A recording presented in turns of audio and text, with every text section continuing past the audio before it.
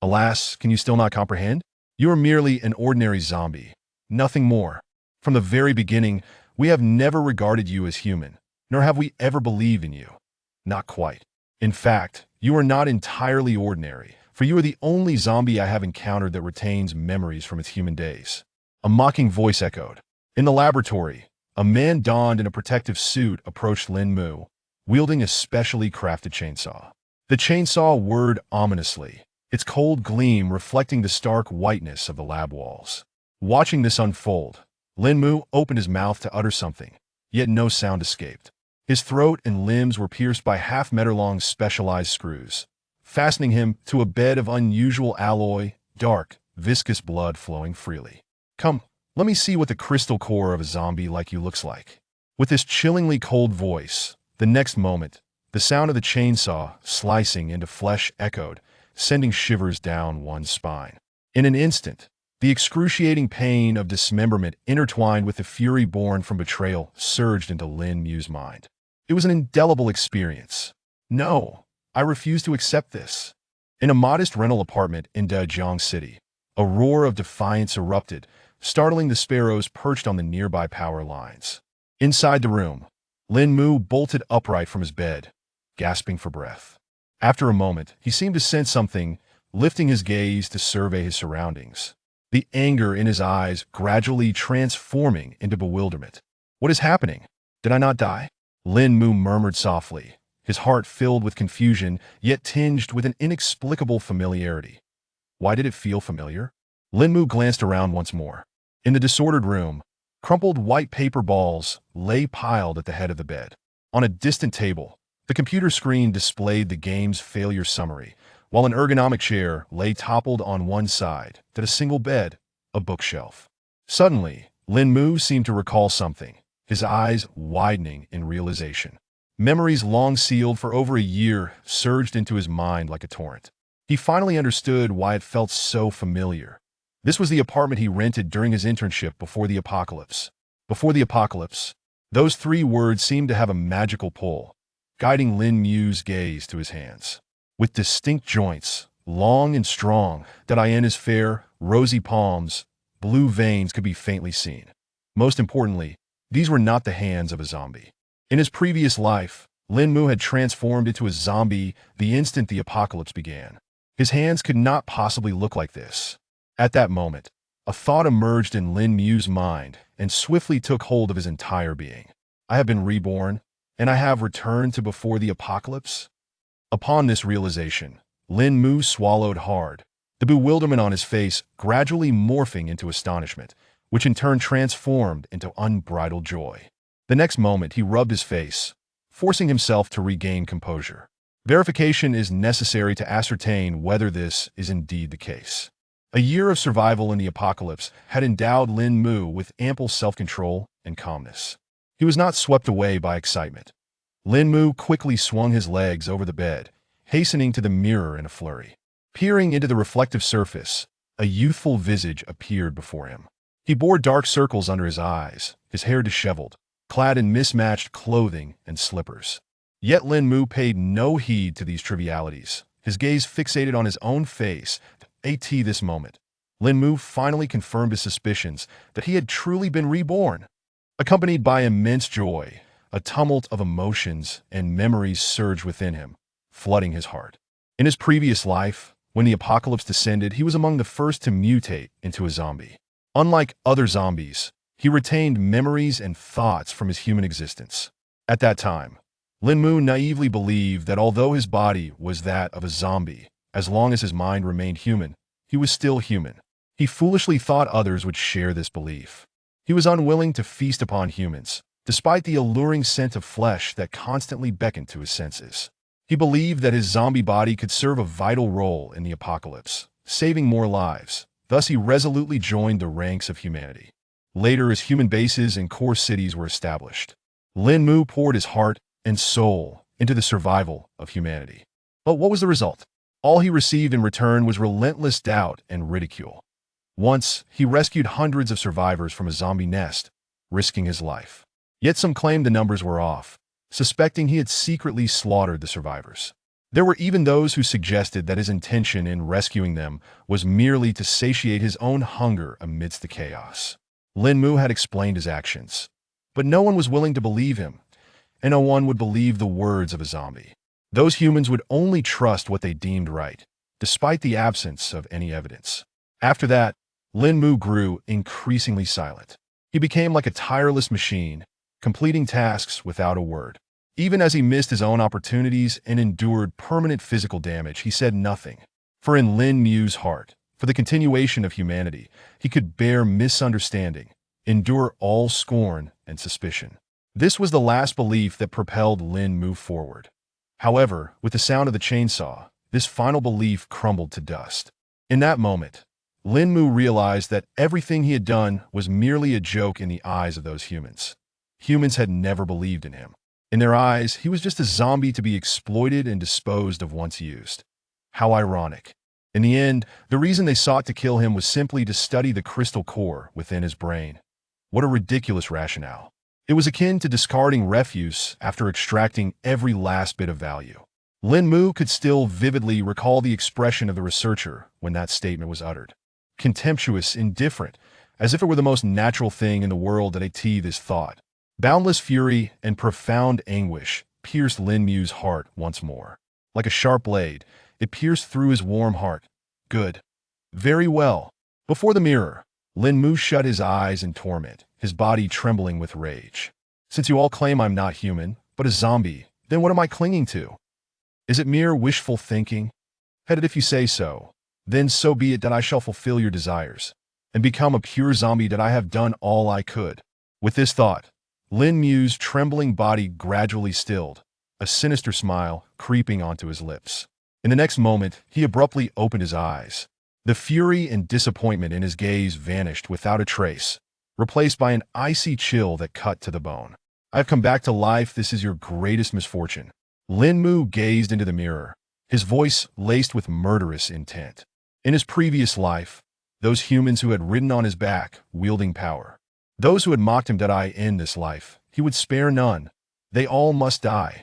No, they must endure torment before their demise, so they may taste the despair he had experienced. With this thought, Lin Mu suddenly burst into laughter.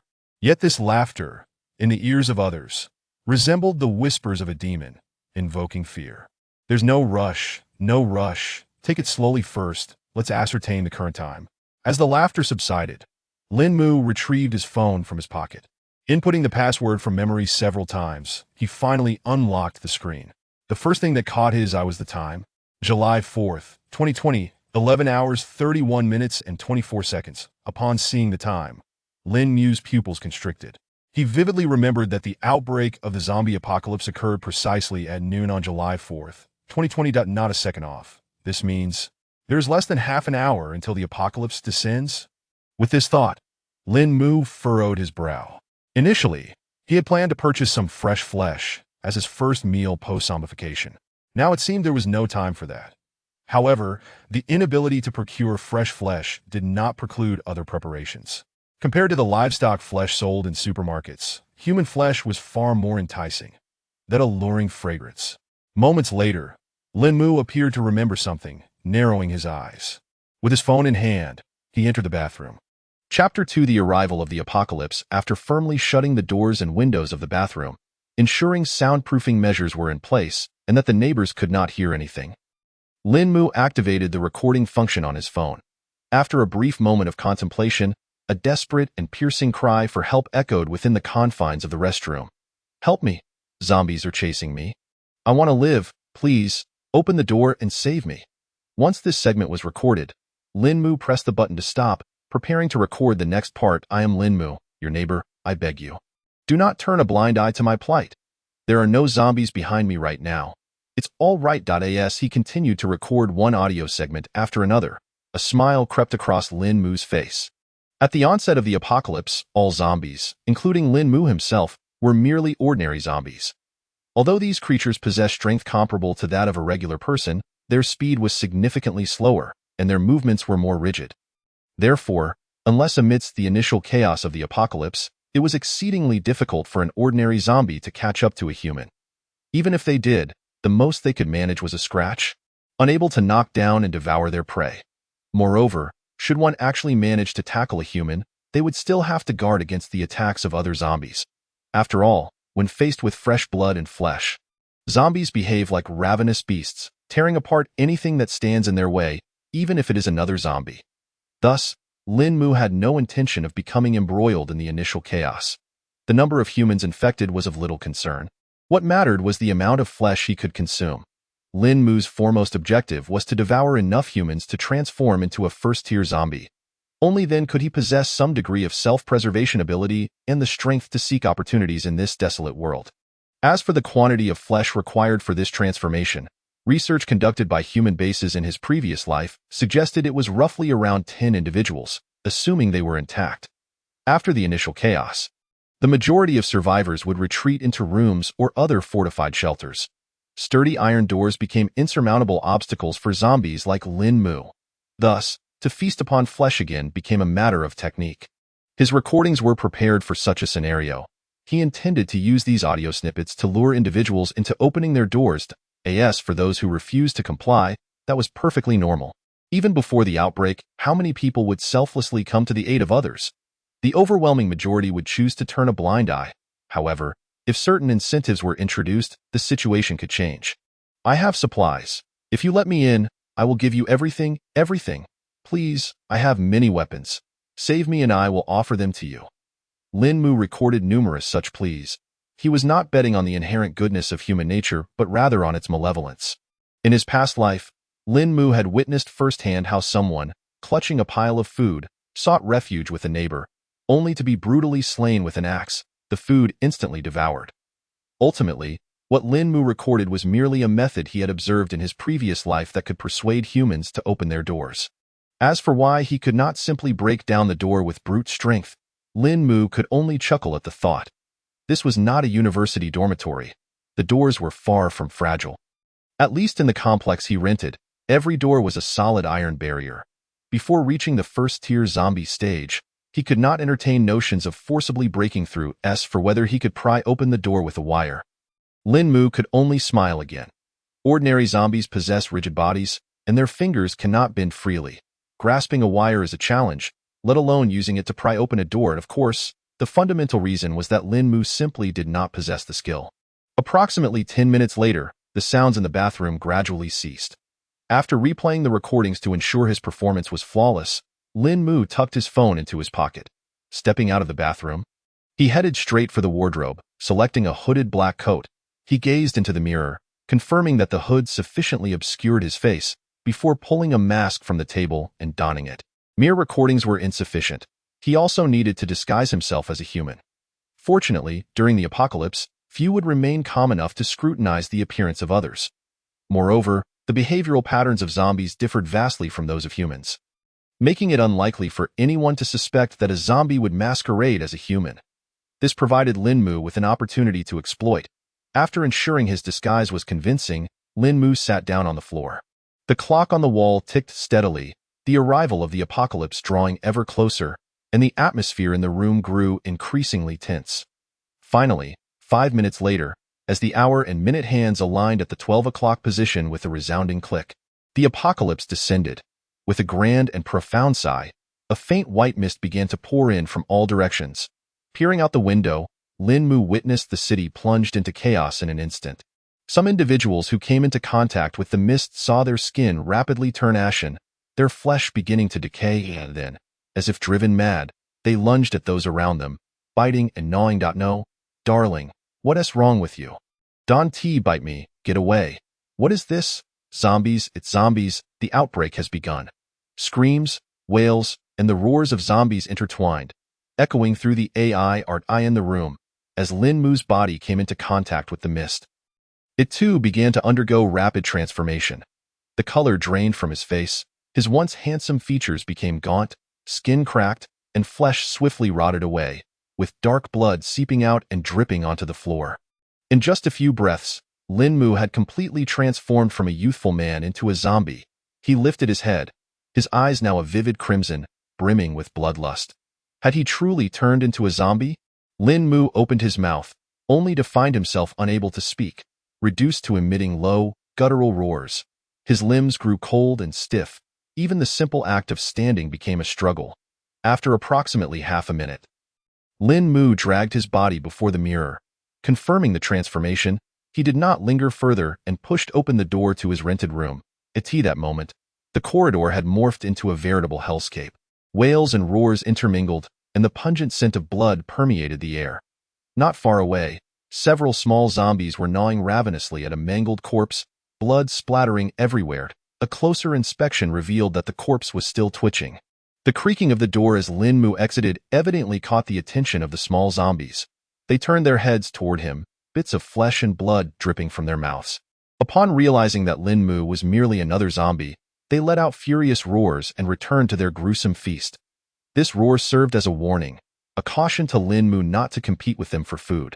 As for Lin Mu's peculiar attire and behavior, it was simply ignored by these small zombies. Their limited cognitive abilities could not process such complexities. All they could think about was feeding, on the other hand. Lin Mu merely cast a glance at the small zombies before shifting his gaze toward the tightly shut doors of the rented rooms. The fresh blood and flesh beneath the small zombies was undoubtedly enticing, even causing drool to trickle from the corners of his mouth.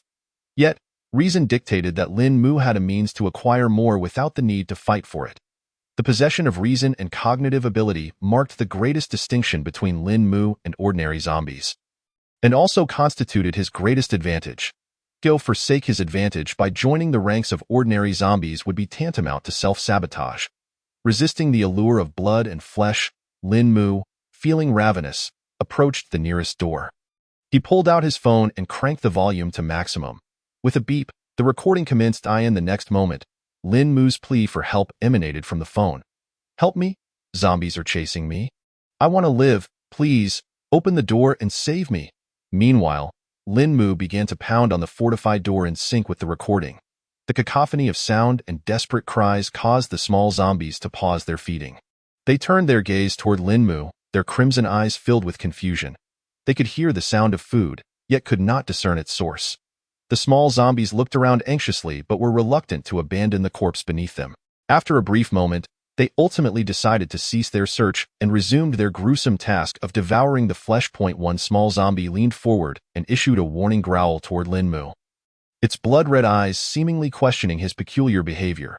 However, Lin Mu paid it no heed, continuing to knock on the door. Chapter 3: Devouring Flesh and Blood. Moments later, Lin Mu faintly heard footsteps approaching from within the door. However, the person did not speak. Observing this, Lin Mu suppressed his excitement, his fingers stiffly tapping the next audio segment. "I am Lin Mu, your neighbor. I beg you, do not turn a blind eye to my plight. Please, do not turn a blind eye to my pleas." As the audio played, Lin Mu's knocking grew more urgent, as though the zombies were truly at his heels. At this moment, the person behind the door seemed to waver. The doorknob began to turn slowly. Seeing this, a glimmer of hope ignited in Lin Mu's crimson eyes, his breath quickening. He felt as though fresh prey was beckoning him. Soon, as Lin Mu clicked on his phone again, the next recording played. "I have supplies. I have water and food. If you open the door for me, I will give you everything, everything." Upon hearing these words, the person inside appeared to have finally made a decision. With a click, the door swung open. Peering forward, Lin Mu beheld a girl clad in light clothing standing in the corridor. She gripped a kitchen knife in her right hand, her body trembling with tension as she quickly addressed Lin Mu. "Come in. Are there zombies behind you?" Before she could finish her sentence, the girl seemed to have seen something, her eyes widening in shock. That was a phone emitting desperate cries for help. The sound had come from the phone? Bewilderment flooded her mind. Why wasn't this person speaking? In the next moment, upon catching sight of the blood-red glimmer beneath the shadow of the hood, realization dawned upon her. The uncertainties within her heart swiftly morphed into sheer terror. She exerted all her strength to slam the door shut, but it was already too late. Lin Mu abruptly lifted his head, revealing a pair of crimson, bloodthirsty eyes. "Zombies!" Accompanied by a piercing scream, Lin Mu lunged forward, tackling the girl before him to the ground. "No! Don't! Get away!" The girl, her eyes brimming with tears, raised the kitchen knife in her hand, attempting to strike Lin Mu. Yet, how could she possibly have a chance? Without a moment's hesitation, Lin Mu swatted the knife aside and sank his teeth into the girl's neck. With a sickening crunch, blood gushed forth, exuding a rich and intoxicating aroma. Just inhaling that scent made Lin Mu feel as though his very soul were ascending. After a few breaths, the girl in his arms lay utterly still. Releasing his grip, Lin Mu swallowed the sweet essence, suppressing the urge to devour further, and rose to close the door behind him. His face alight with excitement as he leaned down once more. As for the reason to shut the door, well, it was primarily to prevent those little zombie brats outside from competing with him. Half an hour later, Lin Mu wiped the blood and bits of flesh from the corner of his mouth, contentedly opening the door. He savored the pungent air of the corridor. He could feel the blood and flesh in his belly transforming into energy, rapidly absorbed by his body. Every zombie cell within him seemed to writhe in ecstatic delight. This sensation of becoming stronger was exhilarating. Free from the constraints of human rules, it was liberating. Upon stepping out, Lin Mu squinted in the light and stretched, then turned his gaze toward the tightly shut doors, his eyes glinting as if he were surveying a line of canned goods. Well, referring to them as canned goods might not be entirely accurate. For humans could resist. Just like that girl moments ago. Had she wielded a fire axe, Lin Mu would have undoubtedly been out of luck. After all, prior to evolving to the first tier, an ordinary zombie's body remained quite fragile. An adult, if they could overcome their fear and had the right tools, could typically handle 1 or 2 ordinary zombies. This also explained why Lin Mu had refrained from joining the initial chaos at the onset of the apocalypse. There were simply too many people and zombies, making it all too easy to meet an untimely end. After a brief pause, hunger surged back within Lin Mu, drawing from the memories of his previous life. He surveyed the tightly shut doors around him and pinpointed his next target. He would avoid any rooms with more than 2 tenants, steer clear of muscular men, and not venture where deadly weapons were known to be present. Armed with such criteria, Lin Mu strolled toward another door in the distance. If one were to observe closely, they would notice that Lin Mu's movements had grown less rigid compared to before. This was a manifestation of zombie evolution. Though still an ordinary zombie, having consumed a complete body, Lin Mu had embarked upon the path toward transforming into a first-tier zombie.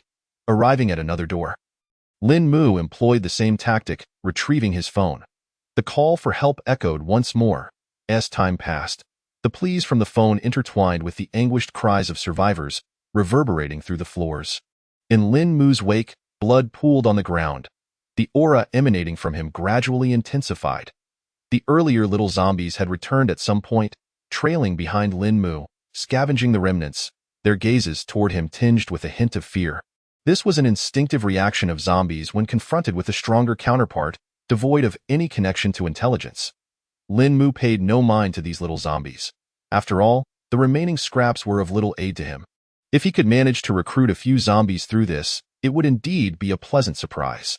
Just as Lin Mu passed the stairwell, preparing to descend to the next floor in search of food, a familiar sound piqued his interest. He turned to look in the elevator lobby. The buttons began to flicker, and faintly, he could hear the low hum of the elevator in motion. During the zombie crisis, that strange white mist had not disrupted communication signals or power. It merely transformed humans into zombies. Thus, in the early days of the apocalypse, the majority of the network and power systems remained unaffected. The elevator operated normally. However, zombies seemingly did not utilize elevators. Lin Mu glanced back at the 3 bewildered little zombies behind him, then dragged his feet toward the elevator door. If zombies did not use elevators, then what resided within must be humans. A glimmer of excitement danced in Lin Mu's eyes, even causing the decaying flesh on his face to twitch. If the rental units were akin to canned goods, then the elevator before him was the upgraded plus version of that can, truly a delectable feast laid out before him. With this thought, he felt a trickle of drool escape the corner of his mouth. Wiping it away, Lin Mu approached the elevator, extending his pale, decaying hand to simultaneously press the up and down buttons, then let out a low growl to ward off the 3 little zombies trailing behind him. Settling into a quiet wait. Inside the elevator, for young individuals, 2 men and 2 women, stood anxiously, the cramped space thick with tension, faint murmurs of conversation discernible. "Lin Chao, you will keep me alive, right?" a young girl nervously asked the young man beside her. "Of course, I will. My home is on the top floor. I left plenty of instant noodles there. Enough for us to survive," replied the young man, known as Lin Chao, nodding, sweat causing his hair to clump together. At that moment, another boy with a peculiar hairstyle seemed to notice something, shouting, "Damn, someone pressed the elevator button on the 5th floor. We need to stop there first." His voice trembled. Lin Chao smacked him on the head, whispering, "Stop shouting. What if you attract the zombies? Zombies don't press elevator buttons. It must be a person. If it's a person, there's nothing to fear," Lin Chao continued, retrieving a bloodied wooden stick from his backpack. "If there are supplies, we take them, and if not, we kick them out." Upon hearing his words, the boy with the peculiar hairstyle and the two girls calmed down, nodding vigorously as they gazed toward the elevator door. Chapter 4. First-tier zombie soon. With a ding, the elevator arrived at the 5th floor, the doors slowly opening, a wave of foul air pouring into the elevator. "Strange, there's no one outside." Lin Chao peered curiously into the elevator lobby, his voice tinged with confusion. Following his gaze, aside from blood splatters on the floor and shattered flower vases, the elevator lobby was completely empty. "Perhaps the elevator is malfunctioning?" the young girl suggested uncertainly. "Maybe," Lin Chao replied, his vigilance still intact, though his wooden stick lowered unconsciously. What they didn't realize was that, in the blind spot of their vision, Lin Mu stood silently at the corner of the elevator door. His blood-red eyes fixated on the opening, searching for the perfect moment to strike. "Hurry and close the doors. If we don't, I'm afraid we'll attract zombies." The last of the four, a petite girl, spoke up nervously, squeezing into the corner of the elevator as if seeking some semblance of safety. Hearing her words, Lin Chao slowly nodded and pressed the close button. With a soft hiss, the elevator doors began to shut, and the tension in the four was finally alleviated. "I told you there was nothing to worry about. You see, I was right." Just as Lin Chao was about to turn and continue conversing with his three companions, the young girl's shrill scream pierced the air.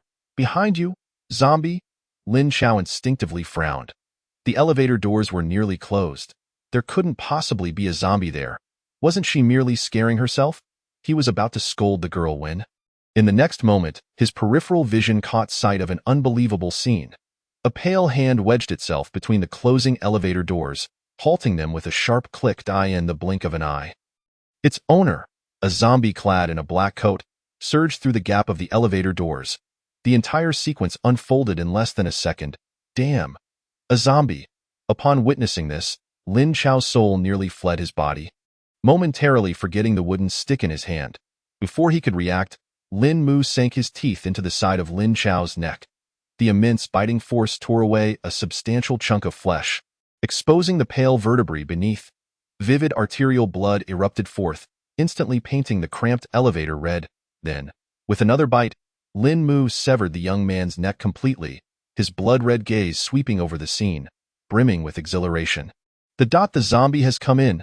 The petite girl was so paralyzed by fear that she could hardly articulate her thoughts, collapsing onto the floor. The boy with the peculiar hairstyle and the young girl trembled uncontrollably, their faces etched with despair. The zombie had blocked the elevator door, and their anchor had been killed in an instant. For a moment, they were at a loss for how to survive. As for the thought of pushing past the zombie and fleeing, they were simply too terrified to entertain the idea. The three had become utterly paralyzed by fear. What transpired next left the three survivors in a state of shock. They witnessed the zombie extend its hand and press the elevator's close button. Noted he can't be a zombie can't press the close button. The boy with the peculiar hairstyle gaped, his voice reduced to a mere whisper of terror. Perhaps it was an illusion, but he felt as if he had glimpsed a hint of mockery on the zombie's face. Could a zombie truly display such human-like expressions? He would never know. With a decisive click, the elevator doors shut completely. In the next moment, a series of heart-wrenching screams erupted from the sealed elevator, sending shivers down the spine of anyone who heard them. Outside the elevator, time marched on, as the external light gradually dimmed. The first dusk of the post-apocalyptic world descended. With a series of clicks, the elevator doors opened and blood flowed forth. With a sidelong glance, Lin Mu beheld the interior of the elevator, now drenched in blood, resembling a veritable hell. He licked his blood-stained fangs with satisfaction as he stepped out. His black coat had become thoroughly soaked in the crimson liquid, emitting a foul stench that was repugnant to humans. Yet, to Lin Mu, this scent was a perfume of delight. A closer inspection would reveal that his aura had shifted dramatically since the outbreak of the apocalypse. His body was now infused with the energy derived from copious amounts of flesh and blood, akin to a vessel filled to the brim with water. Lin Mu understood that he was on the cusp of transformation. Evolving from a mere zombie into a first-tier undead in the time elapsed from the onset of the apocalypse to his entry into the elevator, he had consumed more than 10 humans. Not to mention the 4 he devoured within the confines of the elevator. Had it not been for his deliberate restraint, he would have already ascended to first-tier status. The rationale behind this self-imposed limitation was straightforward: preparation for future evolution and the attainment of a special zombie form. Not all zombies possess the capacity to evolve into a zombie king or even a zombie sovereign. The majority, hindered by insufficient physical resilience, remain trapped at lower tiers. Many others fail to acquire enough flesh and blood, never approaching the threshold for evolution. The same principle applies to special zombies. Aside from a rare few fortunate ones destined to become special zombies by birth, the majority must consume a unique fruit known as the corpse blood fruit, which grows amidst cadaverous remains. This peculiar fruit harbors bloodline powers that can fundamentally transform an ordinary zombie into a special one, potentially endowing them with extraordinary abilities. However, the quest for power comes with inherent risks. Most zombies that consume the corpse blood fruit ultimately perish from the overwhelming energy it unleashes. Surviving this ordeal hinges on one critical factor: enhancing one's capacity to endure energy. The simplest method to achieve this is through self-restraint prior to breaking through.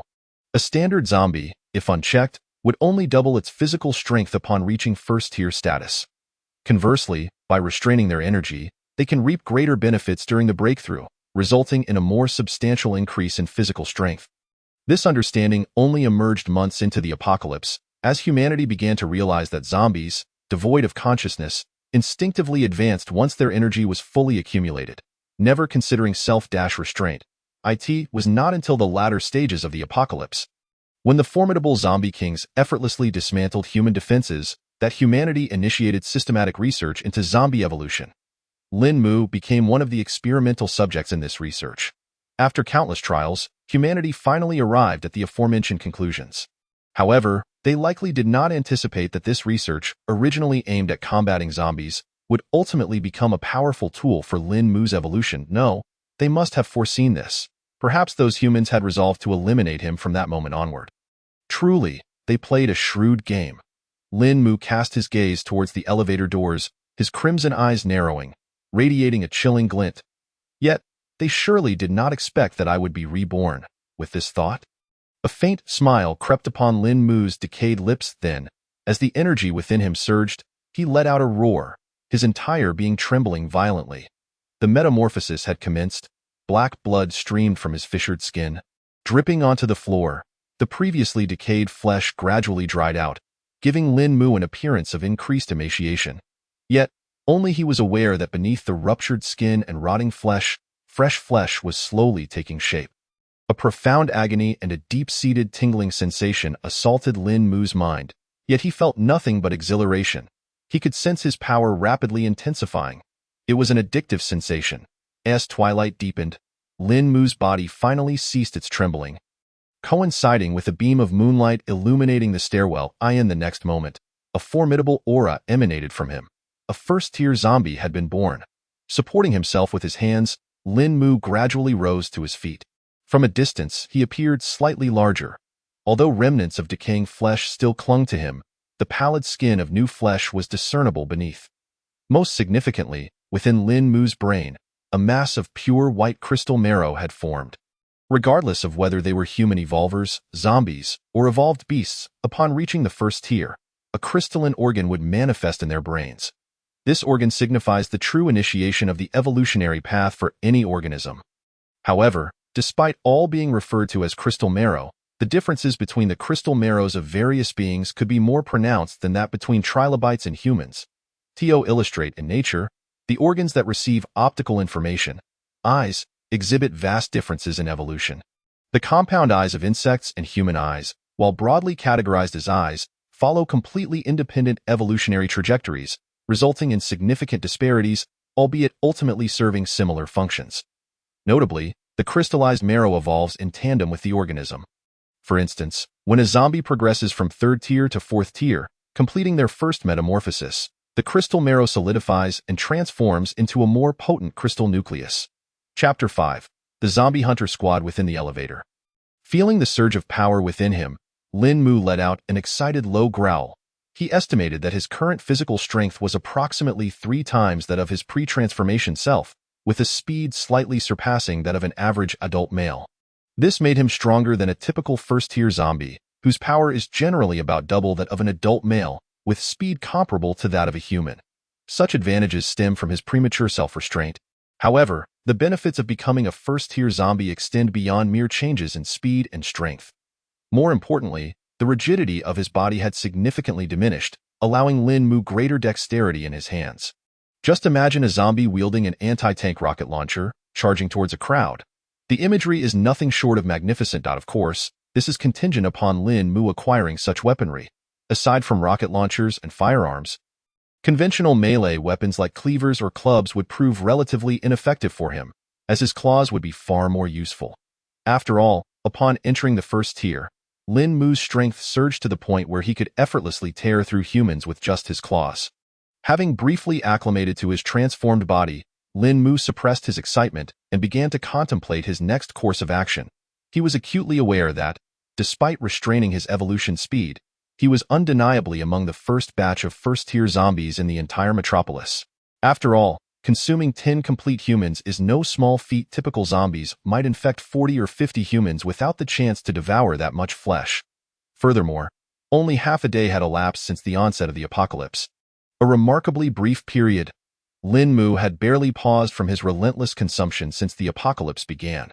His jaw felt as though it were on the verge of dislocation, and it was only through this unceasing feeding that he had attained first-tier status. Based on his past experiences, the widespread emergence of first-tier zombies typically occurred on the 10th day after the apocalypse commenced. Thus, Lin Mu was practically one of the apex zombies in the entire metropolis. This position afforded him numerous opportunities. However, it also necessitated various actions. In the early stages of the apocalypse, rapid progression begets further rapidity, akin to a snowball effect. Only by continually accumulating advantages can one ensure they do not fall behind. The law of survival of the fittest is vividly exemplified in the apocalypse. Once surpassed, one faces the threat of death, from humans, from other zombies, and even from the evolved beasts and aberrations that roam the desolate landscape. All of these could easily claim the life of a lesser zombie. With this in mind, a glimmer of determination sparked in Lin Mu's eyes as he recalled memories from his previous life and pondered deeply. The foremost tasks before him were twofold. First, he must establish his own nest in a densely populated area while simultaneously gathering his own forces. This is easily understood. For zombies, fresh blood and flesh equate to resources, and only in populous regions can one evolve swiftly. However, considering that overly crowded locales may harbor other threats, it would be prudent to select an area that is relatively populous yet poses minimal risks for the time being. Once he has gained sufficient strength, he can gradually shift towards more densely populated territories. Building a force would enable him to acquire evolution resources more effectively while also alleviating many minor inconveniences. After all, in the apocalypse, human evolvers swarm like flies, often causing disturbances. A powerful zombie faction would not only serve to intimidate humans, making them hesitant during confrontations, but also provide valuable intelligence. This knowledge was hard-won from Lin Mu's own experiences. In his previous life, he witnessed many formidable lone wolf zombies being effortlessly eradicated by humans wielding firearms. The second task involves seeking the corpse blood fruit to become a special zombie as early as possible. The sooner he becomes a special zombie, the greater the benefits, and the higher the likelihood of evolving into a more powerful special form. According to information from human bases in his past life, the malleability of low-tier zombies far exceeds that of mid-tier or high-tier ones. Of course, this low-tier designation has its limits. One must at least be a first-tier zombie, as the frail bodies of ordinary zombies cannot withstand the violent energy of the corpse blood fruit. Instead becoming its nourishment. In his previous life, Lin Mu had missed an opportunity to obtain a corpse blood fruit due to a task at a human sanctuary, ultimately only becoming a mere shadow zombie at 5th tier. A regret that haunted him. In this lifetime, reborn, he vowed not to repeat the same mistakes. Lin Mu let out a low growl. twisting his neck as he cast his gaze once more towards the elevator lobby. The three little zombies that had previously trailed behind him had inexplicably returned. They stared longingly at the elevator door that had just opened behind Lin Mu, their mouths watering as they swallowed incessantly. Yet, overwhelmed by the formidable aura emanating from Lin Mu, these three little calamities dared not utter a sound, merely awaiting outside the elevator with an appearance of submission. This was a stark contrast to the first time Lin Mu had encountered them. The suppressive effect of a first-tier zombie over ordinary zombies was undeniably potent. Contemplating this, Lin Mu let out a roar, signaling permission for the three little zombies to move in the next moment. Accompanied by a chorus of excited howls, the trio swiftly dashed into the elevator lobby, squeezing into the bloodied elevator beside Lin Mu. The nauseating sounds of gnashing teeth filled the air. Retrieving his blood-stained phone from his pocket, Lin Mu wiped it briefly before activating the screen. He needed to examine the map while also gathering intelligence about the human world from the internet. Notably, after becoming a first-tier zombie, Lin Mu found himself more adept at operating the phone. However, fingerprint unlocking remained futile. He could only unlock the device with a password. As he clicked away, the smooth screen of the phone reflected Lin Mu's ferocious visage. Messages and notifications flooded in like a deluge. Shock. The zombie crisis. Was this the twilight of humanity? An elderly woman bit her own son to death. The perpetrator was. This is retribution, nature's vengeance against humanity. We are suffering the consequences of our own actions. Sifting through the deluge of meaningless messages, Lin Mu opened the homeowners group for his apartment complex. The notifications had long since exceeded 99. Who will save me? I'm on the 5th floor of Building 3. I have food at home and I'm willing to share it with you. Please, come to my aid. How can we help, brother? We can't even save ourselves. There's a zombie right outside my door. Everyone, don't go to the stairwell of Building 1. You can't escape. It's filled with zombies, and several people have already died. Building 3 is the same. During the apocalypse, everyone thought they could escape through the stairwell, but now it's the most congested with zombies. There's a haunting on the 5th floor of Building 5. The same person keeps calling for help. Everyone, take heed. Don't use the elevator. Within the homeowners group, various messages flitted about, creating a chaotic scene reminiscent of the real world. Before long, one particular message caught Lin Mu's attention. The zombie hunting team from Building 5 is launching a second assault, targeting the convenience store below Building 5. Interested parties, join quickly. All who join will receive resources. To be honest, these zombies are far too weak. Attached photo. The photo depicted a young man with yellow hair, wielding a machete as he severed a zombie's head. Lin Mu raised an eyebrow at this sight. A zombie hunting team? Shortly after the world descended into chaos, his phone had been lost, leaving him unaware of such a team. Moreover, wasn't Building 5 where he resided? It seemed worth investigating. Having made up his mind, Lin Mu nodded to himself and let out a low growl behind him. Moments later, the three little zombies scampered over, clearly having learned from the earlier experience that following him meant a feast. With a creak, he pushed open the safety door of the stairwell, barreling through one zombie after another. Each step deliberate as he descended the stairs with the three little zombies in tow. Chapter 6. Massacre. The group messages continued to flash ceaselessly. With each new photo that appeared, the zombie hunting team gradually captured the attention of other survivors. Is this for real? Killing zombies is that simple? I have no weapons. Can I join? Did you see the photos? They have so much food. I haven't eaten in half a day. I'm starving. Don't stop me. I want to join. As they gazed at the myriad of food displayed in the convenience store of Building 5. Alongside the decapitated zombies, the homeowners group buzzed with excitement. Many were eager to take part. Meanwhile, outside Building 5, in front of the store, the young man with yellow hair, the one who had initially spread the news about the zombie hunting team, grinned broadly at the influx of messages. Brother, more cannon fodder is on the way. I told you, if we lure them with food, they'll definitely bite. Addressing a tattooed man beside him, his tone brimmed with smugness. Upon hearing this, the tattooed man and several others wielding makeshift weapons burst into laughter. Just moments ago, they had forced a few survivors to act as bait to divert the zombies, which had allowed them to reach the store. However, now all other survivors had perished. With numerous zombies still ahead, they needed to find more cannon fodder to continue luring the undead away. As for those who might resist or expose them in the homeowners group, well, they would first see if those wielding machetes were willing to agree. Zhobin, come help. We VE got a big one. We can't hold out much longer. The young man named Jobin was about to send another message to draw more people in when a deep growl from the tattooed man interrupted him. Look, turning his gaze forward, Jobin beheld a colossal zombie, its muscular form approaching with a ferocious roar. With just a few collisions, the makeshift defensive line they had set up began to crumble.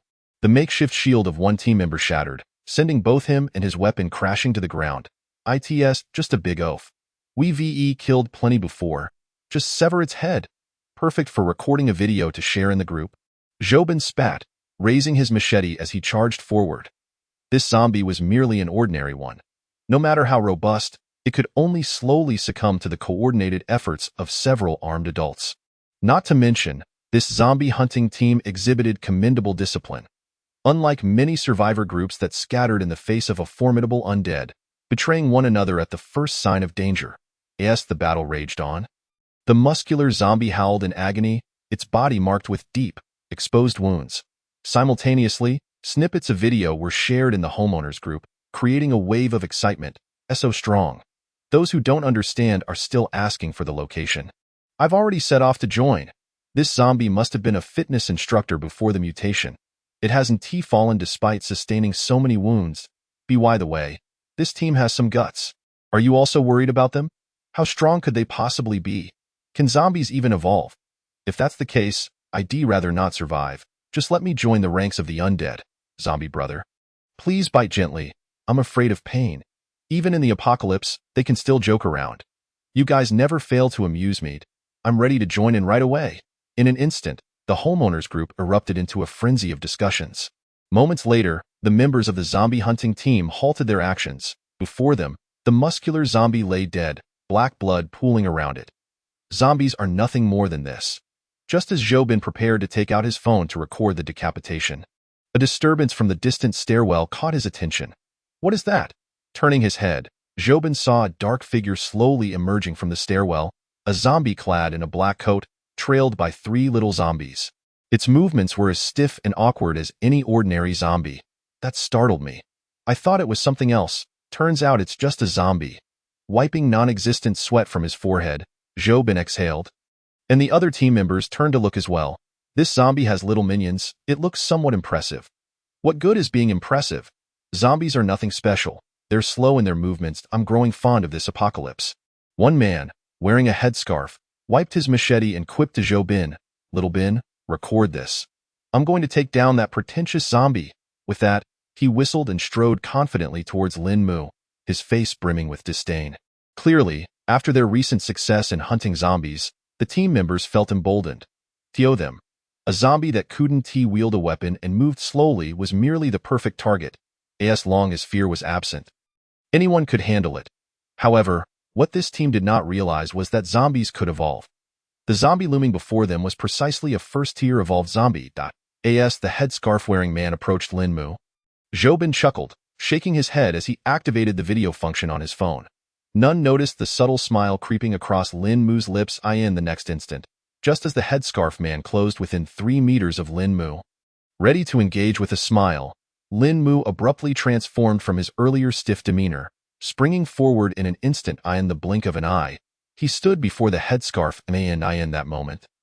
Under the incredulous gaze of the headscarf man, Lin Mu's dark claws swept across. With a resounding thud, the headscarf man's body was sent flying backward as if struck by a truck, bending at the waist.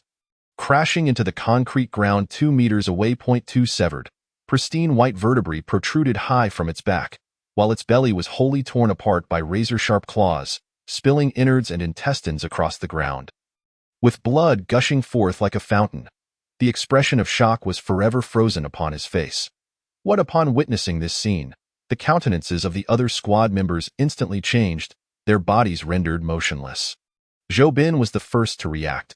Disregarding the phone that had fallen to the ground due to his trembling, he took off running, shouting in desperation. Run! Quickly! This zombie is problematic. Without his urging, the other members also realized that Lin Mu was unlike the other zombies they had just hunted. His movements were too fluid, his speed too swift. However, at that moment, the corpse-hunting team had no chance of escape. Lin Mu had deliberately feigned rigid motions to buy time, exuding the aura of a first-tier zombie to attract more of their kind. Accompanying Zhobin's cry, the zombies that had begun to draw near accelerated in their approach. A cursory glance revealed that at least 20 zombies had gathered around. Damn. Zhobin, why are you shouting? Do we not have eyes? Do we not know to run? The tattooed behemoth, as the team captain, barked angrily, halted by the encroaching horde of zombies. Clearly, he believed that Zhobin's shout had lured the zombies. Just as the captain raised his blade to strike, he seemed to notice something, his pupils dilating in shock. A shadow had appeared behind him without his notice. Lin Mu had arrived. How could it be? So fast. The tattooed giant's mind was filled with astonishment as he turned to swing his weapon. But in the next instant, his entire arm was wrenched off, flesh and blood splattering everywhere. The blade clattered to the ground. No! The tattooed giant let out a wail of despair. He gazed helplessly at the fallen weapon a short distance away, wishing to retrieve it with his other hand. Yet, at that moment, Lin Mu's claws had firmly latched onto him. Out of the corner of his eye, the giant seemed to glimpse a pair of crimson eyes behind him. He could feel the warm, bloody breath enveloping him. His desperate scream had not yet escaped his lips when, in the next moment, Lin Mu's jaws completely crushed his throat. The robust corpse of the tattooed giant was lifted by Lin Mu as if it were a mere chick, casually discarded upon the ground. Upon closer inspection, the fabric of the giant's trousers at the thigh was entirely soaked, with pale yellow stains slowly dripping down. Chapter 7. Subduing a minion, Pancher and Ingwe under the moonlit night. The mingled sounds of screams and roars echoed between the floors. The other members of the corpse-hunting squad, including Zhobin, were now entirely surrounded by the thronging zombies. The sound of flesh being torn sent chills down the spine. After casting aside the tattooed giant's corpse, Lin Mu let out a low growl towards the horde. Shortly thereafter, 3 small zombies appeared within view. Upon receiving Lin Mu's permission, they began to gnaw at the corpse of the tattooed man. Lin Mu tore off a piece of flesh and approached the notably robust zombie. Earlier, in the stairwell, Lin Mu had noted this particularly strong zombie from the messages in the owner's group. In the early days of the apocalypse, a zombie's potential for evolution and physical strength were directly correlated. In this regard, this robust zombie was evidently among the elite. Moreover, during its previous skirmish with the corpse-hunting squad, Lin Mu had observed that this sturdy zombie possessed some combat instincts, instinctively evading certain lethal attacks. Otherwise, an ordinary zombie could not possibly withstand the assault of the corpse-hunting squad for so long. This indicated that prior to its mutation, this zombie was not merely a muscle-bound brute, but had likely undergone extensive practical training. Noticing this characteristic, Lin Mu quickly conceived the idea of subjugation. If he could recruit this zombie as a subordinate, it would undoubtedly provide him with considerable assistance. At the very least, its resilience would make it an excellent shield. Contemplating this, Lin Mu brandished the piece of flesh in his hand, forgoing unnecessary words, and roared at the robust zombie, "I saved you. Submit to me, and I shall provide you with flesh, or face death," as he growled. The formidable aura of a first-tier zombie began to emanate from Lin Mu, his scarlet eyes gleaming with cold, murderous intent. The roars among the zombies served as a simple yet effective means of communication. Researchers in his previous life believed this was primarily linked to the brainwave activity of zombies and the emissions of their aura and emotional fluctuations. Even ordinary zombies could comprehend some basic meanings from the low growls of their kind.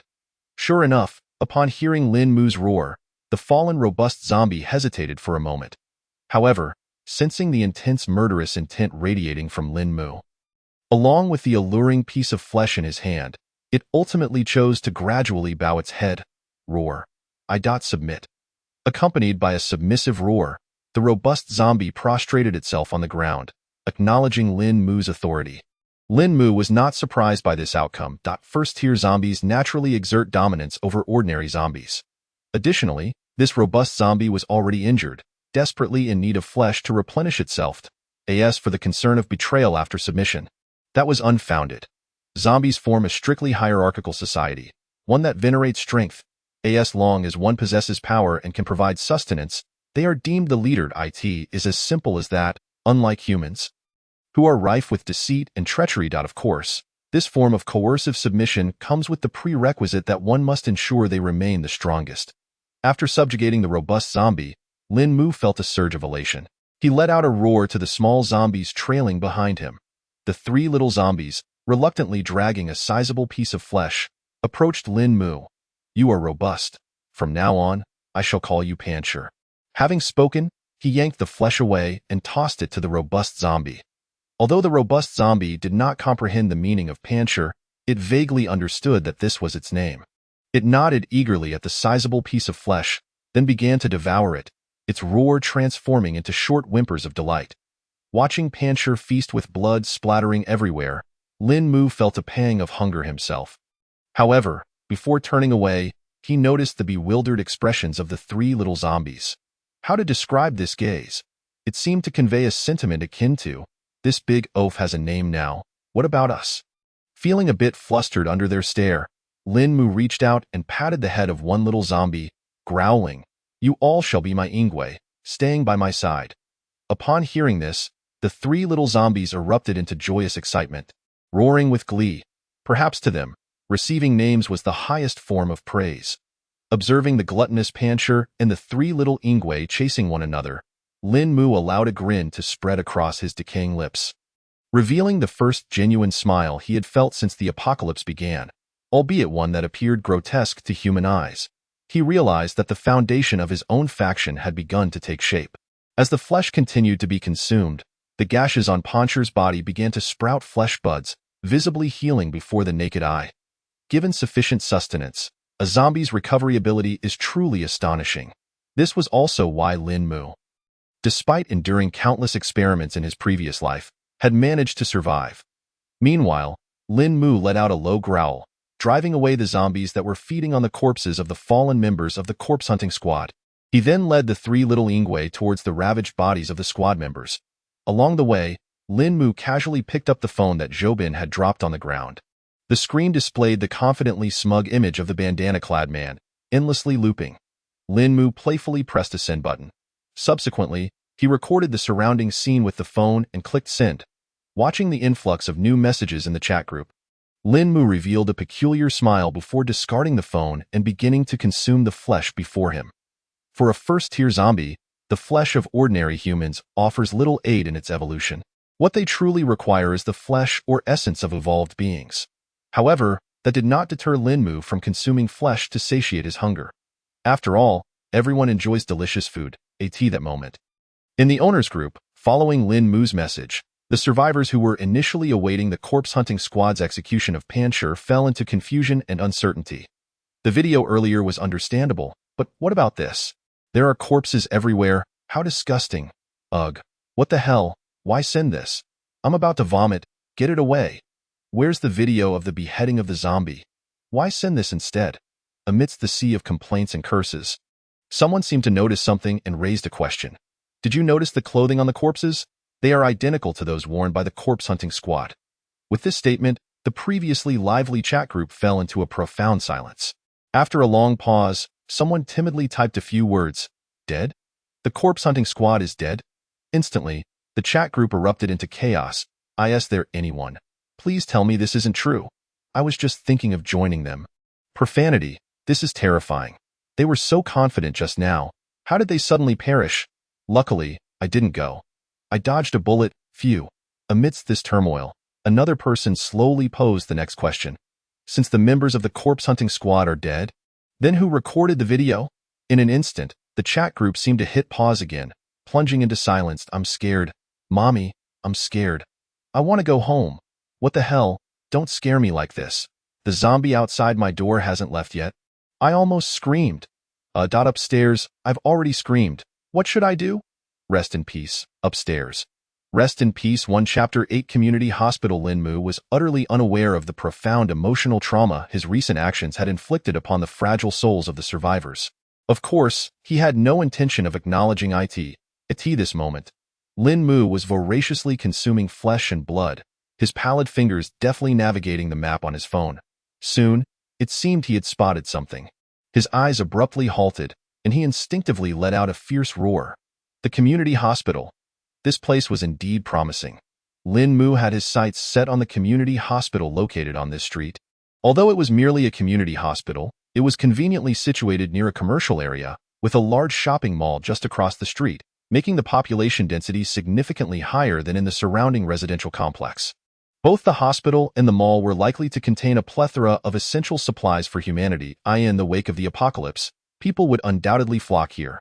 Moreover, the distance of 500 meters from Lin Mu's current location was quite manageable, ideal for establishing a nest for the undead. It was worth mentioning that in his previous life, a formidable zombie king had emerged in this very vicinity, though it had been swiftly exterminated by the nearby shelters shortly after its appearance. What was the reason for that again? Lin Mu pondered, suddenly furrowing his brow, unable to recall the specific circumstances.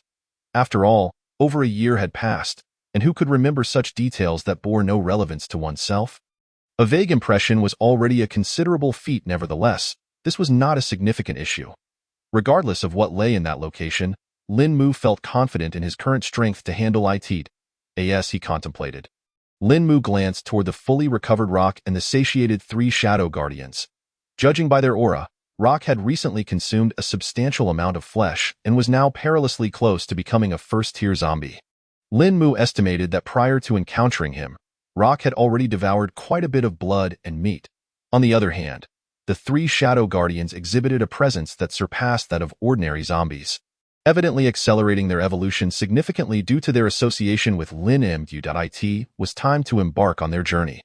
After restraining Rock's urge to ascend, Lin Mu cast a final glance back at the residential complex, then let out a roar. Accompanied by Rock and the 3 shadow guardians, he strode unhesitatingly toward the community hospital, vanishing into the shadows, leaving behind a pool of blood. At midnight, beside the community hospital on Yuanning Street. In a concealed alleyway, a 7-member team lay in wait, seemingly anticipating an opportunity. Each member of the team held weapons and donned heavy clothing. This level of preparedness would be considered fully armed among the current survivors. Furthermore, upon closer inspection, one could discern that the middle-aged man had a holster strapped to his waist, which housed a pistol. This was a far more formidable setup than the previous zombie hunting team. Captain Huang, these zombies have inexplicably gathered in the lobby. Should we still proceed inside? Queried a thin, short youth as he lowered his binoculars and directed his gaze toward the middle-aged man in front of him. We must go in. The temporary stronghold in Xixing has just been established, and acquiring medical supplies is of utmost importance. Without them, a minor illness could prove fatal in this environment. Moreover, only with an abundance of supplies can we attract more individuals to join our stronghold and enhance our strength.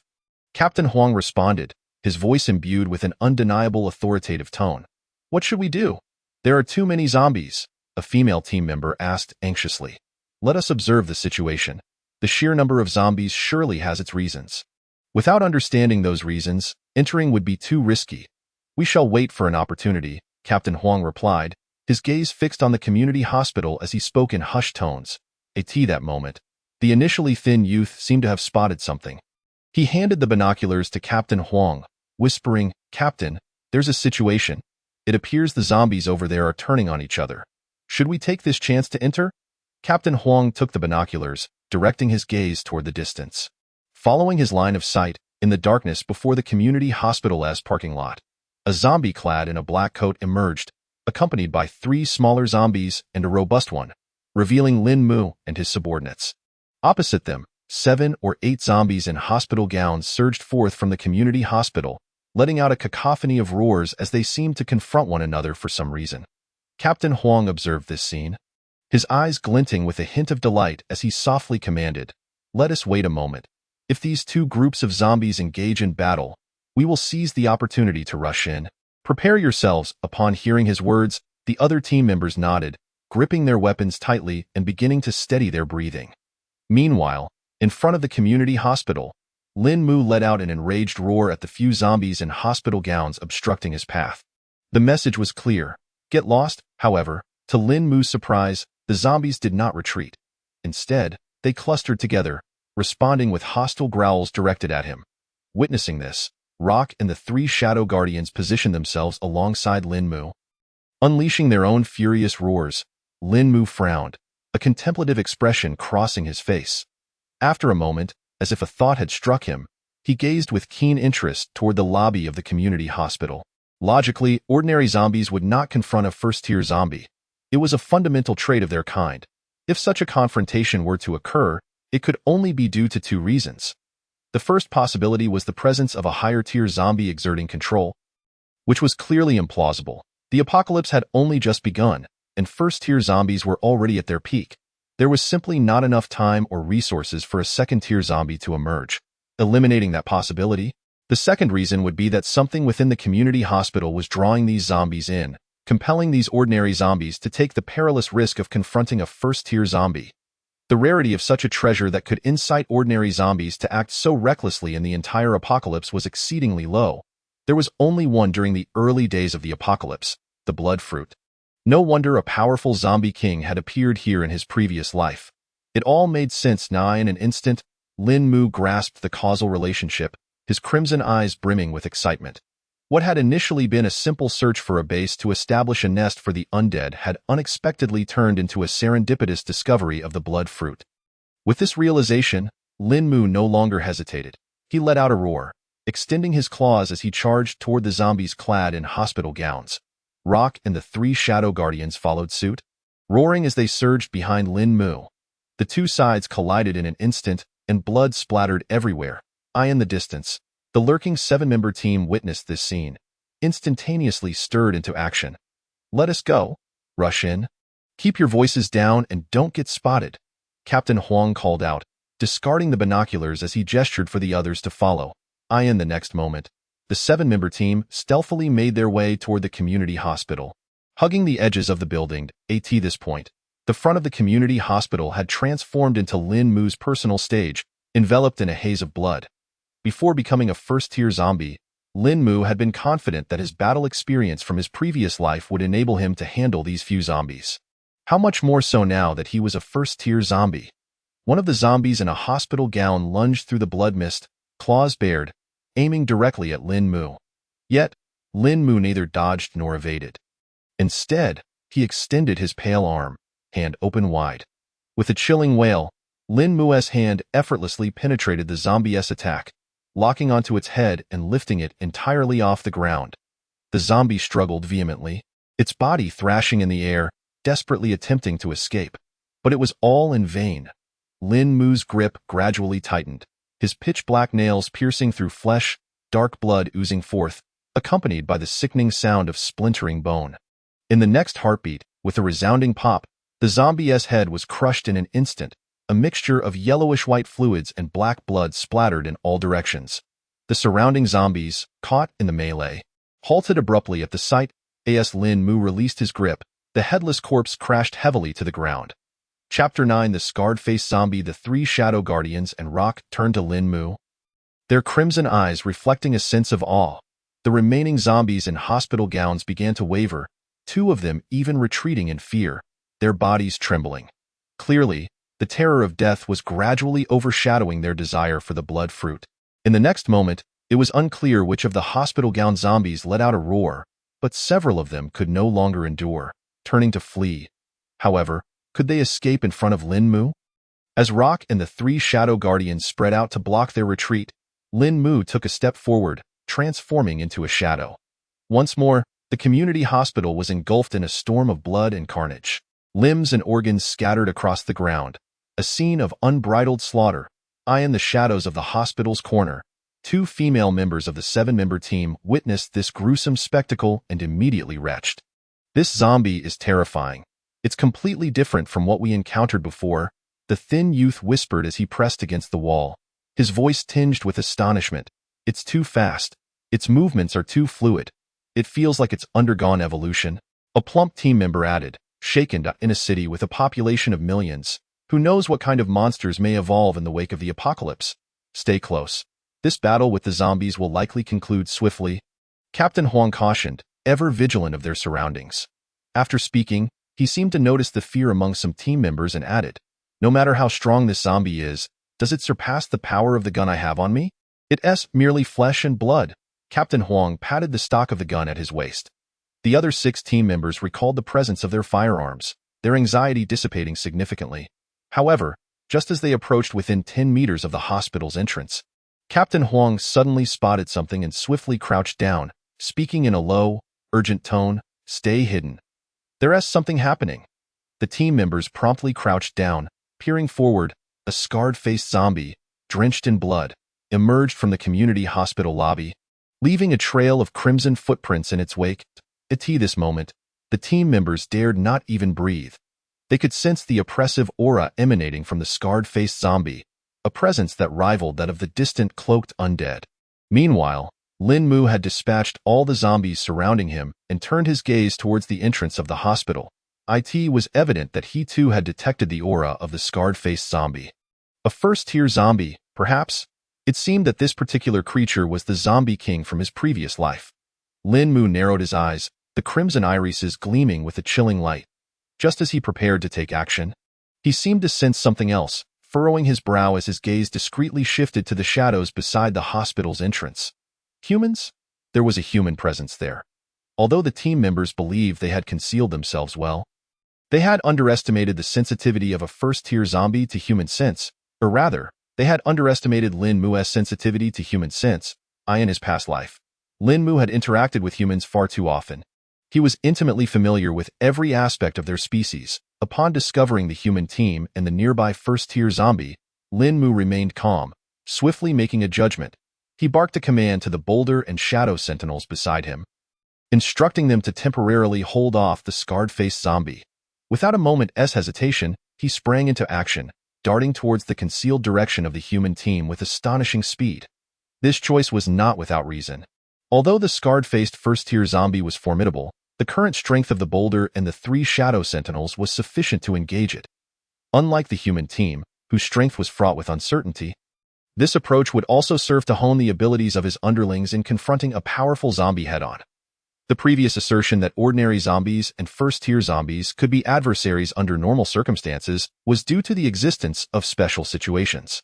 The current engagement of the boulder and shadow sentinels with the scarred-faced zombie exemplified this.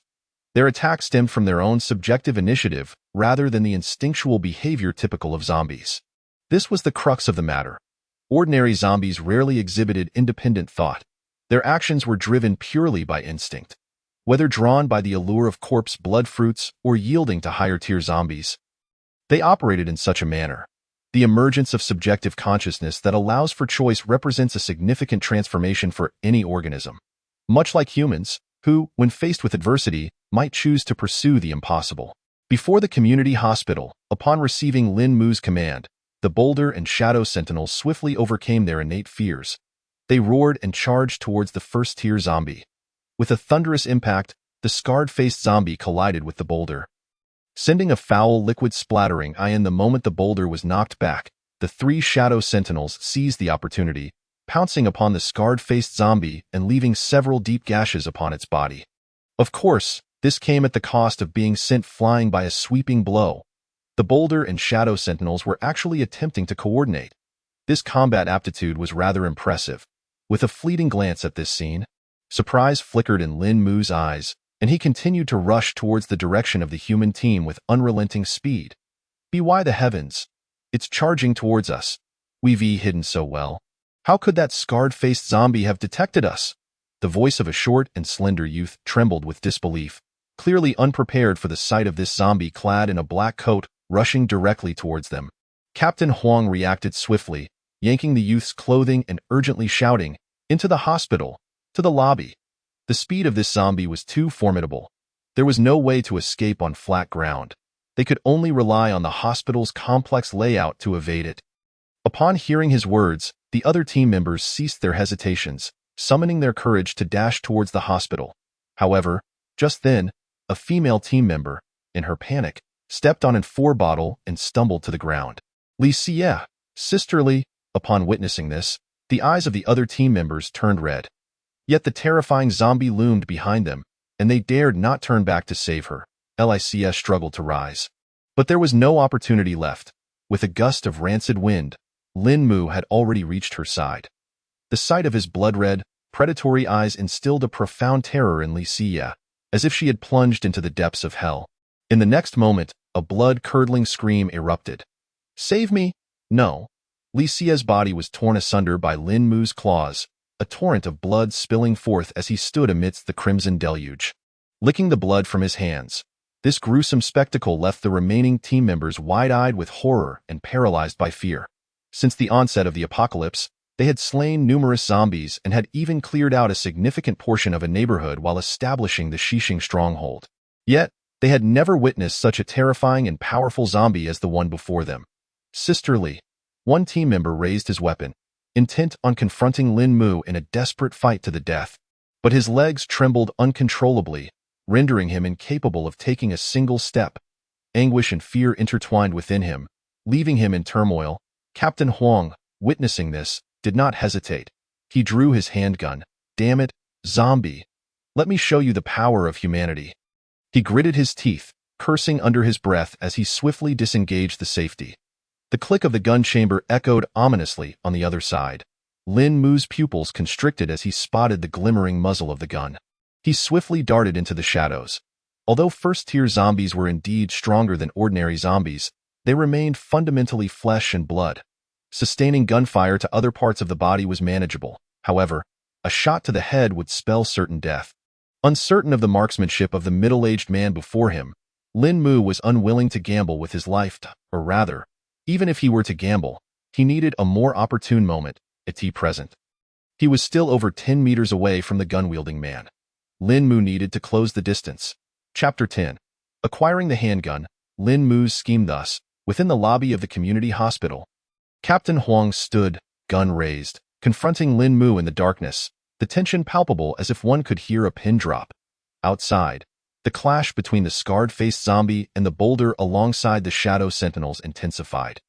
The struggle reaching a fever pitch, the scarred-faced zombie bore numerous claw marks left by the 3 shadow sentinels.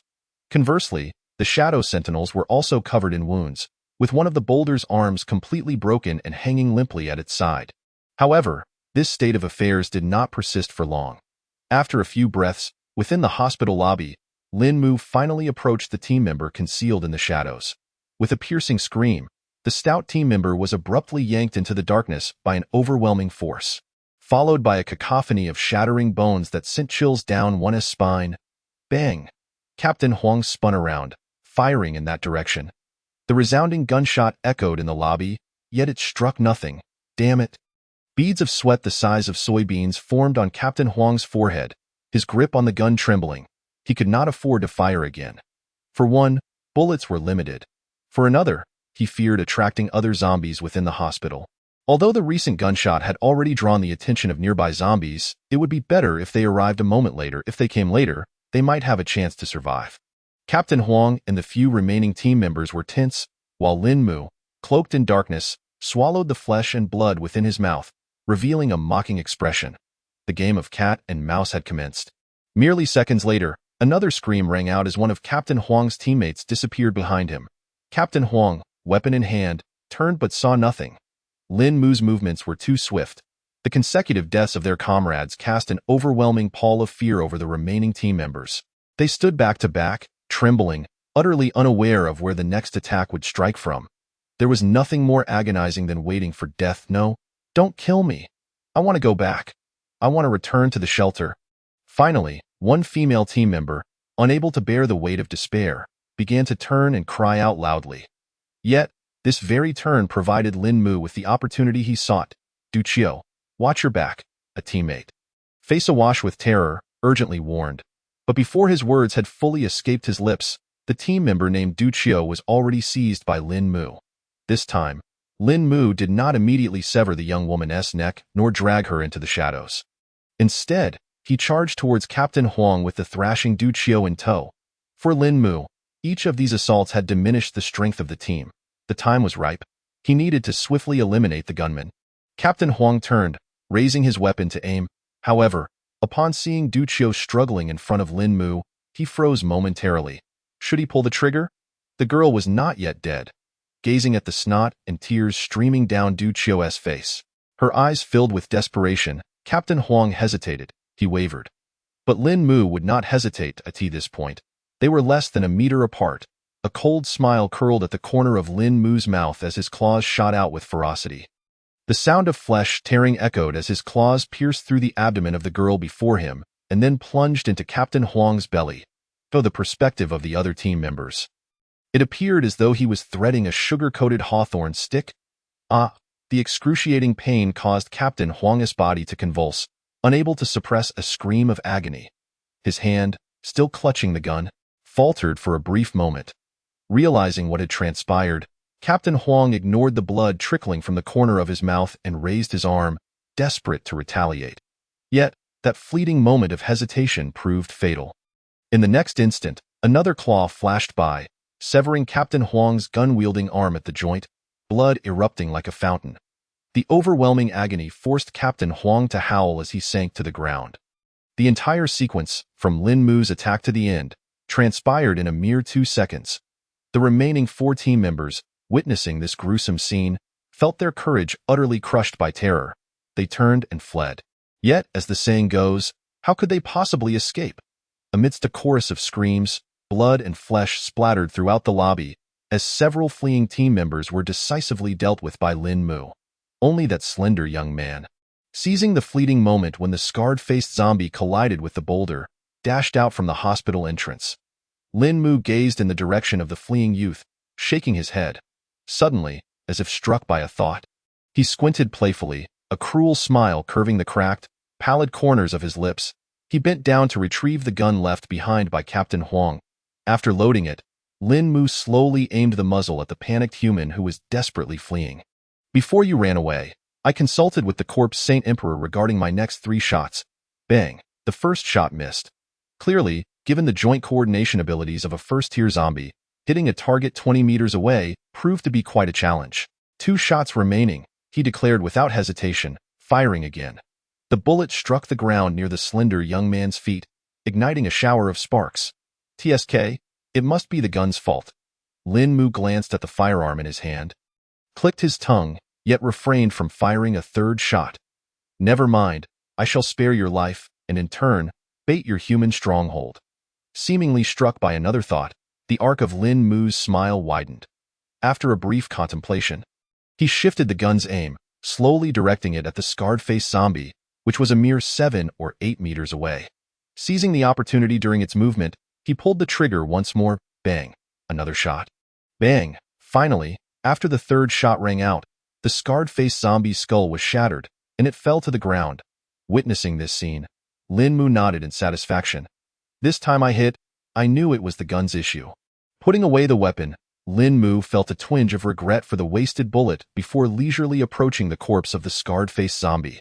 Outside the hospital, the slender young man, startled by the gunfire, stumbled and fell to the ground. Liquid began to trickle down his pant leg. As one drew closer, it became evident that the young man's face had gone blank, devoid of any spark in his eyes. He appeared to be utterly broken, overwhelmed by sheer terror. Inside the hospital, after dealing with the scarred-faced zombie, Lin Mu glanced once more in the direction of the slender youth, but chose to ignore him, allowing him to crawl towards the encroaching darkness. Moments later, the battered boulder, dragging the body of the scarred-faced zombie, approached Lin Mu's side. It pointed at the slender youth and let out a puzzled growl. Wang, why not devour that morsel? It looks delectable and could make you stronger. Clearly, the boulder was preoccupied with thoughts of feasting, and articulating coherent speech was still a challenge for him. Lin Mu shook his head, fully aware that the boulder could not comprehend, yet patiently explained, let him go.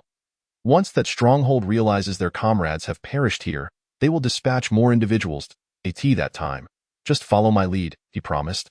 I will ensure these little cans receive a grand surprise, and you shall feast on a sumptuous meal. Lin Mu squinted, well aware of the temperament of human sanctuaries, in the early days of the apocalypse. Many powerful human strongholds and shelters regarded zombies with disdain, akin to viewing refuse. Indeed, it was not the fear commonly understood by ordinary folk, but rather contempt. Because, in the early stages of the apocalypse, zombies were exceedingly fragile before human weaponry. This dynamic persisted until over a month into the apocalypse, when the first 4th-tier zombie underwent a transformation. Reversing the tide, 4th-tier zombies no longer feared conventional firearms and weaponry.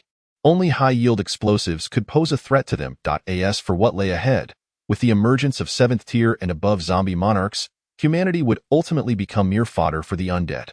Nevertheless, at this current stage, humans remained confident in their ability to effortlessly vanquish zombies, even aspiring to reclaim the entirety of Blue Star. This mindset resembled that of the corpse-hunting squad prior to encountering Lin Mu, arrogant and presumptuous. Yet, such was humanity. In an instant, Lin Mu recalled a phrase he had encountered in his previous life, and he couldn't help but chuckle. Weakness and ignorance are not barriers to civilization's survival. Arrogance is. Whether for the sake of exterminating himself, for the gun, or the medical supplies within the hospital, or the resources within the nearby shopping mall, the inhabitants of the shelter would undoubtedly come. All he needed to do was relay the message through that slender youth and then dig a pit. Waiting patiently. With this thought, Lin Mu's eyes narrowed slightly, revealing a satisfied expression. However, the boulder, evidently fixated on the phrase grand feast from Lin Mu's words, erupting in excitement and howling. Witnessing this, Lin Mu slapped his forehead. Realizing he might need to subdue a more intelligent zombie, this was not a fleeting whim. When he had tamed the boulder, Lin Mu had already contemplated this issue. The boulder would handle combat, while the 3 shadow guards would ensure his safety, yet he also required a zombie to assist him in managing the entire horde in the future, as Lin Mu commanded an ever-growing number of zombies. Relying solely on himself for management would be overly burdensome and time-consuming. His primary focus should remain on enhancing his own strength. After all, in the apocalypse, everything else is ephemeral. Personal power is the greatest assurance. Recalling his thoughts, Lin Mu turned his gaze towards the payment window at the end of the hall, a thrill bubbling within him. That was the location of the Bloodfruit. Chapter 11. Bloodfruit and Special Zombies. As he looked over, amidst the sea of bones lay a massive mound of flesh constructed from corpses. The mound appeared to be crawling with veins, pulsating continuously. Vivid crimson blood and unknown threads emanated from its base, resembling the roots of a plant. Atop this mound of flesh, a crimson fruit radiated a blood mist, pulsating like a heart, exuding an otherworldly allure. The Bloodfruit. Just a glance, and Lin Mu felt as though he was ensnared. The yearning that emanated from the depths of his veins made every cell within him rejoice. No wonder those zombies would go to such lengths to obtain this treasure. It was simply irresistible. Lin Mu forcibly turned his head, glancing back. The boulder and the 3 shadow guards, under the weight of his formidable aura, reluctantly withdrew their gazes. Go consume those corpses. They are meant for you, Lin Mu growled. And the zombies understood his intent, particularly the boulder, whose previous despondence instantly transformed into excitement upon hearing the word eat. With a roar, it lunged at the nearest corpse. The 3 shadow guards, unwilling to be outdone, joined the fray, their short, sharp cries marking the beginning of a dispute among the 4 zombies. Lin Mu shook his head with a smile, redirecting his attention to the Bloodfruit. This time, having prepared himself, he was no longer swayed by its allure. Observing the pulsating fruit not far away, Lin Mu donned a contemplative expression. From the current circumstances, it was evident that the Bloodfruit had yet to reach maturity. Based on the richness of its blood aura, it would take approximately 3 more days to ripen. This was, in fact, good news for Lin Mu. For even among bloodfruits, the energy and bloodline power contained within upon maturation would vary significantly based on the quantity of flesh and blood absorbed. These 3 days essentially provided Lin Mu with the opportunity to cultivate the Bloodfruit. The most ordinary bloodfruit, upon maturation, bore a dull hue and a depleted blood aura, only capable of aiding zombies in becoming the lowest tier of special zombies. Examples include shadow zombies from the Hunter path, Ravagers from the Tyrant path, or Crawlers and Lickers from the Alteration path. While these special zombies are stronger than typical zombies, their potential remains limited. Only high-tier bloodfruits can enable ordinary zombies to ascend dramatically, attaining top-tier occupations and evolving continuously towards becoming zombie kings. It is worth noting that zombie paths and occupations require clarification. The zombie paths and occupations represent humanity's subjective classification of the myriad special zombies encountered in Lin Mu's previous life. Special zombies adept at commanding hordes were categorized under the Zombie Master Path, which includes occupations such as Leader and Dominator. Zombies proficient in speed and skilled at hunting were classified under the Hunter Path, such as Shadow Zombies and Assassins. Those specializing in strength and defense were grouped within the Tyrant Path, while those completely deformed and fused with various organisms fell under the Alteration Path. To simplify, one could liken zombie paths to professions like warrior, mage, or knight in an online game, while occupations represent a more detailed subdivision, such as paladin, shield warrior, or dragon knight. However, This analogy does not perfectly align with reality. After all, in online games, it is the game designers who first create the classes before delineating them further, while in reality, zombie paths and occupations reflect a subjective classification in addition to the common hunter, zombie master, tyrant, and alteration paths. There exists the enigmatic cunning zombie path. Of course, mystery does not equate to strength. Among the numerous zombie kings documented in Lin Mu's previous life, the most formidable were predominantly from the hunter, zombie master, and tyrant paths. These special zombies possess straightforward abilities, pure strength. If you will to put it simply, they embody a certain numerical beauty.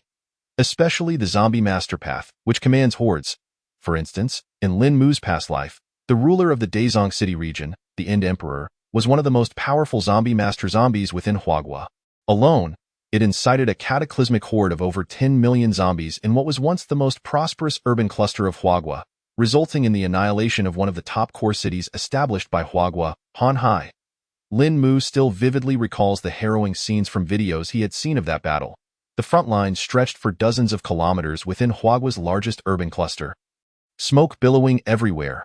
Bombers, ground missiles, and main battle tanks roared incessantly. Skyscrapers crumbled, people fled, and the scorched earth extended to the horizon. At that time, Huagua had mobilized virtually every weapon at its disposal. However, it was all in vain. The shadow of the last emperor remained utterly elusive. In the end, the upper echelons of humanity were left with no choice but to despairingly abandon the core city, ultimately pressing the button to launch the nuclear device. From that moment forth, the bustling metropolis of Hanhai, with its millions of inhabitants, ceased to exist. The last emperor vanished from the sight of humanity. For the sake of a single zombie, humanity sacrificed an entire city and its populace. Such was the terror of those exceptional zombies that stood at the pinnacle of power. Of course, such high-ranking zombie overlords were few and far between in the span of over a year since the apocalypse. Merely a handful had emerged within the vast expanse of China. Moreover, these zombies possessed a strong sense of territoriality and rarely wandered far from their domains. Having been granted a second chance at life, the typical special zombie was clearly not Lin Mu's objective. Armed with a plethora of informational advantages, his ambition was to become one of the most formidable among the special zombies, such as the God Hunter Ancharm of the Corpse Hunting Path, or the Blood Emperor of the Eerie Corpse Path, and the Alteration of the Aberration Path. Building upon this foundation, he aimed to ascend to the pinnacle of the world. Naturally, he also intended to settle the grudges of his past life. As this thought crossed his mind, an indescribable chill of murderous intent emanated from Lin Mu, causing even the nearby boulders to shudder involuntarily. After a brief moment, Lin Mu composed himself, exhaled, and turned his gaze back to the blood fruit. The quality of the blood fruit upon maturity depended on how much flesh and blood it could absorb before ripening. The larger the mound of flesh below, the more blood and flesh it provided, resulting in a superior blood fruit. Thus, Lin Mu's current goal was quite straightforward: to acquire a substantial amount of flesh and blood to nourish the blood fruit. If he could procure the flesh of evolved beings, that would be even better. Although the energy of evolved beings was primarily concentrated in their crystal marrow, prolonged energy nurturing allowed their flesh to retain some energy as well. This would greatly benefit the blood fruit's evolution towards a higher quality. As for the crystal marrow, well, based on the research from his previous life, the root system of the blood fruit could not absorb crystal marrow. Therefore, the energy contained within it could not be utilized to cultivate the blood fruit. With this in mind, Lin Mu dragged the corpse of the scar-faced zombie over, rummaged through its brain, extracted the crystal marrow, and then tossed the body onto the mound of flesh. The root system of the blood fruit wriggled and coiled around the corpse of the scar-faced zombie, shaking with excitement as it began to absorb its energy and gradually metamorphosed. Meanwhile, Lin Mu swallowed the crystal marrow whole, also commencing the absorption of energy. On the other side, the boulders and three shadowy subordinates were feasting heartily, their auras gradually strengthening to reach the peak of ordinary zombies. Lin Mu merely advised them to suppress their auras and did not intervene further. As time flowed slowly by, everything seemed to be progressing toward a favorable outcome, except for a temporary outpost a few hundred meters from the community hospital. What did you say? They're all dead? U7, and Captain Huang still had a gun, and yet you were the only one to escape. That damn hospital. Is it truly that cursed? An enraged roar echoed through the office, stirring up dust.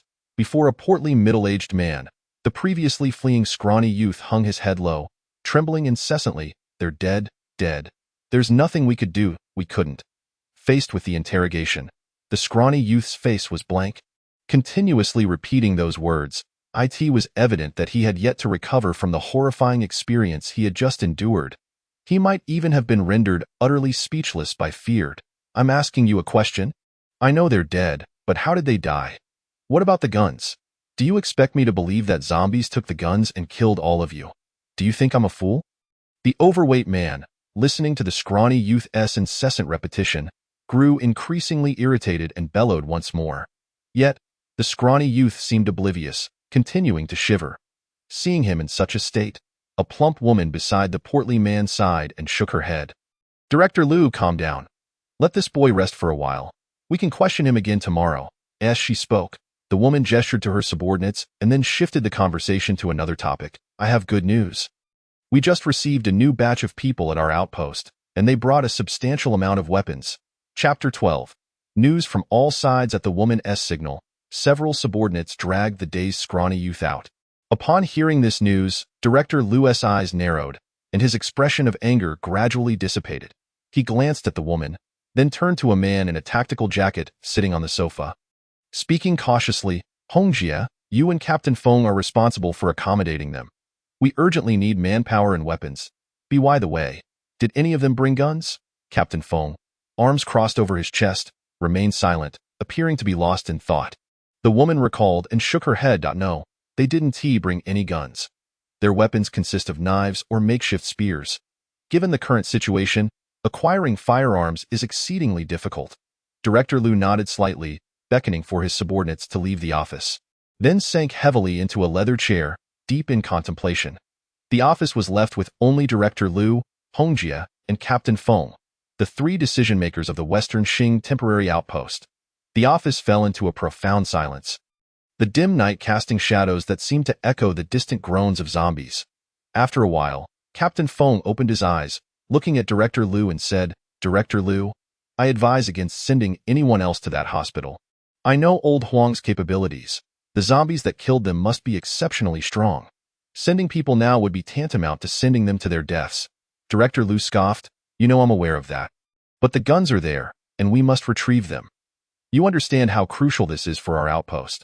Besides, no matter how strong the zombies are, they are still flesh and blood. I suspect that Huang was simply too careless, which led to his demise. Even if we entertain the worst-case scenario, zombies can't possibly hoard the guns. We're merely going to retrieve the firearms. There's no guarantee we'll directly confront those zombies." The more Director Liu spoke, the more resolute he became, his gaze shifting between Hongjia and Captain Feng, his voice growing increasingly fervent. "But Captain Huang doesn't strike me as someone who would be careless." Hongjia hesitated before speaking. "In this apocalyptic situation, anything can happen. It's better to err on the side of caution." Upon hearing her words, Director Liu paused for a moment, instinctively furrowing his brow. He squinted, remaining silent for a while, lost in thought. Noticing his reluctance to speak further, Captain Feng stood up, leaning over the table to glance at the rudimentary map on the wall. "My suggestion is to first build up our strength. Once we have sufficient manpower, we can then eradicate this group of zombies and retrieve the guns. The immediate priority is to clear out the commercial district, particularly the Youfa Mall." As Captain Feng spoke, he used a pencil to indicate on the map they had drawn themselves that day. "The Youfa Mall is close to us.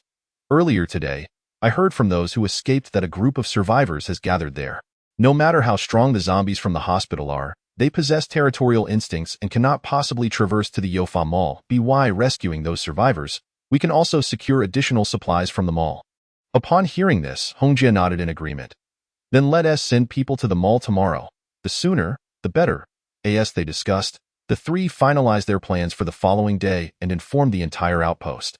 After Hongjia and Captain Feng departed, a subordinate who had been lurking at the door slipped in, leaning close to Director Liu's ear and whispering, "Director, are we really going to heed their advice?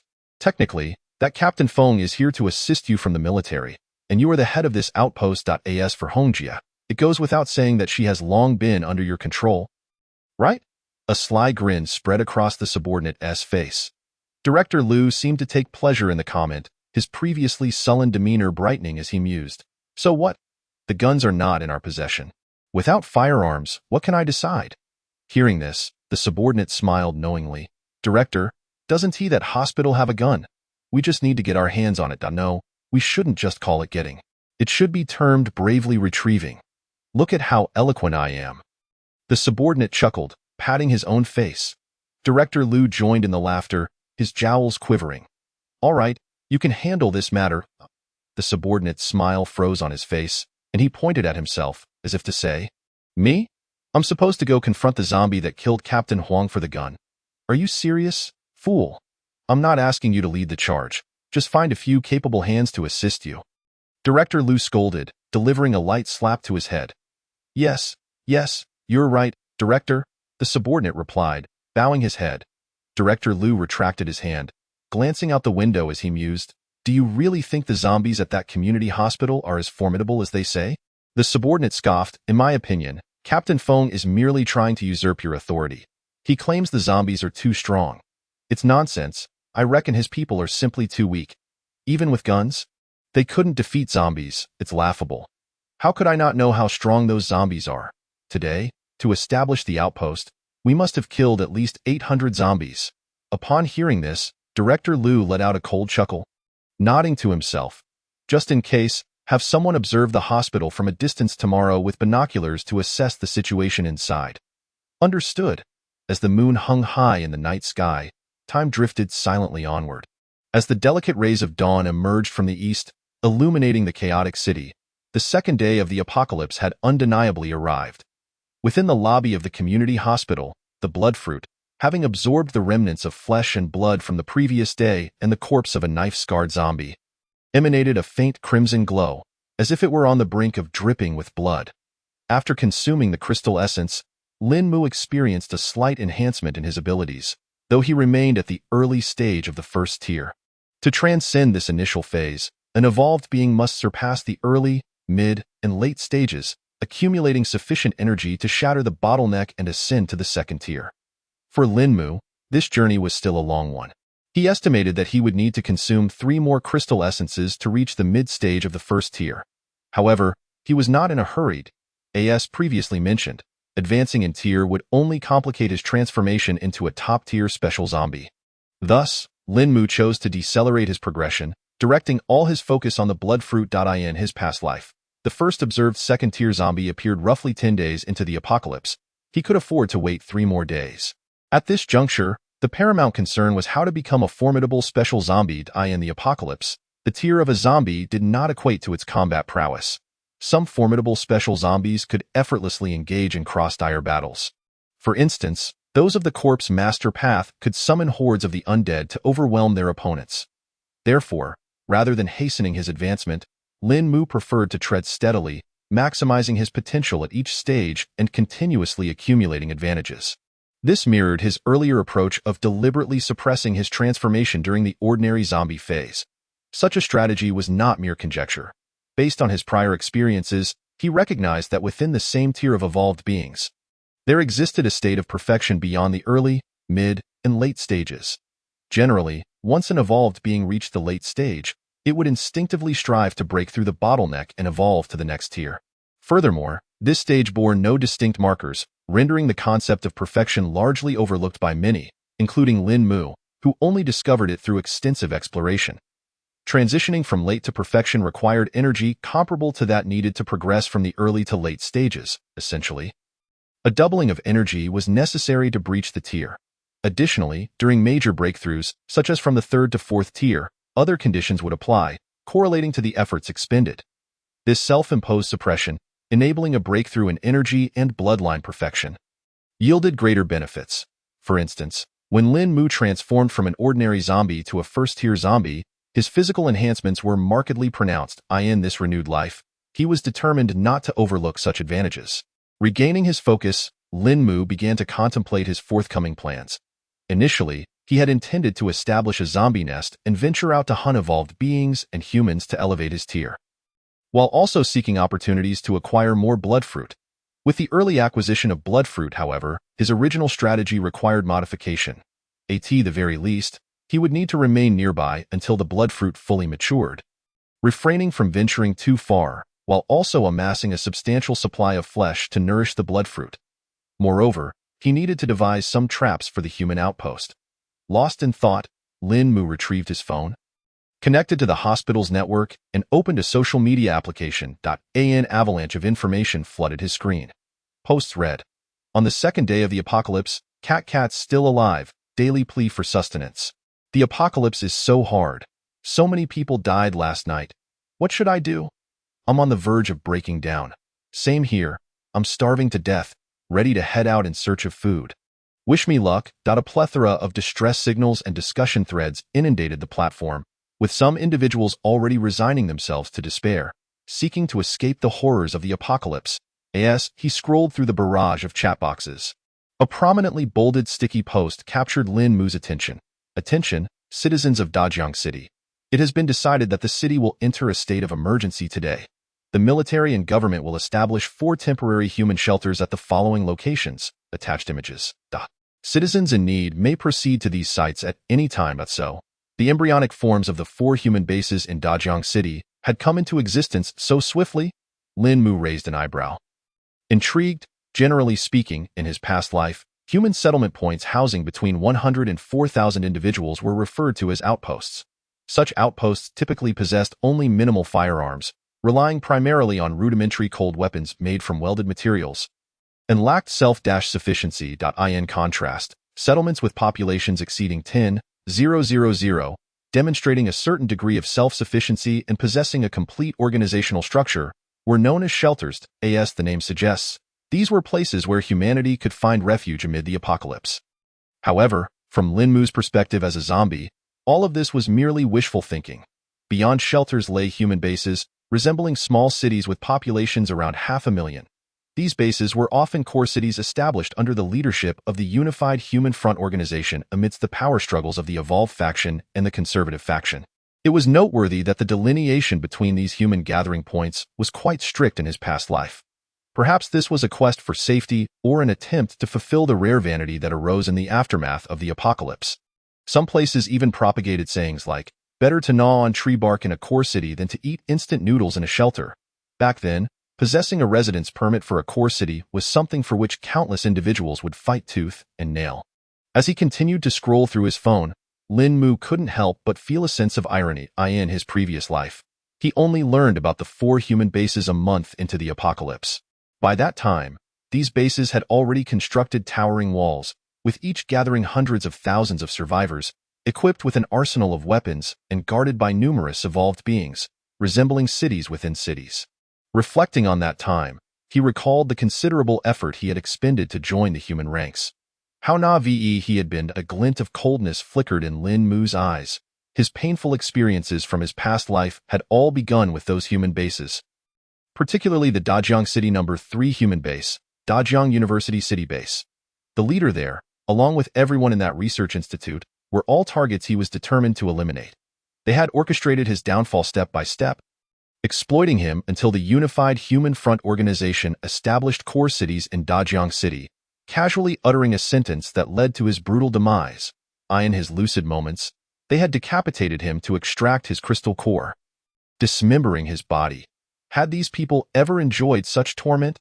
At this thought, Lin Mu clenched his fists, his nails digging into his flesh without his awareness, dark blood seeping slowly.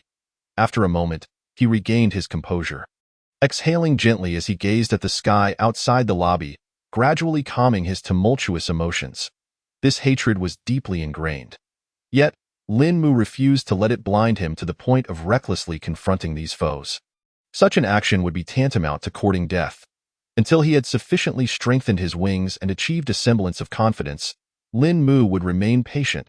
He intended to grow stronger, torturing these individuals slowly, allowing them to perish in a maelstrom of unending agony, personally witnessing the consequences of their actions.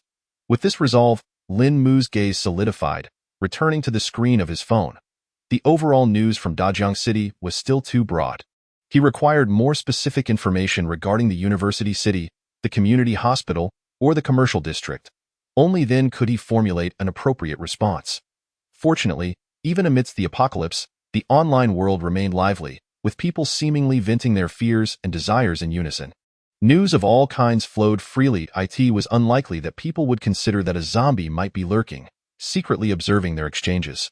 How absurd! Before long, Lin Mu stumbled upon the information he sought from a public account. Even uncovering the rescue plans of that human outpost. So, the individuals at the temporary shelter intended to return for firearms and send a team to rescue survivors from the mall. This implied there were survivors within the mall. Excellent, excellent.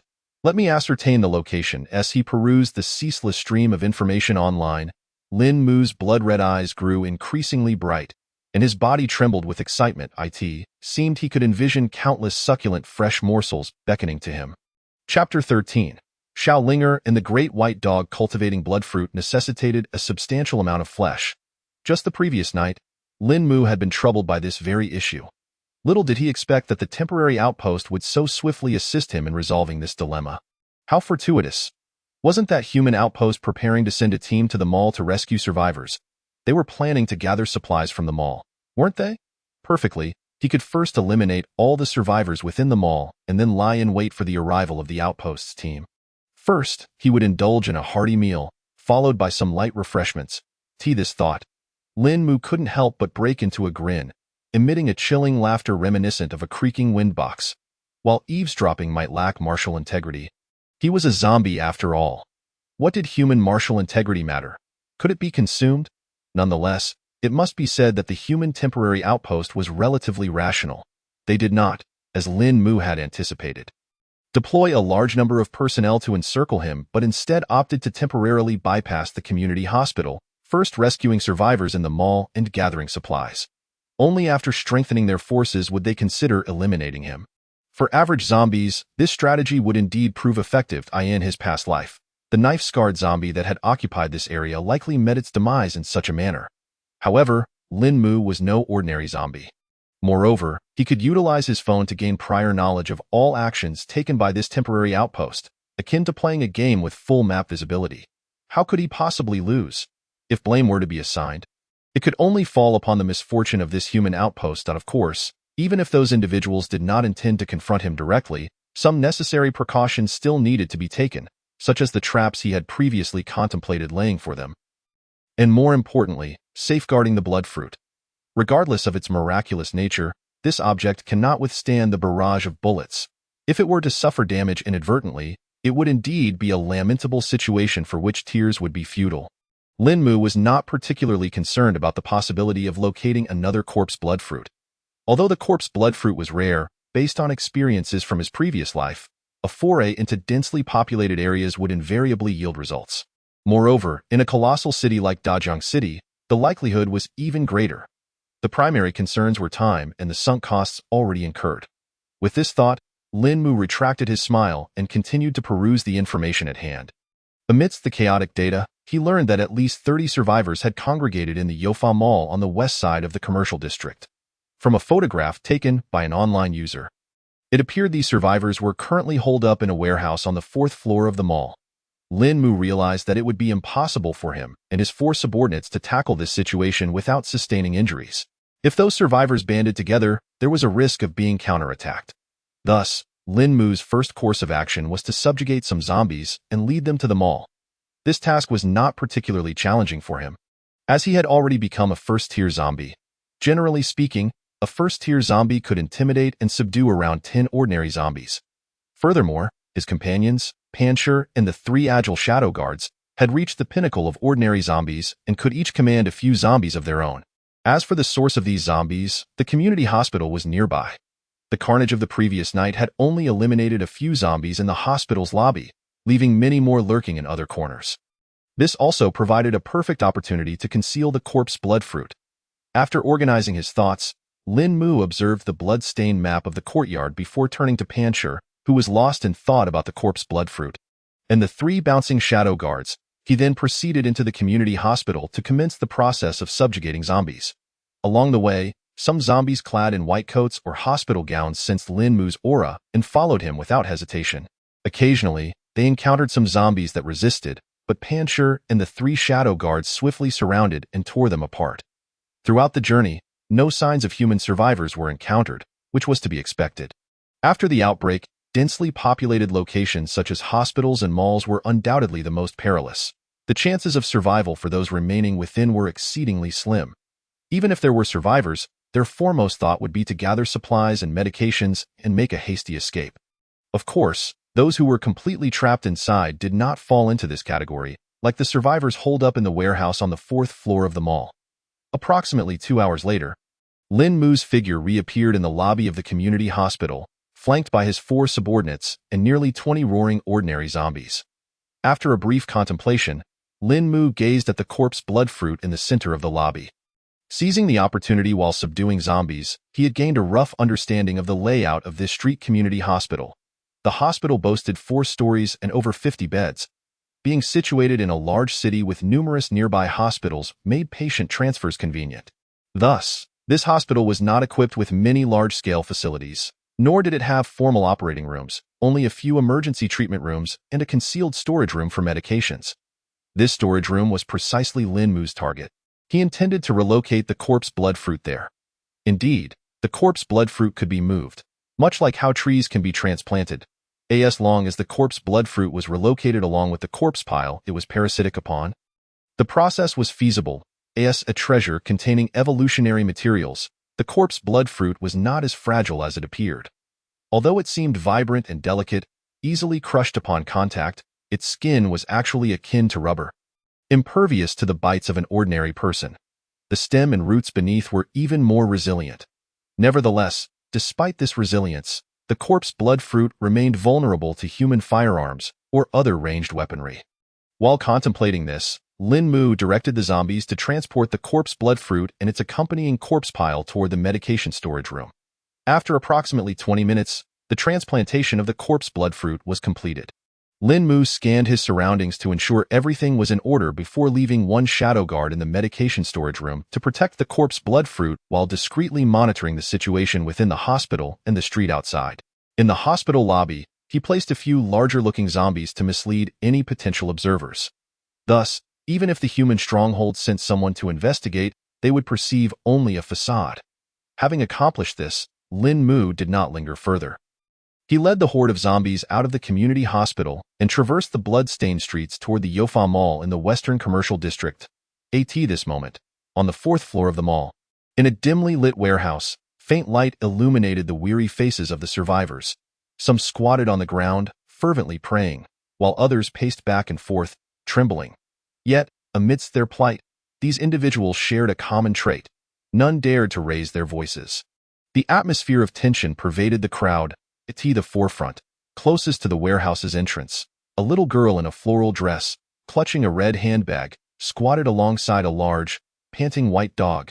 Judging by its appearance, it was undoubtedly a Samoyed.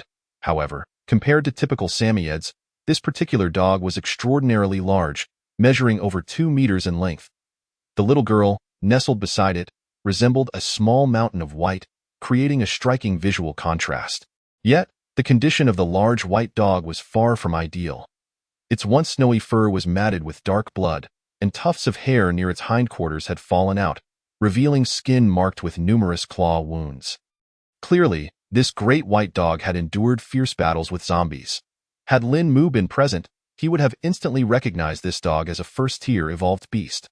Unlike humans who required injections of evolution serums derived from first-tier crystal marrow to become first-tier evolved beings, evolved beasts were born naturally without the need for such injections. The reasons for this were only comprehended by humanity after considerable time had passed in his previous life, in simple terms. It related to the specific immunity of certain organisms and the infective properties of zombie energy. Yes, zombie energy in his previous life, humans, constrained by their own biases, mistakenly understood human zombification as merely the result of infections from certain pathogenic microorganisms or viruses, akin to prion diseases causing mad cow disease. However, through extensive research on numerous zombies, humanity discovered that the true culprit behind human zombification was, in fact, zombie energy. This substance did not originally exist in the world. To call it a substance is somewhat inaccurate. Later physicists spent considerable time attempting to revise theoretical models, yet ultimately failed to describe this entity that existed between reality and illusion, defying the laws of physics and even mathematics. The few conclusions they could draw indicated that zombie energy contained both zombie mutation factors and pure energy. The zombie mutation factors were lethal and harmful to humans, directly leading to zombification. While pure energy could set ordinary people on the path of evolution, what is referred to as the evolution serum is, in fact, pure energy that has been separated from the mutation factors. Naturally, had Lin Mu been present, he would have scoffed at the aforementioned assertions regarding mutation factors. Rather than the biased term zombie mutation factors, Lin Mu preferred to refer to it by another name, bloodline power. Returning to the warehouse as seconds ticked by, the dim light and the howls of zombies outside contributed to a growing sense of tension and anxiety among the crowd. Suddenly, a young man appeared to have spotted something. He excitedly lifted his head, raising his phone, and exclaimed, "Everyone, there's hope. The Xixing stronghold has dispatched a team to rescue us." His words were akin to a stone cast into still waters, instantly reviving the previously silent crowd. A team from the temporary stronghold is coming. Really? That's fantastic. Finally, salvation is at hand. We've been stuck in this hellhole for nearly a day. It's unbearable. You think that's unbearable? I'm the one who's really suffering. Damn it, someone just took a dump here and it's suffocating me. In an instant, the voices of the crowd became a cacophony, momentarily forgetting that they were still within a mall teeming with zombies. Until the large white dog beside the little girl displayed a fierce expression and suddenly barked towards the entrance of the warehouse. Woof! The resounding bark drowned out the clamor of human voices and swiftly pulled the survivors back to reality. Do you think our noise will attract the zombies? Someone gulped nervously. Upon hearing this, the crowd instinctively shifted their gazes towards the warehouse door, subconsciously retreating further away from it. What should we do? I don't want to die. Someone is coming to rescue me. I can't die yet. A middle-aged woman pushed through the crowd, scanning her surroundings frantically. Soon, she seemed to have recalled something, gazing at the little girl still squatting at the entrance like a lifeline. Trembling as she implored, "Xiao Linger, you'll save us, right? Your white dog is so powerful. You can't leave us to fend for ourselves." At this moment, nearly everyone had crowded towards the rear of the warehouse, using shelves to conceal their bodies. Only the little girl named Linger and the large white dog remained isolated at the entrance. Hearing the elderly woman's words, Xiao Linger did not respond directly. Instead, she bit her lip, hesitating as she glanced at the hind leg of the large white dog beside her. There, a towel adorned with cute patterns wrapped around the snow-white fur was torn, with blood seeping slowly from the wound. This was the most severe injury sustained during its previous encounters with zombies. Although first-tier evolved beasts were not susceptible to ordinary zombies and did not mutate, this deep wound, visible down to the bone, still affected the large white dog's combat prowess. After enduring a day of combat, the great white dog was utterly exhausted. It needed rest. Otherwise, it would soon be unable to carry on. Xiao Ling, summoning her courage, gazed at the survivors huddled at the back of the warehouse, her voice ringing clear. "What does a dog need rest for? You have the ability. Are you really going to stand by and watch as we perish? If you do not command this white dog to act, we will all meet our doom." The woman shot a glance at the panting great white dog, her tone shifting from pleading to assertive. As if saving them were a duty that Xiaoling and the dog were obliged to fulfill.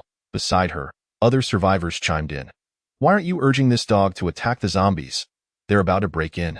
Don't you understand that those who can do more must do more? If I could command this dog, I would have done so already." A heavily made-up girl spoke urgently, her eyes devoid of pity or gratitude as she looked at the great white dog. What is there to lament over a mere dog?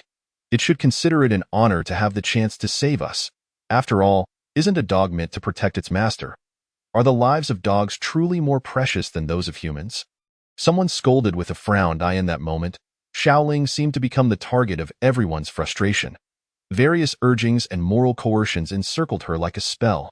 However, Xiaoling shook her head vigorously, as if she wished to say something more, but was interrupted by the initial woman. "What do you mean, however? The zombies are about to come in." Upon hearing this, Xiaoling fell silent, biting her lip tightly, her expression one of turmoil. After a moment of hesitation, she raised her hand, trembling as she reached out to stroke the great white dog's back. "Go on, Big White." Upon receiving Xiaoling's command, the great white dog turned back, extending its tongue to lick her face. Then, it slowly stood up, dragging its bloodied hind leg, and charged through the door, Witnessing this scene, the other survivors in the warehouse exhaled in relief. Xiaoling, however, watched the dog's retreating figure, her eyes filled with concern. Chapter 14. Survivors of the Ruined Mall, Part 1. With a resounding crash, the door was flung open, and a foul stench immediately flooded the warehouse. Not far outside the door, two ordinary zombies, previously wandering aimlessly, sensed the commotion and abruptly turned their heads to charge in this direction. Yet before they could step inside, a white blur intercepted them. In the next moment, a paw larger than a human face swept through the air. One of the zombies barely had time to react before its skull was shattered in an instant, black ichor gushing forth like a fountain, splattering onto the pristine floor in a chilling display. It was none other than the great white dog that had just burst from the warehouse. In terms of physical strength, a first-tier evolved beast was indeed superior to a first-tier evolved human or a first-tier zombie. Of course, this was not absolute. Such discrepancies varied with different species. For instance, a first-tier evolved tiger would undoubtedly possess far greater physical strength than other creatures, with some formidable individuals even able to rival typical second-tier zombies. Conversely, smaller animals like rats, whether they became zombie beasts or evolved creatures, would be weaker than others. This was determined by objective laws. However, one must not underestimate small creatures simply due to their diminutive size. In the apocalypse, swarms of zombie rats could often be far more terrifying than a single formidable evolved beast. With a low, rumbling bark, the great white steadied itself as another zombie lunged forward. This zombie had also reacted, howling as it swiped its claw in the direction of the great white. Yet in the eyes of the evolved beast, ordinary zombies were still far too slow. Even though the great white dog was injured, dodging the attack remained an effortless task. The great white dog twisted its body, evading the claw with ease. Its nearly 2-meter frame appeared anything but clumsy in battle. Rather, it moved with remarkable agility. In the next moment, with its gaping maw descending, the ordinary zombie's neck was swiftly severed, its vertebrae reduced to powder. After dispatching the creature, the great white shook off the zombie's corpse, flicking the ichor from its front paw before retreating to the door and crouching down. However, due to the violent movements in battle, the wound on its hind leg had torn even wider. The towel that had been wrapped around it falling away, revealing a deep gash that bled profusely in the distance. Xiaoling witnessed this scene, biting her lip as her small fists clenched unconsciously. In the next moment, she relaxed her grip, quickly retrieving a clean towel with the tag still attached from her side bag, moving toward the great white dog as if intending to bandage its wound once more. At the rear end of the warehouse, survivors hidden behind the shelves breathed a sigh of relief at this sight, murmurs of survival echoing among them. Yet just then, the great white dog suddenly stood up, baring its teeth and growling toward the now inactive escalator. As it growled, it swung its tail, gently brushing against Xiaoling, as if to signal her to keep her distance. Xiaoling clearly understood what her companion, the great white dog, intended. She clenched her fists and slowly retreated, casting a worried glance at the still bleeding wound on the great white's hind leg, then following its gaze anxiously toward the distant escalator. Other survivors also noticed the great white's unusual behavior. Before they could speak, a towering zombie with a long scar on its right arm appeared slowly on the escalator. It was Pancher. Time rewound 3 minutes earlier. At the entrance of the mall, Lin Mu, accompanied by 4 subordinates and nearly 20 zombies, stepped over the shards of glass scattered across the floor as they entered the first floor of the mall. Shortly after stepping inside, Lin Mu faintly heard barking coming from the rooftop. Without needing to think, he knew it was related to the survivors on the 4th floor. After a brief moment of contemplation, he growled at Pancher, instructing him to lead a few zombies to the 4th floor, while he commanded the remaining zombies, including 2 shadow guards, to search the entire 1st floor of the mall. Although reports from the forum indicated that survivors were only gathered on the 4th floor, not every survivor would actively upload their whereabouts. Some survivors, wishing to hitch a ride with the rescue team while avoiding attracting the attention of zombies, often hid in other corners of the mall. Moreover, there were quite a few such individuals. What? You ask how Lin Mu knew this? Well, survivors from the previous life had mentioned it themselves. Each time a rescue team set out to save people, they often returned with more individuals than expected, and of course, there were also many instances where these cunning survivors continued to join in, resulting in the entire rescue team returning with no one. As the zombies dispersed, Lin Mu stood quietly in the lobby of the first floor, occasionally growling commands. Those corners that would not have drawn the attention of zombies were being thoroughly searched. Moments later, the first scream echoed through the air, followed by a cacophony of roars and wails that filled the entire first floor of the mall. Some zombies, having tasted the thrill of the hunt, even began to think outside the box. Meanwhile, the zombies that already resided in the mall joined the ranks in search of snacks. In an instant, the first floor of the mall plunged into chaos. The stench of blood thick enough to suffocate. Simultaneously, on the fourth floor of the mall, zombies. Why do these zombies feel different from before? This is evolution. Did you see the news from last night? The laboratory in Dazhong City said the zombies are evolving. It's actually true. Oh my God, how could this happen? Is this really a punishment from heaven for humanity? In the warehouse, the clamor erupted. The crowd surged and chaos reigned. Meanwhile, outside the warehouse, Pancher and a few ordinary zombies noticed the Great White the moment they entered the fourth floor of the mall. They charged down the escalator, simultaneously growling softly toward the direction of the warehouse. On the other side, the Great White dog stood its ground, fur bristling, taking a step forward while growling lowly. Although the zombies had the advantage in numbers, in terms of presence, the Great White still held the upper hand. An evolved beast, even a wounded first-tier evolved beast, was not something a few less than first-tier zombies could contend with. Even Pancher, with his robust physique and combat instincts, was still stronger than ordinary zombies. This disparity was a testament to the difference between evolved and ordinary beings, a difference in the hierarchy of life. Fortunately, Pancher had only been tasked with scouting the situation on the fourth floor, so he merely needed to keep the Great White occupied while awaiting Lin Mu's arrival. Cough, cough. Well, to be honest, Pancher could hardly comprehend such complex terms as scouting and keeping at bay. Lin Mu's command was quite simple. There were snacks up top, don't die. Thus, driven by a desire for these snacks, Pancher eagerly made his way to the fourth floor. To his dismay, he found no snacks, but rather encountered a creature that could easily turn him into a snack. A dog? A single word sprang to Pancher's mind, though he was unsure where it came from. Yet it seemed to aptly describe the large, furry creature before him. Pancher felt a surge of intelligence. Right? He had learned the word smart just the night before because his leader seemed to think he wasn't smart enough. Just as Pancher was about to continue his contemplation, a deep bark interrupted him. Chapter 15. Survivors of the Ruined Mall, Part 2. Accompanied by the echoing barks, the Great White lunged at Pancher.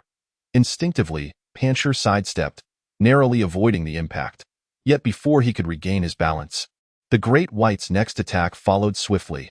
With a resounding thud, Pancher was knocked back by a casual swipe of the Great White's paw, accompanied by another low, rumbling bark. Dabai pivoted its body, akin to the front of a speeding vehicle, charging towards Pancher. The tempestuous onslaught left Pancher without a moment's respite.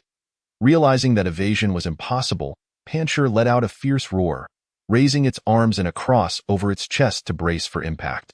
In the next instant, accompanied by a muffled grunt, Pancher was sent hurtling backward, skidding across the blood-stained floor for several meters before coming to a halt. One arm, used to shield against the blow, was shattered, while the other bore deep gashes that exposed bone.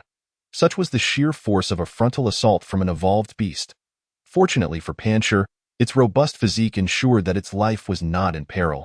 The other zombies that had been trailing closely behind Pancher, however, were not as fortunate. Two of them, attempting to ensnare Dabai from either side after Pancher was flung away, met a grim fate as Dabai crushed their skulls with the same ease one would squash a watermelon. Another zombie tried to mimic Pancher's defensive stance, only to have its arm snapped like a twig by Dabai's claw, with its chest caved in as a result. And of course, such fierce combat came at a cost. Dabai bore several new scars, and wounds that had previously begun to heal now reopened. Oozing blood anew, it was compelled to pause, its gaze locked onto Pancher as it gasped for breath. Clearly, even a first-tier evolved beast had its limits. Meanwhile, disregarding Pancher, who was slowly rising, two zombies lurked menacingly beside Dabai, while more zombies began to converge from a distance, drawn by the sounds of battle. Yet, the survivors in the warehouse were oblivious to this scene. To them, Dabai appeared to effortlessly shred the zombies to pieces, including the one that exhibited evident signs of evolution. In an instant, the survivors, who had previously held a stern demeanor towards Xiaoling and Dabai, transformed their expressions, emerging from behind the shelves to lavish praise upon Xiaoling. Xiaoling, your big dog is truly impressive. We would have had a hard time dealing with those zombies without it. Indeed, I told you Xiaoling would save us. She's a true little hero, the previously stern elderly woman remarked, approaching Xiaoling with the intent to pat her on the head, only to be deftly evaded by the girl. Since the outset, Xiaoling had not even spared them a glance, her thoughts entirely consumed by Dabai not far away, leaving the elderly woman feeling somewhat embarrassed under the scrutiny of so many survivors. However, her discomfort was short-lived. Look, that tall zombie is making some noise. It seems different from its earlier roars. A young man near the warehouse entrance pointed past Dabai towards Pancher, who was slowly regaining its footing. The eyes of the warehouse survivors followed suit. By the side of the escalator, Pancher stood, its mouth slightly agape as it emitted a series of short, low growls. The sound was not loud, and unless one listened closely, they might overlook its growling. What is that noise? Is it begging for mercy from our dog god? Just a moment ago, it was so fierce, and now its voice is dwindling to a whisper, haha. Observing this, some survivors even chuckled. Our Xiaoling's dog is amazing. It has beaten that zombie into submission. Who knows, we might not even need that rescue team. We could just walk out of the mall ourselves. Dabai's valiant display had evidently instilled a delusive sense of optimism in these survivors, as if they had forgotten that mere minutes ago, they had cowered at the back of the warehouse, morally coercing a little girl and a battered dog. Nevertheless, Pancher's low growl continued unabated. Perhaps, within the range of human hearing, the sound was indeed faint, but to the zombies, it resonated differently. Help! Help! Boss! Save me! In the perspective of the zombies, Pancher's resonant voice echoed throughout the mall, causing those zombies on the 4th floor, who had been inching closer, to halt in their tracks under the sonic pressure. A few, showing a semblance of awareness, even raised their stiff arms to cover their ears. At that moment, Lin Mu, who had been waiting at the corner of the 3rd floor escalator, shook his head and covered his ears as he ascended. Indeed, he had long since arrived on the 3rd floor with several zombies after teaching 2 shadow guardians and the zombies on the 1st floor how to search for survivors. His reasons for not appearing sooner were twofold: to slightly hone Pancher's combat skills while gaining a clearer understanding of Pancher, and to glean some insight into the survivors' situation through the ongoing battle. After all, he intended to eliminate all these survivors without sparing a single one. During the recent skirmish, Lin Mu had already commanded several small zombies to block all possible exits from the warehouse. Even the ventilation shafts had not been spared. Sighing, Lin Mu thought of Pancher, who needed only to focus on fighting. He had far more considerations. Reminded of a humorous anecdote from his past life, Lin Mu couldn't help but chuckle, then seriously raised his head and let out a low roar towards the escalator. Stop howling, you're drawing attention. Upon hearing this, Pancher's eyes brightened. It turned its head to Lin Mu, patting its chest with the unbroken hand, letting out several excited howls. Witnessing this, Lin Mu could not suppress a smile. It was delightful. During these 2 days of rebirth, he had probably laughed more than he had in his entire previous life combined. Free from the shackles of humanity, he discovered that this post-apocalyptic world was indeed filled with boundless amusement, evoking a sense of freedom for all creatures beneath the frost-laden sky. All beings thrived, except humans. With that thought, Lin Mu wiped the smile from his face and stepped off the escalator. Simultaneously, several survivors in the warehouse noticed Lin Mu's appearance. Their gazes shifted from Dabai, who was locked in combat with the zombies, to Lin Mu. At that moment, as if sensing something, Lin Mu turned to the survivors in the distance. Their eyes met, and in that fleeting glance, the survivors felt as though they had plunged into an icy abyss. Their blood seemingly frozen in their veins, in those crimson eyes, they perceived a vision of mountains of corpses and seas of blood. This zombie was unlike any they had encountered before, completely different. It lacked the murkiness and ignorance typically found in regular zombies, devoid of madness and impulse. Instead, it radiated an unending aura of murderous intent. Is this really a zombie? A young girl, seemingly terrified, could not restrain a scream and lost her balance, collapsing to the ground. What's wrong? What happened? Someone frowned, glancing over in mere moments. All the survivors' attention was drawn to Lin Mu, converging upon him. Without the need for words, everyone understood. The lone figure clad in a black coat, slender and ominous, was not an ordinary zombie. We seem to have made a mistake. That big, foolish zombie wasn't he begging for mercy, but for help. As this realization struck, the warehouse fell into a chilling silence.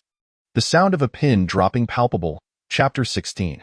The Fall of the Mall Survivors, Part 2. In this eerie stillness, Lin Mu advanced slowly. Behind him, the escalator bore the presence of 2 shadow guardians and over a dozen ordinary zombies. All emitting low growls. Pancher, who had been confronting Dabai, shook its head and, holding its injured arm, retreated to Lin Mu's side. Before backing away, Pancher defiantly raised its head to cast a glance at the panting Dabai. As if to say, "Fool, didn't he expect I have a boss?" However, Dabai was evidently too preoccupied to respond. As an evolved beast, it instinctively sensed that the zombie draped in black was extraordinary, possessing a power akin to its own. With a low growl, baring its teeth, Dabai remained on guard as Lin Mu led his followers closer. The zombies that had originally surrounded Dabai also began to close in, despite many being grievously injured. One, having only its upper body intact, clawed at the pristine tiles. Inching towards Dabai, on one side stood the wounded, retreating Dabai, alongside the survivors in the warehouse who dared not step outside. On the other, Lin Mu led a formidable horde of zombies.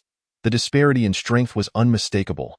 For these survivors, the once favorable situation had flipped in an instant. What do we do?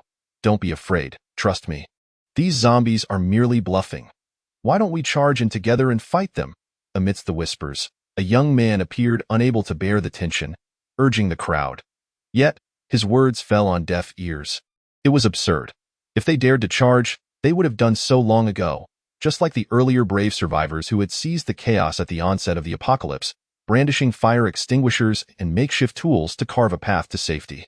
The remaining survivors in the mall, with few exceptions, were predominantly the most cowardly among them. They lacked the courage. As Lin Mu and the zombies drew nearer, many began to retreat discreetly, casting anxious glances for an escape route. A few even started dismantling the ventilation ducts within the warehouse. In stark contrast, Xiaoling, frail and delicate, remained crouched by the entrance, unwilling to retreat. She was frightened, her body trembling incessantly. Yet, more than fear, her eyes reflected concern and a dwindling flicker of hope. "Mama, Papa are gone. Dabai, please don't leave me." Tears welled in her eyes as her lips quivered, repeatedly whispering this plea. The little girl must be paralyzed with fear, still not retreating. Could it be that she is worried about that dog? "Why do you care so much? What use is this little girl if that dog is dead? Are you planning to escape later and bring along a burden?" Behind her, several survivors whispered among themselves. Retreating once more behind the shelves, at that moment, outside the warehouse, a frantic bark shattered the stifling silence.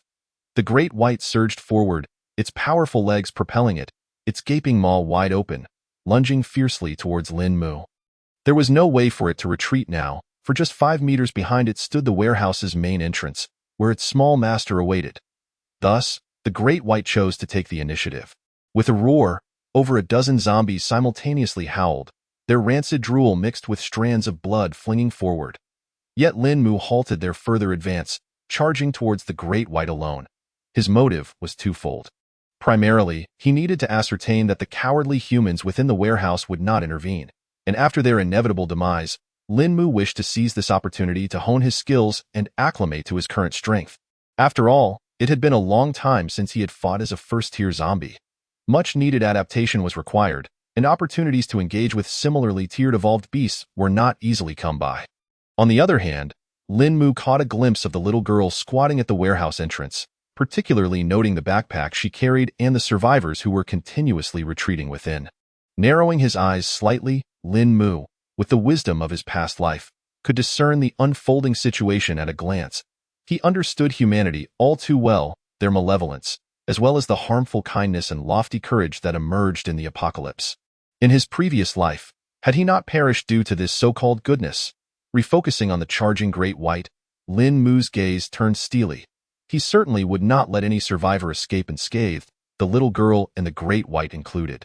Yet, he believed that the brave should meet their end with valor. He would regard this as a whimsical choice of his own. for in his past existence, apart from initially joining humanity, he had had no choices in any of his actions. It was as if everything had been predetermined the moment he decided to align with humans, including his demise, i.e. the apocalypse. Choice was indeed a luxury, necessitating sufficient strength as capital, with a firearm at hand. Lin Mu was unlikely to lose, and his superior physical condition compared to an ordinary first-tier zombie allowed him to hold his own against the injured Great White, if not slightly surpass it. With a resounding crash, Lin Mu collided heavily with the Great White. The gust of wind lifted his blood-stained black coat, sending him sliding nearly 2 meters. Yet that was all, turning his head to evade the Great White's snapping jaws. Lin Mu swiftly sidestepped and tightly wrapped his arm around the Great White's neck, aiming to deliver a fatal blow. However, the Great White quickly reacted.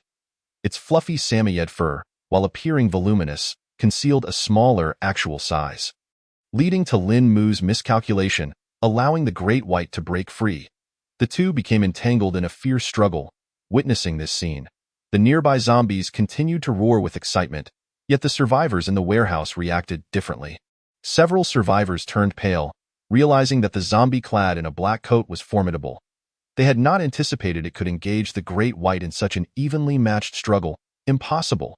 This zombie appeared much smaller than the previous hulking undead. How could it be so strong? What the hell? What good does it do us? We need to think of a way out. Those zombies are starting to close in, following the direction of a finger. Under the leadership of two shadowy figures and the Rock, the ordinary zombies that had been watching slowly began to encircle the warehouse entrance. The proximity of fresh prey evidently heightened their frenzy. They panted heavily, drool dripping to the ground, some even trembling with excitement. Yet they dared not advance, not out of reverence or admiration, for these ordinary zombies lacked such elevated emotions. Rather, it was because they had witnessed firsthand how all zombies that defied Lin Mu's commands were torn to shreds in the community hospital. Zombies, though often unafraid of death, were not foolish. Now they awaited a command, an order to feast from their king. Fortunately, this command did not take long to arrive. After only a few breaths, the struggle between Lin Mu and the Great White approached its climax. With the Great White nearing its limit, it once again opened its mouth, roaring as it lunged towards Lin Mu. This time, Lin Mu did not attempt to evade. The previous entanglement had largely been intentional, aimed at refining his combat skills. If it were merely a matter of killing this dog, he had countless methods at his disposal. Just like now, Lin Mu, with a cold gaze fixed on the twisting Great White, drew a loaded handgun from the pocket of his trench coat. He opted for the most foolproof approach. Estimating a flaw, Lin Mu did not flinch or retreat, but rather thrust his arm, gun included, directly into the Great White's gaping maw. The Great White before him seemed taken aback, unable to comprehend why this foul zombie would deliberately offer its hand for it to bite. However, behind the Great White, the little girl, Xiao Linger, who had been watching, clearly understood. That was a gun. No, don't. Without time to ponder why a zombie would wield a gun or where it had obtained it, Xiao Linger instinctively screamed. She sprang to her feet, attempting to lunge towards the Great White, but unfortunately, she stepped onto a pool of blood left from the earlier struggle. With a thud, she fell to the ground. In truth, even without the blood, she would have been too late. The speed of a small girl could not match the rapid firing of the gun's trigger. As the Great White closed its jaws, dark blood erupted from Lin Mu's arm, and then, with a dull report, the gun discharged. The sound was not loud, yet it drew the attention of both the nearby survivors and the snarling zombies. A spray of bright red blood burst from the back of the Great White's head. Its body, once elevated, crashed to the ground with a thud, its blood-stained fur flying, seemingly narrating the end of a tale. As Lin Mu withdrew his nearly bitten-off right arm, he wiped the blood-smeared handgun with his coat. The scene fell into a profound silence, broken only by Xiao Linger's uncontrollable sobs, gazing at the advancing zombies. The little girl trembled, yet ultimately, sorrow triumphed over fear. With tear-filled eyes, she knelt on the ground, inching closer to the fallen Great White. Standing before the dog, Lin Mu observed the struggling Xiao Linger, then glanced at the survivors hiding in the warehouse. Narrowing his eyes slightly, he waved subtly to the shadowy figures and the Rock, letting out a roar, "Dinner time." At the command, the horde of corpses erupted with excitement, surging towards the warehouse. Meanwhile, the survivors within the warehouse remained in shock from the series of events. Some even debated why zombies would wield guns. What a joke. This zombie has a gun and knows how to use it. Damn it. Is this even a zombie? However, as the horde charged into the warehouse, the discussions among the survivors abruptly ceased, their emotions shifting from astonishment to terror. It's over. It's all over. Run. With such terrifying zombies, humanity will surely meet its end. No. Don't bite me. As one survivor attempted to slip through the door. Seeking an escape, he was caught by the rock, his neck twisted into a grotesque spiral, blood splattering everywhere. A massacre commenced. Amidst the survivors' anguished screams and the zombies' ecstatic howls, blood mixed with flesh rained down. The ground, shelves, walls, and ceiling of the warehouse transformed into a crimson inferno, morphing into humanity's purgatory. Yet, under the suppression of the shadowy figures and the rock, the zombies did not devour all the flesh, leaving behind some choice cuts for Lin Mu. For a first-tier zombie, the flesh of ordinary beings held little value, but it was not entirely without use. While it was a pipe dream to expect to transcend from late first-tier to second-tier solely through consuming the flesh of ordinary beings, accumulating energy from early to late first-tier was feasible, albeit requiring a massive quantity of flesh. According to the previous life's laboratory findings, a rough equivalence could be drawn. 10 complete ordinary beings' flesh would roughly equal the flesh of one evolved being, not accounting for the energy contained within the crystal marrow. Thus, to rely solely on consuming ordinary beings' flesh to reach late first tier, one would need over 100 complete corpses. Therefore, for Lin Mu, achieving rapid evolution purely through ordinary flesh was impossible. However, consuming some for sustenance was certainly beneficial. As the warehouse morphed into a hellish scene. Outside, after driving away 2 zombies intent on devouring Xiaolinger, the little girl finally knelt before the body of the Great White. The warm blood flowing from the Great White soaked into her rosy knees, as if offering a final caress. Trembling, Xiaolinger retrieved a handkerchief adorned with a small white dog, identical to the one wrapped around the Great White's leg. She glanced up at Lin Mu, her gaze filled with confusion. In her eyes, there lay confusion, sorrow, and despair. Yet, Lin Mu discerned no trace of resentment within them, although he was the one who had ended the life of this large white dog. The true source of its demise was humanity itself. However, such considerations were never within Lin Mu's purview. His actions were partly driven by a reflection of himself he saw in the bond between the little girl and the dog, a fleeting chance for him to start anew. This little girl would never have that opportunity again. No, perhaps she might if struck by a sudden thought.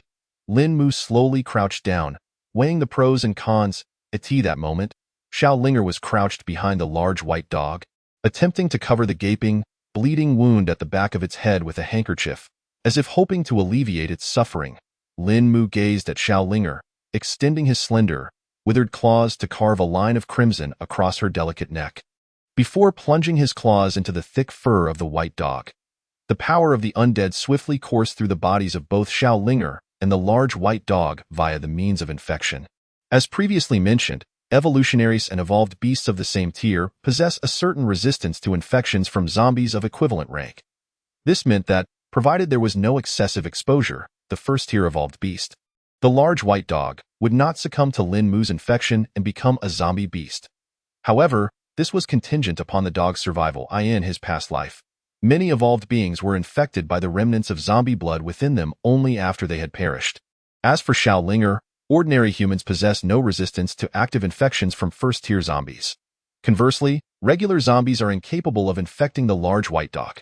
Research from the previous life suggested that this might stem from differences in energy levels. Moreover, experiments have shown that beings actively infected by high-tier zombies often exhibit greater potential for evolution after their zombification, with a small fraction developing some form of bloodline connection with the zombie. In summary, energy and the bloodline of the undead are both remarkably enigmatic phenomena. Those researchers from Lin Mu's former life often attributed any quandaries to the realms of energy and bloodlines, veering into the metaphysical. Yet, Lin Mu was neither human nor a researcher. He need not understand the intricate mechanisms of these matters, or rather, when phenomena that defy the laws of physics emerge, discussing energy and bloodlines in scientific terms becomes inherently unscientific. Some zombies, as they continue to evolve, awaken certain habits from their lives prior to infection, and even a few memories. For you and this large dog, becoming a zombie might indeed be the most favorable choice. With Lin Mu's murmured words, the process of zombification commenced. For Xiaolinger, it manifested as a once gentle and adorable little girl transforming, in mere minutes, into a zombie with cracked, decaying skin and crimson eyes. Meanwhile, for the large white dog, the power of zombification began to mend its myriad wounds, while its once pristine, snow-white fur fell away, leaving behind, a rather bald Samoyed to this point. Even if Xiaolinger had not become a zombie, she would likely not recognize the large white dog. Approximately 10 minutes later, as the wound at the back of its head healed, the now zombified large white dog shook its sparse fur and stood up. Chapter 18. Pills and Maps. To Lin Mu's surprise, the zombified large white dog did not rush towards the distant warehouse filled with blood and food, nor did it turn its gaze towards Lin Mu, drawn by the aura he exuded. Instead, it was the first to look towards the similarly zombified Xiaolinger. Xiaolinger opened her mouth and emitted a hoarse sound directed at the large white dog. Then, the zombified Xiaolinger surprisingly approached and, albeit somewhat stiffly, embraced the large white dog. The dog did not resist. Rather, it turned its head to nuzzle against her, licking her cheek with its large tongue. It is worth noting that even in zombified form, the large white dog remained a first-tier zombie beast. Typically, newly zombified creatures would not only avoid such proximity but would likely flee at the mere scent of it. Terrified of being torn apart, it seems that the bond between this large dog and the little girl was indeed extraordinary, deeply intertwined. While this scene was unexpected for Lin Mu, it was also what he had hoped to witness. In other words, the reason Lin Mu chose to transform both Xiaolinger and the large white dog into zombies was to see this very moment. Of course, let it not be misconstrued. It was not merely to witness their reunion. Seeing a reflection of himself in this little girl was indeed one of the reasons for Lin Mu's actions, but far from the primary one. The two main reasons were the unique bond between Xiaolinger and the large white dog, which presented Lin Mu with a possibility to cultivate a special type of zombie, a Beastmaster zombie. The Beastmaster zombie is a designation under the Path of Zombie Master, further subdivided based on the specific type of beast. Generally, they are collectively referred to as Beastmaster zombies. Only zombies with a unique bond to evolved beasts or other zombies have the potential to become Beastmaster zombies. In contrast to other special zombies under the Zombie Master Path that emphasize dominance and manipulation of multiple zombies, the defining characteristic of a Beastmaster zombie is its focus on a singular, refined control. From Lin Mu's previous experiences, known examples of renowned Beastmaster zombies include the Zombie Bear King of Silver City and the Angel Kyle from across the ocean in America. The zombies they controlled never exceeded a handful. Kyle, in particular, commanded only one zombie beast, which he referred to as his angel. Despite controlling just a single zombie beast, this did not diminish Kyle's formidable strength, nor did it undermine the prowess of the Beastmaster zombie type. A year into the apocalypse, the Human United Front listed the world's top zombies, with Kyle's angel holding a status nearly equivalent to that of the 3 sovereigns and 10 emperors selected within China. Both were ranked among the 100 most fearsome zombie lords globally. Many believe that Kyle's true combat prowess even surpassed that of some of the lower-ranked 10 emperors. Some even speculated that Kyle might have the chance to break into the top 50 of the global zombie rankings. In his previous life, Lin Mu, as a subject of research, had a profound understanding of these elite zombies. The deeper his insight, the more he recognized the terror of these zombie lords and the value of this ranking. It is essential to note that although referred to as the global zombie ranking, by the later stages, various hybrids, mutants, and evolved beasts, creatures posing threats to humanity, were also included in this list. It can be said that the beings on this ranking stood at the pinnacle of the world. They were the kings of this apocalyptic realm, the sole arbiters of rule. If he could cultivate this little girl into a powerful Beastmaster zombie, it might prove immensely beneficial for Lin Mu in the future. With this thought, Lin Mu felt a surge of excitement within his past life. He had never entertained notions of reaching the pinnacle of the world. His sole desire had been to see humanity's civilization endure. However, this time was different. With a shift in perspective, he began to truly appreciate the allure of this apocalypse.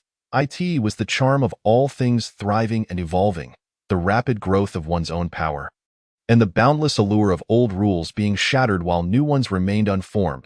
Theo encapsulated, this era brims with infinite possibilities. This is not the kind of potential that is bestowed by the constraints of old-world rules, but rather a manifestation of one's own formidable strength. In this life, Lin Mu yearned to behold the vistas from the highest peaks. Returning to the present, Lin Mu once more focused his gaze on the little girl and the large white dog. A glimmer of hope and joy evident in his eyes. I have done all that I can. The rest is now up to you. The types of special zombies can ensure a baseline for any given zombie. Yet to continue advancing in this apocalyptic world, merely having a baseline is insufficient. Take his previous life as an example. Those zombies cultivated within laboratories, boasting top-tier professions, numbered in the hundreds, yet ultimately, their strength could not even reach the toes of the zombie kings. In this wasteland, true strength lies in a comprehensive empowerment of oneself. This cannot be achieved through a single blood fruit or a singular fortuitous encounter. Lin Mu extended his hand, ruffling Xiao Linger's hair, then giving the large white dog's head a gentle scratch. Just as he was about to speak and bestow names upon them, Xiao Linger pointed to herself and then to the large white dog, her voice breaking forth. Roar, Ling, roar, big white. The sounds were fragmented and somewhat unclear, yet Lin Mu deciphered their meaning. The little girl was informing him of her own name and that of the now bald dog. Nodding slightly, Lin Mu retrieved the backpack from behind Xiao Linger, rummaging through it until he discovered a small notebook, which revealed the girl's full name. Lu Linger, in that case. I shall call you Xiao Linger. As for the large dog, well, I suppose I shall still refer to you as Big White. Casting a glance at the dog, which was now devoid of fur and far from white, Lin Mu let out a reluctant grunt. Conceding to the name Big White, for him, this was not the moment to dwell on names. As he halted his voice, Lin Mu's hands continued to search through the backpack, seemingly in anticipation of uncovering something specific. Finally, a glimmer of excitement sparked in his eyes as a peculiar item came into view. It was a bundle of brown parchment. Unfolding the parchment revealed 3 thumb-sized brown pills, resembling ancient elixirs. The reverse side of the parchment was covered in a series of hasty lines, resembling a map. It seemed that this was precisely what he had been seeking. From the moment he first laid eyes on the little girl, her backpack had unconsciously drawn Lin Mu's attention. He had taken a moment to observe it. Aside from him, the other zombies, including the shadow guards and the rock, failed to perceive any peculiarities about this backpack. Could it be attributed to his status as a first-tier zombie? While musing over this, Lin Mu returned the craft paper to Xiao Linger's backpack, continuing to ponder the few pills in his hand. The unusual allure emanated from these pills, but what exactly were they? Generally speaking, items that exert a strong attraction on zombies are unlikely to be harmful substances. After all, such impulses arise from the primal instincts. Or rather, the bloodline instincts of zombies, much like the attraction of the corpse blood fruit to them. However, Lin Mu remained uncertain about the true nature of these pills. Moreover, what was the significance of that map? Most importantly, how did these items end up in a little girl's backpack? Aside from essential supplies, a few notebooks, some water, and food, the only remaining contents of that backpack were those few pills wrapped in craft paper. From this, it could be inferred that the map and these pills were likely of great importance. Otherwise, Xiao Linger would not have squandered the precious space of her backpack to carry them. Just as Lin Mu was deep in thought, Xiao Linger stared at the pills in his hand, exclaiming in astonishment. Important. Do you remember what this is? Upon hearing her words, a flicker of delight crossed Lin Mu's crimson eyes as he turned to inquire. Xiao Linger paused for a moment before gently shaking her head. Witnessing this, Lin Mu felt a twinge of disappointment, but refrained from asking further. Perhaps once Xiao Linger recalled something later, she would recognize what it was. And besides, the fact that Dabai had evolved into a first-tier beast might also be connected to these pills. This was not a baseless conjecture on Lin Mu's part. With the apocalypse having only just commenced for 2 days, first-tier evolved beasts were exceedingly rare, let alone a domestic pet dog. If it were a group of tigers from the Jiang City Wildlife Park that had transformed into evolved beasts the day after the apocalypse, Lin Mu would harbor no doubts. Yet, the evolutionary potential of domestic dogs was indeed limited, making their transformation into evolved beasts exceedingly difficult. Well, that can be dealt with later. He would eventually unravel the mystery. After placing 2 pills back into Xiao Linger's backpack and privately keeping one for himself, Lin Mu turned to gaze at the horde of zombies still feasting within the warehouse. Xiao Linger and Dabai followed his gaze. Their eyes filled with a ravenous desire for flesh. The primary objective now was to secure a meal. Wiping away the drool that lingered at the corner of Xiao Linger's mouth, Lin Mu strode purposefully toward the warehouse with the two zombies in tow. Chapter 19. Ambush, Part 1. Half an hour later, Lin Mu, accompanied by a blood-smeared Xiao Linger, who was even burping from her feast, as well as Dabai and two shadow guards, emerged from the warehouse. As for Rock, that fellow had already reached the threshold of an ordinary zombie and was currently undergoing metamorphosis within the warehouse, transforming into a first-tier zombie. Turning his gaze back to the warehouse, Lin Mu observed Rock standing amidst a mass of severed limbs, continuously roaring. As the transformation progressed, the gaping wounds on Rock's arms rapidly healed, revealing new, pale skin beneath the decaying flesh, reminiscent of Lin Mu's own initial transformation. However, unlike Lin Mu, Rock's body visibly swelled during the metamorphosis, his already prominent muscles becoming even more imposing. Judging by the trajectory of his evolution, should he consume the corpse blood fruit later, it was highly likely he would become a Tyrant Path zombie. Not too shabby. Watching Rock's transformation nearing its conclusion, Lin Mu displayed a hint of satisfaction on his face. Just at that moment, the vibration of his phone in his pocket caught his attention. It was a notification he had set before departing, specifically to monitor updates regarding the human temporary stronghold. Instinctively opening his phone, Lin Mu's eyes brightened gradually. The post prominently occupied the top of the forum for the Xixing stronghold. The rescue team has departed, targeting the Youfa Mall. All survivors are advised to prepare. Accompanying the post were several images. They depicted a small team of about 10 individuals, dressed in more formal attire than the group Lin Mu encountered the previous night. Bloodied steel rods and fire axes were slung across their backs. On the figure resembling their leader, Lin Mu spotted a gunstock and a grenade clipped to his waist. Moreover, it seemed they had learned from the previous day's experience, as he noticed walkie-talkies on several of their chests. Clearly, these were tools for direct communication with the so-called Xixing human temporary stronghold. Within a few hundred meters, standard walkie-talkies could establish direct contact. Well, it seems a delightful snack has finally arrived. Though it appears this little treat might be a bit tough to chew. With a self-deprecating remark, Lin Mu swiftly redirected his focus to how to deal with this small team, if it were nighttime. In an environment akin to the hospital from yesterday, he could leverage shadows and his own agility to hunt this team down. However, during the day, he had to accord this fully armed team with a certain level of respect. Besides, they were also equipped with grenades. Although zombies could withstand some firearms after reaching the 4th tier, at the onset of the apocalypse, everyone was still merely 1st or 2nd tier zombies.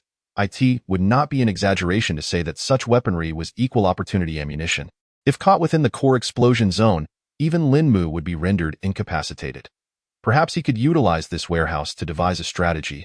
Thoughts raced through his mind, and a simple plan quickly took shape. Accompanied by a chilling smirk, Lin Mu beckoned the nearby small zombies, who were well-fed and dazed, to come over. He issued a few straightforward commands. These small zombies, having inexplicably found a damp mop, began to laboriously clean the floor, erasing the traces of blood left outside the warehouse. Meanwhile, within the warehouse, Lin Mu instructed several other small zombies, along with Rock, who had successfully completed his breakthrough and was eagerly howling, to lie in wait in the shadows. He meticulously turned off the lights and secured the warehouse door. This time, Lin Mu was prepared to deliver a tremendous surprise to the rescue team. Having completed all preparations, Lin Mu waited until the area outside the warehouse was scrubbed clean. Devoid of any signs of the previous battle, he signaled to the two shadow guards and stealthily infiltrated an abandoned clothing store adjacent to the warehouse. As for Xiao Linger and Dabai, he arranged for them to conceal themselves in a separate store across the street. The two locations formed an encirclement around the warehouse entrance, ensuring no escape route was left for the rescue team. Once the ambush was set, the entire mall fell into a profound silence. The flickering lights above, along with the small zombies that Lin Mu had intentionally stationed in the distance, pretending to wander aimlessly, seemed to indicate that the 4th floor of the mall was just as it had always been. No one would suspect that dozens of zombies lurked in the corners of the 4th floor. Nor would anyone anticipate the horrific sight that awaited them upon eagerly pushing open the warehouse door. These carefully orchestrated surprises now awaited a fateful encounter.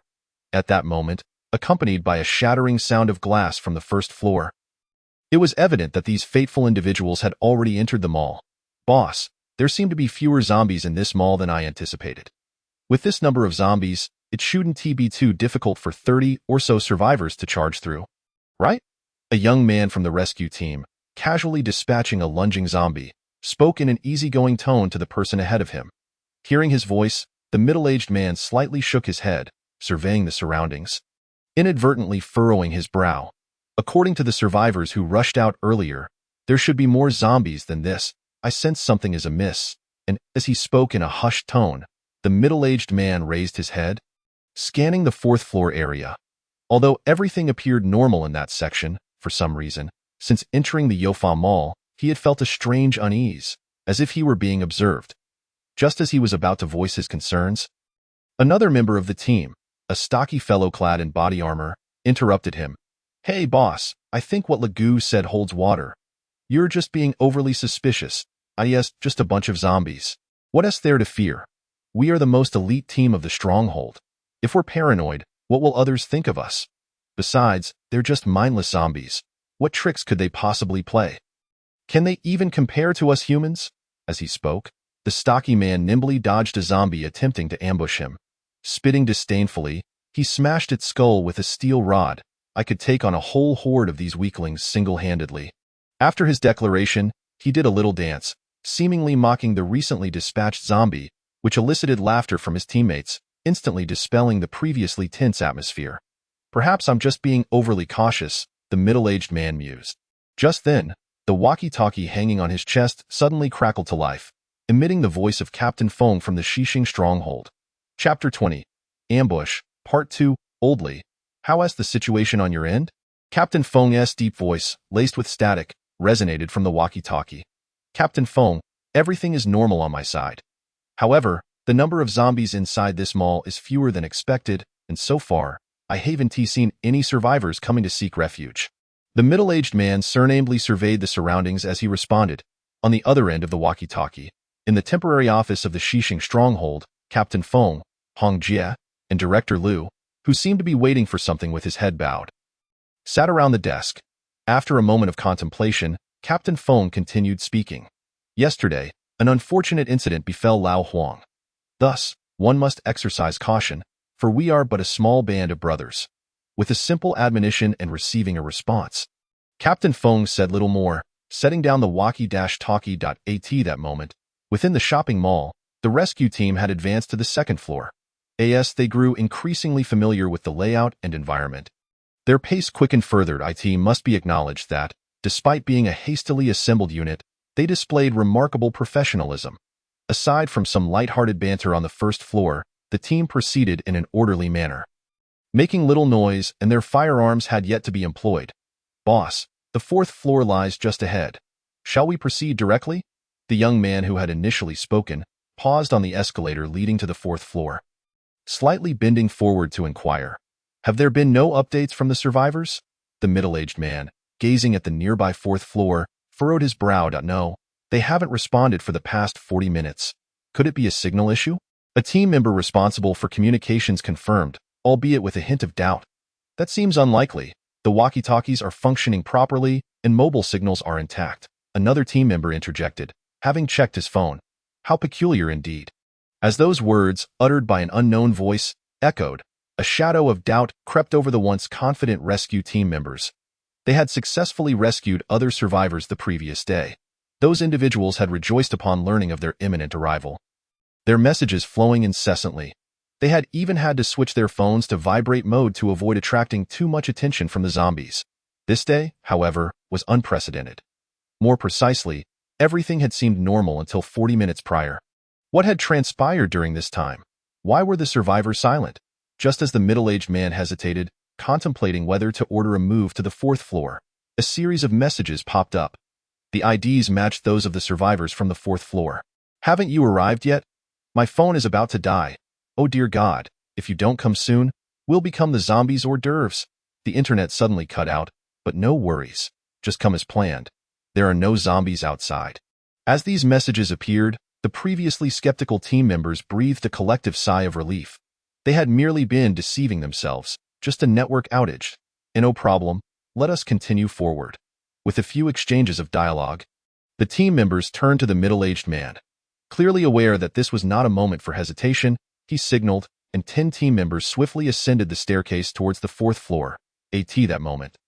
In a shop adjacent to the warehouse on the 4th floor, Lin Mu, hidden behind the counter, skillfully operated several active mobile phones, employing all his acquired skills to mimic various speaking styles, continuously sending out messages. Thankfully, he had brought usable phones along. Otherwise, he might have inadvertently revealed his ruse. While contemplating this, a message popped up in the thread. "We have reached the 4th floor. You may come out." Upon seeing this message, Lin Mu could not suppress the gulp that rose in his throat, stifling his craving for flesh, and hastily concocted a pretext to send out. "We fear there are zombies outside. Please open the door to rescue us." Upon reading this, the team member responsible for communications, who had just exited the escalator, furrowed his brow and clicked his tongue. Are these people truly that timid? At this moment, with the mission's objective nearing completion, the other team members relaxed slightly. One member could not help but jest. If they weren't so fearful, they would have rushed out of the mall long ago. Do they really need us to save them? This remark elicited knowing smiles from the surrounding teammates. Instinctively, this member stepped forward and casually pulled open the warehouse door. "All right, it's safe outside. You can." Before he could finish, the team member froze, his eyes wide with terror, as if confronted by something horrifically unfathomable, his words dying on his lips. "Xiao Hai, what's wrong?" The middle-aged man, as captain, was the first to sense something amiss and inquired. Xiao Hai opened his mouth but failed to utter a word. Merely pointing into the pitch-black warehouse, his face a mask of shock, as if plunged into an icy abyss. What on earth is happening? Seeing this scene, another teammate behind Xiao Hai grew anxious. He shoved Xiao Hai aside and forcefully kicked open the warehouse door, activating his flashlight and shining it inside. What he beheld was a sight he would never forget. Within the dark warehouse, where the beam of the flashlight illuminated, there lay pools of congealed blood, scattered pieces of flesh, and dismembered corpses, akin to a hellish slaughterhouse. The overwhelming stench of blood surged forth, engulfing the team members entirely. To be frank, none of the team members possessed weak psychological fortitude. Yet the horrifying tableau before them, reminiscent of a butcher's shop, compelled several to retch. The team member responsible for communications, along with the middle-aged man, stood frozen in place, their eyes filled with dread. Where are the survivors? Have they all perished? Yet, such thoughts lingered not for long. Almost as soon as they were lost in confusion, a blood-curdling scream erupted from the rear of the 10-member team. What is that? Is it a zombie? Instinctively, they turned to see a number of zombies, having stealthily approached from behind, attacking their teammate. Witnessing the tormented figure of their comrade being dragged away, even this elite team of rescuers began to feel a sense of panic. They were, after all, human. No human could escape the most primal emotions. Just as the middle-aged man drew his gun, preparing to fire at the approaching zombies, a putrid gust of wind howled from behind him. Realizing something was amiss, the middle-aged man instinctively turned, but it was already too late. In his final moments, this cautious captainly caught a glimpse of a scene that made his pupils constrict in sheer terror. A massive zombie, its muscles coiled and towering at least 2 meters, lunged silently at his back. Behind this creature, a horde of ordinary zombies surged forth from the warehouse's darkness. Chapter 21. The Curtain Falls. No, there were even more. Beyond the warehouse, countless zombies streamed from nearby shops, particularly a gaunt figure clad in black, exuding an aura even more formidable than that of the muscular zombie behind it. What on earth was happening? In that moment of confusion, Captain Lee recalled the strange occurrences since entering the mall, along with the distress signals that had seemingly come from nowhere. A horrifying thought seized his mind.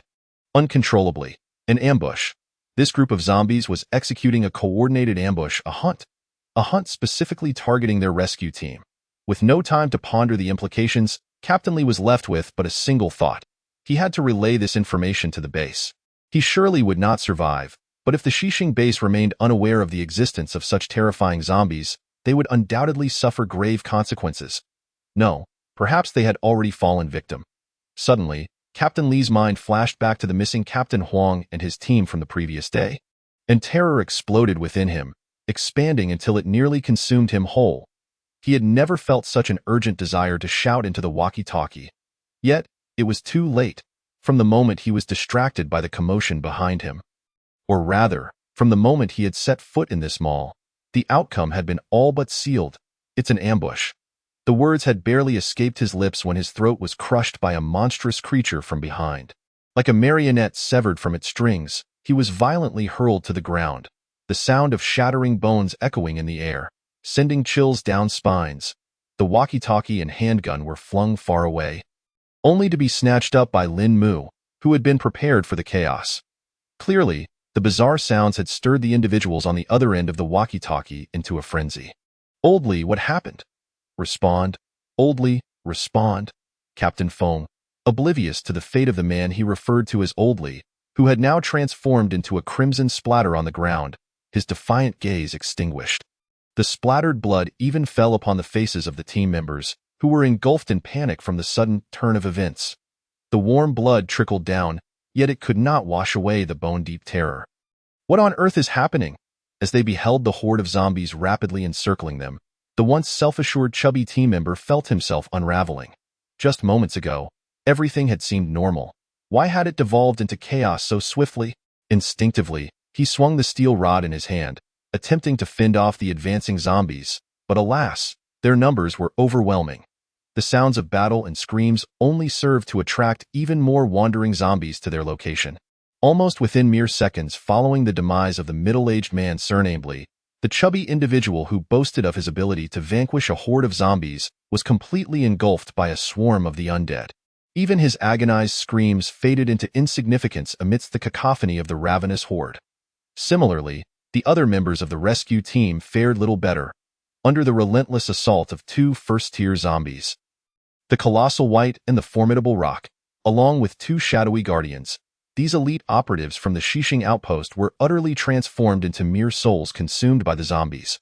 Lin Mu, clutching a walkie-talkie, quietly observed the gruesome scene unfold before him, a faint, grim smile involuntarily curling at the corners of his parched, pallid lips. What on earth is happening? Respond. A voice tinged with panic emanated from the walkie-talkie.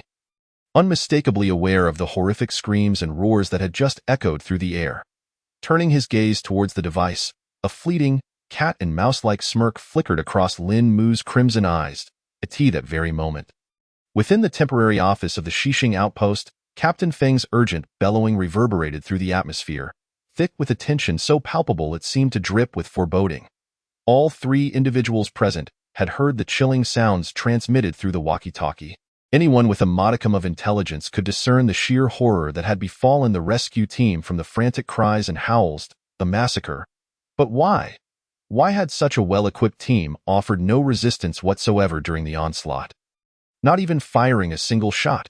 Who, or what, were their adversaries? A multitude of questions, akin to a haunting nightmare, ensnared the minds of Captain Feng and Hong Jie. Even Lu, the director, who had been bowing his head in silence, turned pale upon realizing the gravity of the situation. Visible beads of cold sweat trickled down from the folds of his fleshy cheeks, plopping heavily onto the ground. Moments later, the voice on the other end of the walkie-talkie ceased entirely. Just as Captain Feng began to tremble while attempting to switch off the device, a hoarse, grating voice, reminiscent of a worn-out bellows, cut through the static with a jarring clarity.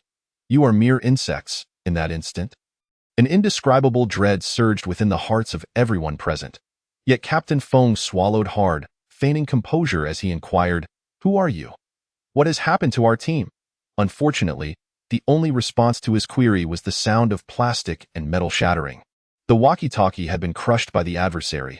Inside the office, Captain Feng, Hong Jie, and Director Lu exchanged glances, enveloped in a heavy silence.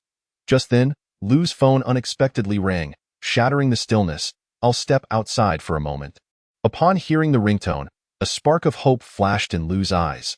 He pointed to his phone and, without a backward glance, pushed open the door to exit. In the corridor, diligent survivors were vaguely visible in the distance, some greeting Lu with enthusiasm as he passed by. However, Lu paid them no heed, swiftly confirming the caller's identity before answering the call. "How have you progressed with the matters I entrusted you?" he inquired, shaking off the lingering fear from earlier. "Director, good news. I just personally inspected that hospital. There are only a few slightly stronger zombies in the lobby, Nothing particularly alarming for us. However, I couldn't locate the handgun. I'm unsure where it fell, but no worries, Director. I believe we can take over the hospital directly. Once we secure the pharmaceuticals, the entire outpost will undoubtedly look to you for guidance. This was the voice of a subordinate who had been shadowing Director Liu the previous night. Upon hearing these words, excitement flickered in Liu's eyes, causing the flesh on his face to quiver. Yet, recalling the recent tragedy, he felt compelled to ask once more, "Are you absolutely certain?" "I cannot afford any unforeseen circumstances." Receiving the hint of interrogation in Liu's tone, the subordinate, having already departed the street community hospital and en route to the outpost, chuckled amiably, "I assure you. I've sent you the photos I took. For such a significant matter, your decision is paramount." As he spoke, he cautiously traversed the deserted street, dispatching the images captured on his phone. Unbeknownst to him, a shadow concealed in the sunlight, lurking in the corner of a nearby storefront, silently followed his every move. It was the shadowy guardian left by Lin Mu at the community hospital. From the moment this subordinate had stealthily appeared outside the hospital, every action he took, including the recent phone call, was meticulously observed and heard by the shadow. Though uncertain of the human's intentions, the shadow remembered the orders given by its master before departing that day, to remain vigilant for any suspicious activities surrounding the hospital. Chapter 22. The Evolver. Meanwhile, after ending the call, Liu was unable to contain his impatience as he eagerly opened the images sent by his subordinate, confirming that the community hospital contained merely slightly stronger zombies. His excitement began to swell. Just as his subordinate had suggested, he could not only consider retrieving the gun, but could also directly seize control of the entire community hospital. Once he held the pharmaceuticals, would the survivors in the outpost dare to defy him? Would that man surnamed Feng still harbor aspirations to usurp his authority? The thought of losing power made Liu seethe inwardly. After all, he was the true leader of this street, while Captain Feng was merely sent to assist him. Yet, with Feng's continuous efforts to rescue survivors and procure supplies, within mere days, Feng had eclipsed Liu's standing. Even the once loyal Hong Jia had shifted her allegiance to Feng. If Liu did not act soon, it seemed inevitable that the outpost would fall under Feng's dominion. However, there was merit to the earlier warning. Liu knew he must exercise greater caution. The horrific screams and roars he had heard through the walkie-talkie haunted him, causing him to shudder involuntarily. After a brief moment of hesitation, he dialed another number. His demeanor now grave and apprehensive, as the phone rang. A weary voice answered on the other end. "Hello? Who is this?" Upon recognizing the voice, Liu's face brightened, albeit with a hint of nervousness. "Greetings, Professor Wang Qinghe. I am Liu Qianfeng from the Yuaning Street. You may call me Little Lude. We spoke on the phone yesterday. Do you recall?" There was a brief silence on the line before the professor replied. "Ah, it's you. I remember. What is the purpose of your call?" Liu swallowed hard before explaining. "Professor, regarding your request for me to observe the evolution of the zombies, I have results to share. The zombies are indeed evolving. I have even discreetly captured 2 specimens, which I can send to you if you require them." Upon hearing this, Professor Wang chuckled softly. "I was already aware of this development. Nonetheless, your initiative is commendable. In light of this, allow me to share some additional information. Our shelter at the University City, along with several laboratories in Dying City and abroad, have established a classification system for zombies. It is now confirmed that these creatures are undergoing continuous evolution. With a qualitative transformation triggered by quantitative changes, we refer to those zombies that have crossed a certain threshold as first-tier zombies. These evolved zombies are notably formidable, posing a challenge for the average individual. Your outpost must exercise caution." Listening intently, Liu's pupils contracted as he mentally noted this invaluable information. "Professor, will the evolution of these zombies come to a halt?" he inquired, following up on Professor Wang's earlier statements. "Uncertain. Based on the observations gathered thus far, there appears to be no indication that this evolution is slowing down," Professor Wang replied, his tone grave. "Such information is meant to be partially disclosed to the public. It is not a problem to share it a bit earlier." Upon hearing this, Liu couldn't help but draw in a sharp breath, musing to himself, "Is this truly the end of days? Is there not a single piece of good news? By the way, what exactly were you hoping to inquire about?" Just as Liu was lost in thought, Professor Wang's voice interrupted him once more. Understanding the professor's perceptive nature, Liu knew he had not called merely to report trivial matters. He had ulterior motives. As expected, After the professor's question, Lu's voice, somewhat hesitant, emerged through the receiver. I wish to ask about the matter you mentioned yesterday, concerning the evolvers. You wish to become an evolver? Without wasting time on unnecessary dialogue, Professor Wong directly interrupted Lu's impending explanation. Realizing this was an opportunity, Lu quickly replied, "No, it's not for me. It's for one of my subordinates who harbors such aspirations." That moment, the subordinate, blissfully unaware of being thrust into a narrative of desire for evolution, was merrily making his way back to the outpost after completing his task. Before the professor could speak, Lu continued, "Furthermore, we are planning to assault a community hospital. And for safety's sake, we require some enhanced strength." Upon hearing this, Professor Wong pondered for a moment before stating, "If you had inquired yesterday, it would have been a different matter. But today we have indeed isolated some intriguing substances from the crystal marrow of first-tier zombies using chromatography and electrophoresis. However, this substance is still in the experimental phase. Are you certain you wish to proceed?" Without inquiring about what crystal marrow is or paying heed to several specialized terms, Director Lu spoke without hesitation. "Of course, you can consider it an experiment, which has greatly aided us." Professor Wong chuckled and replied, "All right, in a couple of days, once the preparation technique is refined, I will dispatch a drone to deliver some to you. Just be cautious when you utilize it. Furthermore, if you happen to encounter any particularly unique zombies, do bring them to me. We are quite intrigued by those types of zombies." Director Lu nodded eagerly, responding with a mouthful of agreement. "Certainly, Professor, I will be careful." Having said that, Professor Wong hung up the phone. Director Lu, putting away his mobile device, couldn't help but recall the chilling voice he had heard moments ago through the intercom. His intuition warned him that the sound could not possibly have originated from a human. Moreover, could a zombie capable of producing such a sound be among those that piqued Professor Wong's interest? Regardless, once the evolutionary serum arrives, his scheme would be half accomplished. Based on Professor Wong's previous descriptions of the strength of a first-tier evolutionary, he could hardly fathom any unforeseen complications arising during his operation to seize control of the street community hospital. Once he secured the hospital, he would immediately gain complete mastery over the Xixing stronghold, driving out those troublemakers. Furthermore, he could even broadcast the entire process of capturing the hospital live. At that point, witnessing his gallant display, along with the terrifying prowess of the evolutionary, would not only elevate his standing among the survivors within the Xixing stronghold, but also sway those who had been indecisive about joining the stronghold to fully commit, thereby fortifying its ranks. As he contemplated this, a smile involuntarily spread across Director Lu's face, morphing into unrestrained ecstasy in an unnoticed corner. He envisioned himself as the sovereign of a vast sanctuary, basking in the adoration of the masses. Chapter 23. Mid-first tier within the Xixing stronghold, a series of chain reactions was unfolding following the disappearance of the rescue team. Simultaneously, on the fourth floor of the Youfa shopping mall, the slaughter and feeding frenzy had come to an end. The once pristine porcelain-tiled floor was now stained with blood and littered with broken bones. Observing this scene, Lin Mu casually discarded the shattered intercom in his hand and beckoned a few subordinates nearby. Soon, a bloodied fragment of a grenade and several slightly damaged bulletproof vests appeared in his grasp. Feeling the cold touch of the grenade, Lin Mu squinted, a flicker of excitement and cold light flashing in his eyes.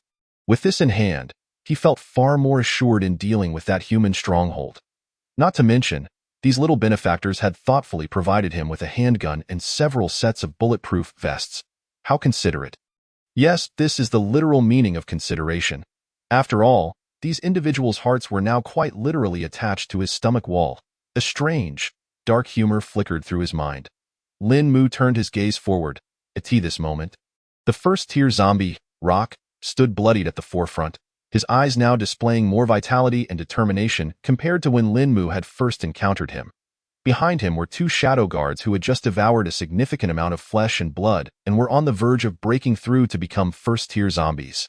Nearby stood the bald giant, Big White, with Xiao Linger riding on its back, wielding a steel rod she had pulled from who knows where. The sight of her, brandishing the steel rod while riding Big White, indeed resembled a knight from those novels, albeit a zombie version. Yet, Lin Mu couldn't help but scoff. The steel rod was nearly taller than she was. Could Xiao Linger really wield it? Or was her role merely to squawk while Big White did the slaughtering? Shaking his head with a chuckle, Lin Mu inhaled deeply, his satisfaction evident. Indeed, this is how life should be. Returning to his thoughts, Lin Mu directed the zombies to continue their search for survivors within the Youfa shopping mall. Earlier, in his haste to eliminate all survivors on the 4th floor and deal with the impending rescue team, he had not had the opportunity to scour the 2nd and 3rd floors. Based on his previous experiences on the 1st floor, there should still be some survivors on these 2 floors. He believed it would be sufficient for him to break through to mid-1st tier.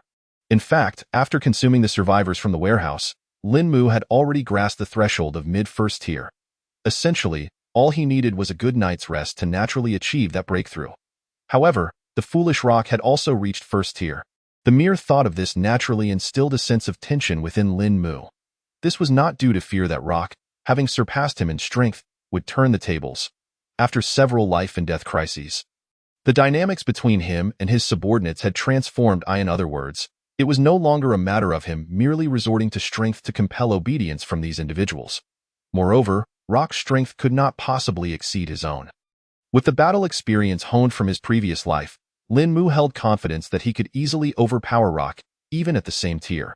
Rather, it was Rock's rise in strength that made Lin Mu acutely aware that he was not the sole entity evolving at an accelerated pace in this apocalypse. Both zombies and humans were continually advancing. This was evident from the equipment configurations of today's rescue team compared to yesterday's infiltration into the hospital. Grenades, firearms. Despite Lin Mu's seemingly effortless handling of these situations, he understood full well that these items, if triggered at the right moment, could easily cost him his life. Ultimately, it boiled down to one simple truth: he was still not strong enough. Lin Mu needed to evolve, to undergo transformation faster than other beings. Only then could he consistently emerge victorious. He could not afford to lose, not even once. In this apocalypse, failure would mean total defeat, relegating him to the role of prey for the evolved beasts. A mere resource for human evolution, it seemed he could not afford to relax. As thoughts raced through his mind, Lin Mu swallowed the still steaming flesh and blood in his mouth, feeling the sustenance gradually transform into threads of energy coursing through his body as he rose to pursue his next prey. Time slipped away amidst bloodshed and evolution. With the dusk of the 2nd day of the apocalypse arriving, Lin Mu, enveloped in a thick aura of blood, emerged slowly alongside his subordinates onto the street outside the commercial district. Upon closer inspection, the ordinary zombies trailing behind him were dragging along corpses. This was Lin Mu's preparation, rewards for the shadow guards left behind in the hospital, as well as nourishment for the growth of the blood fruit. If one were to observe closely, they would notice that Lin Mu's aura had noticeably strengthened compared to earlier. Yes, mid-1st tier. Through several hours of relentless consumption, Lin Mu, fueled by the flesh and blood of ordinary creatures, had crossed into mid-1st tier. The journey from the commercial district to the street community hospital was not long. Just over 10 minutes later, Lin Mu returned to the nest of corpses. Before he could check on the status of the blood fruit, a shadow guard left behind in the hospital rushed toward him with a low growl. Speaking of which, should he give these shadow guards names? As he pondered, the low growl of the shadow guard rang out again. Today, outside humans came. I followed. The ordinary zombie shadow guard was clumsily attempting to articulate the situation to Lin Mu regarding the humans it had seen today. Amidst the series of low growls, even with the shadow guard's limited expressive ability, Lin Mu grasped the overall context. In other words, after he went to the shopping mall, the stronghold had indeed sent someone to investigate the situation. However, what they observed was merely the facade he had set up in advance. Moreover, this little shadow guard had followed the humans and discovered the exact location of the Xixing stronghold. This thought, a glimmer of joy flickered in Lin Mu's eyes. What a delightful surprise. While speaking, Lin Mu reached out to pat the little shadow guard's head and then summoned the other 2 shadow guards. The 3 little shadow guards looked at Lin Mu with puzzled expressions. Not quite understanding his intentions, Lin Mu's blood-red eyes shifted as he observed the trio. Although they bore a striking resemblance, through 2 days of observation, he could discern subtle differences among them. The 2 shadow guards who had accompanied him today were somewhat more robust, demonstrating more seamless coordination in battle. The one left behind in the hospital, while slimmer, possessed an agile gaze, capable of swiftly comprehending many of Lin Mu's commands. This was precisely why Lin Mu had chosen to leave him behind. Given this, he might as well name them Shadow 1, Shadow 2, and Shadow 3. The two who had accompanied him outside would be named Shadow 1 and Shadow 2, while the one remaining in the hospital would be Shadow 3. Perfect. Truly, I am remarkable. Confident in his naming abilities, Lin Mu pondered for a moment before roaring at the three little shadow guards. From now on, you shall be known as Shadow 1, Shadow 2, and Shadow 3. The shadow guards, no longer the confused creatures they had been yesterday, quickly grasped that these were their new names. Shadow 1 and Shadow 2 excitedly roared at each other, eager to boast to Rock and Big White. Meanwhile, Shadow 3 wore a slightly human-like expression of confusion, as though feeling aggrieved about being the third. Observing this, Lin Mu helplessly rubbed his forehead, and then reached out to pat Shadow 3's little head. He retrieved several corpses from the side and placed them before him. Go ahead, eat. This time, Shadow 1 and Shadow 2 won't be having any. Upon hearing this, Shadow 3's earlier look of grievance vanished without a trace as he stared at the enticing flesh and blood before him. Watching Shadow 3 feast heartily, Lin Mu couldn't help but smile. Zombies were indeed easy to please. Yet, he couldn't shake the feeling of having a child to look after. Turning to glance at the moonlight outside the hospital hall, he reflected. Lin Mu instinctively stifled a yawn, then withdrew his gaze, directing it toward the pharmacy at the end of the corridor. It was time to check on the growth of the corpse blood fruit.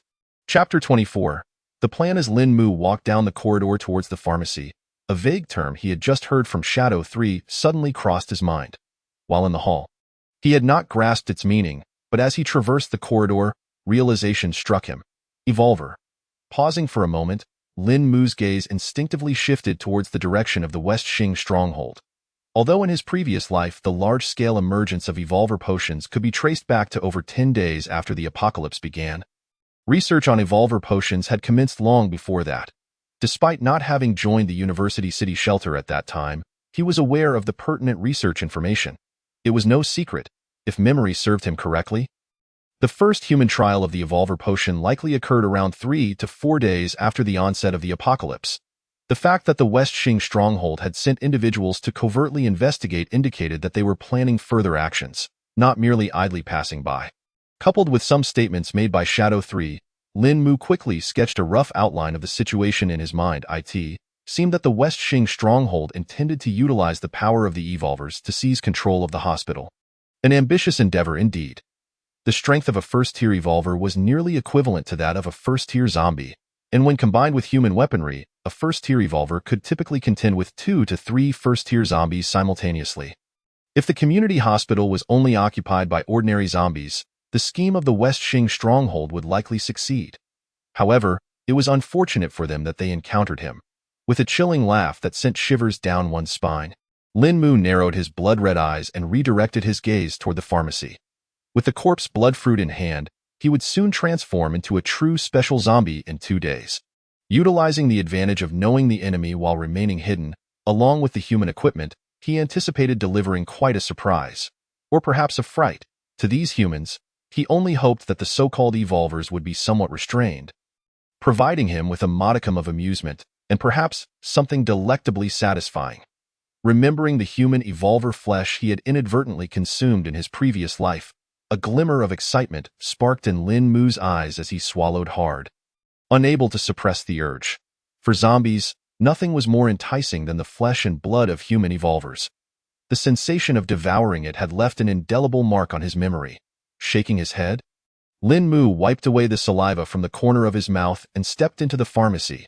This moment, the bodies he had previously brought back to the nest were piled beneath the corpse blood fruit. Save for the portions allocated to Shadow 3, he could even see the blood-red roots, resembling veins, pulsating as they sprouted new branches, reaching out to the fresh flesh, the very bottom of the corpse blood fruit. The remnants of yesterday's flesh had been entirely consumed, reduced to a heap of stark white bones. Consequently, after absorbing this energy, the corpse blood fruit had grown considerably larger than the day before. Under the force of gravity, the now larger fruit bent the supporting stems, exuding a rich aura of sanguine energy, casting a faint red glow around it. This little darling was indeed quite gluttonous. He hoped it would not disappoint him upon ripening. Reluctantly diverting his gaze, Lin Mu steadied his emotions and began contemplating his subsequent plans. For him, the most crucial task at present was to provide ample nutrients for the growth of the corpse blood fruit. With this objective in mind, he intended to utilize the 2 days of the fruit's growth to thoroughly clear the area surrounding the community hospital, eliminating hidden dangers while they were still in their infancy. Simultaneously, the surplus flesh could be supplied to his 3 shadow guards and Xiaolinger, ensuring that the 4 little ones could swiftly advance to the first tier. After all, it was already the 2nd day of the apocalypse, and as his subordinates, they needed to accelerate their evolution. As for himself, along with the dim-witted Pancher and Dubai, they would have to devise strategies to hunt down evolved creatures or other first-tier zombies. However, it was only the 2nd day of the apocalypse, and the numbers of first-tier zombies and evolved creatures were still too low for effective hunting, making it a somewhat futile endeavor if it came to devouring ordinary creatures. A thought flickered in Lin Mu's mind. Based on Shadow 3's earlier description, he estimated that the West Xing stronghold had approximately 600 individuals. Moreover, as time passed, the number of recruits joining the stronghold would undoubtedly increase. If he could ensnare all of these individuals at once, it would suffice for both himself and his subordinates to break through to the 2nd tier. However, such a matter could not be rushed. Charging in recklessly would be tantamount to courting death. He needed to proceed gradually, acting as a shadowy puppeteer, allowing that human stronghold to descend gradually into despair. Speaking of which, Lin Mu suddenly paused. Retrieving the piece of parchment from his pocket, along with the brown pill on his way back, he had studied the parchment against the backdrop of the map and had roughly deduced the method of interpreting the markings. It was precisely for this reason that he discovered a particular location marked on the parchment was not far from where he was. His gaze lingered on a marked point on the parchment, and after a brief search on his phone map, he quickly pinpointed the exact location. Sihai Community. This was an upscale residential area located east of the commercial district and near the subway station. Given its position within the commercial center and convenient transportation, the occupancy rate of this community was exceptionally high, with an estimated population exceeding 10,000 residents. It was undoubtedly a large-scale community. Interestingly, before his internship in his previous life, Lin Mu had intended to rent a place here, but after inquiring about the prices, he could only lament the inadequacy of his finances. However, now that the apocalypse had befallen, the credit currency system, based on the national government's credibility, had long since collapsed. A stack of 100 yuan bills could scarcely procure a loaf of bread or a bottle of water. Financial concerns were no longer of any consequence to him. With a hint of irony, Lin Mu swiftly designated Sihai Community as his target. Once he consumed the corpse blood fruit and transformed into a special zombie, he could venture there to explore. In doing so, he would not only locate the marked point on the map, but could also capture a zombie adept at managing zombie hordes. As his numbers grew, Lin Mu indeed required such a zombie to serve as a capable steward. After all, overseeing a group of children was manageable for a day or two, but as time wore on, it became increasingly burdensome. Furthermore, regardless of what transpired outside, Lin Mu's primary focus must remain on his own evolution. Chapter 25. Maturation of the corpse blood fruit. Under Lin Mu's meticulous planning, the community hospital's corpse nest operated with remarkable efficiency. Fresh sources of blood and flesh flowed in continuously from outside, being absorbed and consumed by the corpse blood fruit and the zombies. The area surrounding the community hospital, along with parts of the commercial district, was systematically cleared by Lin Mu's subordinates. Time sped by during this process, and before long, 2 days had elapsed.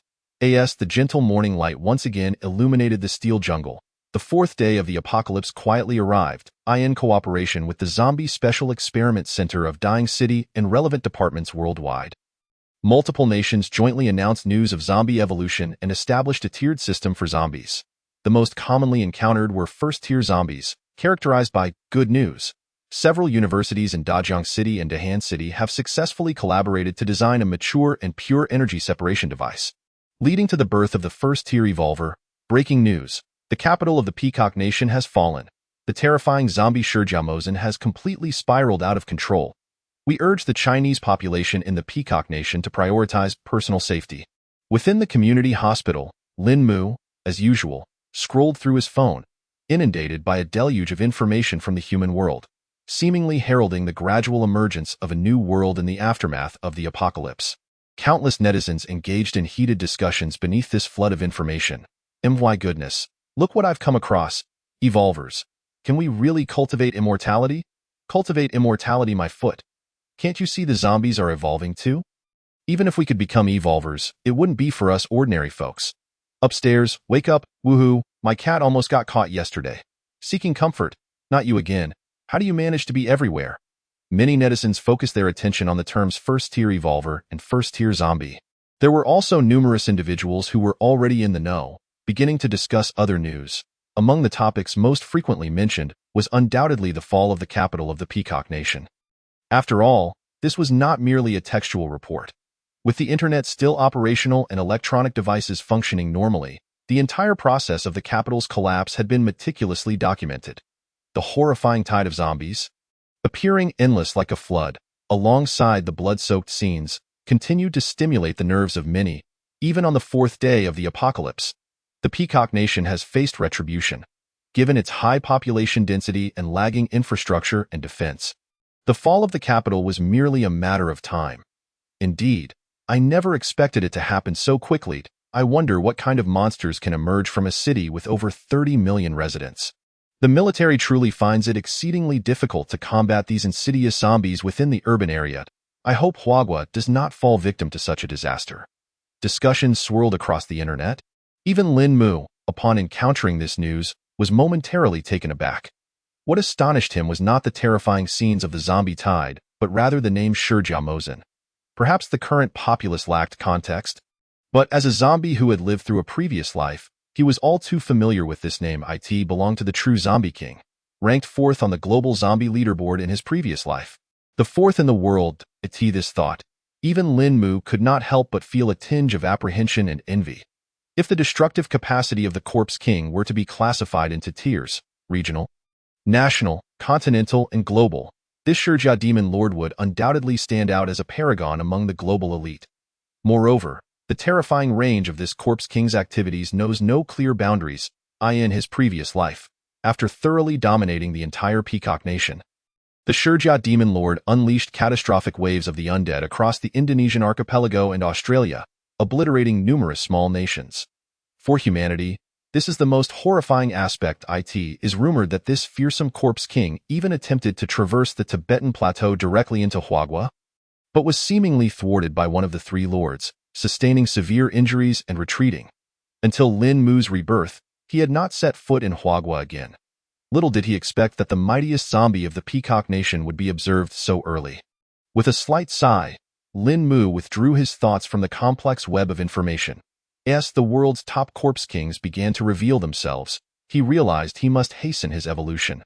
With this in mind, a smile unconsciously graced Lin Mu's lips. After 2 days of evolution, his strength had advanced from the mid-stage of the first tier to the late stage. All of his subordinates, including Xiao Linger, had also become first-tier zombies, with the likes of Panshir and Dabai breaking into the mid-stage of the first tier through continuous sweeping efforts. In the early days of the apocalypse, such a rate of evolution was already remarkably daunting. In fact, while continuing the sweep in the commercial district, Dabai even discovered a growing corpse blood fruit, a delightful surprise. However, the joy that brought a smile to Lin Mu's lips stemmed not only from the elevation of his and his subordinates' ranks or unexpected gains, but also because today marked the day of maturity for his corpse blood fruit. After days of anticipation, he was finally about to reap the rewards. An uncontrollable excitement surged within Lin Mu's heart. He stood up and let out a low growl, instructing the surrounding little zombies to heighten their vigilance. He then commanded 3 shadow guards to completely encircle the community hospital from different directions, preventing any other creatures from intruding.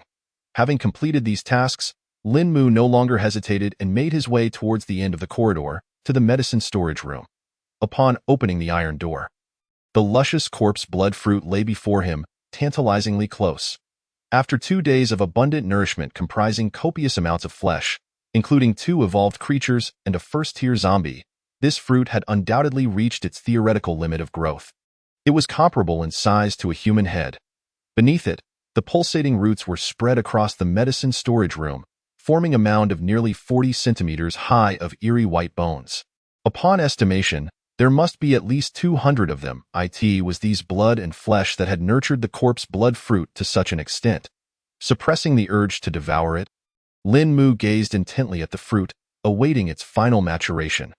The claw-like appendages that grasped and released, along with the undulating rise and fall of its body, hinted that Lin Mu's heart was far from tranquil at that moment.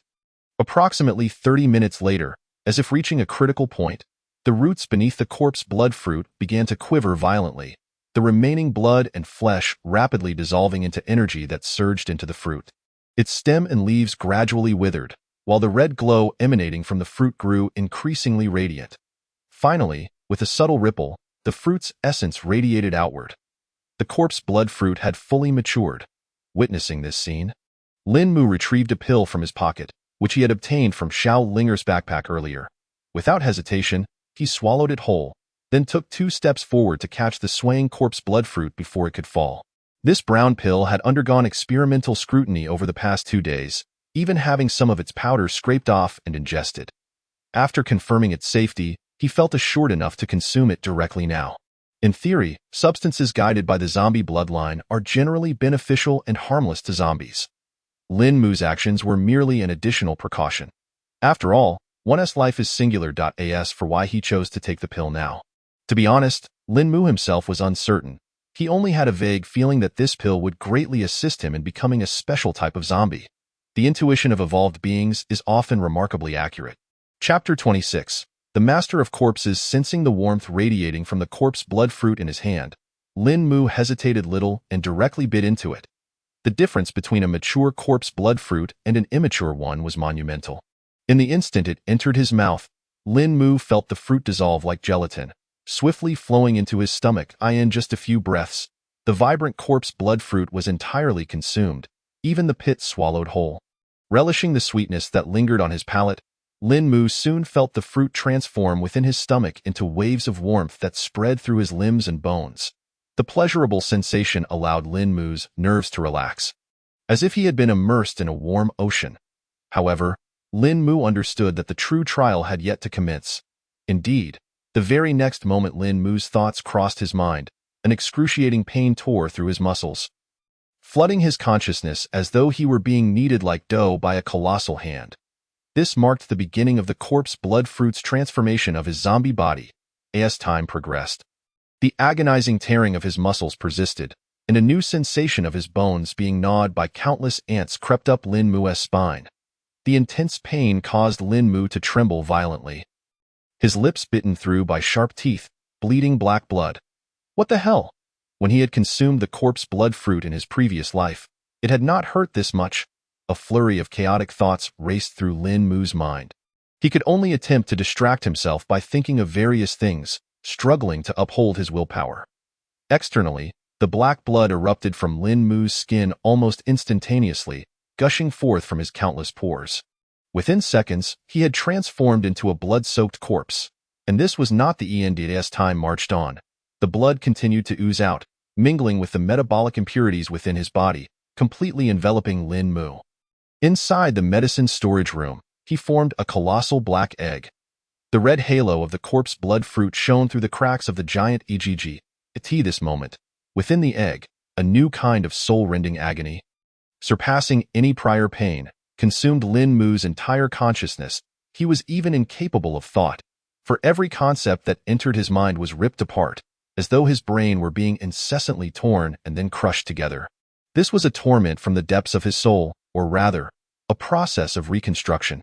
Eventually, after an indeterminate span of time, as Lin Mu teetered on the brink of losing consciousness, the endless pain that felt like an eternity finally subsided. He felt as though he had returned to that enveloping warm ocean. He had succeeded. A wave of joyous relief surged within Lin Mu's heart. He was not one to shy away from suffering. In his previous life, he had endured numerous experiments without any anesthetic, as no narcotic could affect a zombie. Thus, enduring excruciating pain had become Lin Mu's norm, honing his resilient spirit. Yet this time, Lin Mu admitted he had nearly reached the brink of collapse. The experience of having his muscles, marrow, and even soul crushed inch by inch was not something a normal being could withstand. Fortunately, he had persevered. Regaining his focus, Lin Mu noticed 3 distinct orbs of light hovering before him. Drawing from his past experiences, Lin Mu understood that these signified paths of choice. Each orb represented a pathway compatible with him. The puny light point from his previous life, no larger than a soybean and continually distancing itself from him. stood in stark contrast to the large, vibrant orbs now approaching him. How to describe this feeling? It was akin to being a penniless, powerless fool pursuing unattainable goddesses who would dismiss him with indifference, tossing him a few trivialities in the end. This time, however, the situation was entirely reversed. The orbs practically begged him to choose them, their presence overwhelming. The stark contrast elicited a smile from Lin Mu, yet did not distract him from making a calm judgment. The orb on the left was a deep purple-black, vibrant and erratic, likely representing the hunter path. Zombies of this path are exceptionally swift, with formidable attack power, making them adept at assassination and dueling. However, it was not suitable for Lin Mu, who intended to rule over a large faction. The orb on the right radiated a volatile yellow glow, continuously pulsating, clearly emblematic of the tyrant path. Lin Mu had no desire to consider this option either. After all, among his subordinates, Pancher would undoubtedly follow the tyrant path, a concern he did not have. After a moment of contemplation, Lin Mu reached out and firmly grasped the central orb, which emanated a steady aura of pressure, the master of corpses path. Even before consuming the corpse blood fruit, Lin Mu had contemplated numerous possibilities. The first path that came to his mind was the master of corpses path, as the path that birthed the most corpse kings during the latter stages of the apocalypse in his previous life. Masters of corpses might not be particularly strong in the early stages, with body strength and individual combat prowess inferior to that of hunters or tyrants.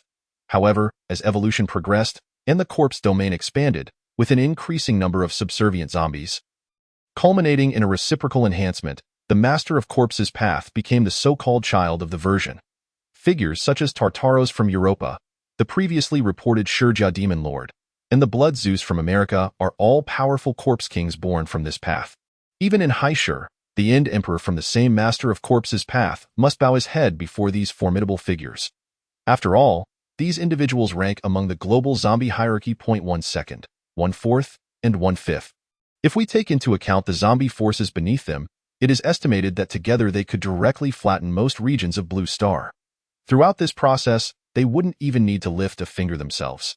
If Lin Mu remembers correctly, it seems that among the top 100 zombies on the global leaderboard, excluding the aberrations, more than 30 confirmed zombie lords have been identified. When considering those whose paths remain unconfirmed, the number could be even greater. This terrifying ratio offers a glimpse into the horror of the zombie lord pathway. In summary, the lower limit is exceedingly low, while the upper limit is remarkably high, making it suitable for experts. Once the pathways are determined, the next step is to examine the specific rank. Based on the previous performance of the light orbs, Lin Mu estimates that his rank will not be low. He simply wonders if he can attain the legendary highest ranks among the zombie lords. Retracting his thoughts, he gazes at the light orb as it transforms into a small serpent, winding its way up his arm and surging into his body. Chapter 27. Sovereign. In an instant, Lin Mu seems to feel countless star points surrounding him. These star points drag out exquisite lines, making Lin Mu feel as though he is immersed in a starry sky. He knows that each star point here represents a rank. However, there are simply too many. Observing the myriad star points that cluster around him, Lin Mu suddenly understands what some people in his previous life meant by the troubles of happiness. Surely, he cannot grasp them all at once, can he? With a playful thought in his mind, just as Lin Mu prepares to examine these star points and make his choice, a particularly bright star point in the distance suddenly veers towards him, racing like a meteor. Before Lin Mu can react, this star point penetrates his forehead and enters his spiritual entity. Upon closer inspection, one could notice that wherever this star point passed, other star points dimmed slightly, as if they were actively avoiding it. Yet, Lin Mu clearly lacks the energy to observe this, for at this moment, all the information regarding the rank represented by this star point floods into his mind as if it were innate. Sovereign. It is truly sovereign. Upon learning the name of this zombie lord rank, Lin Mu is momentarily stunned. After a brief moment of astonishment, an uncontrollable joy and excitement wells up in his eyes. I can't believe it. I am really a sovereign. He can't help but let out a rare curse, unable to contain himself. To have obtained one of the pinnacle ranks of this zombie lord pathway is simply astonishing. It is widely acknowledged that there are three most powerful ranks within the zombie lord pathway: Demon Lord, Emperor, and Sovereign. Among them, Demon Lord represents the chaotic and brutal side of the Zombie Lord pathway, with the Demon Lord Shakyamuni being the one who wields this rank. Emperor signifies mastery, representing the apex of controlling zombies within the Zombie Lord pathway. In the past, several powerful zombie kings who entered the top 100 rankings possessed this pathway. Sovereign embodies combat prowess, representing the strongest individual combat ability within the Zombie Lord pathway. It is even unnecessary to mention the Zombie Lord pathway. In Lin Mu's previous life, there were enthusiasts who ranked the single combat capabilities of all zombie pathways at different ranks, despite the considerable controversy surrounding the entire list. However, regardless of how the rankings fluctuated, the pinnacle has always been occupied by the sovereign of the Zombie Lord pathway and the transcendent of the aberrant pathway. Indeed, is it not surprising? The strongest individual special zombie does not belong to the corpse hunting pathway or the tyrant pathway, but rather the aberrant pathway and the Zombie Lord pathway. Of course, this refers to the late-stage sovereigns and the transcendent forms that have undergone secondary aberration. Nevertheless, the might of the sovereign is indisputable. Moreover, from the perspective of Lin Mu's genuine thoughts, he yearns to become a sovereign even more than to be a demon lord or emperor, as true strength lies in one's own power. Commanding a horde of zombies ultimately relies on external forces. With this thought, Lin Mu slowly exhales, attempting to calm his racing heart. Subsequently, the unique abilities belonging to the sovereign rank naturally manifest in his mind. First is the first ability, the passive ability, Control the Dead. This needs no elaboration. It is the fundamental capability of all zombies within the Zombie Lord pathway, allowing one to command zombies within a certain range. Generally, a late-stage first-rank Zombie Lord can command about 50 zombies, with a range of 30 meters centered around themselves. For a newly established human stronghold, such a number of zombies can be rather troublesome. As for Lin Mu, likely due to the unique nature of the sovereign rank, he can initially command 100 zombies, with a range extending to 60 meters. Though this may seem like a mere doubling, in the apocalypse, 100 zombies acting simultaneously can be termed a micro-zombie tide. Typically, zombie lords at the second rank may not even be able to command such a number of zombies at once. As for the second ability, it is Zombie Domain, which only higher-ranked zombie lords can master. Lin Mu's domain is called Sovereign Domain. Similarly, due to the formidable nature of the sovereign rank, this domain is even more powerful than an ordinary domain. Based on his late-stage first-rank strength, Lin Mu estimates that upon activating the domain, his combat power can be enhanced by 50 across the board. Additionally, within the domain, he can move small objects with his mind or force himself to change direction during combat. These are all very practical abilities. Furthermore, when activating the domain, in a 10-meter radius enveloped by it, Lin Mu can unconditionally control low-tier zombies and influence and suppress other creatures of the same rank. The number of low-tier zombies controlled here does not count towards the Control the Dead total. Moreover, as a core ability of higher-ranked zombie lords, the domain will continuously strengthen alongside the elevation of the zombie lord's ranks.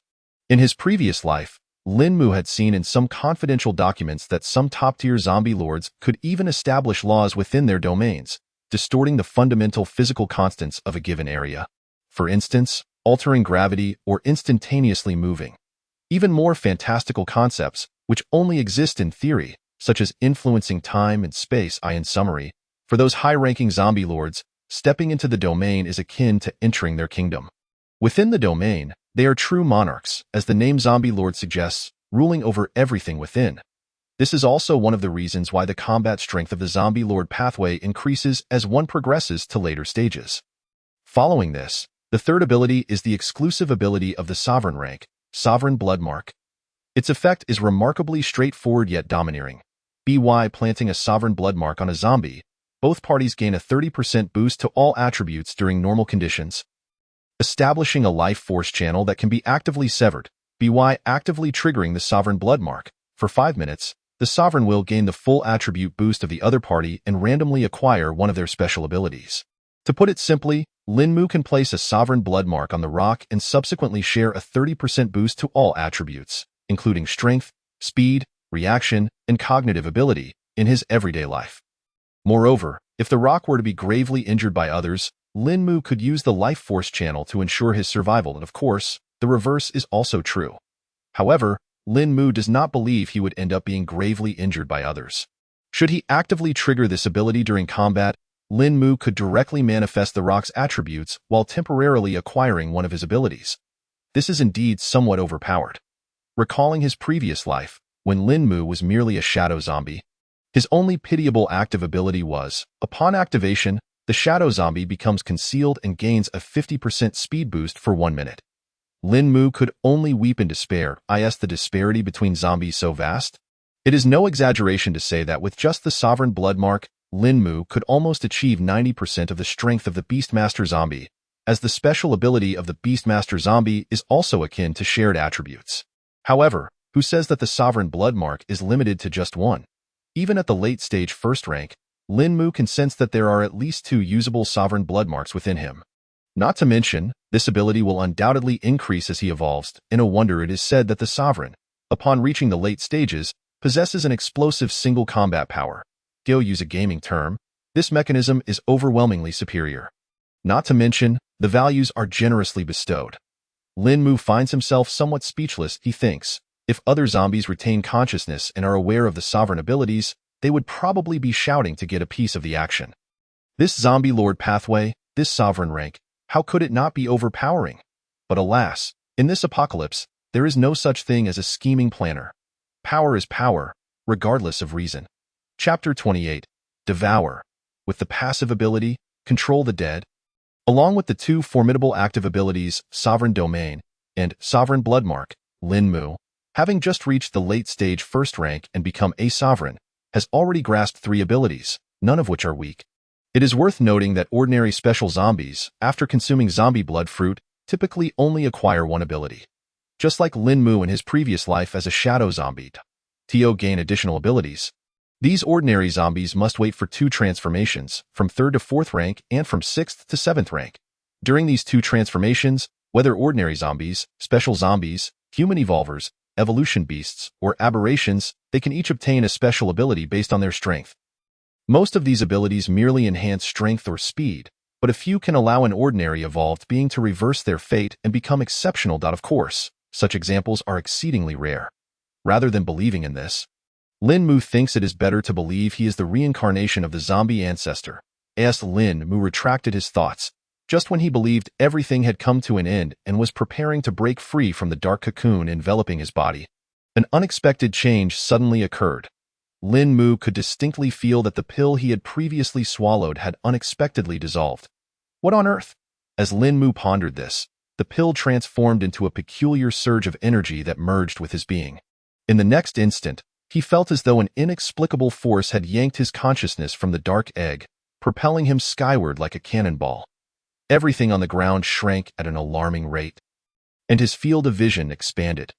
Accompanied by a series of resonant hums, Lin Mu felt layers of dense fog being swept away before him, until finally, he seemed to have traversed through something, revealing a galaxy of stars before his eyes, brilliant, breathtaking, yet deeply tranquil. Within this celestial river, Lin Mu faintly discerned a shattered silhouette. A subtle sense of loneliness and desolation inexplicably surged within him. Then, with a resounding sigh, the world before him shattered into fragments. His consciousness plummeted rapidly, returning once more to the dark egg. Before Lin Mu could contemplate further, a new ability manifested in his mind. However, upon seeing this ability, Lin Mu found himself even more perplexed. Ability: Devour. Ability description: guided by the bloodline. As if anticipating Lin Mu's confusion, this new ability even provided some descriptions. But does providing a description mean he would understand it? Lin Mu furrowed his brow, pondering briefly, concluding that he had indeed never encountered such an ability in his previous life. It wasn't that he had never seen anything similar. He was quite familiar with typical devouring abilities like Gourmand and Feast. Yet none of these abilities had descriptions as vague as this one. It was as if the creator of this ability was concealing something. Moreover, recalling the vision he had witnessed just before acquiring this ability, one would be hard-pressed not to realize that this ability harbored significant secrets. Perhaps this peculiar ability was the greatest boon he had gained from becoming the sovereign. But what did the phrase guided by the bloodline truly signify? Thoughts flickered through his mind. After a moment, Lin Mu shook his head, putting an end to his unfounded speculations. He had ample time to explore this gradually. With that, Lin Mu opened his eyes, and in the enveloping darkness, he slowly exerted strength in his limbs. Accompanied by the sound of cracking, he swiftly broke free from the dark egg. Breathing in the fresh air of the outside world, Lin Mu found himself bare, standing atop the bones in the pharmaceutical storage room. After a brief moment, his gaze fell in astonishment upon his own palm. His strength had significantly increased. Lin Mu could perceive that this transformation had not only granted him 4 abilities, but had also comprehensively enhanced his physique. It was only natural. Throughout the process of becoming a special zombie, both his body and soul had been reshaped. Now, compared to before becoming the Sovereign, his fundamental strength had doubled. Not only strength, but his other physical attributes, such as speed, had also received corresponding enhancements. A doubling of capabilities for an ordinary zombie equated to an elevation from a typical zombie to a first-tier zombie. In terms of raw power, Lin Mu estimated that his current strength could rival that of an early-stage second-tier zombie if he were to bestow the Sovereign's blood seal upon the rock and activate the corpse domain. Lin Mu felt confident he could contend with a late-stage second-tier zombie. Of course, this referred to common zombies, and the battle time should not be prolonged. It seemed that the benefits of becoming a top-tier special zombie were indeed substantial. No wonder those zombie kings in his previous life were so formidable. However, it was only fitting that such gains justified the days of waiting he had endured. A faint smile of satisfaction appeared in Lin Mu's eyes. He then approached the glass cabinet storing the pharmaceuticals, using its reflection to observe the changes in his external appearance. His height and physique had not altered, but unlike before, the decaying flesh on his face and body had entirely shed, revealing pallid, newly formed skin, with faint black veins visible beneath. If one were to overlook the cold aura emanating from Lin Mu and his blood-red, bloodthirsty eyes, his appearance bore little difference from that of an ordinary person, save for the paleness of his skin. Yet Lin Mu was acutely aware that this was merely superficial resemblance. As evolution progressed, the intrinsic gap between zombies and humans would only widen. Shortly after the apocalypse began in his previous life, humanity had entirely forsaken treating zombies as a subspecies to study alongside humans, instead categorizing them as a wholly new form of life that had never existed on Blue Star. With those thoughts in mind, Lin Mu casually donned a prepared outfit and pushed open the iron door, stepping outside. The first thing he intended to do was to ascertain the extent of his capabilities in practical combat as a special zombie. After all, theoretical enhancements on paper meant little. What truly mattered was whether he could wield that power effectively in battle. As for the targets of his combat, let it be his subordinates. At that moment outside, while clearing the commercial zone, the Rock, vigilant around the hospital, along with the 3 shadow guards and the playful Xiao Linger, suddenly shivered in unison, yet remained unaware of the impending calamity that loomed before them. Chapter 29. A small trial of power at noon, under the blazing sun. In the open space of a parking lot behind the community hospital, Lin Mu stood in the center, facing the somewhat bewildered Rock and the 3 shadow guards. Xiao Linger and the White Bear, along with other ordinary zombies, formed a circle around the parking lot, seemingly eager to witness the unfolding spectacle. Roar, "Boss, are you really making me hit you?"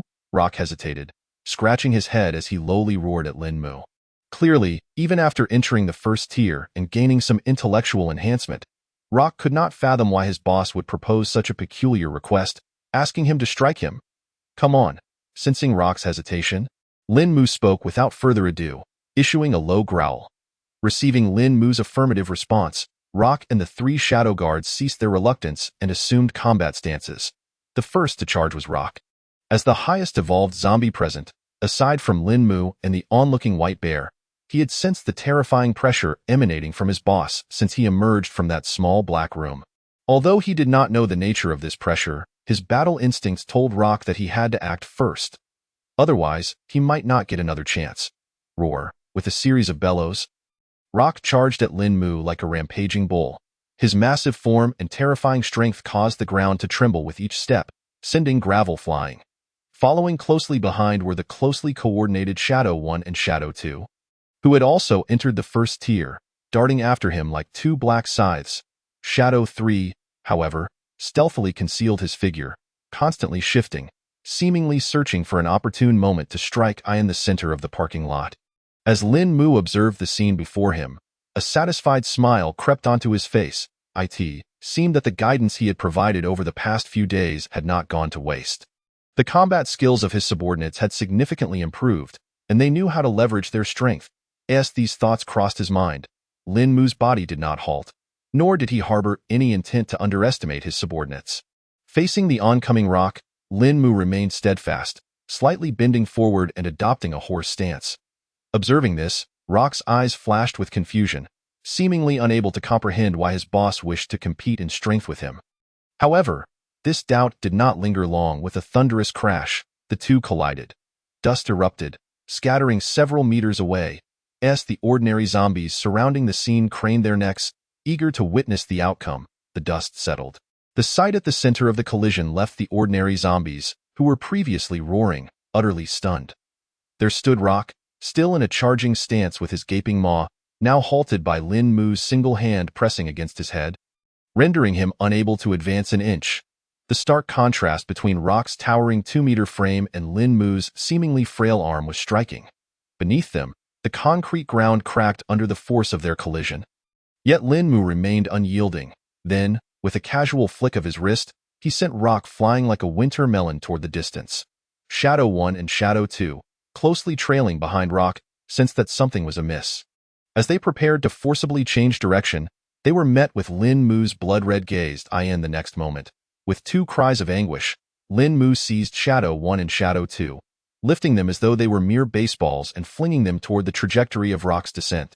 In the distance, upon witnessing this spectacle, Shadow 3's pupils constricted, and he turned to flee. However, he had barely taken 2 steps when Lin Mu reached out, clenching his hand in midair. Shadow 3's body abruptly stiffened as if held by an invisible force. This was the power of the passive ability, Corpse Manipulation. Although the manipulation of first-tier zombies using Corpse Manipulation significantly reduced the number of zombies he could control, it still allowed Lin Mu to manipulate at least 5 first-tier zombies simultaneously. This meant that with just this single passive ability, Lin Mu could effortlessly overpower Rock and the 3 Shadow Guards. This was also the reason why Lin Mu had not employed his special abilities from the outset. After all, every battle should retain an element of suspense. Approaching Shadow 3, who stood rigidly in place, Lin Mu delivered a swift blow to knock him unconscious. The power of corpse manipulation continued to surge forth. Not far away, the boulder, stealthily preparing to launch a counterattack, along with 2 Shadow Guards, remained firmly in place. Lin Mu waved his hand, and the boulder and the 2 Shadow Guards instinctively formed a line, approaching him one after the other. With 2 loud thuds, the 2 Shadow Guards each received a blow to the head and promptly fell unconscious. The boulder, however, proved to be more resilient, enduring 3 strikes before succumbing to a punch, his head tilting as he lost consciousness. Observing the swollen lump on his head, Lin Mu felt a pang of sympathy and rubbed his fingers, resolving to use his foot to kick next time. Thus, this skirmish, intended to test his own abilities, came to an end. Lin Mu gained an assessment of his combat prowess, though it was unfortunate that his subordinates did not compel him to utilize the Dominion domain. This ability would have to await another opportunity for testing. As for the Dominion Blood Seal, not a single one of the 2 seals within Lin Mu had been implanted yet.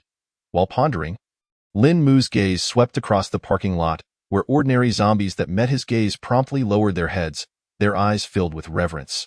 Some even instinctively bowed their bodies, emitting whimpering sounds, expressing submission and respect towards Lin Mu.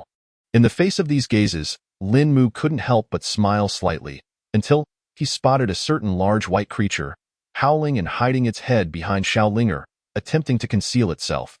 Seemingly sensing Lin Mu's gaze, the large white creature instinctively huddled its body, trying to hide itself more perfectly. Yet, this foolish dog seemed to have forgotten its own size. Its actions only caused Xiaolinger to stumble and did nothing else. In fact, it even attracted the attention of the surrounding ordinary zombies, who seemed to be questioning, "Aren't you one of us? What is this ridiculous behavior for a mid-tier first-stage zombie beast?" Faced with this scene, Lin Mu helplessly rubbed his face and approached, pulling the trembling large white creature out, leading it and his subordinates back to the community hospital. Zombie beasts possess a much stronger perception of power than ordinary zombies, particularly those of the canine variety. Shortly after Lin Mu exited the medicine storage room, the large white creature, wagging its tail, returned from outside, acutely sensing the terrifying aura emanating from him, becoming surprisingly docile. Thankfully, Lin Mu had instructed it to engage in a joint assault alongside the boulder and the 3 shadow guards. However, the large white creature was utterly unwilling, clinging to a pillar in the hospital and refusing to let go. Its gaze towards Lin Mu was filled with sorrow and fear, as if pleading, "Boss, what have I done wrong? Do you want to kill me?" In contrast to the large white creature's sensitivity to aura. The boulder and the 3 shadow guards were considerably less fortunate. Upon Lin Mu's request, they nodded in agreement without much resistance. Thus, the earlier scene unfolded. Chapter 30.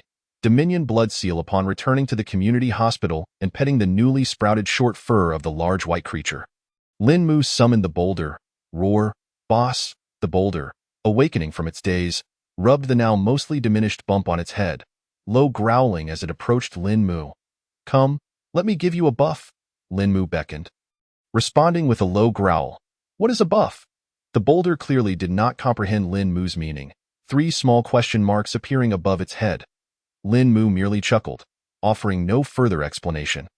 With a slight wave of his hand, a blood-red mark composed of intricate patterns flew from his forehead. Dominion Blood Seal. As the red light swirled, the blood seal emanated a faint yet palpable pressure. The previously restless boulder, upon seeing this mark, couldn't help but let out a few short whimpers, becoming somewhat anxious. This was the natural pressure produced by the high-level zombie bloodline. The Dominion tier was far too elevated for an ordinary first-stage zombie, causing them to instinctively submit to the power it radiated. Lin Mu observed this scene with a slight nod. It seemed that implanting the Dominion Blood Seal would pose no issue. However, the Dominion Blood Seal was not without its limitations. Firstly, the zombie chosen to receive the Dominion Blood Seal must consent and cannot resist. After all, the exposed Blood Seal was incredibly fragile. Any act of defiance could shatter it entirely, leading to severe consequences. Secondly, once the Blood Seal is implanted, it cannot be retracted for an extended period. This meant that Lin Mu had to be cautious when selecting targets for the Blood Seal. If the target lacked sufficient evolutionary potential to provide Lin Mu with long-term assistance, the Blood Seal could be wasted. Given these considerations, Lin Mu opted for the boulder as the first target for the Dominion Blood Seal, while reserving the other for future use. After all, the Dominion Blood Seal also possessed the ability to transmit life force. In the event of an emergency, should any of his subordinates be on the brink of death, this ability could be used to save them. As Lin Mu contemplated, the glowing Blood Seal traversed the short distance of less than a meter, merging into the boulder's mind. From Lin Mu's perspective, as the Dominion Blood Seal integrated, the boulder's entire body began to emanate a faint glow, as if a power radiated from its head, spreading throughout its form. Mere minutes later, the glow dissipated and everything returned to normal. However, a faint, intricate pattern identical to the Blood Seal appeared on the boulder's forehead. Simultaneously, Lin Mu felt a portion of the boulder's power surge within him. This power was roughly equivalent to that of an adult. Though not substantial, it represented a consistent enhancement. Moreover, the boulder had not yet evolved into a special zombie, still only a mid-tier first stage. Once it transformed into a special zombie, this enhancement would only increase. Perhaps in the future, Lin Mu could bestow Dominion Blood Seals upon zombies from various paths, such as corpse hunters, tyrants, and aberrants, comprehensively bolstering his strength and eliminating weaknesses.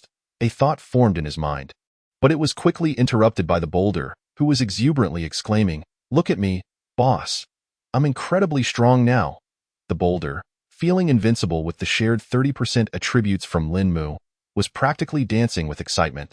The comprehensive attribute boost from Lin Mu transformed the boulder's strength, enhancing it by half, with other attributes like speed receiving even greater improvements. Yet, observing the exuberant boulder, Lin Mu couldn't help but pinch the bridge of his nose, wondering why it felt as though intelligence had not been shared alongside the attributes. Could there be an issue with the Dominion Blood Seal? As Lin Mu pondered, the boulder, noticing Lin Mu's lack of response, strutted off with reckless abandon, excitedly seeking to pester the large white creature. Over the past 2 days, while Lin Mu focused on cultivating the corpse blood fruit, the boulder had engaged in numerous skirmishes with the large white creature, often ending in defeat. Now, with its newfound strength, the large white creature was likely in for some trouble, though Lin Mu was uncertain how many of its newly sprouted fur would remain intact. With a slight wave of his hand, Lin Mu dismissed this peculiar thought and began contemplating his next plans.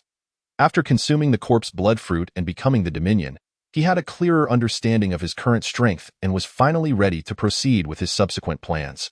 The first priority was to address the situation at the Shishing stronghold. Even though he was now a late-stage Dominion zombie, Lin Mu was acutely aware that such power could still encounter significant risks when confronting a mature human stronghold head-on. Therefore, he needed to remain hidden and accumulate strength. However, this did not imply that Lin Mu was entirely inactive. Considering the timeline, the evolution potion should have been fully developed by now, and the Shishing stronghold's assault on the community hospital would soon follow. He needed to prepare in advance. Another matter he had previously contemplated was exploring the Sihai community. As Lin Mu mulled over these thoughts, a flicker of light danced in his blood-red pupils. In his mind, he envisioned that the exploration of the Sihai community and dealing with the human stronghold could occur simultaneously. He could easily transport all valuable items from the hospital's zombie nest, leaving behind an empty shell, a trap for the humans. When they arrived at the hospital, he could execute a surprise attack, eliminating them entirely. This time spent outside would serve perfectly for investigating the Sihai community. Maximizing efficiency without wasting time. It was a flawless plan. Having confirmed his strategy in his mind, Lin Mu did not hesitate further and swiftly began making arrangements. Deep, resonant growls echoed throughout the community hospital's hall. Shadow 3 and the subordinates he had cultivated over the past 2 days remained in the hospital, observing human movements. Learning from past experiences, Lin Mu had specifically left 2 mobile phones for Shadow 3, one for communication and the other to utilize the camera and recording functions for better intelligence gathering. As for the basic operations of the phones, Lin Mu had already instructed the 3 shadow guards. With some of their pre-zombie habits retained, it was not difficult for first-stage zombies to learn simple phone operations. After organizing the zombie nest, Lin Mu assigned the boulder to guard the newly discovered corpse blood fruit located in the commercial district. In Lin Mu's words, if the corpse blood fruit is lost, you might as well forget about becoming a special zombie, and don't bother eating for the next 2 days. Under such a terrifying threat, the boulder obediently complied, trotting off with its newly recruited companions toward the commercial district. Meanwhile, the remaining shadow guards, the large white creature, Xiao Linger, and numerous zombies followed Lin Mu's lead toward the Sihai community. As Lin Mu continued to issue commands, the entire zombie nest buzzed with activity, the growls intertwining like a symphony. Approximately half an hour later, having completed all arrangements, Lin Mu, accompanied by his subordinates, continued eastward after passing through the commercial district, heading towards the Sihai community. Meanwhile, several hundred meters away, within the office of the Shishing outpost, Chapter 31, Sihai community, how dare you refuse? I care not whether you agree or not. This operation must proceed. You are well aware of our dire shortage of medical supplies. Director Lu's furious voice echoed throughout the office. He slammed his fist onto the desk, his piercing gaze fixed upon Captain Feng, who sat before him, brows furrowed in concern. Of course, 1,000 people require medicine. But as I have stated, you should not deploy 100 individuals to assault the community hospital directly. Are you not aware of our current manpower shortage? Taking away 100 personnel will render many plans for today obsolete. The risks are far too great, Captain Feng explained. Upon hearing his words, Director Lu merely scoffed disdainfully, casting a glance at the silent Hongjia by the door before continuing. If we can retrieve the medication, it will all be worth it, and my approach is to ensure absolute certainty. With that, he retrieved a stack of photographs from his pocket and tossed them onto the desk before Captain Feng. I previously dispatched someone to survey the area. The hospital harbors only a few ordinary zombies. However, if you hesitate now and delay for a few days, the situation may change drastically. After all, these zombies evolve daily. Director Lu squinted, gesturing toward the photographs on the desk, his facial flesh quivering as he spoke. Captain Feng and Hongjia both picked up the photographs, scrutinizing them for a moment. Although somewhat reluctant, they ultimately nodded in agreement with Director Lu's proposal. Observing Captain Feng and Hongjia as they turned to leave, Director Lu let out another cold snort and closed the office door firmly. These people truly cannot discern between major and minor matters. He muttered to himself. Moments later, the anger on Director Lu's face subsided, replaced by a hint of smug satisfaction. His plan was finally coming to fruition. Next, he would cultivate an evolver using the evolver serum. Accompanied by 100 strong guards, he was determined to personally seize control of that community hospital. Indeed, personally, This time, Director Liu intended to make an appearance at the community hospital, showcasing his prowess before the residents of the Xixing outpost. To ensure that the residents and surrounding survivors could witness the entirety of his conquest of the community hospital, he had even arranged for a dedicated team to handle the live broadcast. This is no trivial matter, as Director Liu himself stated. This was a scheme he had meticulously contemplated over the past few days after observing various operations at other outposts. It was a brilliant strategy to enhance the collective sense of honor among the residents and bolster the strength of the outpost. The insistence on bringing 100 people along, while ostensibly for the sake of ensuring the plan's success, was, in truth, a means of safeguarding himself. After all, despite his desire for fame and support, he remained deeply cautious about his own life. In fact, this operation marked the first time he had truly ventured beyond the confines of the Xixing outpost since the onset of the apocalypse. Suppressing a smile, Director Liu patted his slightly wrinkled clothes and exited through the side door of the office. Entering another room, in the center of this room rested a drone and a carefully packaged bottle of pale yellow serum, labeled in small print, Evolver Serum, Experimental, not far from the table. A chair held the young subordinate from that day. His gaze darted between Director Liu and the Evolver Serum, betraying a hint of nervousness. Director, do I really have to drink this? The young subordinate's voice trembled slightly. Did you not say you wanted to drink it? Do you not wish to grow stronger? Director Liu asserted confidently, handing the unwrapped serum to the young subordinate. Drink it. If there are any issues, I will take responsibility. Upon hearing this, the young subordinate hesitated no longer. He opened the bottle, pinched his nose, and downed the entire contents in one go. The pale yellow liquid flowed into his digestive system, spreading throughout his body as it was absorbed. From Director Liu's perspective, the young subordinate appeared akin to a boiler coming to life, steam emanating from every inch of him. Accompanied by pained cries, his body began to undergo a slow transformation.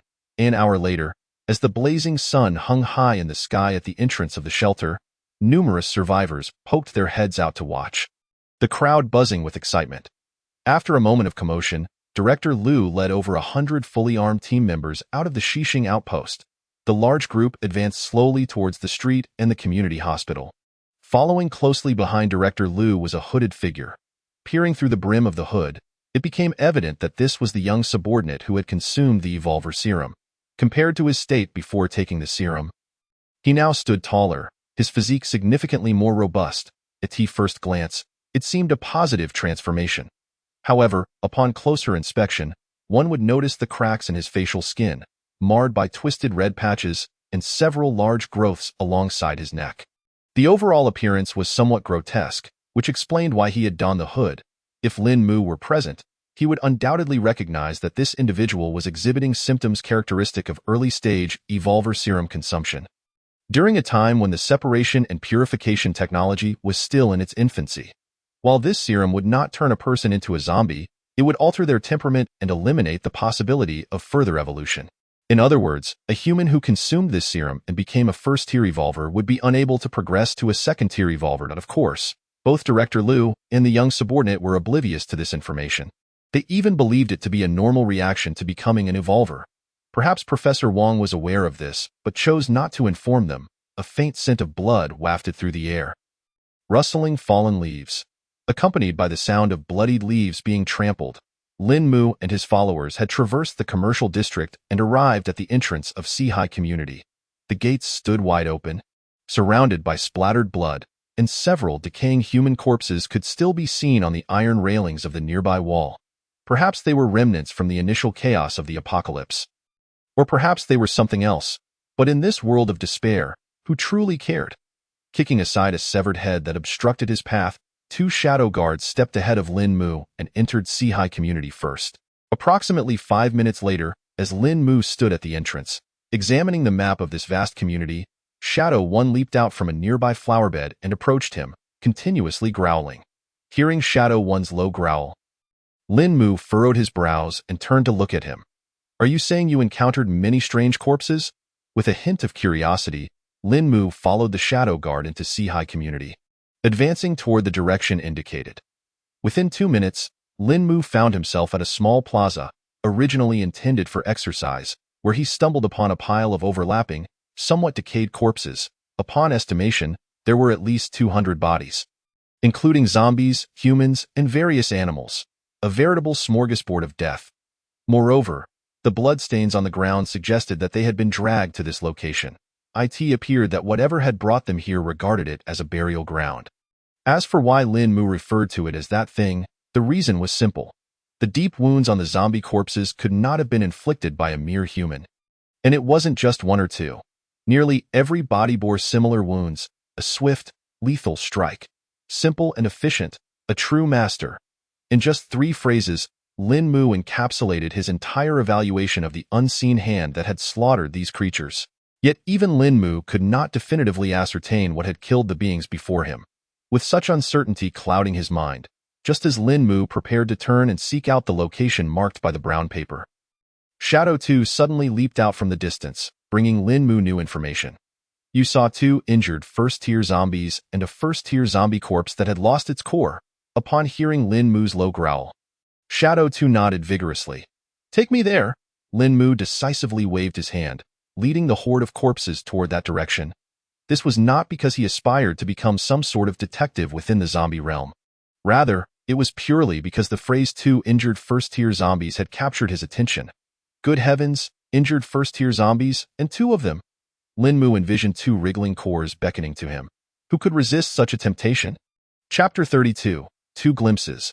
Soon, under Shadow 2's guidance, Lin Mu caught sight of the 2 first-tier zombies from a distance. The 2 zombies hobbled together, their limbs and bodies showing visible signs of injury, as if they were wary of something. Upon closer inspection, the wounds on their bodies bore a resemblance to those found on the corpses he had previously encountered. Not far from these 2 zombies, another first-tier zombie lay with its head partially crushed and several smaller zombies peering out, seemingly in fear of something. Without a moment's hesitation, Lin Mu deduced that the orchestrator of this scene must be that mysterious creature. Although he suspected that these zombies might have been intended as food for that being, Lin Mu did not hesitate to strike. Snatching food from the jaws of others was his favorite pastime. If they dared to oppose him, they could come and challenge him, at least at this stage. As the Overlord, Lin Mu felt confident that he was no weaker than any other evolved creature. Even if he could not triumph, he could at least hold his ground in just a breath's time.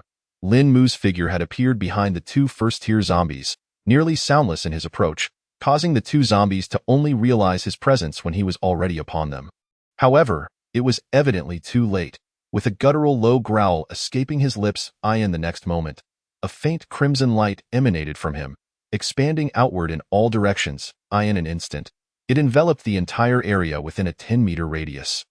Accompanied by a buzzing hum, beneath the red glow, even the falling leaves seemed to slow their descent. This was the realm of the Dominion, the domain of the dead. The movements of the 2 first-tier zombies ahead became visibly sluggish. Even turning around seemed to require immense effort. Lin Mu, however, maintained an expression of calm indifference, strolling forward as if in a leisurely garden.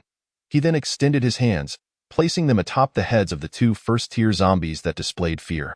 Before the 2 first-tier zombies could mount any effective resistance, Lin Mu exerted force with both hands, gripping tightly. His dark claws pierced through skull and flesh, embedding themselves within the craniums of the 2 first-tier zombies. Lifting them effortlessly, the 2 first-tier zombies thrashed wildly, seemingly desperate to escape. Their scalps, along with chunks of flesh, were torn away in the violent struggle, black blood gushing forth like a fountain, splattering across the ground in gruesome bursts. Yet, faced with Lin Mu, whose strength was already more than double theirs, and who was further enhanced by the domain of the dead, such struggles were undoubtedly futile. It would not be an exaggeration to say that. Under the influence of the domain, the gap between Lin Mu and these 2 first-tier zombies was even greater than that between a first-tier zombie and an ordinary zombie. Moreover, this was without Lin Mu actively invoking the blood mark of the Dominator. Moments later, with 2 resounding thuds, the unfortunate first-tier zombies were reduced to headless corpses, crashing heavily to the ground. Meanwhile, the crystalline essence within their brains was seized by Lin Mu, 1 clump in each hand. The power of the domain of the dead was indeed formidable. Unable to suppress a sound of admiration, Lin Mu reined in his thoughts and turned his gaze toward his approaching subordinates. A flicker of excitement flashing in his eyes. This battle, or rather, this one-sided slaughter, had provided Lin Mu with a rough understanding of his domain. He estimated that if he fully activated the domain, the energy within him could sustain it for approximately 5 minutes. This duration was comparable to the time he could actively invoke the blood mark of the Dominator. Not too long, yet sufficient to conclude a skirmish or undertake some other meaningful endeavor. Just as Lin Mu prepared to swallow the crystalline essence in his hand, an inexplicable sensation surged within him, akin to being watched. He instinctively furrowed his brow and turned his head toward a nearby apartment building, yet saw nothing amiss. After scrutinizing the building for some time and ensuring there were no anomalies, Lin Mu swallowed the crystalline essence and, accompanied by the horde of corpses, continued toward the location marked on the brown paper map. Shortly after Lin Mu departed, a figure slowly emerged atop the building he had been observing. From the silhouette, it appeared to be a zombie. Moments later, a deep, furious roar echoed, and this zombie vanished from the rooftop as if teleporting, leaving no trace to this moment. Within the green space between Building 18 and Building 19 of the Seahai community, just as Lin Mu was about to step across and reach the marked point ahead, the prickling sensation returned to him. What the hell again? Just as Lin Mu furrowed his brow anew, ready to take action, a flicker of doubt arose in his blood-red eyes. This time, the creature that was watching him did not seem to be the same as before. Perhaps it was an intuition, but Lin Mu could sense the subtle differences between the two instances of being observed. Pausing for a moment, Lin Mu abruptly turned his head to gaze into the stairwell of a certain unit in Building 18. In the shadows, he spotted a figure staring fixedly at him. It was a first-tier zombie. No, it should be said that it was a rather peculiar first-tier zombie. As Lin Mu accelerated toward it, he gradually discerned all the details of this first-tier zombie. Being well-versed in the various characteristics of zombies, Lin Mu could tell from a distance that this first-tier zombie was different. It was as if it were a marionette controlled by some unseen force. A fleeting thought crossed his mind. Lin Mu seemed to recall something and instinctively looked into the eyes of this zombie. Upon seeing its hollow, lifeless gaze, devoid of any spark, as if long withered, Lin Mu confirmed his suspicions. The aberration path known as the Corpse Manipulator had ensnared this first-tier zombie as a puppet. Typically, upon witnessing a zombie under control, one would first consider the path of the Corpse Master. However, with Lin Mu's experience, it took merely a cursory glance for him to recognize the distinction between this zombie and those manipulated by the Corpse Master path. Simply put, in most cases, the Corpse Master path only manipulates living corpses. The first-tier zombie before him was evidently controlled post-mortem. Moreover, from another perspective, as the Dominion himself, Lin Mu had not sensed any traces of other Corpse Master path zombies in the vicinity. Thus, his focus swiftly shifted to the aberration path of the Corpse Manipulator. To Lin Mu, this aberration path appeared as something of an enigma, not an enigma in the traditional sense, but rather as a path that thrived on imitation. This path seemed to relish mimicking the characteristics of other paths. Aside from those aberrant forms that resulted from grotesque physical mutations and integrations with other organisms, such as crawlers, multi-legged beasts, and lickers, most others were mere imitators. For instance, the aberrant warrior and mountain of corpses, renowned for emulating the tyrant path. And the most infamous, the Corpse Manipulator and Blood Guanine, which imitated the Corpse Master path. Although labeled as imitation, in reality, based on research from his past life, it resembled a form of convergent evolution. While both paths ultimately achieved the same result of controlling zombies, the methods and types of control differed significantly.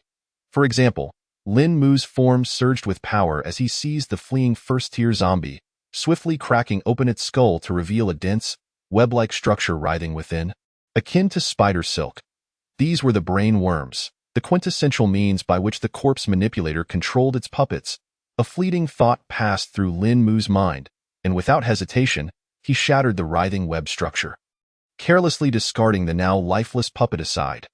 Meanwhile, in a dimly lit room on the second floor of Building 18, a gaunt zombie concealed in the shadows suddenly halted, spewing forth a jet of black blood.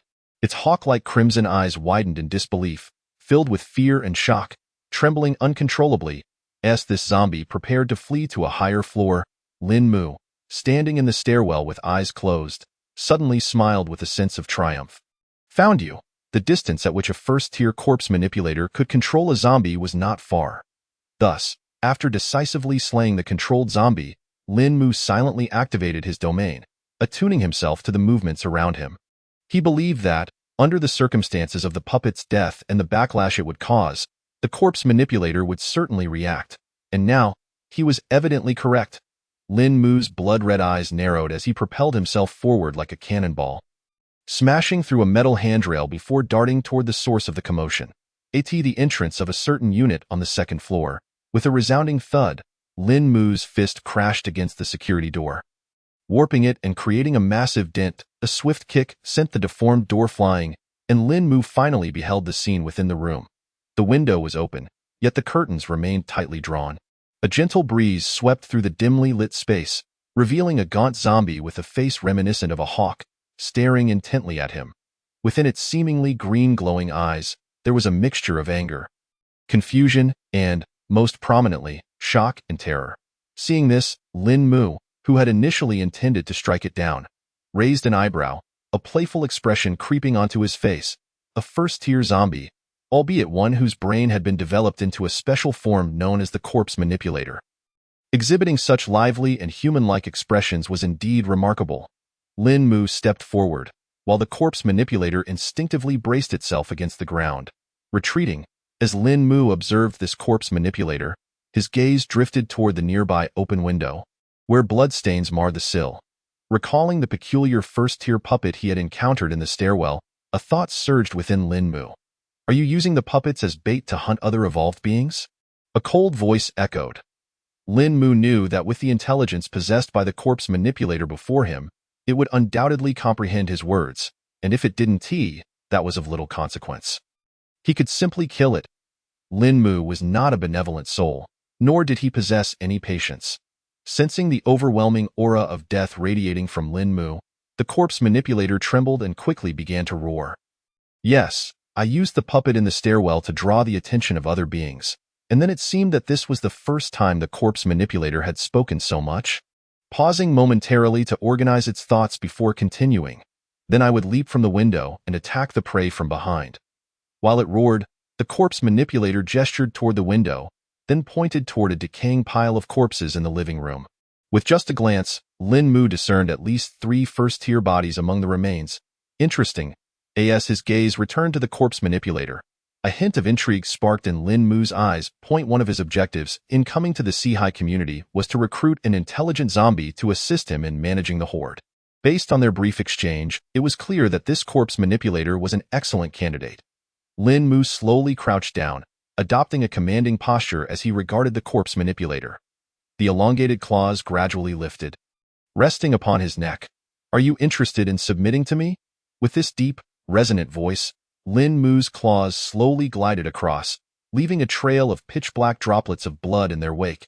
In such dire circumstances, the corpse controller dared not utter a single word of defiance.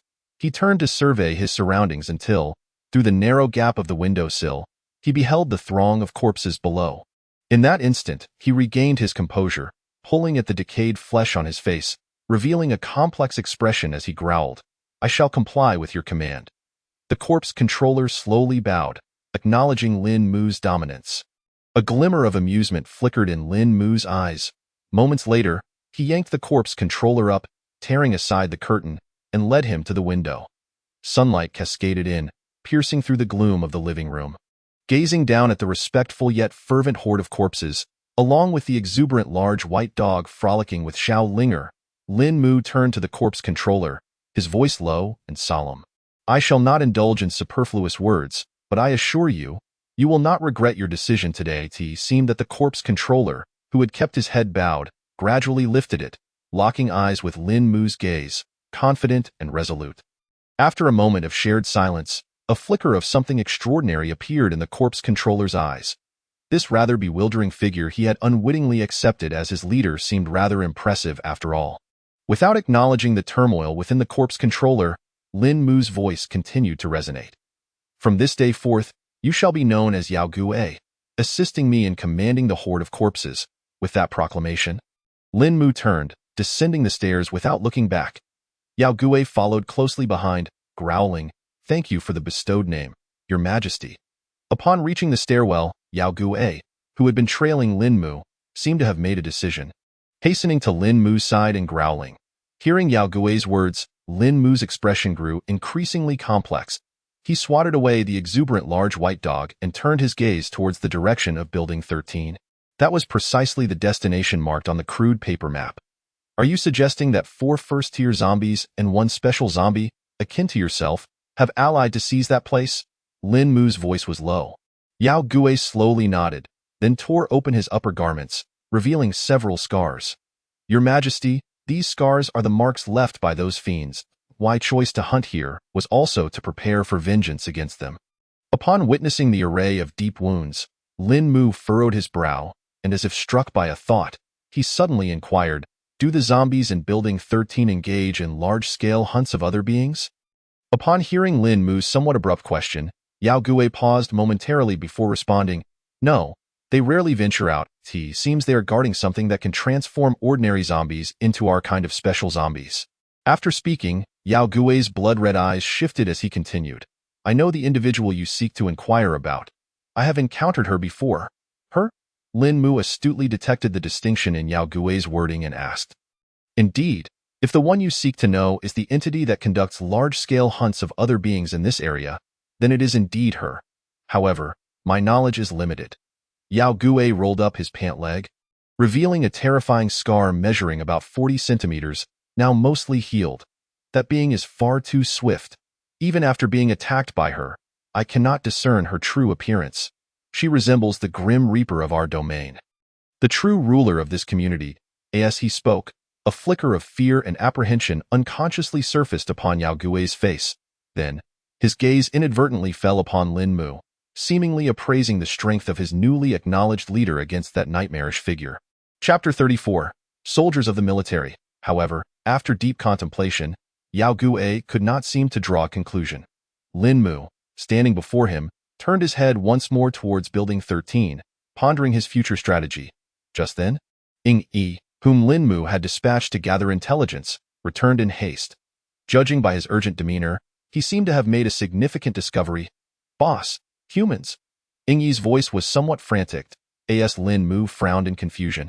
Wondering what was peculiar about humans, he took the phone from Ying San's hands and opened the slightly blurry videos he had captured. Upon witnessing the content of the video, Lin Mu momentarily froze. The images indeed depicted humans, but unlike ordinary survivors, this was a fully armed squad of soldiers. This was in stark contrast to the 2 rescue teams dispatched from the Xixing stronghold that Lin Mu had dealt with earlier.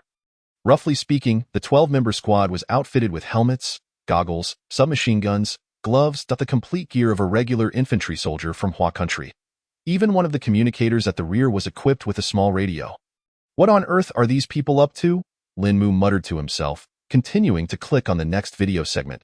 As the squad advanced, indistinct conversations began to emerge. Lin Mu's brow gradually furrowed.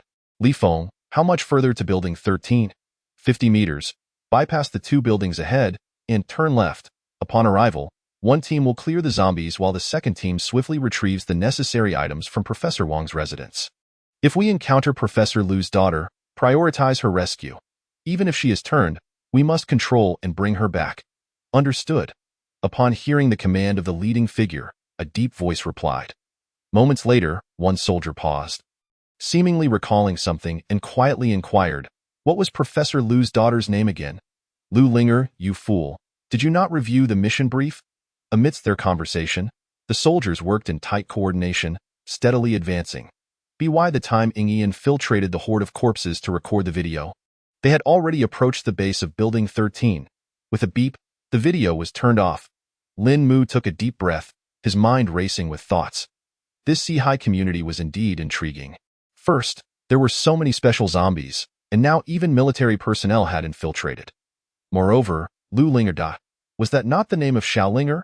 Connecting the dots with the other information the soldiers had shared, the location marked on that crude paper map likely pointed to Xiao Linger's home. Furthermore, it appeared that her family was still alive and had joined some survivor faction.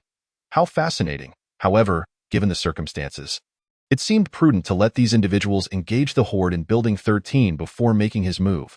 When the clam and the snipe fight, the fisherman benefits. This would present the perfect opportunity for him to catch the turtle in the pot. With that thought, a smile flickered across Lin Mu's face. At this stage, The only survivor faction capable of dispatching a squad of regular soldiers within the city of Dajiang was the first shelter. Aside from the second shelter located far from this area, this place certainly seems ominous. Reflecting on memories from his past life, Lin Mu's thoughts continued to swirl. The first shelter in Dajiang was originally a joint establishment formed shortly after the apocalypse by the government of the Bin District and the Station Military's 23rd Division 2nd Combined Brigade at the foot of Turtle Snake Mountain. Officially named the Dajiang Southern Temporary Government Human Shelter, it held absolute supremacy in both autonomy and strength among the 4 human shelters in Dajiang.as for why Lin Mu regarded it as ominous. It stemmed from the fact that this formidable shelter abruptly lost contact with the others shortly after being upgraded to a base. If memory serves, this occurred approximately a month and a half after the apocalypse began. This timing coincided with the first energy tide following the apocalypse. The so-called energy tide is akin to the revival of spiritual energy depicted in certain novels. Following the first energy tide, the global energy density surged dramatically, accelerating the evolution of living beings and even hastening the growth of plants. Some species that had never existed on Blue Star began to emerge. Under the influence of the energy tide, the terrain of many regions on Blue Star underwent significant alterations. Furthermore, according to estimations from professional teams in his past life, the surface area of Blue Star expanded by approximately 50% due to the energy tide.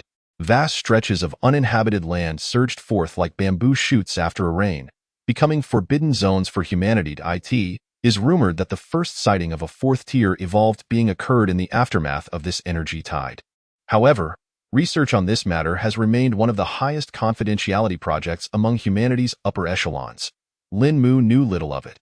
Returning to the mysterious disappearance of the first base, following the event, the other survivor bases in Dajiang reacted swiftly. Lin Mu, assigned by the University Town base, had joined several teams in an exploration mission.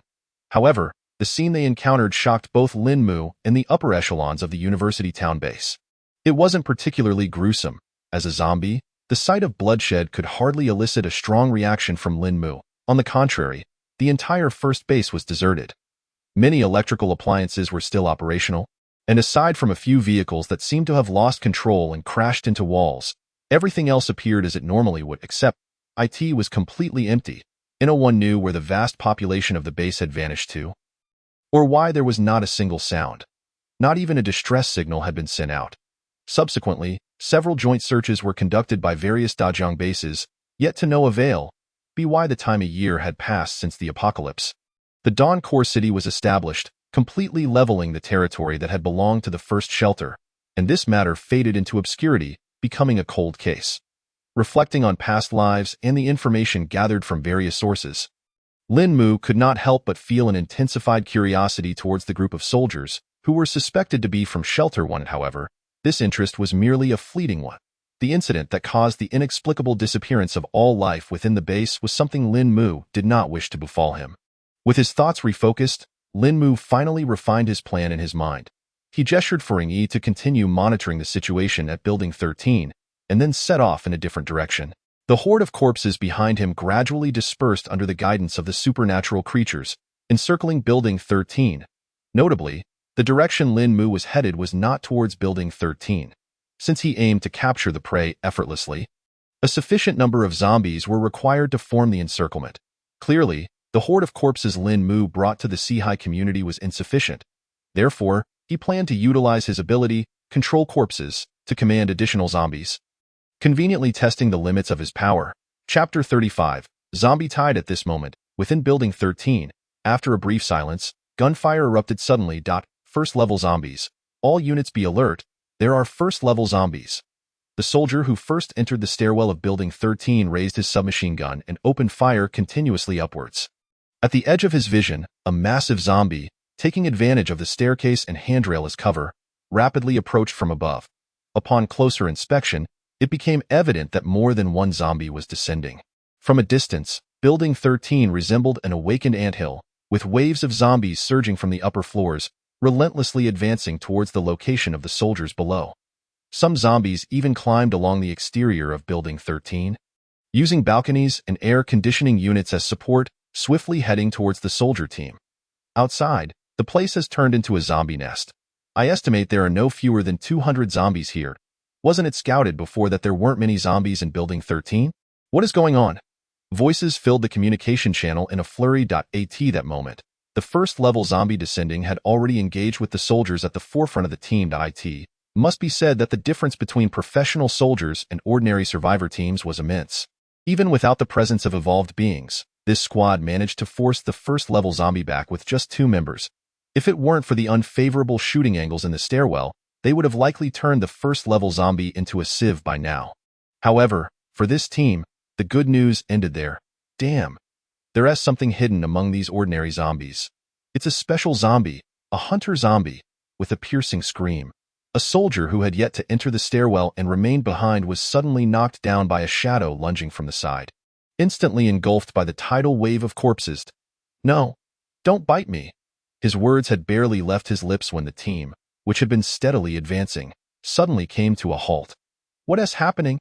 A soldier, puzzled, turned to the person beside him, only to witness a shocking sight. Is there only one first-level zombie ahead? There are clearly 4. Following his gaze, 4 pairs of crimson eyes loomed from above, staring intently at their squad. The stench of drool dripped onto the handrail beside him. The energy detection device on this soldier, meant to detect first-level zombies, was emitting a shrill warning, flashing a dangerous red light. Yet, at that moment, he no longer needed that device. Just by observing their size and aura, everyone realized that the 4 zombies above were undoubtedly first-level zombies. With their retreat blocked and 4 first-level zombies ahead, the hearts of the group plummeted. Fortunately, the first-level zombie had already lost its combat capability due to the continuous gunfire. Considering this premise, they only had to face 3 first-level zombies and some ordinary zombies crammed in the stairwell. However, that was still no easy feat. Push upward. With our weapons, a few first-level zombies are not difficult to deal with. Get into your usual training formations and break through. After a brief pause, accompanied by a roar, everyone snapped back to reality. The next moment, the sound of gunfire resounded once more through the hallway. From outside Building 13, zombies continuously fell from the exterior, transforming the hallway into a sea of corpses and blood. Black zombie blood flowed down like a stream, accompanied by the occasional thud of falling zombie bodies, sending chills down the spines of onlookers. What these individuals, including the zombies originally residing in Building 13, did not realize was that not far from the outside of Building 13, a horde of corpses controlled by Lin Mu was slowly encircling them like a wall. By the quantity, there were at least 200. Indeed, 200. Although Lin Mu could directly command only 100 zombies through control corpses, often, initiating a horde did not require controlling all the zombies. Much like a shepherd on the prairie, a corpse master only needed to control some key nodes among the zombies to guide and direct the entire horde towards the desired path. Of course, this was limited to the horde. If more intricate operations were required, such as moving objects, then the zombies had to be entirely manipulated through the control corpses ability. Moreover, as the precision and complexity of the operation increased, the number of zombies controlled by control corpses would further decrease. After all, corpse masters were not supercomputers and could not multitask. Amidst the cacophony of growls, the horde driven by Lin Mu converged with the forces previously laid out by the supernatural creatures. Forming a complete encirclement. In the nearest vicinity, the vanguard of the horde had already made contact with the zombies that had survived within Building 13. Under Lin Mu's command, these zombies had no resistance whatsoever, being torn apart and trampled into a mush by the horde. This exemplified the terror of the horde. For regular human military forces, an individual zombie, even a powerful zombie king, was relatively manageable, as their destructive capability was limited. However, the horde was different. Wherever this terrifying wave passed, no living creature could survive. Even other zombies, should they not join the horde, would be instantly shredded to pieces. This was far more terrifying than the locust plagues experienced before the zombie outbreak. This was a force capable of truly annihilating a human faction. In the 4 days since the apocalypse, the large-scale gathering of zombies had resulted in the destruction of dozens of strongholds in Huagua, including 2 shelters. As the horde drew closer to Building 13, the zombie masses in the hallway and the soldier team finally noticed the anomaly. A soldier team member, retreating to a residence home on the 5th floor, opened the window and gazed down. The densely packed zombies sent shivers down his spine. Damn, it's a horde. A mini horde heading our way. How is this possible? Don't hordes usually move towards areas dense with survivors? We are clearly a zombie nest. Why would a horde come our way? Soldiers exchanged frantic words, their voices unconsciously tinged with panic. This was an emotion they had not experienced even when confronted with 4 first-level zombies or a special zombie blocking their path. They had witnessed far too many terrifying scenes caused by hordes in recent days. The more they knew, the more they understood the dread of this phenomenon. Even earlier that day, experts at the shelter had specifically warned them to retreat immediately if they encountered a horde. But judging by the situation, retreating seemed unlikely. Do you think this abnormal horde is caused by the newly discovered corpse master zombies from Dachin City? The first soldier, suppressing the growing fear within, turned to ask, have you ever seen a corpse master zombie capable of controlling such a massive horde? Moreover, what benefit would it gain from causing such a horde? There's nothing here but zombies. Chapter 36. Heaven and Hell. As several soldiers conversed, the communications soldier, who had been carrying the radio, finally set it up properly. After connecting the power, amidst the crackling sound of electricity, a deep voice emanated from the radio. Hello, Lu Bin, can you hear me? What is the situation? The Lu Bin mentioned over the radio was the captain of this soldier team. Upon hearing the voice, Lu Bin hurriedly stepped out from the adjacent room, grabbed the intercom attached to the radio, and replied anxiously, it's dire. Professor Lu's residence happens to be a zombie nest, and after we daringly infiltrated the building, we encountered a horde. After speaking, he glanced down at the scene below. His voice shrouded in a sense of foreboding as he continued, the horde has cut off all our escape routes.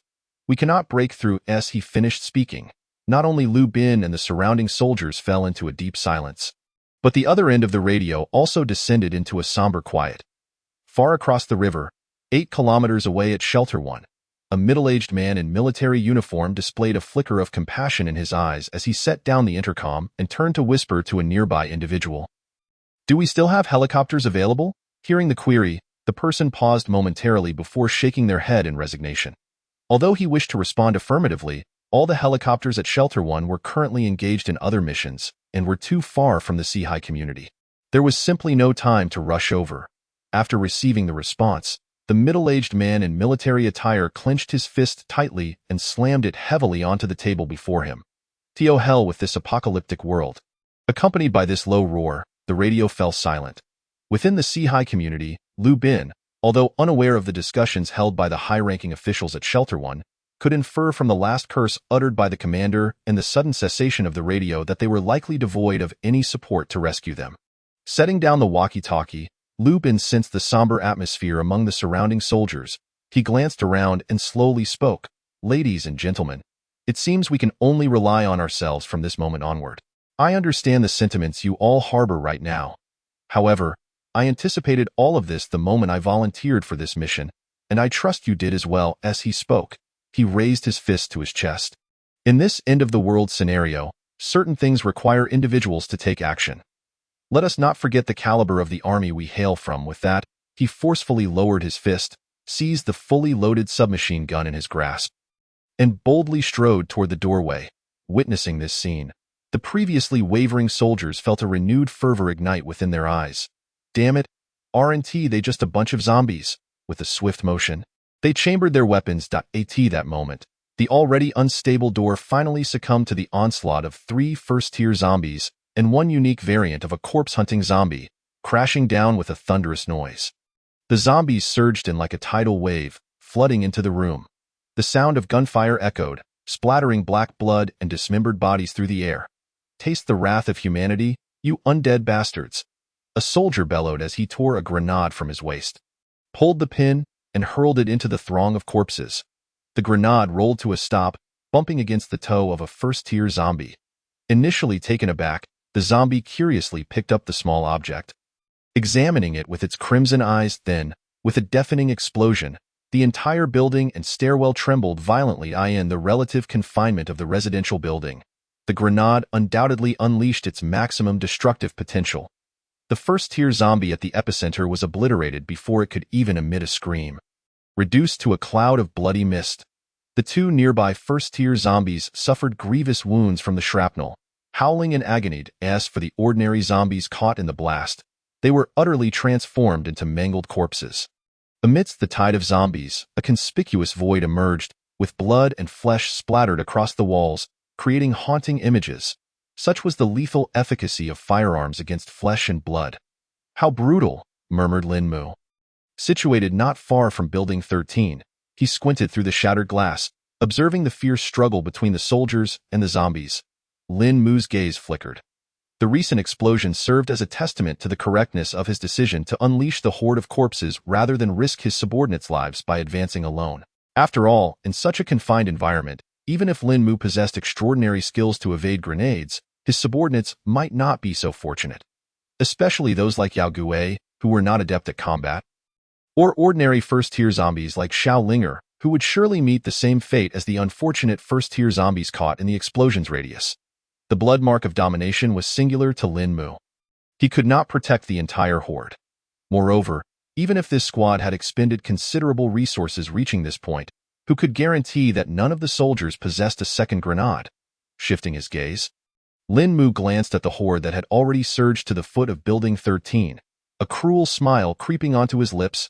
For him, regardless of the outcome of this skirmish between the squad and the zombies, nothing would change. Once the horde reached Building 13, everything obstructing Lin Mu would be torn to shreds. Thus, he observed the unfolding conflict, or rather, the farce, with a sense of detached amusement. It was regrettable for those soldiers. Had circumstances allowed, transforming them into zombies would have been a splendid choice. However, with the horde passing through, how could any intact bodies remain?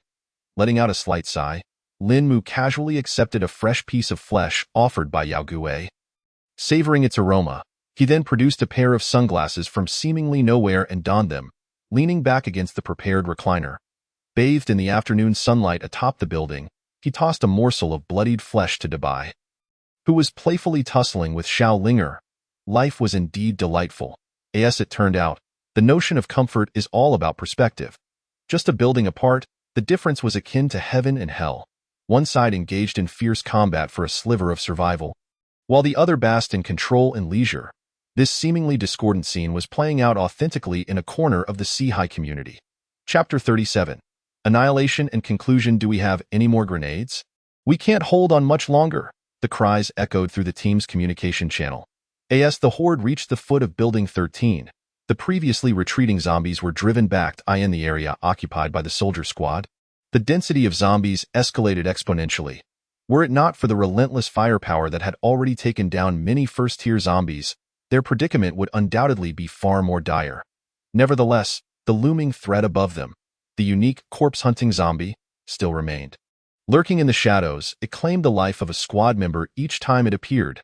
At this point, the 12-man team had dwindled to only 8, with their ammunition nearly depleted.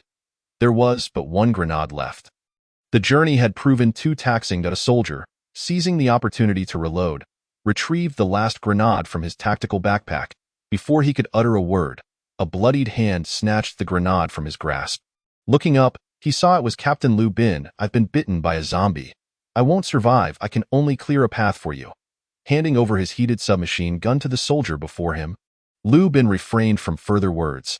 Taking a deep breath, he pulled the pin from the grenade and charged toward the encroaching horde. "Captain!" Several soldiers instantly grasped his intent. One instinctively tried to intervene, but, upon seeing the zombies about to breach their defenses, could only grit his teeth and clench his fists. Just as Lu Bin reached the doorway and toppled 2 ordinary zombies, the unique corpse-hunting zombie, which had been lying in wait in the shadows, lunged forth, its claws as sharp as blades aimed directly at Lu Bin. However, Lu Bin bore an expression of anticipation, spitting out blood as he muttered, "Damn it, I've finally waited for you, beast." With a swift motion, the claws effortlessly tore through the bulletproof vest, piercing Lu Bin's abdomen. As the corpse-hunting zombie prepared to retreat into the horde for another assault, Lu Bin grasped its leg. Though his grip was not powerful, it disrupted the zombie's momentum, causing it to crash into the wall with a thud. At that moment, the grenade's delayed fuse reached its end. "Accompany my brothers in death, you beast!" Accompanied by this final roar and a resounding explosion, both the corpse-hunting zombie and Lu Bin were engulfed in a shower of blood mist. The dense horde of zombies was momentarily cleared, revealing a vast void. The soldiers behind them, bereft of time to mourn, rushed out of the room, hastening towards the higher floors and their mission objectives. Meanwhile, atop the opposite building, Lin Mu observed the scene, silently removing his sunglasses and relinquishing his earlier demeanor of leisure as he gazed at the center of the explosion. A flicker of complexity and admiration crossed his eyes, quite impressive indeed. While he harbored a deep-seated hatred for humanity, he believed that true warriors, be they human, zombie, or evolved being, deserved a fundamental respect. Their enmity might merely stem from differing stances. After a brief pause, Lin Mu's gaze hardened once more. Cold as it was time to conclude this. Rising to his feet, he slowly raised his hand, fully activating the corpse manipulation ability. The already unstoppable horde surged forth with even greater ferocity as the horde advanced toward the higher floors. The cacophony of zombie roars resonated throughout the community. Approximately 20 minutes later, the iron gate on the roof of Building 13 was breached by the horde, marking the complete occupation of the building by Lin Mu's controlled zombies. This farcical struggle, where one party fought while the other profited, had finally reached its conclusion. 2 minutes later, Lin Mu and his subordinates swiftly descended to the foot of Building 13, where a powerful zombie nest had emerged at the designated location marked by brown paper. Attracting the attention of the human military, I must see what secrets this place conceals. Gazing up at the building, now nearly stained crimson with blood, Lin Mu murmured, before ascending the bloodied stairwell, where the remains of countless zombies lay strewn about. Notably, as they approached the building, Xiaolinger and Dai Bai became increasingly lively, as if they had returned home. Well, not quite. They had indeed returned home, as Lin Mu traversed the corridor of the 5th floor. He seemed to be captivated by something. Slightly bending down, he picked up a blood-stained badge from the ground, upon which the name Lu Bin was prominently inscribed. It was Lu Bin after all. With a contemplative sigh, Lin Mu casually tucked the badge into the pocket of his coat.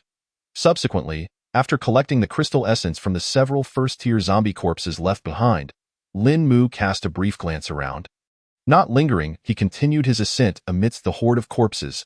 As he climbed higher, he stumbled upon the shattered remains of the soldiers who had rushed out earlier, one by one, until he reached the 14th floor. Upon encountering the last human corpse sprawled on the ground, reaching forward as though attempting to grasp something, Lin Mu halted his steps, for it was at the point indicated by the corpse's outstretched fingers. Just a few dozen steps ahead, that lay their destination, room 1404 of Unit B in Building 13. Regrettably, this squad of soldiers, after their arduous efforts, had never set foot in this place. With a slight sigh, as Lin Mu prepared to advance and forcefully open the reinforced door of room 1404, Xiaolinger beside him seemed to shiver. Instinctively, she rushed forward, habitually retrieving a key from her small backpack. Unlocking the door, Dai Bai then transformed into a whirlwind, dashing into the room with a joyful bark. Witnessing this scene, Lin Mu couldn't help but smile wryly. He shot a reproachful glance at the mischievous specter behind him before stepping inside. Judging by the decor, Xiaolinger's home bore no distinction from that of an ordinary family. In the living room, a wooden sofa was placed against the wall, with a rectangular coffee table in front. The living room and kitchen were unremarkable. Everything appeared so normal, as if the apocalypse had never transpired, not even a trace of blood. Except, Lin Mu's blood-red eyes flickered as he gazed towards a locked room at the end of the corridor. His instincts told him that something lay within that room, something beckoning him to draw nearer. With thoughts swirling in his mind, Lin Mu didn't hesitate.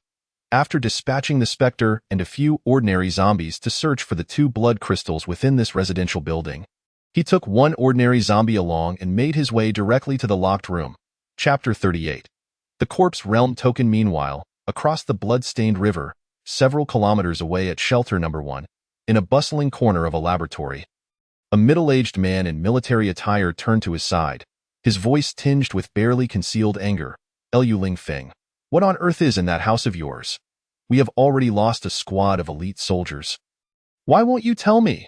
Following his line of sight, a man with dark circles under his eyes and an exhausted demeanor paused at the sound. He wiped his glasses with the corner of his lab coat and replied to the middle-aged man in military garb. Old Xing, it's not that I don't want to disclose this, but the information is classified, and I'm unable to share it. Upon hearing this, the military man became incensed, slamming his fist onto the table, causing several flasks to tremble. His rage laid bare. The higher-ups? What time do you think it is now? Are you still relying on the protocols of the old world? He continued, I am telling you. Today you must reveal what this is, as well as what your project group intends to do. Otherwise, get out of this shelter. After venting his frustration, the middle-aged man in military attire sensed that he had overreacted. With a slight sigh, his tone became subdued. At the very least, let me know why those brothers of ours died, so I can have an explanation. Corpse realm. Seemingly having reached a decision, Lu Lingfeng raised his head and uttered a single word. What? The military man furrowed his brow, attempting to comprehend the term. What I have at home is a token, a map, and some mysterious pills. We have yet to begin research on the map and the pills. However, we have tested the token. Under magnetic confinement, it can open a microspatial passage in the world on the other side. We refer to as the corpse realm. We suspect that it is the source of this apocalypse. After dismissing the irrelevant personnel around him, Lu Lingfeng spoke in a calm demeanor. The military man paused in thought, contemplating. So, what you're saying is, Lu Lingfeng nodded solemnly, our project is focused on researching how to fully open that passage. The higher-ups hope to tackle the root of the zombie crisis and bring this apocalypse to an end. The military man nodded in understanding but hesitated before asking, Professor Lu, you are scientists. But forgive my bluntness, don't you think it is rather rash to consider an enigmatic spatial passage as a panacea for all problems? Lu Lingfeng did not refute his words, pausing for a moment before responding. In this apocalypse, some things simply need to be done, even if the hope is faint. It is still better than waiting to die on our knees. Moreover, to my knowledge, there are no fewer than 100 such plans initiated within the borders of Huagua. As he spoke, he locked eyes with the military man, his gaze intense. This is not merely your concern or mine. It is humanity's own salvation. Humanity must find a way out in this apocalypse. The military man felt somewhat uneasy under Lu Lingfeng's penetrating gaze and nodded, saying, I understand. I will continue to send out teams to retrieve the token from the Sihai community, along with the map and the pills. However, Lu Lingfeng waved his hand, his voice suddenly somber. There's no need. The token can be found elsewhere, and I'll inform you when the time comes. As for the map and the pills, when the apocalypse first began. Before you arrived, we managed to break through a horde of zombies, and my big dog took Xiaolinger with it to escape, bringing those items along. They cannot fall into the hands of zombies. His voice grew increasingly grave. I didn't expect your team to arrive so swiftly. Had I known, I would have kept Xiaolinger by my side. I wonder if she is safe now. His words hung in the air. Silence enveloped the laboratory. At this moment, within room 1404 of the Sihai community, woof, woof, ha ha, Dabai frolicked around Xiaolinger, playing in the living room. Its fur occasionally swept small objects off the coffee table.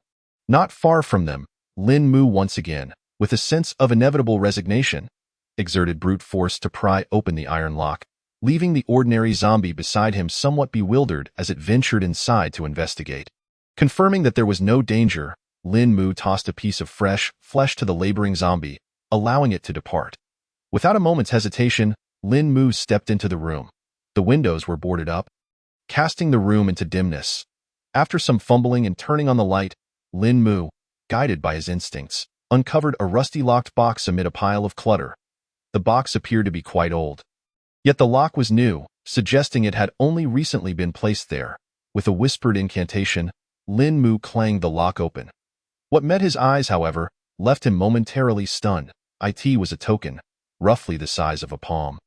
Entirely blood-black in hue, its material indiscernible, intricate patterns twisted together, forming unfamiliar characters that enveloped it. The corpse realm token.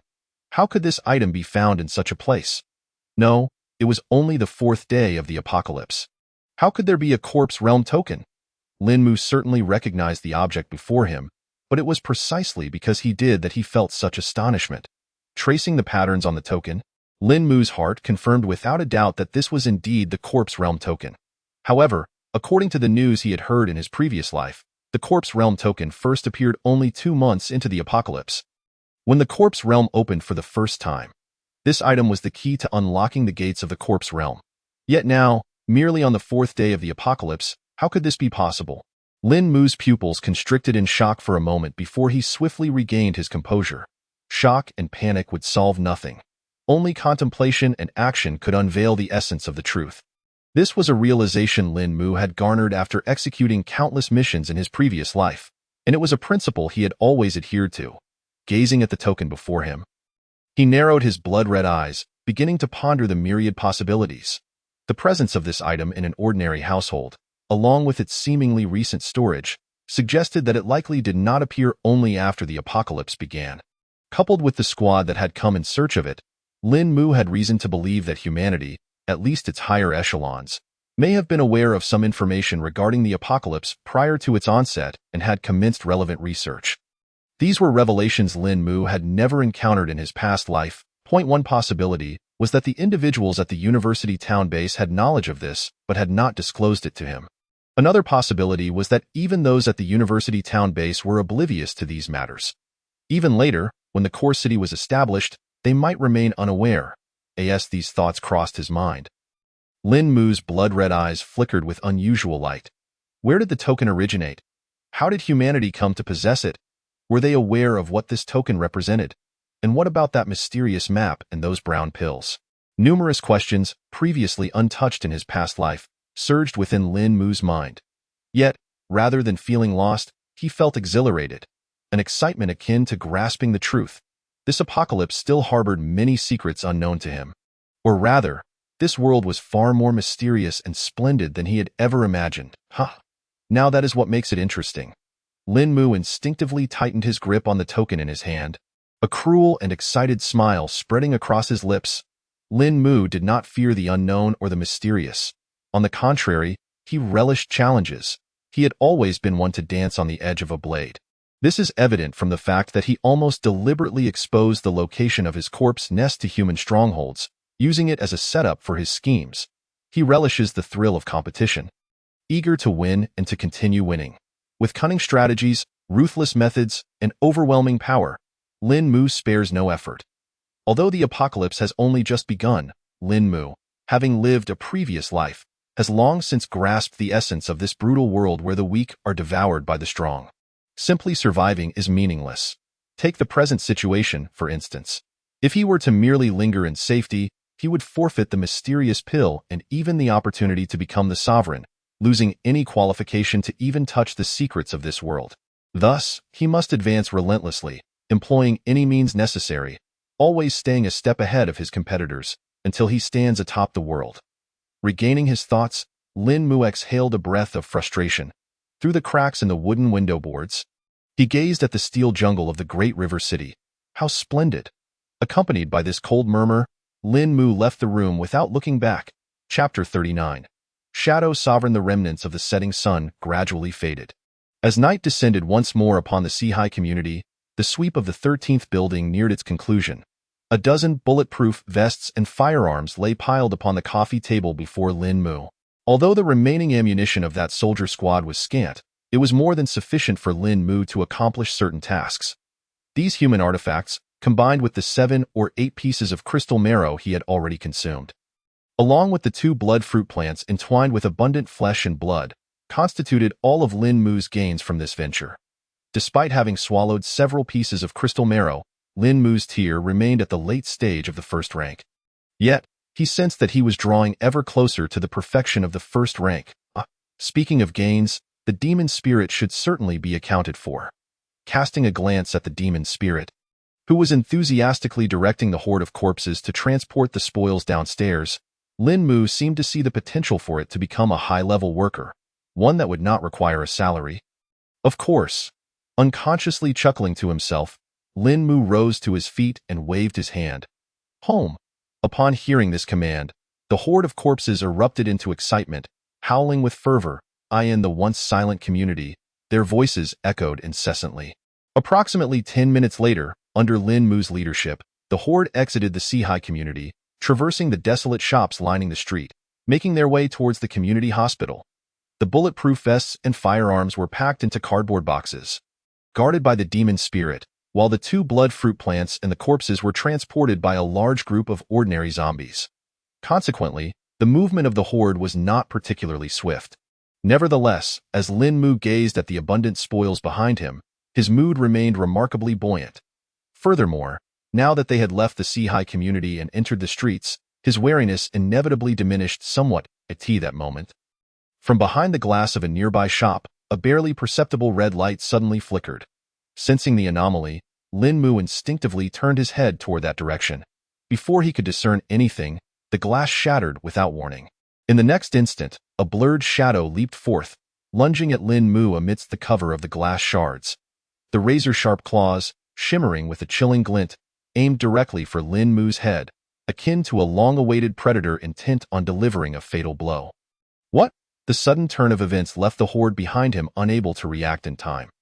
Even Lin Mu himself could only instinctively unleash his corpse domain, exerting all his strength to wrench his head aside.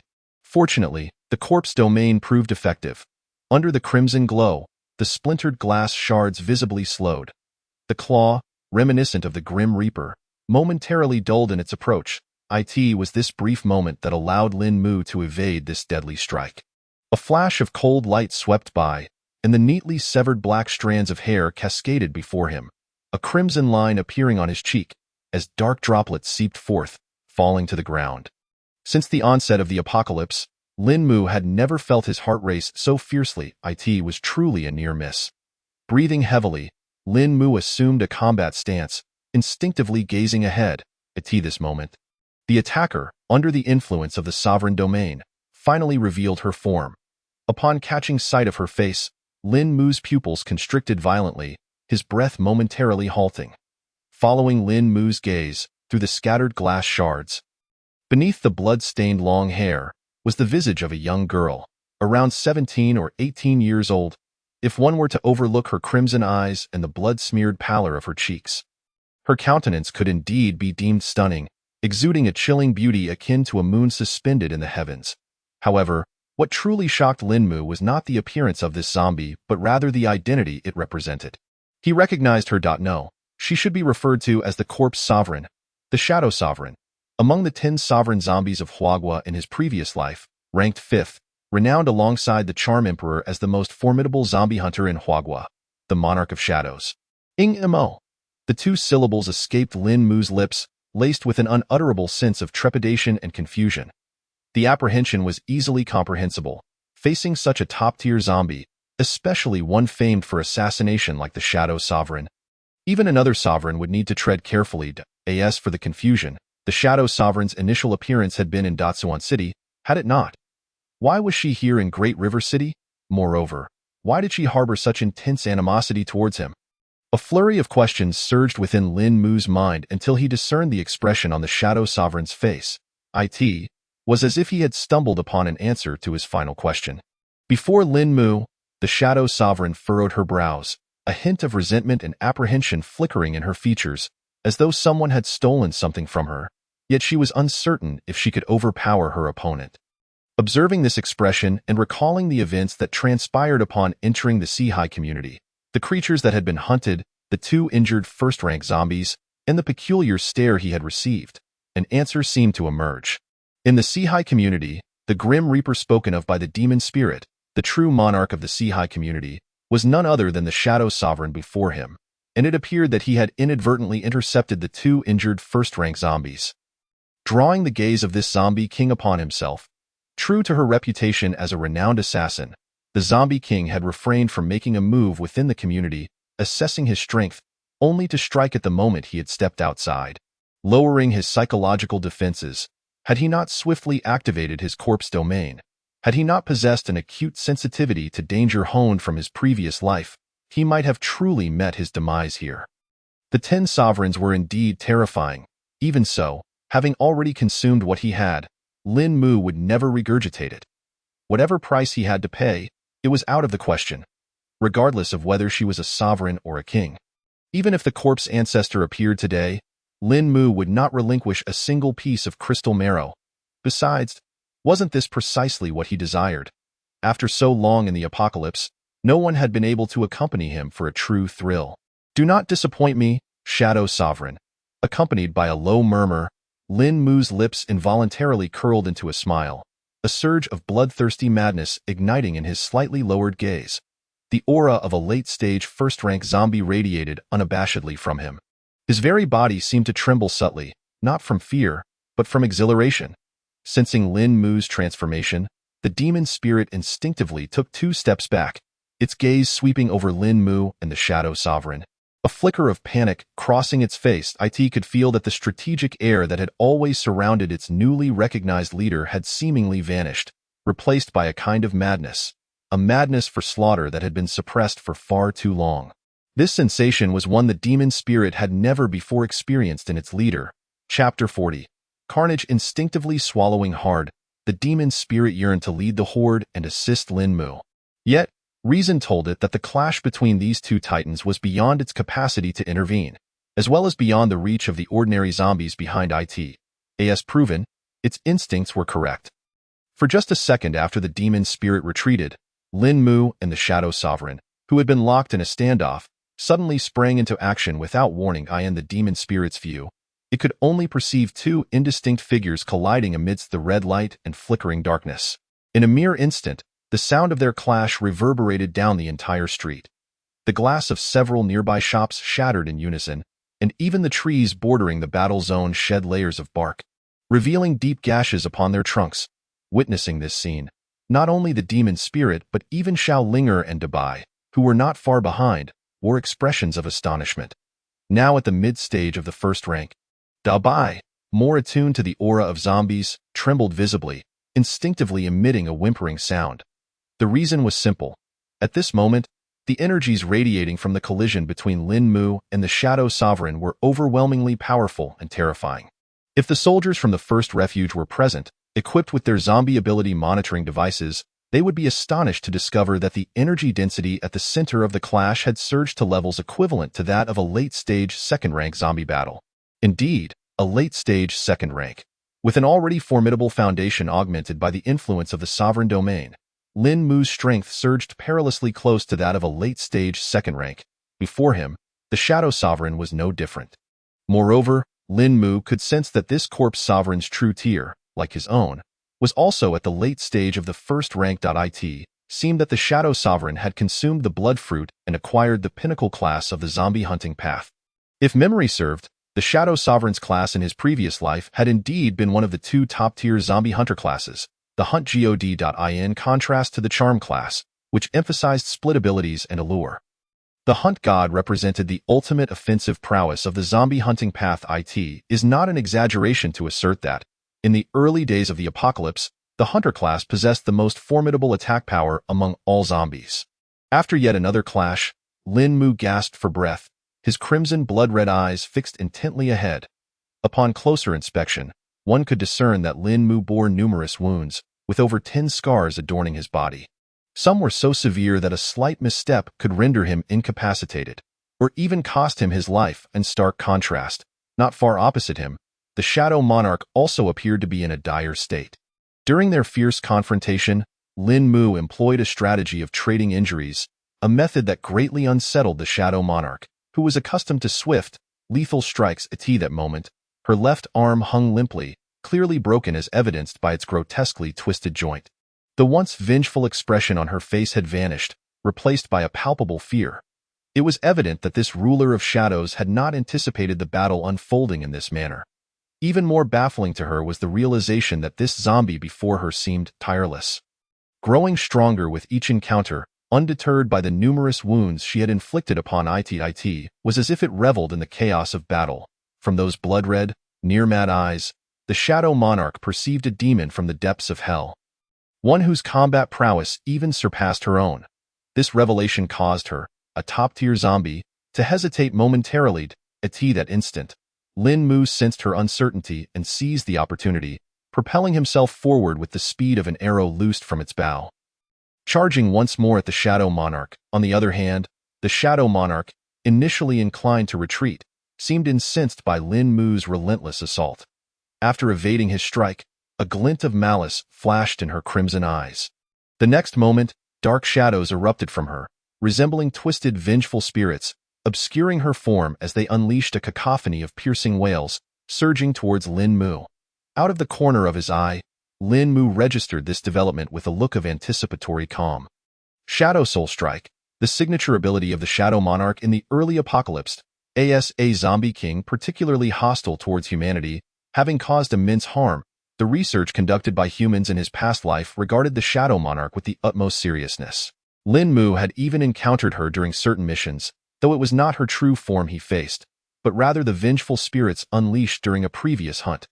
Even so, the assault of dozens of these spirits had left Lin Mu severely shaken, instilling within him a psychological aversion to the Shadow Monarch. This was one reason for his intense reaction upon first encountering her. According to the research of humanity from his previous life, the Shadow Soul Strike could devour the souls of all beings slain by the Shadow Monarch, transforming them into vengeful spirits. This not only enhanced the strike's power, but also allowed the spirits to act in concert, actively assaulting their foes. Naturally, such an extraordinary ability came with numerous limitations, much like Lin Mu's Dominion Bloodmark. However, humanity of the past remained oblivious to the specifics of these limitations, and even if they had known, what difference would it have made? This did not diminish the potency of the Shadow Soul Strike. In fact, during this confrontation, Lin Mu held a significant informational advantage. He was aware of the Shadow Monarch's combat style and most of her special abilities, while her knowledge of him was negligible. Nevertheless, the formidable strength of the Hunter Path in its early stages somewhat compensated for the disadvantages arising from this disparity in information. Thus, a near equilibrium was established between Lin Mu and the Shadow Monarch. With a low, rumbling growl, Lin Mu twisted his body to evade most of the vengeful spirits. However, under his deliberate control, a few still managed to latch onto him, tearing into his flesh. This was intentional. A closer observation would reveal that beneath Lin Mu's blood-red, frenzied gaze lay an absolute calmness. It was this very composure that enabled him to swiftly assess the situation and seize opportunities amid the chaos of battle, allowing him to survive many crises in his past life. At this moment, Lin Mu's reason for allowing the spirits to strike him was simple. He sought to create an opening that would draw the Shadow Monarch closer. He planned to deliver a fatal blow using his hidden trump card, the Dominion Bloodmark. This was a necessity, for the Shadow Monarch's speed was exceedingly formidable. Even with the assistance of the Corpse Domain, Lin Mu found it challenging to engage her through conventional means. Prolonging this conflict would only lead to a vicious cycle. Thus, intentionally revealing a vulnerability to seek an opportunity was the optimal strategy for Lin Mu. After all, with the physical attributes of a mid-tier first-stage zombie, Lin Mu's recovery speed and endurance slightly surpassed those of the Shadow Monarch. This was his advantage, as anticipated. In the moment Lin Mu's body stiffened from the spirit's assault, a pale claw, reminiscent of the Grim Reaper's scythe, lunged toward him. It was the Shadow Monarch's attack. Chapter 41. The Silent Ink Domain. I've been waiting for you. With a low roar, Lin Mu did not hesitate to activate the power of the Dominion Bloodmark. In an instant, all the attributes of the rock were conferred upon him, causing his form to swell significantly. Although the attributes of the mid-tier first-stage zombie, rock, were not particularly impressive compared to Lin Mu or the Shadow Monarch. In a high-stakes battle where both sides were evenly matched, even the slightest change could tilt the scales dramatically. Indeed, after receiving the boost from the rock's attributes, Lin Mu slightly shifted his body, narrowly avoiding the deadly claw while simultaneously grasping the Shadow Monarch's icy wrist. Then, with a powerful thrust of his legs and a twist of his waist, Lin Mu, like a coiled spring, yanked the Shadow Monarch's arm, slamming her into the ground with a forceful crash.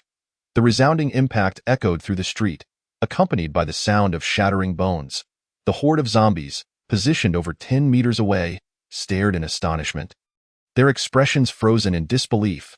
If any human had witnessed this scene, they would undoubtedly have gasped in amazement, for they had never seen such a coordinated and human-like expression on the faces of zombies.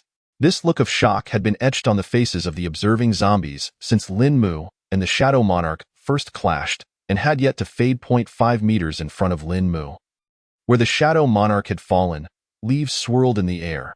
The wailing, vengeful spirits, deprived of their support, screeched and dissipated, revealing the blood-soaked, struggling form of the Shadow Monarch beneath. The recent blow had evidently inflicted significant harm upon her. Lin Mu's eyes gleamed with a hint of excitement, instinctively preparing to deliver a finishing blow. However, the next moment brought a drastic change to his expression as he swiftly retreated. Dark, ink-like liquid dripped from the trembling, rising form of the Shadow Monarch. The black liquid splattered onto the ground, spreading like ink-saturating white paper, swiftly engulfing the area around her, nearly 10 meters in radius, transforming it into a realm devoid of light. Had Lin Mu not retreated, he too would have been enveloped by this dark domain. As for the consequences, wherever the black liquid flowed, fallen leaves, splattered blood from the recent battle, shards of glass, and discarded bones vanished without a trace. As if they had never existed, all absorbed into the abyss. Within this silent, ink-black realm, the Shadow Monarch's wounds healed rapidly, and her form became increasingly translucent. If one did not concentrate, they could easily overlook her presence. Silent Ink Domain. Upon witnessing this scene, Lin Mu slowly enunciated 4 words, his expression grave beyond measure. If the Shadow Soul Strike was the Shadow Monarch's signature ability in the early apocalypse, then the Silent Ink Domain was her absolute hallmark. Among the known Hunter-class zombies and all zombies of the Hunter path, only the Shadow Monarch possessed this ability.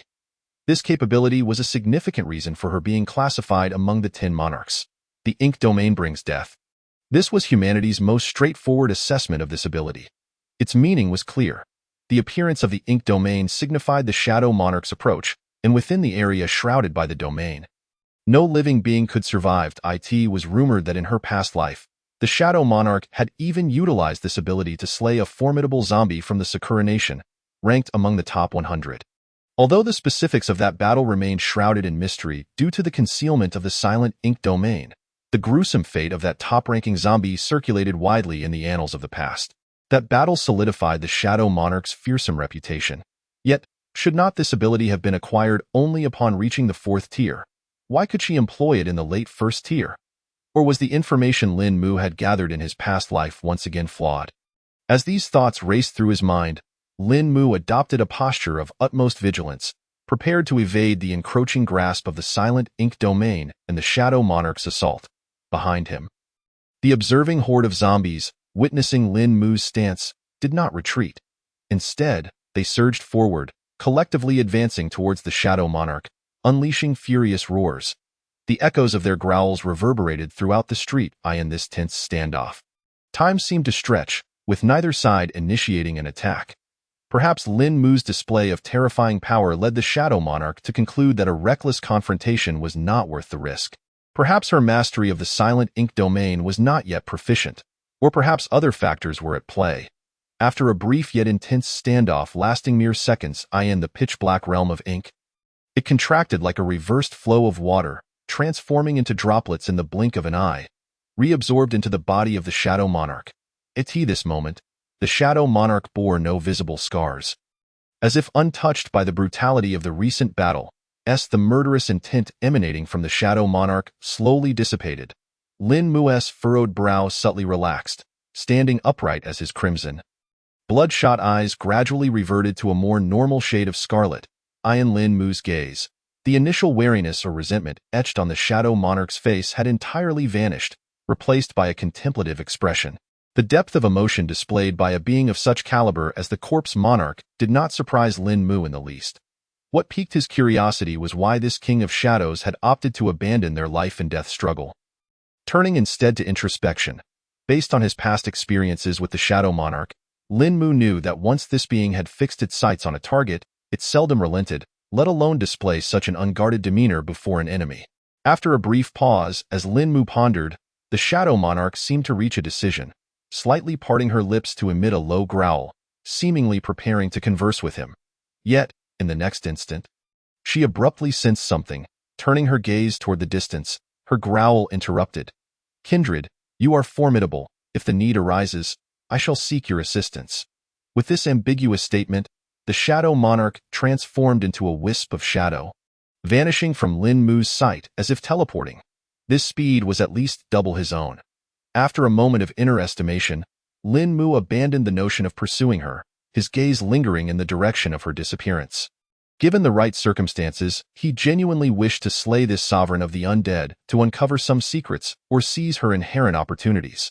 However, the conditions were not favorable, as for the idea of subjugating her or, further still, imprinting her with a blood mark. That thought never crossed Lin Mu's mind.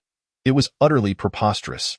Perhaps it was so ludicrous that it warranted an introduction to absurdity itself, a notion that would only manifest in the realm of dreams. In the recent circumstances, should the Silent Ink Domain have fully unfurled, Lin Mu estimated he would have only a 60% chance of escaping unscathed.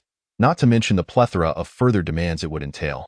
Although he understood that the Shadow Monarch, being at the late stage of her first tier, would undoubtedly incur a tremendous cost to activate the Silent Ink domain, he could not afford to gamble. Moreover, his subordinates could not bear such a risk, as defeating a mysterious and unpredictable monarch of the undead at the expense of his subordinates' lives would hardly be a worthy bargain. Besides, if the goal were merely to defeat her without ensuring her complete demise, and she managed to escape, the repercussions would be even more dire. Nevertheless, Chapter 42, Live Broadcast, Part 1, indicated that Lin Mu did not leave this battle empty-handed. At the very least, he had gained invaluable experience from engaging with a corpse monarch, alongside a comprehensive assessment of his own strength. At this stage, Lin Mu's capabilities had ascended to the level of the 10 monarchs of Huagua. A truly formidable feat. It was worth noting that beings of such caliber were scarce in Huagua, numbering only a little over 10, and globally, they could be counted on one hand. This serves to the might he now possessed. Of course, the reason the 10 monarchs were revered was due to their astonishing rate of evolution.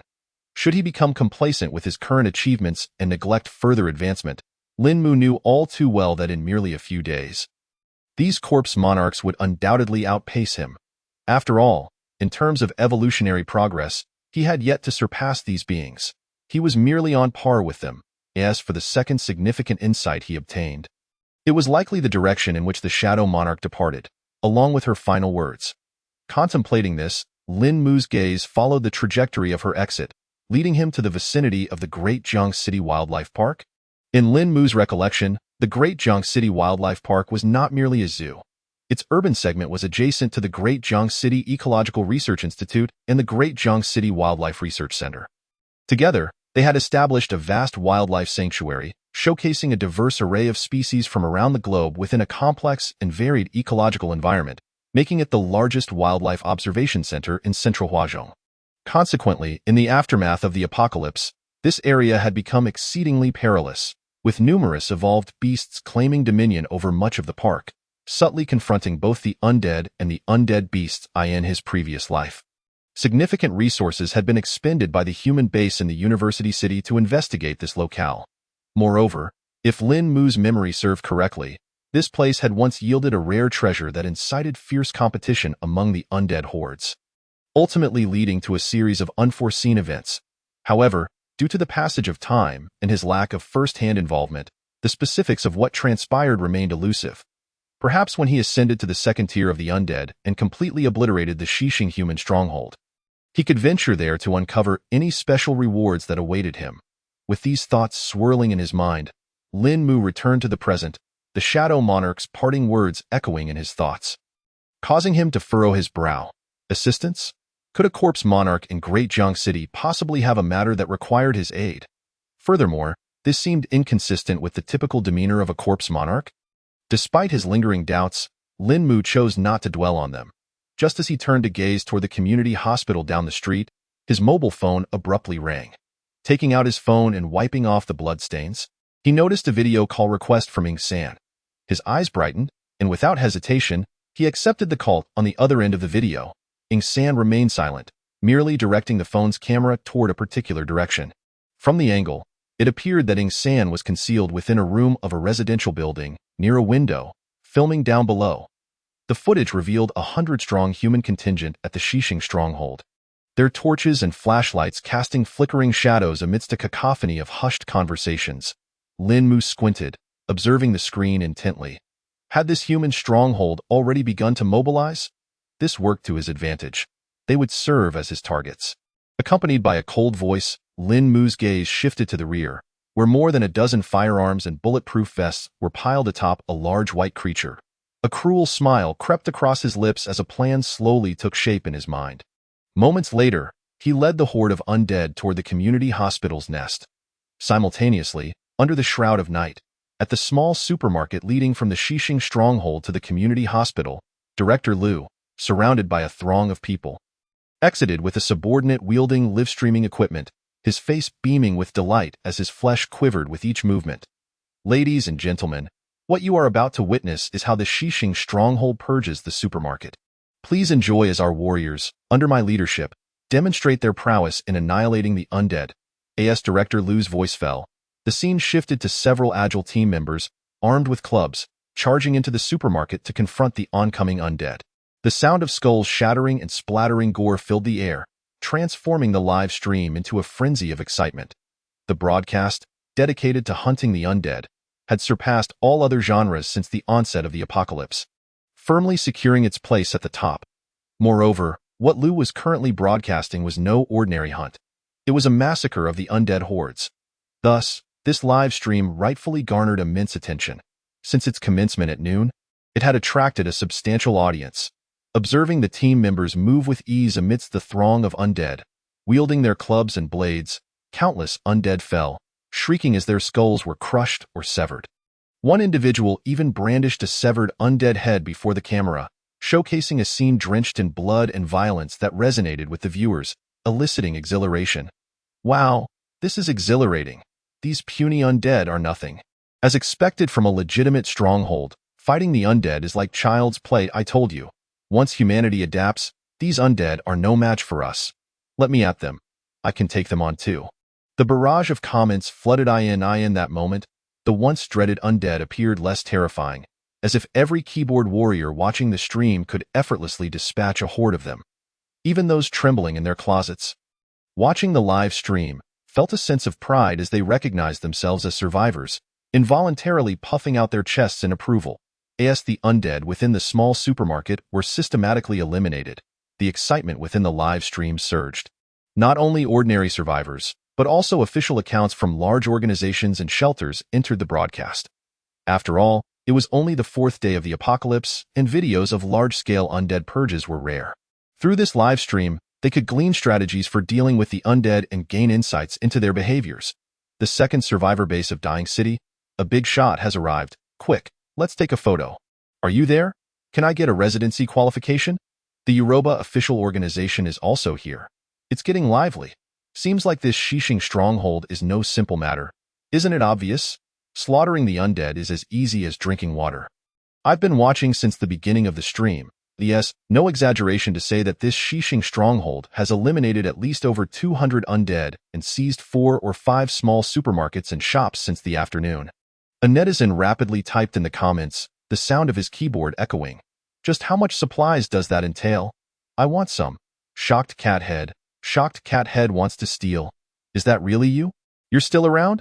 Outside the small supermarket, the atmosphere in the live stream room grew increasingly vibrant, with numerous large institutions joining the fray. Director Lu's heart swelled with excitement, his eyes nearly narrowing to slits. He realized that this live stream was undoubtedly a gamble that had paid off. Not only had it elevated his notoriety, catching the attention of his superiors, but it had also sparked the interest of many to consider joining the Shishing stronghold. With an exhilarating spirit, he patted his subordinate beside him, urging him to point the camera at himself, and proclaimed loudly, Chapter 43. Live Stream, Part 2, to all the viewers in the live stream. I am Lu Qianfeng, and this operation to hunt zombies is organized by me. As the leader of the Shishing stronghold, I have been diligently working to assist. Just as Director Lu turned the camera to his face, preparing to boast about his achievements, the tide of the live stream suddenly shifted. Some irate viewers, witnessing the broadcast of the zombie hunt abruptly cut off, began to vocally berate him. Who is this fat pig? Move your face aside. I want to see the zombie hunt. Hurry up. Is this person daft? After all this time in the live stream, hasn't he done anything yet, and he still wants to take credit? Dajiang City Shelter, aren't you going to do something about this? The number of critical comments in the live stream increased. Faced with this unrestrained ridicule, Director Lu's initially buoyant expression instantly stiffened, quickly transforming to a shade resembling pig liver. However, as the initiator of the live stream, he could not afford to lash out at the viewers with so many large institutions and shelters watching. He opened his mouth for a long moment but could not utter a word. Observing this scene, the comments in the live stream became even more joyous. Haha, what an electronic pet. This is hilarious. Let me ask you, why is your face so red? Just as the live stream was abuzz with chatter and Director Lu found himself at a loss. A scream suddenly pierced through the air from the team engaged in combat with the approaching zombies. The subordinate responsible for the live stream astutely shifted the camera to redirect the topic. Following the direction of the camera, one could see at the junction of the first and second floors of the small shopping mall, a noticeably larger zombie descending from the second floor, its massive form causing the stairs to thump ominously. Upon spotting humans, the zombie's eyes were instantly filled with a crimson hue as it charged towards the defensive line constructed by several team members. Accompanied by a chorus of roars, within just 2 breaths, the zombie had breached the defenses, its immense strength sending one team member flying, crashing heavily onto the concrete floor. The earlier scream had been emitted by this unfortunate team member. Witnessing this scene, the once confident Director Liu suddenly quivered, instinctively taking a step back. He was fortunate that the live stream camera was not on him at that moment. Otherwise, he would have likely been the subject of scathing ridicule. Meanwhile, the viewers in the live stream were also too preoccupied to focus on Director Liu, the so-called electronic pet. All attention was fixated on the suddenly appearing zombie. And no doubt about it, that's a Tier 1 zombie. Just as was announced a few days ago. Is this really a zombie? It's terrifying. This group might be in serious trouble. Our stronghold lost an entire squad to a Tier 1 zombie. The viewers engaged in fervent discussions. Although some time had elapsed since the first appearance of Tier 1 zombies and their official announcement, there were still those who had not witnessed it or followed official news, much like those who rarely watched the news before the apocalypse. Consequently, the live stream was inundated with a flurry of comments. However, with so many viewers and the presence of large institutions and shelters, there were certainly experts among them, though most of this knowledgeable crowd remained silent, seemingly waiting to see how the Xixing stronghold would address this Tier 1 zombie. It was worth noting that from the moment the zombie appeared until now, barely more than 10 seconds had passed, and 3 team members had already been knocked down, one of whom was even seized by the Tier 1 zombie and was being devoured, blood splattering everywhere. This horrifying scene caused many team members who had rushed into the supermarket to reconsider their advance. On the other side, after a fleeting moment of panic, Director Liu suddenly recalled something, smacking his forehead. Right? The Tier 1 evolved ones. We still have evolved ones. Muttering to himself, he turned to his subordinate draped in a cloak, who had been waiting for his command. Huang Xiaohua, go! Let everyone see your power and silence those fools in the live stream. With this command, the subordinate Huang Xiaohua snorted coldly, removing his cloak and striding confidently forward. However, his terrifying appearance left many team members in shock. Had he not still displayed many human traits, his eyes not crimson, many would have mistaken him for a zombie. Even those familiar with Huang Xiaohua and the Xixing stronghold were taken aback, let alone the multitude of viewers in the livestream. As the camera shifted to Huang Xiaohua, the already raucous livestream erupted even further, catapulting him from 5th place on the livestream leaderboard to 1st. More and more viewers flooded into the room. What the hell? A zombie? How did one of them come out of this group? What is this? Is this still a human? Could the rumors be true that some shelters are conducting human experiments? Newcomers, can someone tell me what is happening? The online discussions rapidly coalesced around Huang Xiaohua. As they watched him confidently approach the Tier 1 zombie step by step, many uninformed viewers grew even more perplexed. Has this person lost his mind? Is the stronghold sending him to his death? This doesn't seem right. What is going on? How did he end up like this? The comments in the live stream continued to flood in, disrupting the normal flow of the broadcast. At that moment, a bold red font appeared prominently in the live stream. Dajiang City Shelter Number 3. This is a Tier 1 evolved one. Upon seeing this officially verified comment, a portion of the ordinary viewers, though still somewhat incredulous, chose to believe. Almost simultaneously, many who claimed to have seen Tier 1 evolved ones before began to appear, asserting that this was indeed how Tier 1 evolved ones looked. Under the pressure of intense damage control, the discourse in the live stream swiftly shifted from skepticism to a positive discussion about Tier 1 evolved ones. What? It's actually a Tier 1 evolved one. My subordinate was blind. The river of the dead retreats, and the evolved ones remain unrepentant. What Tier 1 evolved ones? Are we from the explosive Sky Gang not more formidable? Is this really what Tier 1 evolved ones look like? So ugly? Little fairy, get a grip. It's the apocalypse. Who cares about appearances? The live stream was a cacophony of opinions, but one thing remained constant. Everyone was eagerly anticipating the performance of this so-called Tier 1 evolved one against the Tier 1 zombie. After all, earlier that morning, although some institutions declared that they had developed evolved one serum to cultivate humans capable of overpowering Tier 1 zombies, there had been no video or photographs to substantiate these claims. Many approached this with skepticism. For the vast majority of survivors, The abilities displayed by the Tier 1 evolved ones would determine their future investment in related research. At that moment, within the Dajiang City University Human Shelter, in a temporary laboratory situated at the center of the shelter, several high-ranking officials had gathered. Standing beside them was Professor Wang Qinghe, who had previously sent the Evolved One serum to Director Liu. Their gazes were fixed on the computer screen on the table, closely monitoring the live stream.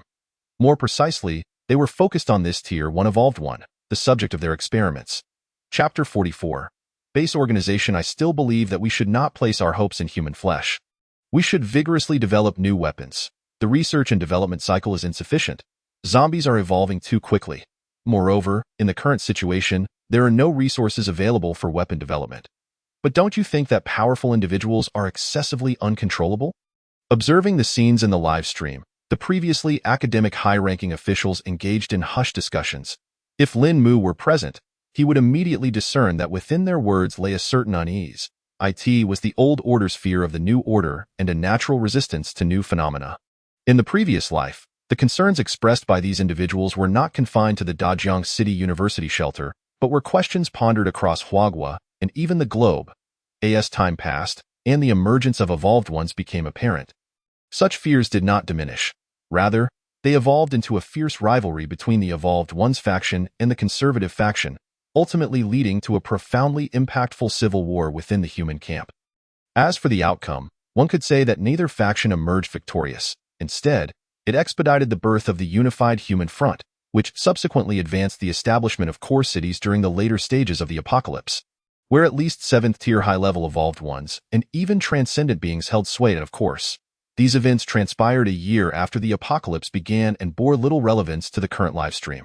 The discussions continued, and the leading figure among the high-ranking officials turned slightly, inquiring, "Professor Wang, will this Tier 1 evolved one that you researched go out of control?" Wang Qinghe cast a sidelong glance at the chattering officials and coldly replied, "Of course not. The things our base organization presents have never encountered problems." Upon hearing the term base organization, the leader instinctively furrowed his brow, a flicker of apprehension flashing in his eyes. After a moment of contemplation, he nodded slightly. Thus far, the items presented by the organization had indeed proven reliable. The organization, emerging as a colossal force in the aftermath of the apocalypse, boasted a peripheral membership that spanned across continents, primarily comprising esteemed scholars. However, one should not underestimate this organization merely due to its sudden appearance. It possesses a legitimate military force. Within mere days of the apocalypse's onset, it utilized military might to cleanse a region, establishing over a dozen large shelters completely under its control. Moreover, according to estimates from the intelligence center of Huaguo, the strength they have currently displayed is merely the tip of the iceberg. The true power they wield could rival that of a medium-sized nation. Indeed, a medium-sized nation. And this is just an estimation, for even within Huaguo, no one knows how this organization came into being. Initially, there were suspicions that it was the work of a nation across the ocean. However, after a phone call between the leaders of both sides, everyone was left bewildered. Subsequent investigations revealed that the establishment of this organization had no ties to any nation. And to this day, no one knows the intricacies of its internal structure or power dynamics. It emerged as suddenly as the outbreak of zombies. While maintaining a vigilant stance, it must be acknowledged that the technology and weapons provided by this organization are indeed effective. Not only in Huaguo, but within the brief span of a few days since the apocalypse began, numerous large shelters and bases in North America have also reached cooperative agreements with this organization. The Evolver Potion is a product developed collaboratively by the organization and several major shelters. Furthermore, this organization is not the only one of its kind to have appeared so abruptly. Similar entities exist in Europe and Africa as well. Information regarding these mysterious organizations remains classified, unbeknownst to the public. "All right, I understand."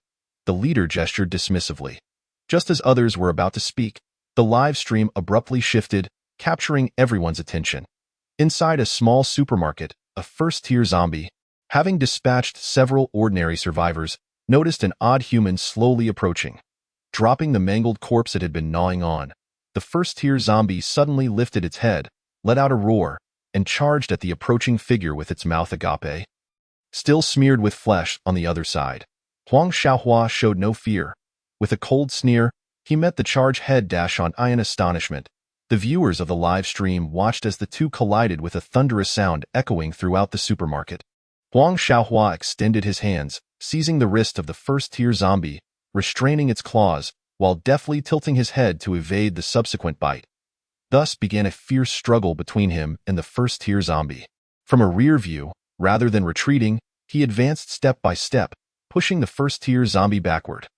The shelves and corpses along the way proved no obstacle. In mere seconds, the first-tier zombie, which was on the verge of re-emerging from the supermarket, was forced back to the staircase. Huang Xiaohua appeared remarkably at ease, seemingly possessing ample strength to spare. Witnessing this scene, the live stream erupted with excitement. The barrage of comments flooded the chat, causing the stream to lag. Yet it did little to dampen the viewers' enthusiasm. Did I just see that correctly?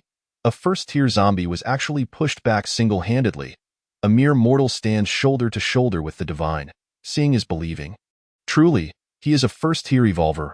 Werewolf. After so long in the apocalypse, we humans finally have a means to combat zombies. At that moment, any negative commentary in the live stream vanished, replaced by unanimous praise.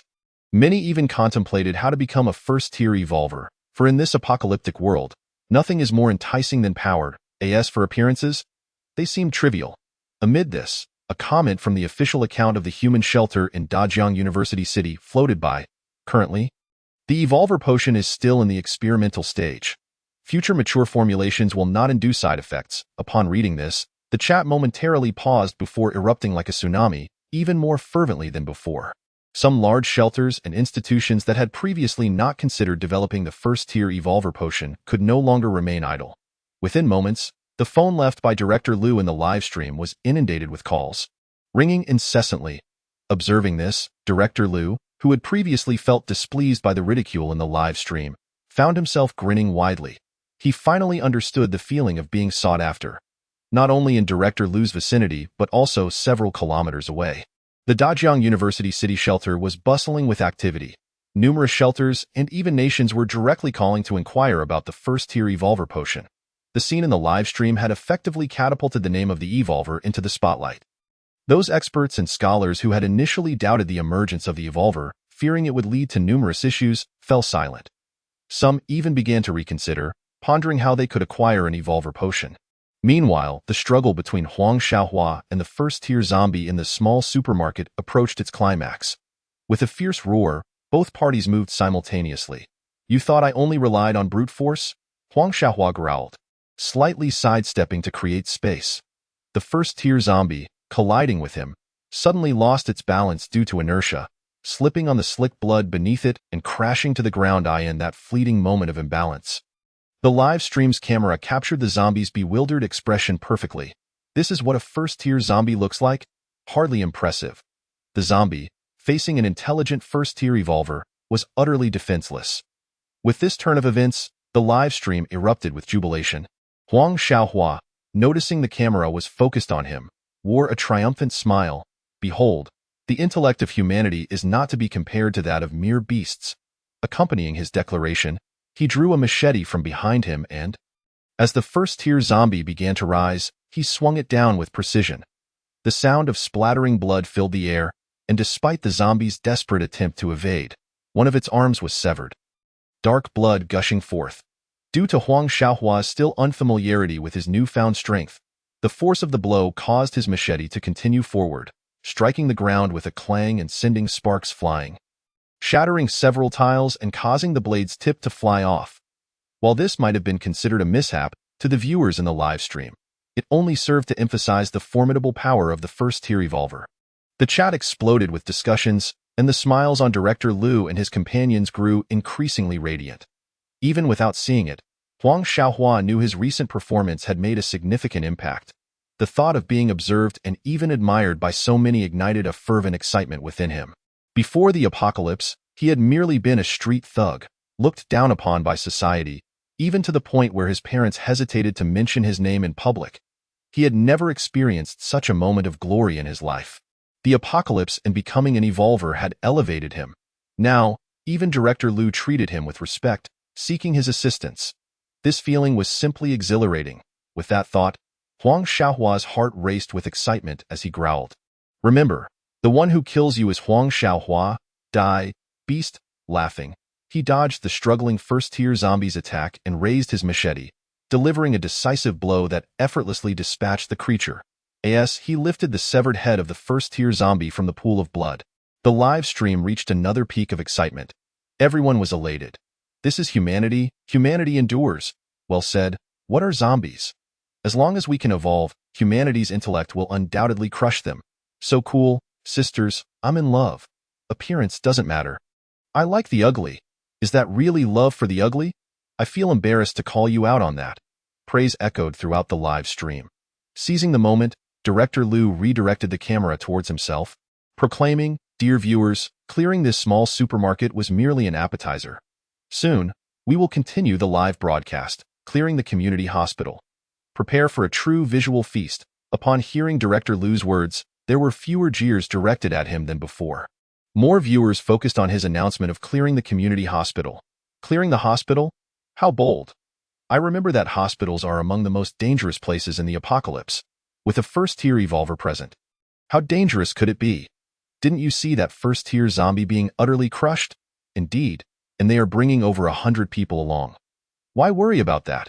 Just enjoy the show. Discussions erupted in the live stream.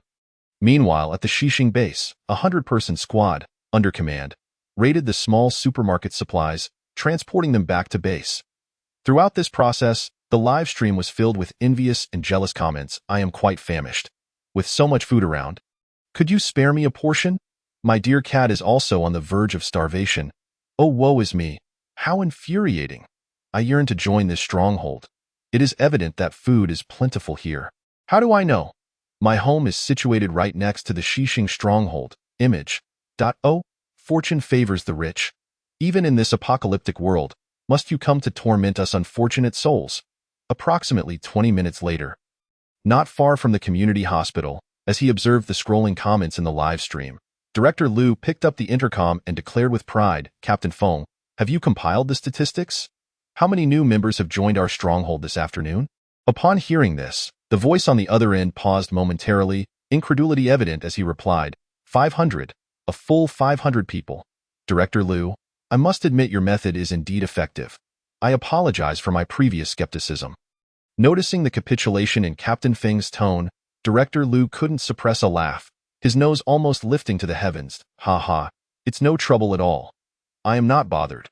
Though he spoke lightly within, Director Liu was ablaze with enthusiasm. Secretly deriding Captain Feng, I asked, "This all it takes for you to yield? Is this the extent of your astonishment? When I finally seize control of the community hospital, you won't even be able to fathom the shock." Just as Director Liu basked in his vanity, envisioning a triumphant return to the stronghold amidst the cheers of thousands, a somewhat panicked voice interrupted his reverie. "Director, over by the hospital, in the direction of the commercial area, a horde of zombies is approaching, and their numbers are significant." The speaker was one of the scouts sent by Director Liu to assess the surrounding situation. A 100-man team was dispatched to avoid encountering a zombie tide, necessitating some precautions. Clearly, Director Liu was not as incompetent as he appeared. However, having just experienced such immense joy, even having effortlessly dispatched first-tier zombies, it would be utterly impossible to claim that Director Liu remained entirely vigilant. Hearing the frantic voice of his subordinate, Director Liu's expression soured as he took the phone offered to him, glancing at the photo displayed before scoffing. A mere 30 to 40 ordinary zombies. Why are you so flustered? Do you not recall that we just wiped out a small nest of them? Upon hearing this, not only did the team members surrounding Director Liu burst into laughter, but so did the audience in the live stream. Witnessing such a spectacle, the subordinate chuckled nervously and lowered his voice, saying, "Director, there's more. This is not the only photo." "What? Speak up." Director Liu frowned and I said, "There are more photos behind. You haven't finished looking." Despite the subordinate's hushed tone, the words reached the ears of both the live stream audience and the surrounding team members, prompting even louder laughter from the viewers. Only Director Liu's face turned an even deeper shade of crimson. Chapter 46. The plan commences. Yet, he dared not express his anger, instead glaring fiercely at the subordinate before snatching the phone and hastily flipping through the photos. The more he scrolled, the slower his fingers moved. An involuntary pallor crept across his previously flushed face. Observing this, the surrounding team members crowded closer, eager to see for themselves. Even the subordinate holding the camera for the live stream leaned in. When they laid eyes on the images on the phone, a collective gasp echoed, and several individuals with weaker nerves shuddered involuntarily. What appeared to be 30 or 40 zombies was, upon closer inspection, at least 100, possibly nearing 200, a zombie tide. A miniature zombie tide. This is troublesome. The most feared scenario had indeed come to pass. This gathering of 100 individuals had inadvertently triggered a zombie tide. Isn't there a first-tier evolver among us? What are you all worried about? When the evolver makes a move, what's a zombie tide to worry about? Some viewers, aware of the first-tier evolver's prowess, felt a sense of unease for the Xixing Stronghold's 100-man team, while many others, having just witnessed the power of a first-tier evolver, scoffed dismissively, seemingly anticipating a spectacle of the evolver tearing apart the zombie tide. Seeing these comments, several seasoned viewers shot back, "What is an evolver? I see you've never been online. Go look up videos of zombie tides yourself. It's laughable. Can this miniature zombie tide even compare to the one in the capital of Peacock Nation?" Indeed, some people think they know a thing or two about zombie tides and feel invincible. They should really consider the scale of the tides. The live stream erupted into chaos. In the real world, Director Liu gradually emerged from his initial panic to their right. "We have 100 people, and we also have an evolver. A miniature zombie tide of just over 100 zombies is hardly a threat." As he spoke, Director Liu nodded to himself, his voice growing resolute. He turned to address the somewhat flustered team, shouting, "Calm down. We have 100 people, an evolver, and firearms. What are a mere 100 or 200 zombies to us? Follow my orders and prepare to engage. Let the audience see the strength of our Xixing Stronghold." As Director Liu continued to rally his team, many began to grasp the situation, seizing their weapons in preparation for combat. Meanwhile, in a shadowed corner at the end of the street, beneath a black-brimmed hat, a pair of crimson eyes narrowed slightly, he observed every move of this 100-man team. When he saw them assume a defensive stance, preparing to confront the miniature zombie tide, a cruel smile curved upon his lips, his voice brimming with murderous intent. "At last, the bait has taken. Do not disappoint my expectations." Removing the brim of his hat revealed Lin Mu's pale visage. "Yao Gue, prepare the others for action. When the time comes, put on those bulletproof vests and remember to act convincingly." In Lin Mu's hand was a phone displaying an active call. On the other end, Yao Gue's voice rang out, excitement laced with bloodlust impossible to conceal, akin to a strategist who had long plotted, now ready to net his quarry. "Yes, my lord. I shall not let you down." As for why Yao Gue exhibited such fervor, and why Lin Mu concealed himself at the end of the street, observing this 100-man team, let us rewind the clock 30 minutes. While the 100-man team from Xixing Stronghold was still scavenging for supplies in a small shopping mall, Lin Mu had led the zombie horde, depositing the spoils obtained from the Sihai community behind Yofa Mall, then made his way to the vicinity of the community hospital, thanks to the watchful eyes of the shadow guards and prior warnings. The zombie horde had not drawn the attention of this 100-man team. Upon witnessing the sheer number of survivors approaching to assault the hospital, Lin Mu was initially taken aback. After all, this was 100 equipped individuals, not merely 100 pigs. For a team of such strength, Lin Mu knew he would need to devise a plan and even take some risks. As before, a direct confrontation was out of the question, especially since he clearly observed that these people were armed, with a first-tier evolver among them. After a moment of contemplation and a brief communication with Yao Gue, a plan took shape in Lin Mu's mind. It was quite simple. First, exploit the recent victory of this 100-man team, taking advantage of their overconfidence in their ability to dismiss the zombies. He would utilize the zombie tide to wear them down. Meanwhile, Yao Gue, along with the aptly named Pancher, Xiaoling, and a dozen other highly evolved zombies, would don bulletproof vests and wield firearms procured from a military unit, stealthily infiltrating the rear of this group to sow chaos. Of course, this was no easy feat. Teaching Yao Gue and the others how to disengage the safeties, chamber rounds, and fire weapons took Lin Mu over 10 minutes. However, the results were promising. Now, the horde of zombies that had followed Lin Mu, along with several subordinates, had circled around to the rear of the 100-man team. With a single command from Lin Mu, they could strike. This was the battlefield behind enemy lines. In the front lines, Lin Mu was accompanied by 3 shadow guards for his safety and the ever-impediment of the large white creature, unable to disguise itself as human. As for the zombie tide, it was the result of his ability. summon zombies. It is worth noting that during this instance of summoning, Lin Mu did not unleash a tide of over 200 zombies at once, but rather meticulously controlled the number to 150. This quantity posed a considerable threat to the 100-man team of Xixing Stronghold, exhausting their strength while ensuring that Director Liu would not retreat and panic back to the stronghold. The focus was on Director Liu. Upon first glimpsing the visage of this middle-aged rotund man in the video, Lin Mu struggled to contain his emotions. The palpable murderous intent and boiling rage startled the surrounding horde of zombies. The reason was simple. This Director Liu was the very individual who had graciously led Lin Mu to join the University City base in his past life. Remembering that time, Lin Mu had even expressed gratitude towards him. Who would have thought that the Director Liu, who thrived at the base in his previous life, was actually affiliated with the Xixing Stronghold? What a peculiar twist of fate.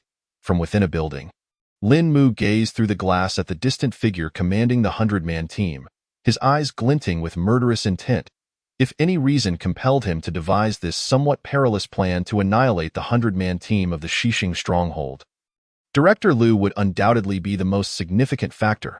He was determined to capture this rotund man alive and reward him for the favor of introducing him to the University City base.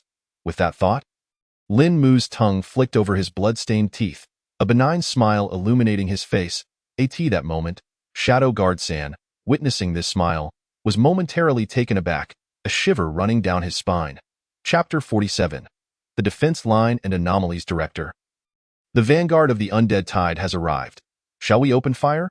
Approximately 2 minutes later, a young subordinate, clutching a pair of binoculars, turned to Director Liu and inquired. That moment, under Director Liu's command and with the assistance of the influential figures in the live-streaming shelter, the 100-strong team had dispersed, erecting 3 makeshift defense lines, fully prepared to confront the oncoming wave of zombies. The anticipation was palpable. I could hardly contain my excitement. Who understands the thrill I feel at the prospect of exterminating those wretched corpses? With so many esteemed strategists from the live stream collaborating to fortify our defenses, surely this minor horde would be a mere trifle to vanquish. Casting a glance at the animated barrage of enthusiastic comments in the live chat, Director Liu beamed with pride and bellowed to the troops ahead. Fire with all your might. Spare no thought for ammunition or weaponry. Drive back this horde, and the hospital will be ours upon our return. The supplies will be doubled for everyone. Upon hearing Director Liu's words, especially the promise of doubled supplies, the members of the team were swiftly invigorated. The flicker of fear that had lingered regarding the undead tide dissipated almost instantly. With a resounding crack, the first gunshot echoed through the streets, followed by an unrelenting cacophony of roars and the sounds of combat, painting the tranquil night of the city in vivid crimson hues. Compared to the well-equipped military squad from earlier, this 100-strong team was pathetically underarmed, with barely a dozen firearms among them, most being single-shot pistols. Yet, it must be acknowledged that humanity's ingenuity flourishes even in the apocalypse. In the absence of sufficient firearms, many had crafted crossbows and Molotov cocktails, which proved invaluable in repelling the undead tide. Particularly, the Molotov cocktails were instrumental. As per the previous strategy, several oil tanks were overturned, releasing a noxious scent that permeated the ground. Upon the throwing of the Molotov cocktails, the ignited oil created a blazing barrier along the street. Some zombies hesitated before this wall of flames, while others, driven by primal instincts, succumbed to the allure of flesh and crossed the fiery threshold, their bodies suffering extensive burns that significantly slowed their movements. Witnessing the efficacy of the flaming barricade, many team members felt a surge of encouragement, and the live stream erupted in admiration. What a brilliant tactic! It seems that large shelters possess effective solutions. I shall relay this method to our base's management once I log off. This sentiment dominated the comments, yet a small fraction of viewers seemed to sense an anomaly, cautioning that the zombies appeared excessively aggressive. Is it just me? Or do these undead seem more relentless than before? When we previously employed this tactic, most zombies dared not approach the fire. I shared this uneasy feeling. The timing and sheer number of the undead tide felt oddly coincidental. I hoped it was merely my imagination. However, such comments quickly drowned in the ocean of chat, receiving little attention. Those who noticed merely scoffed, deeming such thoughts overly alarmist. Why fret? Didn't an expert just publish findings indicating that zombie evolution exhibits regional characteristics? Perhaps the zombies in this city are different. Indeed, If the zombies truly possessed such organizational prowess, humanity would be at a loss. As the barrage of comments continued to flow, the frontline defense of the community hospital saw the 100-strong team grow increasingly aggressive, mowing down the undead as if harvesting wheat. The members, who had previously relied solely on firearms or crossbows, found newfound courage as they witnessed the so-called undead tide crumble effortlessly. Many from the first line of defense seized machetes and fire axes, engaging in brutal hand-to-hand combat with the zombies. The situation appeared overwhelmingly favorable. Director Liu, who had been intently monitoring the battle, even began to celebrate prematurely with a bottle of champagne. What undead tide? This is hardly a challenge, he mused, reflecting on his earlier caution while sheltered at the base. Had I taken charge from day one of the apocalypse, clearing out the zombies, there would have been no need for that fellow surnamed Foam. As he pondered the diminishing horde, a fleeting thought crossed his mind. Should he take up a weapon and join the fray himself? After all, doing so would surely enhance his visibility in the live stream. However, this notion was short-lived. 3 minutes later, a subordinate sprinted from the first defense line, breathless and interrupting Liu's contemplation. What's the matter? Has the undead tide been subdued? Director Liu's surprise was evident in his voice. No, it's just that the young man gasped, his tone strange and hesitant. What is it? Speak quickly, don't dawdle, Liu urged impatiently. Upon hearing his words, the subordinate ceased to hesitate, glanced at the live stream camera, and said, "It feels like this horde is never-ending." The brothers on the first line estimated that in just a few minutes, we have already dispatched at least 100 zombies. Yet the horde behind the firewall seems unchanged. They remain as numerous as ever. The young man's voice trailed off as Liu furrowed his brow, a look of perplexity crossing his features. Never-ending? How can that be? At this moment, another subordinate chimed in. Could it be that our fighting has attracted more zombies from the surrounding areas? Liu's frown deepened at this suggestion. Logically, the gradual clearing of zombies from the western base to the community hospital should have left the area relatively safe. How could there still be a steady influx of undead? Were they coming from the commercial district? But hadn't the experts claimed that ordinary zombies had dulled senses and could only detect movement within a radius of 100 meters? The zombies from the commercial district shouldn't be converging here. Yet even if zombies were coming from the commercial district, what of it? With 100 men on our side, bolstered by the defenses, no matter how many zombies approached, we would be prepared to eliminate them. With that thought, Director Liu's expression regained its determination. Clearly, the series of victories had inflated his confidence to an all-time high. Observing the two subordinates still engaged in debate, Liu let out a heavy huff to interrupt their conversation. Continue the fight. Whatever beasts emerge, we will slay them all. I intend to discover what is truly at play here. Perhaps Liu himself was unaware that, as he uttered these words, the confidence in his voice had waned somewhat. This was, on one hand, due to the unexpected changes, and on the other, the fatigue stemming from the relentless battles. Humans require rest. After nearly an entire afternoon of high-intensity combat, no one could maintain peak performance. If Liu felt this way, then those on the front lines, engaged in brutal combat with the undead, were undoubtedly more exhausted, and this was precisely what Lin Mu had anticipated. Chapter 48. Reinforcements?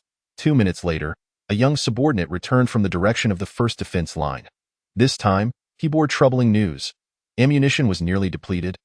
Yet the horde showed no signs of diminishing.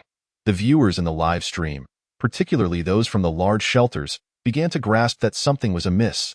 The audience buzzed with speculation. Why is this undead tide seemingly endless? It is quite peculiar. If there truly were so many zombies, wouldn't they have overwhelmed the 100-strong team in one fell swoop? Indeed, it felt as though someone was orchestrating these zombies from behind the scenes. When this suspicion surfaced, the barrage of comments momentarily halted, as it resonated with many viewers who shared the same sentiment. For those with sharp observational skills, the events that unfolded after clearing out that small supermarket began to feel disjointed. Do you think it could be the zombie overlord pulling the strings behind the scenes? A novice inquired innocently, what is a zombie overlord? While the concept of a zombie overlord could indeed command the undead, the numbers would hardly be so vast, and zombies lacked such intelligence. Some viewers, unfamiliar with the concept of a zombie overlord, posed questions in confusion, while others with expertise began to refute the notion. Analyzing the underlying causes of this anomalous situation. Returning to the scene before the community hospital, 5 minutes later, the earlier young subordinate had fallen amidst the horde. Another weary team member arrived with disheartening news. The reserves of oil tanks and gasoline barrels had been exhausted, with only a few Molotov cocktails remaining. The fiery barrier that had stalled the zombies would soon be extinguished. As this grim news spread, the previously confident 100-strong team began to feel a sense of foreboding. The live chat grew increasingly agitated as more individuals recognized the gravity of the situation. 10 minutes later, the first defense line was breached by the undead tide, and the remaining members, along with the viewers in the live stream, watched helplessly as the 10 or so team members left behind were completely overwhelmed by the howling zombies, leaving only a pool of blood in their wake. This scene caused an uproar in the live stream, as it marked the first significant loss for the 100-strong team since the broadcast began that afternoon. Given the current momentum of the undead, it was likely that casualties would only escalate. If the relentless horde continued to surge, it was only a matter of time before the second defense line fell as well. With this realization, a shadow crept over the hearts of most members of the 100-strong team. Among those who had narrowly escaped the first line of defense, a flicker of the desire to flee began to take root. This transformation was evidently observed by Director Liu, however, under the relentless barrage of bad news. This director, who found himself at the epicenter of turmoil, appeared to be somewhat incapacitated. He had never anticipated that such a situation would arise, and with no contingency plan in place, he found himself at a loss for solutions. What should the director do? The second line of defense cannot hold for long. Should we retreat? The anxious voice of a junior echoed in Liu's ears. Momentarily taken aback, Liu instinctively glanced back at the retreat route leading directly to their stronghold. His mind wrestling with turmoil that, of course, he wished to retreat. But if they withdrew, what would happen to the supplies within the hospital? Who would take responsibility for the personnel losses? More critically, if they retreated, the humiliating scene would be broadcast for all to see. All his efforts from today would turn to naught. Why were there still over 100 zombies that seemed never-ending? What other options remained? Think of something else. Perhaps he could make one last desperate gamble, allowing the remaining personnel to enter the hospital and utilize its complex structure as cover, systematically eliminating the zombies. If that were the case, they might just hold out until the tide of corpses passed or until Captain Feng arrived to aid them. But should this approach fail, his opportunity for escape would vanish entirely. He would be doomed. Liu's eyes darted with panic as his hands trembled aimlessly. After a moment's contemplation, a spark of realization lit up his gaze. What if he retreated first, allowing those here to continue holding the community hospital? An idea surged through Liu's mind. Just as he was about to voice it, a sudden burst of gunfire interrupted him, accompanied by an irate curse. Damn it! Who fired recklessly? Shoot at the zombies. Not at me. From the third line of defense, a team member clutched his wounded back and bleeding abdomen, shouting furiously at several armed teammates. I didn't fire. I didn't fire. Don't look at me. Big brother, you know me. I've used up all my bullets. How could I still shoot? The teammates exchanged confused glances, all innocent expressions. If you didn't shoot, then who did? Could it be that those from the first and second lines have managed to circle around and shoot at my back? He pointed toward the darkness behind him. That direction was where they had come from, and as the last line of defense, they had not stationed anyone behind them. One team member followed his gesture. And just as he was about to retract his gaze, he seemed to spot something. Frowning, he squinted, trying to see more clearly. What are you doing? There are no zombies or people behind us. Stop avoiding the issue and answer me quickly. Witnessing the suspicious demeanor of the injured man only fueled his anger, and he growled softly. Just a few meters away, Liu, having overheard the commotion, approached. These men were guarding his escape route, and Liu could not afford for any problems to arise. What is going on? Liu's tone was laced with inquiry. The group exchanged glances, and just as the injured man was about to speak, the teammate who had been intently gazing into the darkness suddenly spoke up, pointing in a direction. "DOUC. Someone is coming." Following his finger, the others indeed spotted over 10 indistinct figures emerging from the shadows. Judging by their clothing and gear, particularly the glint of their firearms, they appeared to be human. Could it be that the stronghold has discovered something amiss and sent reinforcements? Are you foolish? Those aren't handguns. They're submachine guns. Our stronghold doesn't have such good equipment. Could it be the University City Shelter coming to our aid? I heard they provided our evolutionary agent. It's possible they noticed our crisis and came to help. I think that's quite likely. The group buzzed with excitement. One of them, noticing the sluggish movements of the figures, called out eagerly, "Brothers from the shelter, hurry up! Our line is about to collapse. Yes, we also have a teammate here who was mistakenly injured by you. You must take responsibility, ha ha." With that, everyone turned to the wounded man. Seeing hope on the horizon, he said little else, merely smiling and shaking his head. "As long as I can return alive, it's fine. A gunshot wound won't kill me." Observing the eager expressions of the group, Lu's own smile returned. Unfortunately, in his haste to prevent any footage of a retreat from being captured, he had already sent the junior responsible for the live stream to the second line of defense. Otherwise, they could have captured the moment of allies coming to their aid, demonstrating to the audience that the Xixing stronghold had latched onto the sturdy tree that was the University City's shelter. Just as he contemplated this, as he was about to approach and embrace those figures, the 10 or so shadows in the darkness shifted. They all raised their weapons in unison. "Friends, what are you doing?" Watching the glinting muzzles, Lu instinctively took 2 steps back, retreating behind several teammates. Before he could finish his sentence, gunfire erupted instantaneously.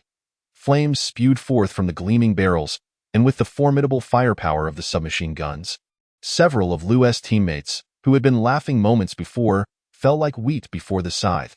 Illuminated by the fiery tongues, he discerned the faces of those allies. They were not human at all, with decaying cheeks and blood red, ravenous eyes. These were clearly zombies. Zombies were firing at them. Chapter 49. A scene of chaos at that moment. Lu's heart plummeted into an abyss. There was no time to ponder how zombies donned bulletproof vests and were shooting at them, nor to consider why the zombies' firepower seemed to spare him while concentrating on his surrounding teammates. At this moment, Lu's mind was consumed by a singular thought. Escape, that of course, not toward the stronghold.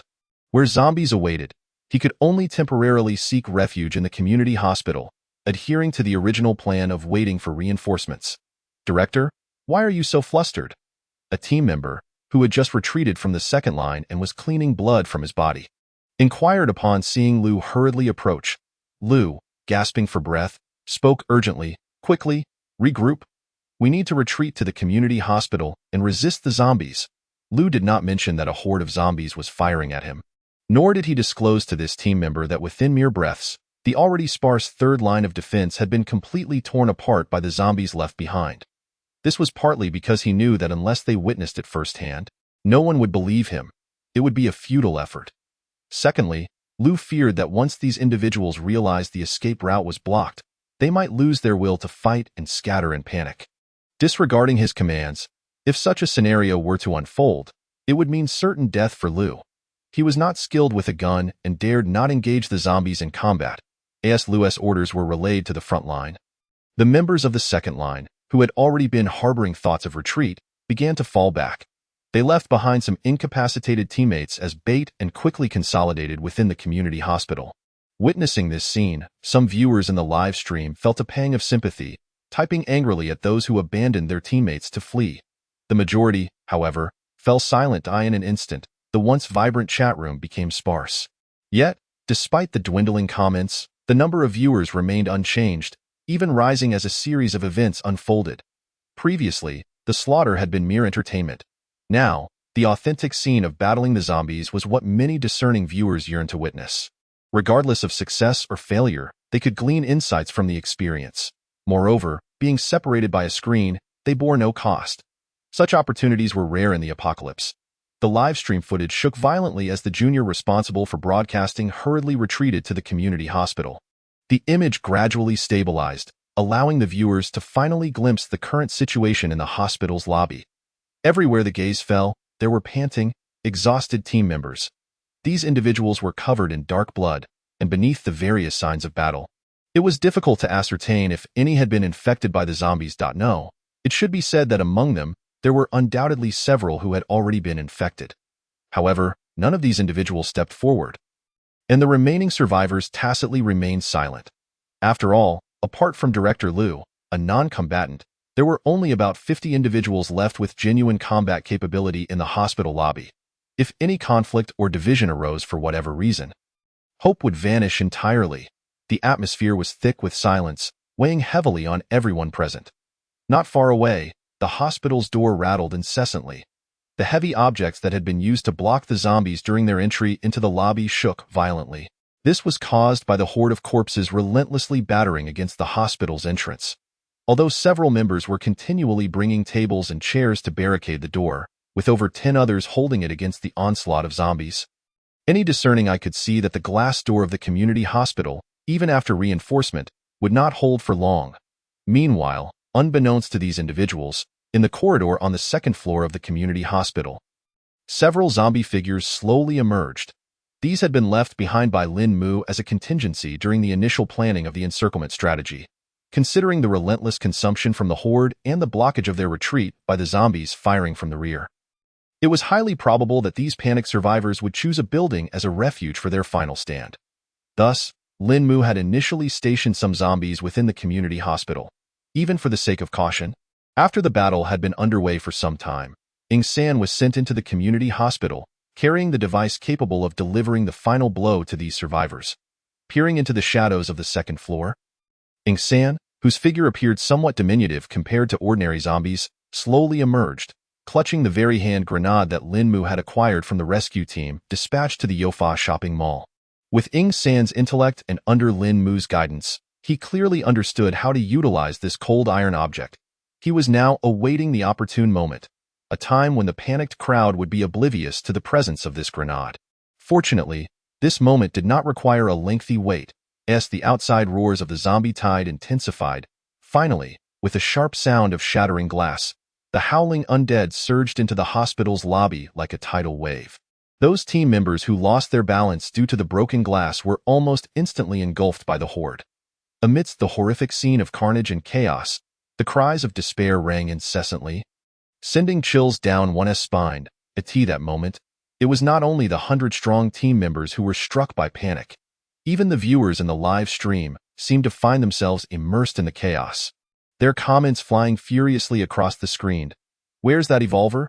Someone save us. This is too disgusting. I can't take it anymore.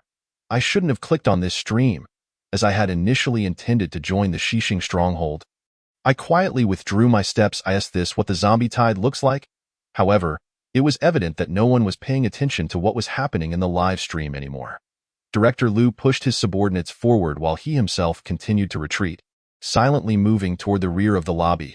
Upon catching sight of Huang Xiaohua, who was retreating alongside him, an inexplicable fury surged within Director Liu. He rushed over and slapped Huang Xiaohua on the head, bellowing, "Waste! You're an evolver? Why are you running? Hurry up and kill some zombies." Hearing Liu's words, Huang Xiaohua was momentarily taken aback, instinctively altering his direction toward the horde. "Wait, why the hell should I listen to that fat pig? I'm the strongest now," he muttered under his breath. Yet by the time he realized it, he had already advanced to the forefront of the crowd, several zombies roaring and charging towards him. In a moment of desperation, he could only draw his damaged machete and hastily retaliate. Fortunately, as a first-tier evolver, his physical prowess was sufficiently formidable. Even in his hurried response, Huang Xiaohua managed to slay a few zombies.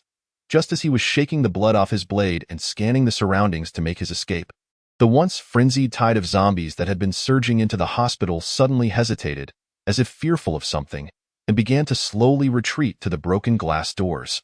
"What is happening?" Huang Xiaohua stood in stunned silence. Not just him. The survivors frantically retreating in the lobby also paused. A few individuals glanced at Huang Xiaohua, seemingly attributing the zombies' fear to his recent zombie kills. However, Huang Xiaohua was acutely aware of his own strengths and weaknesses. The eerie silence lasted barely a second before it was shattered by a perplexed voice. By the way, did anyone hear the sound of a fuse burning?" As the speaker finished, a faint sizzling noise echoed through the lobby. The sound was soft, nearly indistinguishable amidst the zombies' roars and the moans of the injured, but those who heard it felt an involuntary shiver run down their spines. There was no mistaking it. This was the sound of a grenade's fuse igniting. But they had just exhausted all their grenades in the fight against the horde, so where was this sound coming from? "Li Ming, what's that thing behind you?" A team member seemed to spot something and hurriedly pointed. This gesture drew the attention of those who had not heard the sound or even realized the presence of a grenade. On the bloodied ground lay a grenade wrapped in steel nails and shards of iron. A grenade. How did this end up here? Li Ming, clearly oblivious to the impending disaster, reached down to pick up the grenade. "No!" a team member shouted in alarm, but it was too late. The grenade, which Ing San had hastily wrapped in nails and shrapnel and tossed into the crowd amidst the confusion, was on the verge of detonation. The next instant, accompanied by a deafening explosion, flames and metal fragments erupted. Some of the team members nearby, including Li Ming, were instantly reduced to a mist of blood. Others further away were knocked senseless by the shockwave, only to be claimed by the flying debris. The individual responsible for the live stream fared even worse, torn asunder yet not immediately dead, writhing in agony as his pained cries filled the lobby. The broadcasting equipment in his hands clattered to the ground due to the blast's impact, the camera lens shattering in an instant, abruptly cutting the live stream to black. "Can someone tell me what just happened? I just went to the restroom. Did the community hospital get taken down? Has it started? Dude, it's been more than 10 minutes. You should really go to the bathroom." "Started? It's already over." "No, what the hell just happened?" Same question one. "I just heard an explosion and then the stream went black." Confused viewers began to chatter among themselves, while some with more knowledge began to analyze the situation. It must have been a grenade explosion. In such a semi-enclosed space, it must have been a fragmentation grenade to have such power. No, this is too bizarre. Why would a grenade explode in our midst? Did someone slip up and fail to throw it? This was incomprehensible. I feel like this zombie tide is unusual. These people are probably going to become food for the undead. Classic verdict. I suspect that stating the obvious is futile. Anyone can see that this zombie tide is problematic. Meanwhile, within the human shelter in Dajiang City, Professor Wang and several high-ranking officials stared at the abruptly cut live stream with furrowed brows. The higher-ups exchanged opinions while glancing at the scrolling comments. Professor Wang squinted as if deep in thought. After a moment, he picked up his phone and, upon reading a message sent through special channels, a fleeting glimmer of light flickered in his eyes. Returning to the scene in the street community hospital, the cries of despair were drowned out by the relentless howls of the undead. Inside the lobby, blood and flesh were strewn everywhere, a ghastly sight stretching before them. Cowering in the back of the lobby, miraculously unscathed by the shrapnel, Director Liu gazed at the hellish scene ahead, his face pale and lips trembling uncontrollably. Yet he had no time to ponder the origins of the grenade. At that moment, the roars of the zombie tide outside grew ever more intense, and the rancid wind blowing in made Liu feel nauseous. He had no doubt that in the next instant, these zombies would burst through the doors and devour them whole. Surveying the lobby, he estimated that less than half of those remaining were still capable of fighting, and most of them bore wounds. Moreover, Liu even discerned signs of zombification on several faces. "It's over. It's all over. How could this happen?" In his dazed state, Liu spotted Huang Xiaohua, who remained lively amidst the crowd. The formidable physique and reflexes granted by his evolution meant that Huang Xiaohua had only sustained minor injuries. "Huang Xiaohua, hurry and save me, get me out of here." At this point, the live stream had already ended, and Liu paid no mind to the expressions of others as he scrambled toward Huang Xiaohua, hoping that this newly evolved subordinate could lead him to safety. Amidst the wails of the crowd, the dazed Huang Xiaohua shook his head, only to turn around and see Director Liu, with a face smeared in tears and snot, crawling toward him with a hopeful expression. If prior to his evolution, Huang Xiaohua had obeyed Liu without question, feeling a sense of gratitude towards him for granting him the evolution serum after the live stream and having slaughtered so many zombies. He now looked at Liu with nothing but disdain. Had it not been for Liu's high status before the apocalypse, this useless fat pig would never have dared to ride on his coattails. Why had he ever felt the need to curry favor and follow Liu's every command? Furthermore, the current predicament they faced was, at its core, the result of Liu's failures. With this thought in mind, Huang Xiaohua's anger boiled over, completely forgetting how he had once pleaded with Liu for the evolution serum. Just as he prepared to mock Liu and kick him aside, a disturbance from the zombie horde caught his attention. It was only then that the stunned Huang Xiaohua realized he was still surrounded by the tide of zombies. The thought of that terrifying horde sent a chill down his spine. When he turned back to observe the changes among the zombies, his cold sweat transformed into violent tremors, fear and astonishment flooding every inch of his face. Following his gaze, the zombie tide parted as if to honor a king, slowly aligning itself on either side. Over a dozen zombies clad in bulletproof vests and wielding firearms emerged from the throng. Just by their size, Huang Xiaohua could tell these zombies were far more formidable than those he had previously massacred. In fact, through the energy sensing shared among evolved beings, Huang Xiaohua detected the presence of 6 or 7 first-tier zombies among them. At that moment, a glimmer of despair crept across his visage. Why are these zombies armed with firearms? Why are there so many first-tier zombies? Countless questions, like a relentless nightmare, plagued Huang Xiaohua's mind. Yet, what terrified him even more lay ahead, within his line of sight. These gun-wielding zombies did not fire. Instead, they slowly parted to reveal a path. At the end of this path, a gaunt zombie clad in a black coat emerged, gently stroking a large, fluffy dog that resembled a small mountain beside it. Chapter 51. Long time no see. Though he could not discern what this zombie truly was, the aura it exuded was akin to a bottomless abyss or a prison, and its transcendent status among the horde left Huang Xiaohua certain that this zombie was far more horrifying than any he had ever encountered. Suddenly, a chilling thought crossed his mind, rendering his already pallid face even more ashen. Could it be that this terrifying zombie was the cause of the undead tide? Observing the subservient demeanor of the surrounding zombies, he pondered whether his hypothesis might indeed hold truth. At this moment, Huang Xiaohua's pupils constricted sharply. Just then, Lin Mu approached him. With a faintly mocking smile, Lin Mu sauntered forward, his gaze sweeping across the faces of the survivors before finally resting on Huang Xiaohua and the dazed Director Lu, who had managed to rise halfway in a rush. Take your time. None of you shall escape. His cold, hoarse voice resonated through the silent hall like the grim pronouncement of death. Although his tone was not loud, it was strikingly clear, causing astonishment to flash across every face present as a singular thought emerged in their minds. This zombie can speak. Moreover, it possesses human-like cognition. Among the assembled, Director Lu's reaction was the most intense. This was due to the resemblance of Lin Mu's voice to that of the mysterious figure heard over the intercom the previous day. More accurately, apart from the static, it was the same person, or rather, the same zombie. At this realization, Director Lu froze momentarily, his mind racing through the myriad events that had transpired in the commercial district and community hospital, all connecting like a thread pulled taut. The once half-crouched Director Lu suddenly collapsed to the ground as if deflated, staring in horror at the approaching Lin Mu. He envisioned a vast, dark web, with this zombie king as a spider lying in wait. While the multitude of humans from the Xixing stronghold were akin to struggling insects ensnared within it. The more they struggled, the deeper they sank, since the rescue operation at Youfa Shopping Mall. No, even from the very first day of the apocalypse when Captain Wang's team went missing, every step had led to the complete collapse of the 100-strong group he had led.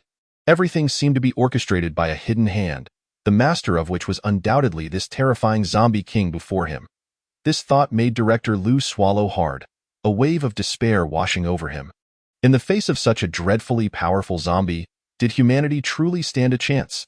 Director Lu wished fervently that the live broadcast was still ongoing, even if it captured his current pitiful state.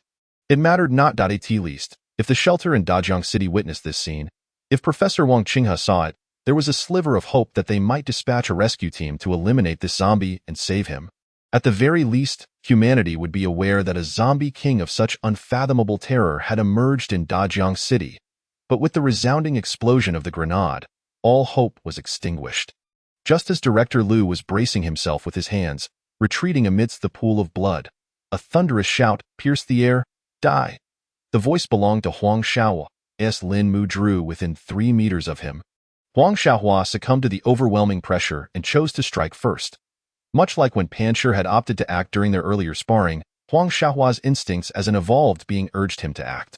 If he did not, he might perish in the next moment. Of course, what his instincts failed to disclose was that even his offensive would yield no change in outcome. Seeing Huang Xiaohua charge at him, Lin Mu did not even break stride, merely displaying an expression of amusement, as though toying with his prey. The next instant, the domain of the dead unfurled, a crimson glow engulfing half of the hall. Within the blood-red light, Huang Xiaohua's expression shifted from initial fury fueled by courage to sheer astonishment. As Lin Mu's pale hand grasped his fist, Huang Xiaohua's face contorted in agony. The pain twisted his features as he gazed at his own arm. which had been mercilessly crushed and reduced to a pulp by Lin Mu's grip. If it were not for the context, no one would have guessed that the mass of flesh encased within that skin was once a hand. Yet the horror did not cease there. With a sickening crack, his outstretched arm was twisted into a grotesque shape by Lin Mu's nonchalant manipulation. Why had his speed diminished so drastically? What on earth was this zombie? Though they were both first tier, why was it so overwhelmingly powerful? And what was this red light? Huang Xiaohua's mind teetered on the brink of collapse, his roars echoing in despair. Despite his desperate attempts to break free and resist, the absolute disparity in speed and strength rendered his movements painfully slow in Lin Mu's eyes. Lin Mu, finding the encounter rather dull, ceased his torment of this prey and swiftly swiped at him. Within the domain of the dead, the sounds of their collision were muted, as if the very air had thickened in mere moments.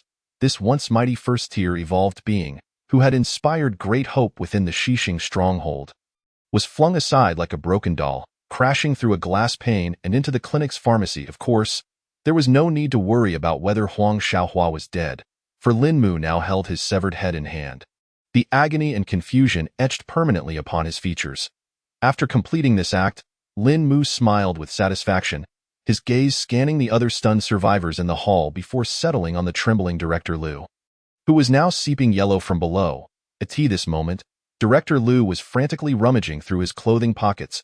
In his extreme panic, it took him several attempts to finally procure a bloodied mobile phone.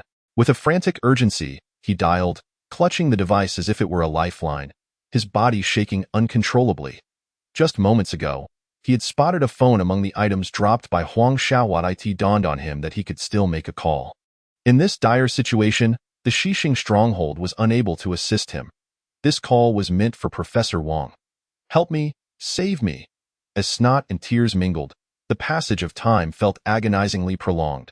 Director Liu held the phone with trembling hands, his body quaking incessantly. Fortunately, just seconds later, the call connected. "Hello, Professor Wang. It's me." Before he could finish his sentence, a pale hand snatched the phone from his grasp. Looking up, Director Liu met Lin Mu's gaze, which bore an unsettling, mocking expression. From the depths of those blood-red eyes, Director Liu sensed an almost tangible malice. What had he done to provoke such treatment from this zombie king? He could not fathom it. Naturally, he was not meant to understand. Lin Mu relished the look of horror on Director Liu's face before shoving Huang Xiaohua's severed head into his trembling hands, taking note of the name displayed on the phone. Upon seeing Wang Qinghe, Lin Mu suddenly erupted into a deep, ominous laughter. "Hello, little Liu. What is the situation over there? Why has the live broadcast been cut off?" Noticing Director Liu's silence, Professor Wang's voice grew increasingly urgent. Hearing that familiar tone, Lin Mu narrowed his eyes and lowered his voice, speaking slowly into the phone. "Professor Wang, long time no see." Chapter 52. A grand revelry at this very moment, within the temporary laboratory of the human shelter in the university town. Professor Wang held the phone, deeply furrowing his brows under the watchful gaze of the high-ranking officials present. Though the raspy voice emanating from the phone was barely audible, those gathered quickly recognized its abnormality. It was evident that the voice on the other end was not human, at least not one that Lu Qinfeng could produce. Professor Wang hesitated before posing the same question that Captain Feng had asked the day before. "Who are you?" On the other end, the static persisted for a moment. Just as Professor Wang was about to end the call, the voice returned, sounding as if it were drawn from a winded bellows. "Please send my regards to Mentor Xiao. I will repay him in due time, and I shall also repay you." The surrounding officials were taken aback by this statement, uncertain as to who Mentor Xiao might be. At least within the university town shelter, no such figure existed. However, Professor Wang's pupils constricted as a flicker of shock crossed his previously serene expression. Who is he? How does he know Mentor Xiao's name? This was the superior liaison assigned to him by the base organization just the day before. Only a select few within the organization were privy to the alias Mentor Xiao. Moreover, judging by the words of the voice's owner, this entity clearly possesses more information than one might expect. At the very least, it is aware that it can contact Mentor Xiao. But how is that even possible? Since the moment he heard Lin Mu's voice, Professor Wang's face has been a portrait of confusion. Those present are not mere commoners. They have naturally taken note of Professor Wang's peculiar reaction, which only fuels their curiosity about the voice on the other end of the line. What exactly are you, and where is Lu Qianfeng? Tell me. Professor Wang's voice trembles with urgency. After a brief pause, the voice on the other end replies in a nonchalant tone, "Why the haste? You will find out soon enough." You see, the last person who posed this question to me already knows the answer. Following this whispered utterance, the call abruptly shatters into static, leaving behind a busy tone. As the echoes of those last two phrases linger in his ears, Professor Wang takes a deep breath. Moments later, he picks up his phone once more, casting a glance at the specialized message that had been sent to him. He then turns to his side. Addressing the second-in-command of the University City Sanctuary, the very individual who had initially led the high-ranking officials, in a low, resolute voice, he declares, "Lu Jun, no matter the means, whether this is indeed a human or some other entity. Help me capture it." Professor Wang's tone brooks no dissent. What? Lu Jun, the second-in-command of the sanctuary, momentarily taken aback, soon recognizes the gravity of Professor Wang's tone. After a brief pause, he responds, "Our relationship with the base organization is merely one of collaboration.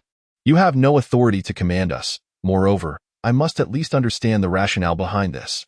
Professor Wang snorts coldly, offering no explanation, and presses on, "Assist me in capturing it, and once the torch device is fully developed, I will request some provisions for your sanctuary." At the mention of the torch device, Lu Jun's expression shifts, and after a moment's hesitation, he seems to arrive at a decision, stating, "Very well, but this is your promise.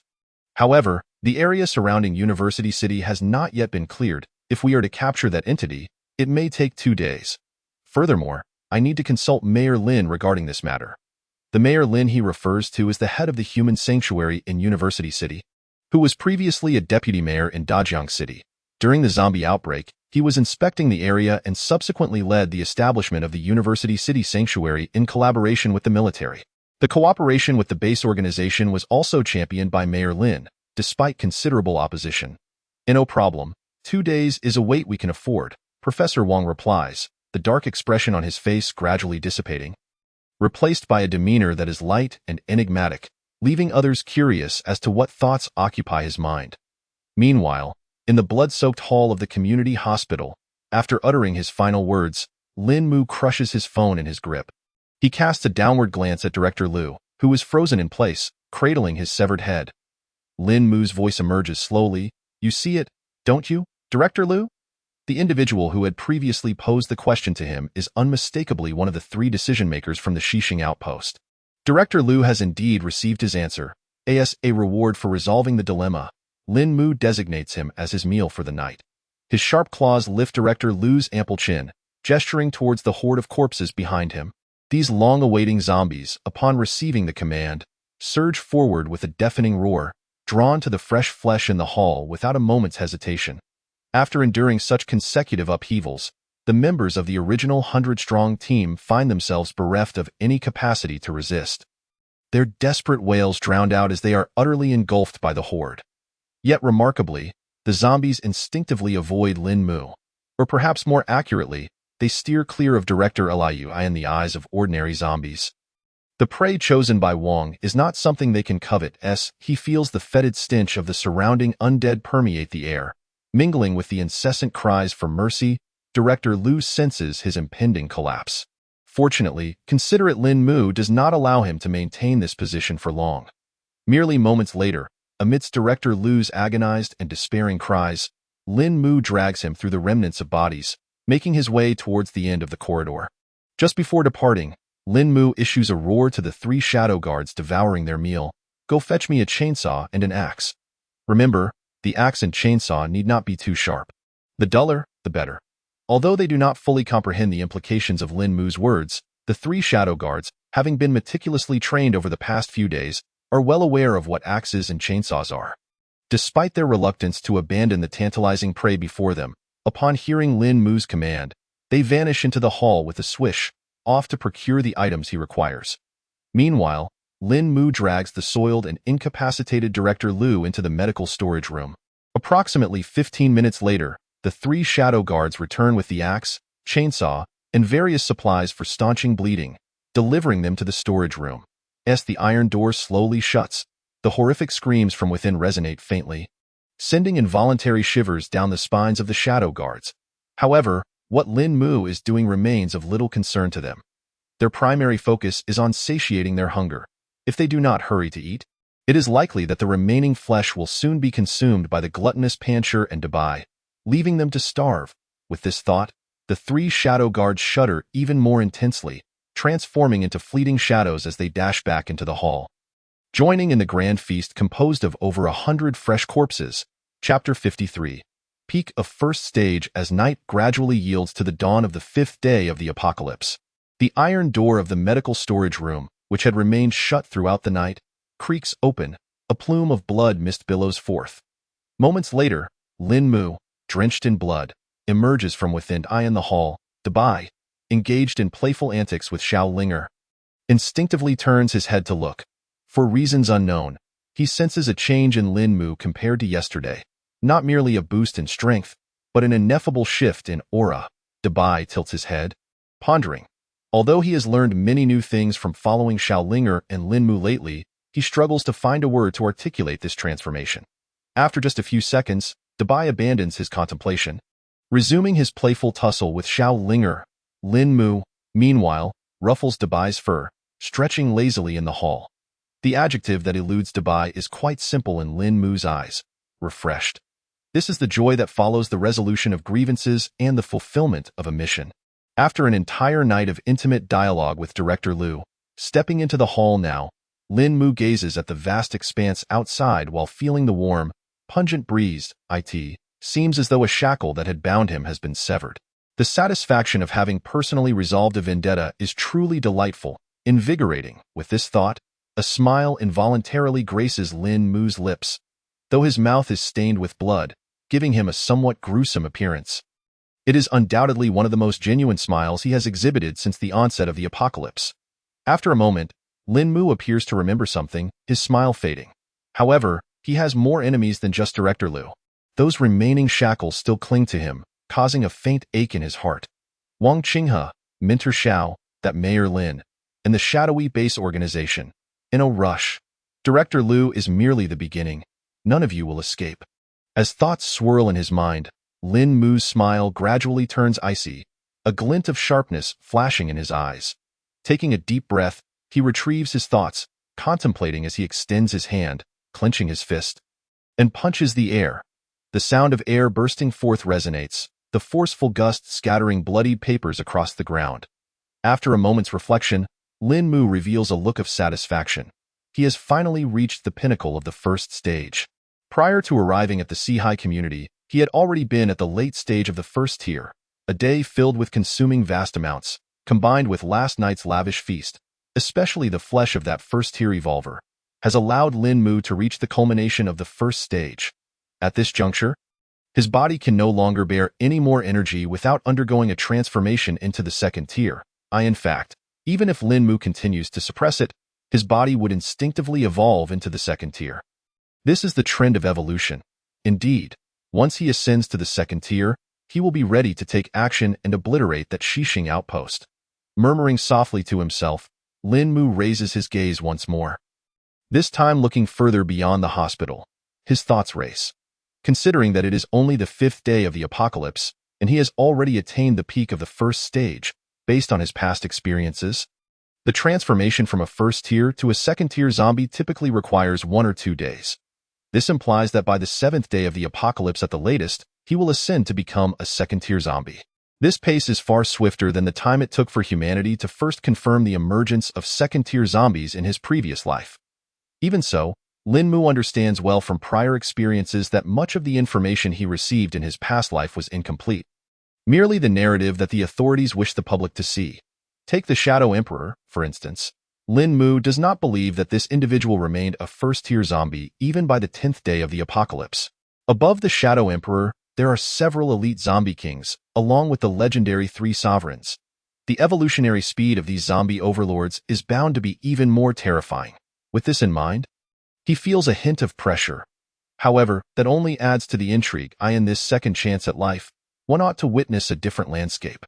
If everything were to remain unchanged from his previous life, it would undoubtedly be rather dull. Engaged in his musings, Lin Mu turns to summon Pancher and Yao Gui, who are diligently transporting fresh flesh. The demon had arrived before Lin Mu, but was swiftly pushed aside by a larger boulder. Its beady eyes seemed to convey a message. Who do you think you are, buddy? Do you have any acquaintance with my boss? I am an original shareholder. The demon's eyes twitched slightly as it was shoved aside by the boulder.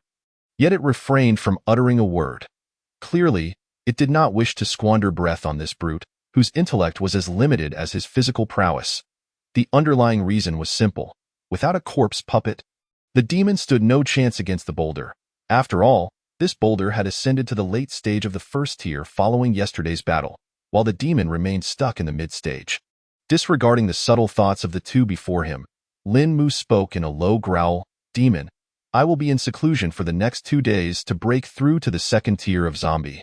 During this time, the 3 shadow guards will be responsible for my safety. Your task, along with the boulder, is to find ways to weaken the human stronghold known as Xixing as much as possible. Dabai and Xiaoling will stay behind to assist you. I hope to hear good news upon my emergence." This time, Lin Mu refrained from meticulously detailing a plan, instead providing a general direction and delegating authority to the demon and the boulder. The purpose of this was evident, to hone their abilities. After all, what Lin Mu required was not merely a handful of simple lackeys, but truly capable aides who could resolve issues. This was also the fundamental reason behind his ambition to establish a power. Moreover, Lin Mu glanced at the boulder before turning his gaze toward Xiaoling and Dabai, who were eavesdropping nearby. A glimmer of anticipation flickered in his eyes. Although currently only the demon was a unique zombie under his command, once the corpse blood fruits from the business district and the previous haul from the Sihai community matured, the boulder, Xiaoling, and Dabai would also transform into special zombies. Lin Mu had personally nurtured those corpse blood fruits with meticulous care. While it was uncertain whether they would attain top-tier statuses like himself, they would certainly not be lacking. Considering the timeline, it would all unfold within these 2 days. Coupled with his own breakthrough to the second tier of zombie, the overall strength of his zombie nest would undoubtedly escalate. By then, dealing with the Xixing stronghold would be far more assured. Nodding to himself, Lin Mu observed the demon still explaining to the boulder what their leader had just said. Xiaoling was perched on Dabai's back, both zombies mirroring each other's furtive listening. Sounds occasionally emanated from the second floor, along with shadows flitting in the stairwell. 3 shadow guards engaged in playful antics. Other zombies who had pledged allegiance to Lin Mu or were part of his retinue busied themselves within the zombie nest, attending to their respective duties. Witnessing all this, Lin Mu broke into a smile before turning away and stepping into the medicine storage room. Meanwhile, a few hundred meters away, at the Xixing stronghold, the familiar office had changed from 3 occupants to 2. The atmosphere within the office starkly contrasted with the clear skies outside, heavy and oppressive as if it could drown in despair. "Is there still no news from Director Liu?" Captain Feng, seated nearby with dark circles under his eyes, voiced his exhaustion. "No, the phone lines are completely down, but I have dispatched someone to investigate. We should receive results shortly," replied Hong Jia, shaking her head slightly, her brow furrowed with concern. The plan to clear the street community hospital had initially progressed smoothly, but everything had taken a rapid downturn since the emergence of the zombie tide. The explosive sound that severed the live broadcast left both Captain Feng and Hong Jia in the dark regarding what had transpired with Director Liu. Was it truly just the zombie tide? Captain Feng pinched the bridge of his nose, inhaling deeply. He was well aware of the capabilities of the 100-strong team he had personally trained. Even if the zombie tide were indeed endless, they should at least be able to retreat without losing all contact. What puzzled Captain Feng was why Director Liu had chosen to hide in the community hospital instead of retreating directly to Xixing. As a soldier, his instincts told him there must be reasons unknown to him. Some crucial information had clearly been omitted from the live stream. After all, having spent time together these past few days, Captain Feng knew Director Liu's character did not align with that of someone who would fight to the death. So, what exactly had transpired? Moreover, what troubled Captain Feng even more was the seemingly endless zombie tide, along with whatever lurked behind it, potentially threatening the very safety of the Xixing stronghold. The 100 personnel that Director Liu had taken were predominantly young and strong, constituting almost a third of the stronghold's combat capability. If they failed to return and the stronghold faced another zombie tide, the consequences would be dire. With a soft sigh, Captain Feng turned his head just in time to meet Hong Jia's anxious expression. "There's another piece of bad news. After the live broadcast was cut off yesterday, The newly joined survivors have begun to contemplate leaving the stronghold. This morning, over 10 individuals attempted to sneak away amidst the patrol team. Fortunately, I arrived just in time to stop them. The stronghold is currently rife with panic and uncertainty. We need to devise a plan. After a brief pause, Captain Feng continued, we can only seek assistance from the University City shelter. Just as he was about to elaborate, a series of loud knocks interrupted his words. Before Hong Jie could reach the door, it swung open abruptly, revealing a frantic team member, fear etched across his face. He was the one Hong Jie had dispatched earlier to investigate the situation at the street community hospital. The area.its filled with corpses, blood everywhere. The team member gasped for breath, his gaze darting between Hong Jie and Captain Feng. Terror evident in his eyes. What happened? Speak slowly, Hong Jie urged, handing him a chair. Although she knew that Director Liu had been missing for an entire night, the likelihood of a grim outcome loomed large. Yet until accurate information was received, both she and Captain Feng clung to a sliver of hope.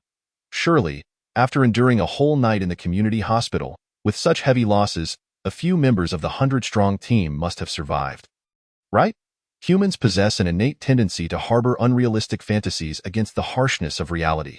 However, the team members' next words extinguished Hong Jie's flicker of hope entirely. They are all dead. We saw no survivors. Nor did we hear any sounds of resistance. The hospital has become a nest of corpses, teeming with zombies. As he spoke, he pulled a camera from his satchel and handed it to Hong Jie. She opened the camera, and after just a glance, her complexion drained of color. Captain Feng, leaning in to take the camera from her, also darkened in expression. The team member spoke the truth. The community hospital resembled a scene drenched in blood. With corpses and dismembered flesh scattered about in a photograph, taken with a telephoto lens from a distance of over 100 meters, Captain Feng even glimpsed a mountain of bones piled high. Such a mound of bones could not have formed without the remains of at least 100 individuals. Silence fell in the office, the tension palpable. After a moment, Captain Feng returned his gaze to the team member, deleted the photos from the camera, and handed it back, stating, you know what you need to do, do not spread this information within the stronghold. You understand the necessary actions. Yes, the team member accepted the camera with both hands, refraining from further questions as he exited the office. Ultimately, the truth would come to light. The community hospital was not far, and those venturing out for supplies would inevitably uncover the reality. Hong Jie hesitated before speaking. I know all too well, we should delay this as long as possible. If the survivors in the stronghold were to learn of this, the ensuing panic would likely plunge us into chaos. Captain Feng's tone was firm. What concerns me is that such a massive nest has formed right under our noses, and we failed to detect it. Furthermore, Director Liu had clearly sent someone to investigate yesterday, claiming there was no zombie tide, only ordinary zombies. Reflecting on the previous day, Captain Feng's brow furrowed. He had believed that the plan would be foolproof, considering that similar operations were underway at other small strongholds. All proceeding smoothly according to information from the military's internal websites. Where had things gone awry?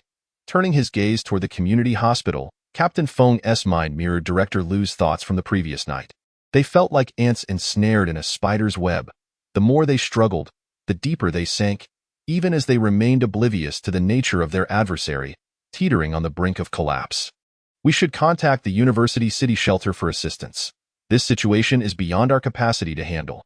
Hong Jie's voice rang out again, pointing to the black landline on the desk at IT was a direct line to the University City shelter. 2 days prior, the shelter had provided one of these devices to each stronghold within its jurisdiction. Captain Feng nodded, but just as he stepped forward to dial, the phone rang before he could pick it up. He exchanged a puzzled glance with Hong Jie, who also wore a look of confusion. He lifted the receiver. Hello, this is the Xixing Stronghold. The sound of Captain Feng's voice. The caller on the other end quickly responded. Hello, I am Lu Jun. We are already aware of yesterday's events at our shelter. The voice lacked pleasantries, proceeding directly with, we will be dispatching a company of soldiers to assist you in eliminating the threat. However, regarding the factors that led to yesterday's tragic events, the intelligence we have gathered remains rather scant. We require your full cooperation. Do you understand?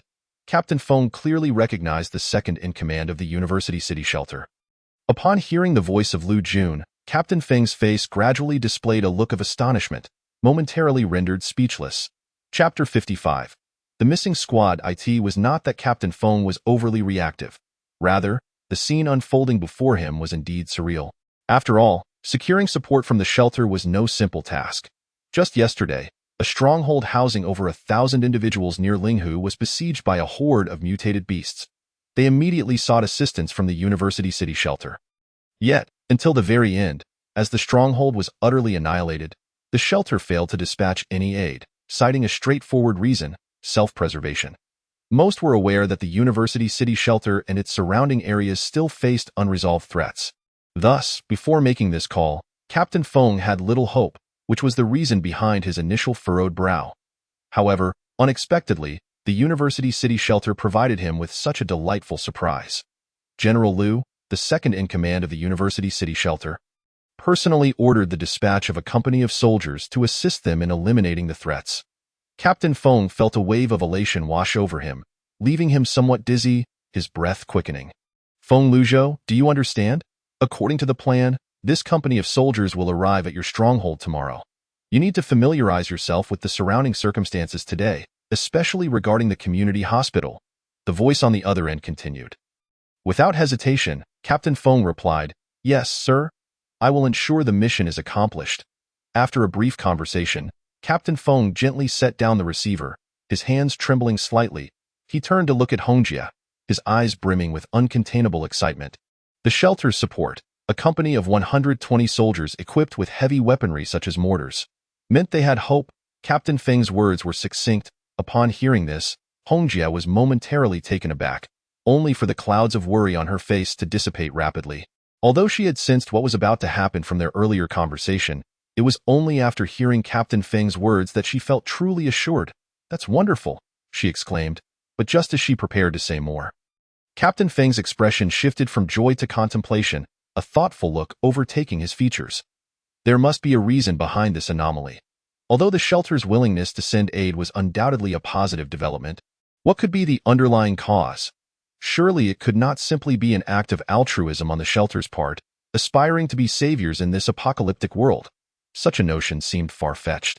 Captain Feng voiced his concerns and discussed them with Hongjia for a while, ultimately leading them to point their suspicions toward the series of unusual circumstances they had encountered in recent days. Never mind, after all, it is the shelter's concern. It is beyond our ability to manage, he mused, withdrawing his gaze. Hongjia quietly closed the door behind her and approached Captain Feng. In this apocalyptic world, time drags excruciatingly, particularly when waiting for something. Fortunately, as the morning sun once again cast its light upon this beleaguered stronghold, everything remained as it should be. The sixth day of the apocalypse arrived quietly. The sounds of metal striking metal and chainsaws cutting wood echoed throughout the stronghold. However, due to restrictions to prevent attracting zombies, these noises were mostly subdued. After a full day of growing anxiety, the fate of Director Liu and his 100-man team, still unaccounted for, weighed heavily on the minds of many, particularly those survivors who had witnessed the abrupt end of the live broadcast. Thankfully, the other two administrators of the stronghold had released news that a company of soldiers would arrive today from the University City shelter. This announcement quickly calmed many previously wavering survivors. In the makeshift public area of the Xixing stronghold, throngs of people gathered. After the initial days of the apocalypse, many had begun to adapt. Some bolder individuals even formed small teams to take on resource-gathering tasks listed on the bulletin board. Simultaneously, in the free trade area of the public space, they used temporary currency issued by the Xixing stronghold to purchase food. Dubbed currency, this was essentially a collection of special plastic tokens discovered in a private warehouse. Unlike the bustling bulletin area, the atmosphere within the office was markedly different. Despite having spent the night preparing and assigning tasks, Captain Feng's expression was far from cheerful. Even knowing that the company of soldiers was on its way to support them did little to lift his spirits. "Have there been any updates from the scouting teams sent out?" Captain Feng inquired, his tone heavy. The teams he referenced were dispatched yesterday afternoon after communicating with the shelter, each consisting of 5 lightly equipped members armed with specialized binoculars and cameras, solely tasked with reconnaissance. Based on the shelter's compiled experiences, as well as their own, these teams were not expected to encounter any issues, at least, not to the point of being completely unresponsive. Still no word. And all our calls go unanswered. Should we continue sending people to investigate? Hongjia asked, shaking her head uncertainly. No need for that. Let's wait for the shelter's support to arrive.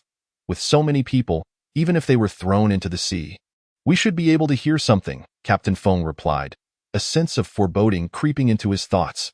This situation was undeniably strange. Meanwhile, 200 meters outside the Xixing stronghold, in a narrow alley cluttered with tangled wires, a figure hurriedly fled. Covering his mouth, he glanced back frequently, fearful of making even the slightest sound.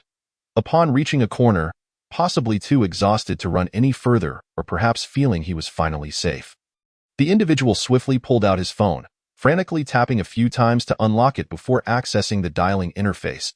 If Captain Feng and Hongjia were to see this person, they would undoubtedly recognize him as the leader of one of the reconnaissance teams dispatched the previous day.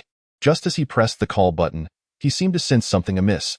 Swallowing hard and instinctively looking up ahead, there, merely half a meter in front of him, stood a zombie, staring at him with hollow, swirling eyes, utterly silent, its drool mixed with blood dripping to the ground. This eerie and terrifying tableau nearly sent the reconnaissance team leader's soul fleeing. When did this creature appear before him? It seemed to recall the desperate ordeal of the past few minutes. Fear enveloped him, drowning his pupils in darkness in his mind's eye. He could almost visualize the horrific end of his teammates. One of them had been torn to shreds by several of these vacant-eyed zombies. Torn apart, not simply bitten to death. These soulless zombies did not consume the flesh. They merely shredded it, leaving their victims to die in despair. Though their movements were clumsy, akin to puppets, they attacked with an efficiency that allowed for no respite, functioning as a single entity. Yet the most terrifying aspect was not merely these strange zombies. If it were only them, the small team might have managed to escape. What truly plunged them into despair was that towering figure, standing at least 2.5 meters tall, its body adorned with blood-like patterns, along with that little girl. Yes, the zombie girl, and that enormous dog the size of a small car. An hour prior, as they passed a residential building, they had encountered the little girl. Initially, they believed her to be a survivor and sought to rescue her. Little did they know, this decision would mark the beginning of their nightmare. Chapter 56, The Resilient Blood Corpse King and Its Master. Terrifying. Were these creatures truly zombies? As his thoughts raced, fear and despair gripped him like an iron vice, constricting his throat and making it nearly impossible to breathe. Before he could react, a massive hand, covered in red markings and as large as a basin, reached out from behind and clutched his neck. This time, it was not merely a struggle for breath. As that enormous hand tightened, his neck snapped instantly with a dull crack of his spine. With a thud, his body crashed to the ground, still convulsing involuntarily, murky liquid seeping from below. The owner of that colossal hand was none other than Pancher, or more accurately, Pancher, after having consumed the corpse blood fruit and transformed into a special type of zombie in accordance with Lin Mu's earlier predictions, Pancher had entered the path of the tyrant after devouring the fruit. Its rank was designated as Resilient Blood Corpse King. This rank is an elevated version of the resilient blood corpses, characterized by becoming increasingly formidable in battle, capable of absorbing surrounding flesh and blood to rapidly heal itself. In terms of power, this rank significantly enhances the physical form compared to typical Tyrant Path zombies. Within the Tyrant Path, it ranks among the absolute elite. The only ranks that could be compared are the Mountain Zombie King and War General, which are also part of the first tier of the Tyrant Path. Beyond this lies the true pinnacle of professions. However, if Lin Mu were present, he would undoubtedly assert that there are no top-tier ranks within the Tyrant Path. Indeed, for reasons unknown, the Tyrant Path has historically never produced a true top-tier profession. This fact had long troubled numerous researchers in previous lives. According to predictions and speculative studies on bloodlines, the Tyrant Path should possess top-tier ranks. Many researchers even simulated and identified various abilities associated with this rank. It has even been dubbed the Overlord, yet the reasons behind this remain shrouded in mystery. The pinnacle of this rank, the Ultimate Zombie, has never made an appearance, nor has it even been birthed within the confines of the laboratory. Thus, relying solely on its profound accumulation and the remarkably perfected blood fruit it has cultivated, the best that Pancher could achieve was to become the Resilient Blood King. Licking the remnants of blood and spinal fluid from its hands, Pancher cast its gaze upon the corpse puppet before it, which was busily rummaging through the bodies, extracting mobile phones and other useful devices. With a perplexed growl, it muttered, "Zaya Yozi, why not just consume it directly?" The boss said rummaging through trash is ill-advised. It became evident that even after transforming into a unique zombie, Pancher remained unchanged. The familiar scent, the well-known formula. Upon hearing Pancher's words, the corpse puppet's mouth twitched, revealing a rigid, speechless expression. "You simpleton, cease conversing with me. Go see if Xiaoling has finished her task." The voice of Yao Gui emanated from the corpse puppet. Suddenly sensing something, it furrowed its brow and instinctively lifted its head, only to behold Pancher circling around it, performing a series of nonsensical movements. That moment, a large red symbol of fury seemed to manifest above the puppet's head. "For heaven's sake, stop circling around me." Yao Gui commanded the corpse puppet to rise, delivering a kick towards Piangxi in the end. Not only did it fail to budge Pancher, but it also landed unceremoniously on the ground. This outcome caused the puppet's chest to heave violently, its fists clenching in silent fury.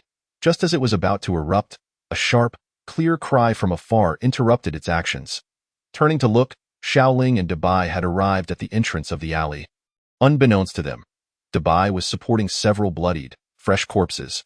Having transformed into a special zombie beast, its size had increased significantly, reaching 3 meters in length, making it nearly impossible for Dabai to fit into the narrow alley. Upon closer inspection, ignoring the blood-stained parts, its newly sprouted dense, pristine fur enveloped it like silk. If one overlooked its intelligent gaze and the tongue that hung out, panting incessantly, this creature could indeed be deemed quite imposing. In contrast to Pancher and Dabai, Xiaoling's transformation was even more profound. After becoming a special zombie, all the decayed flesh had fallen away, and her eyes sparkled with an energy far greater than before. From a distance, she appeared as an adorable little girl. However, to provoke this little girl would yield severe consequences, as evidenced by this reconnaissance team. Compared to the direct consumption of the blood fruit, Pancher's ascension to the resilient Blood King was undoubtedly a more arduous journey for Xiaoling and Dabai. This difficulty manifested primarily in 2 aspects. The first was the stringent requirements of the blood fruit itself. The conditions to become a Beastmaster zombie necessitated a close bond between the zombie and its companion, and both had to consume the same type of blood fruit simultaneously. This was exceedingly challenging. Fortunately, Lin Mu had made prior arrangements. The 2 blood fruits they procured from the Sihai community, although not of the same type, had grown from the same pile of corpses. By employing a simple grafting method, the condition for them to be of the same type could be satisfied. This was not an arbitrary decision by Lin Mu. In his previous life, the Beastmaster zombies in the laboratory were birthed through this very method. After consuming the blood fruit last night, Xiaoling and Dabai embarked on the path of transformation into special zombies. However, their trials were evidently just beginning. The second reason for the arduousness lay in the fact that prior to consuming the blood fruit, they had followed Lin Mu's instructions to ingest the remaining 2 brown pills. The torment faced by Lin Mu when he became a special zombie is evident from this. Therefore, the entire nest of corpses endured a night filled with wails and barking. Thankfully, Xiaoling and Dabai's deep accumulation allowed them to persevere in return. Their rewards were immensely fruitful. The rank of Beastmaster zombie had metamorphosed into an unheard-of new rank, Overlord. Xiaoling's eyes sparkled with vitality and underwent such a significant transformation due to the influence of this new rank. This rank can be simply understood as an upgraded version of Beastmaster Zombie. It not only comprehensively enhanced the original abilities of the Beastmaster Zombie, but also granted Xiaoling a unique ability, Subjugation. This is a passive ability. Specifically, when this ability is activated, zombie beasts and evolved beasts will instinctively draw near and submit to Xiaoling, allowing her to command them. Xiaoling can also freely communicate with zombie beasts or evolved beasts. Although there are limitations to this ability when it comes to highly evolved zombie beasts and evolved beasts, it is foreseeable that with this ability, Xiaoling will tread far along the path of becoming a Beastmaster zombie. After all, in the apocalypse, zombie beasts and evolved beasts represent a formidable force. Upon learning of this ability, both Yao Gui and Pancher were taken aback, involuntarily picturing themselves surrounded by a horde of trembling zombie beasts after incurring the wrath of this little girl. At this stage, if one were to assess their combat capabilities, the combination of Dabai and Xiaoling would easily overpower Pancher. Of course, individually, neither of them could contend with Pancher, as most of the strength of the Beastmaster zombie lies in collaborative techniques. Meanwhile, Pancher could suppress Yao Gui, regardless of whether Yao Gui was controlling the corpse puppet. This was unavoidable. A class that mimicked the Corpse Master pathway. The Corpse Manipulator adeptly imitated the early weaknesses characteristic of the Corpse Masters. Chapter 57. The arrival of the Squad.as for the 3 Shadow Guards. Well, they had yet to become special zombies, currently classified as no corpse found. However, Xiaoling and Dabai were puzzled, as they had not acquired the mysterious ability called Devour that Lin Mu had described before his seclusion. Perhaps Lin Mu's acquisition of this ability was a matter of chance or other reasons. In any case, this was not the time for such distractions. All resolved? Glancing at Xiaoling approaching him, Yaogui's corpse puppet rubbed its sore waist and stood up, glaring fiercely at the seemingly innocent Pan Shi. The squad we sent has dealt with everything, including Dabai and me. I even had a few zombie rats keep an eye on those nefarious individuals at the stronghold. With the most endearing voice, she uttered the most cruel words. A smile blossomed on Xiaoling's face. No wonder Xiaoling is so impressive. With genuine admiration, Yao Gui maneuvered the corpse puppet, leading Xiaoling out of the alley. After reuniting with the corpses stationed nearby, they proceeded towards the tide of zombies. After Lin Mu entered seclusion, Yao Gui dispatched some zombies to monitor the movements of that human stronghold while secretly formulating a plan. However, Yao Gui did not rush into action. Instead, they waited until the previous night when Pan Shi, Xiaoling, and Dabai had all become special zombies before taking action. Thus, the scene before us unfolded. In a certain sense, this could be regarded as Lin Mu's faction's first proactive strike against the Xixing stronghold, simultaneously signifying that Lin Mu's subordinates had truly acquired the capability to autonomously resolve issues, ascending to the stage of the apocalypse. Perhaps many years later, when humanity reminisces about this terrifying zombie force, they will define this event as a turning point. Yet at present, aside from the overwhelmed managers of the Xixing stronghold, no one noticed the anomalies occurring. Or rather, even Captain Feng and Hongjia of the Xixing stronghold lacked the bandwidth to address the disappearance of the reconnaissance team. As they awaited the long-anticipated reinforcement from the shelter, which had now arrived at the stronghold, at this moment, the public area of the Xixing stronghold was teeming with people. The roar of helicopter blades slicing through the air grew louder as it approached. Looking towards the direction of the University City shelter, several helicopters gradually expanded from mere black dots into clear visibility. These helicopters were not of the same model. Most were equipped by television stations or universities for filming or transportation purposes. To accommodate more passengers, some steel plates had been welded to the exterior of the helicopters, rendering them somewhat bulky and odd in appearance. Nevertheless, they remained helicopters, symbols of human technological civilization and the strength of formidable shelters. When will our stronghold have helicopters? You must be dreaming. In a small stronghold like ours, merely surviving is a challenge.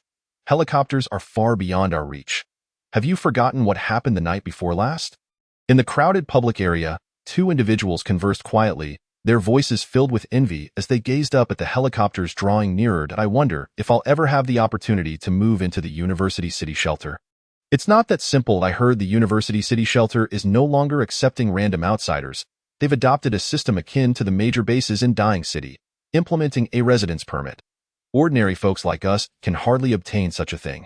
Besides, even if we managed to get one, how would we traverse the 2 kilometers to the University City shelter? Chances are, we won't get far from the stronghold before being devoured by zombies. With a sigh, the 2 expressed a hint of disappointment in their voices. Whether before or after the apocalypse, as long as there are people present, those in the upper echelons will instinctively establish hierarchies to highlight their superiority or protect their interests, even if that cake is on the verge of rotting. This is an inevitable choice of humanity, unaltered by personal will.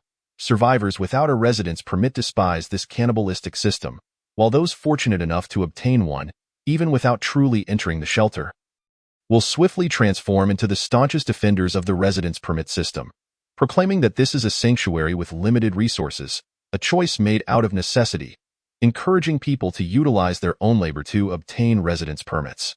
Such occurrences have transpired countless times throughout history, and as long as humanity endures, they will persist. This has been the case from ancient times to the present.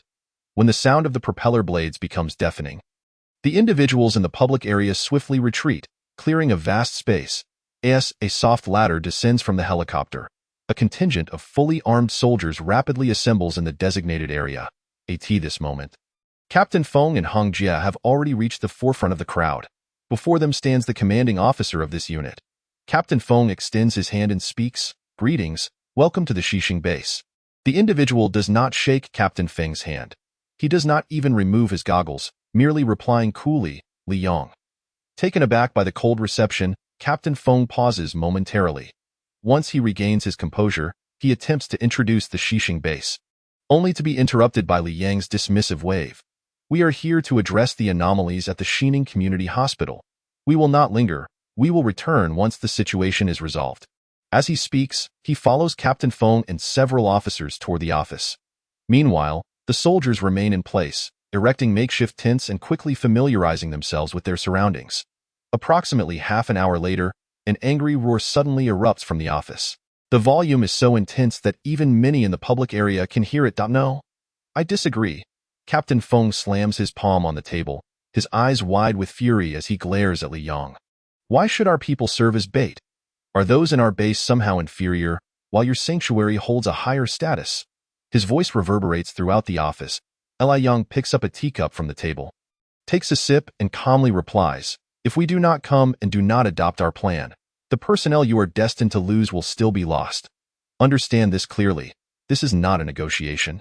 It is an order. By rank, I am your superior, and you should obey my commands." Each of Li Yang's statements strikes Captain Feng like a hammer to the heart. Captain Feng wishes to retort but finds himself devoid of any leverage to counter. For a moment, he is rendered speechless. Although this man is somewhat cold-hearted, he does speak the truth. If this small team does not arrive, even without implementing their plan, the Xixing base will still suffer personnel losses. Rather than disappearing for no reason, using them as bait to draw out the hidden puppet master is, rationally, the best choice. However, using lives as bait is, even for Captain Feng, a difficult pill to swallow. After all, it is only the 6th day of the apocalypse. Many people's mindsets remain trapped in the civilized era that preceded the outbreak, unable to adapt. Clenching his fists and then releasing them, Captain Feng exhales slowly. "All right, I agree to your terms." Chapter 58. Bait. Then it is settled. You will continue to dispatch reconnaissance teams, and our soldiers will follow closely behind. We aim to uncover the truth behind the annihilation of the 100-strong unit with minimal casualties. As Li Yong speaks, he suddenly recalls the military's prior instructions and that of Professor Wang's. He pauses briefly before adding, "Arrange for some reconnaissance uniforms for me. I will have the soldiers disguise themselves as reconnaissance teams." Following in your wake, upon hearing this somewhat peculiar request, Hong Jie pauses, instinctively asking, "What do you need to disguise yourselves as reconnaissance teams for?" Li Yong casts a glance at this seemingly large-breasted, simple-minded woman, then furrows his brow and looks toward Captain Feng, quietly saying, "Have you not realized, after your encounters with that entity, that it possesses considerable intelligence? Regardless of whether that entity is human or zombie. Our mission is to capture it alive and bring it back. Otherwise, what do you think we are here for?" Li Yang's voice resonates in the office.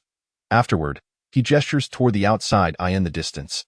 Soldiers are maintaining several 82mm mortars and 2 machine guns to eye in this apocalypse. These weapons represent truth.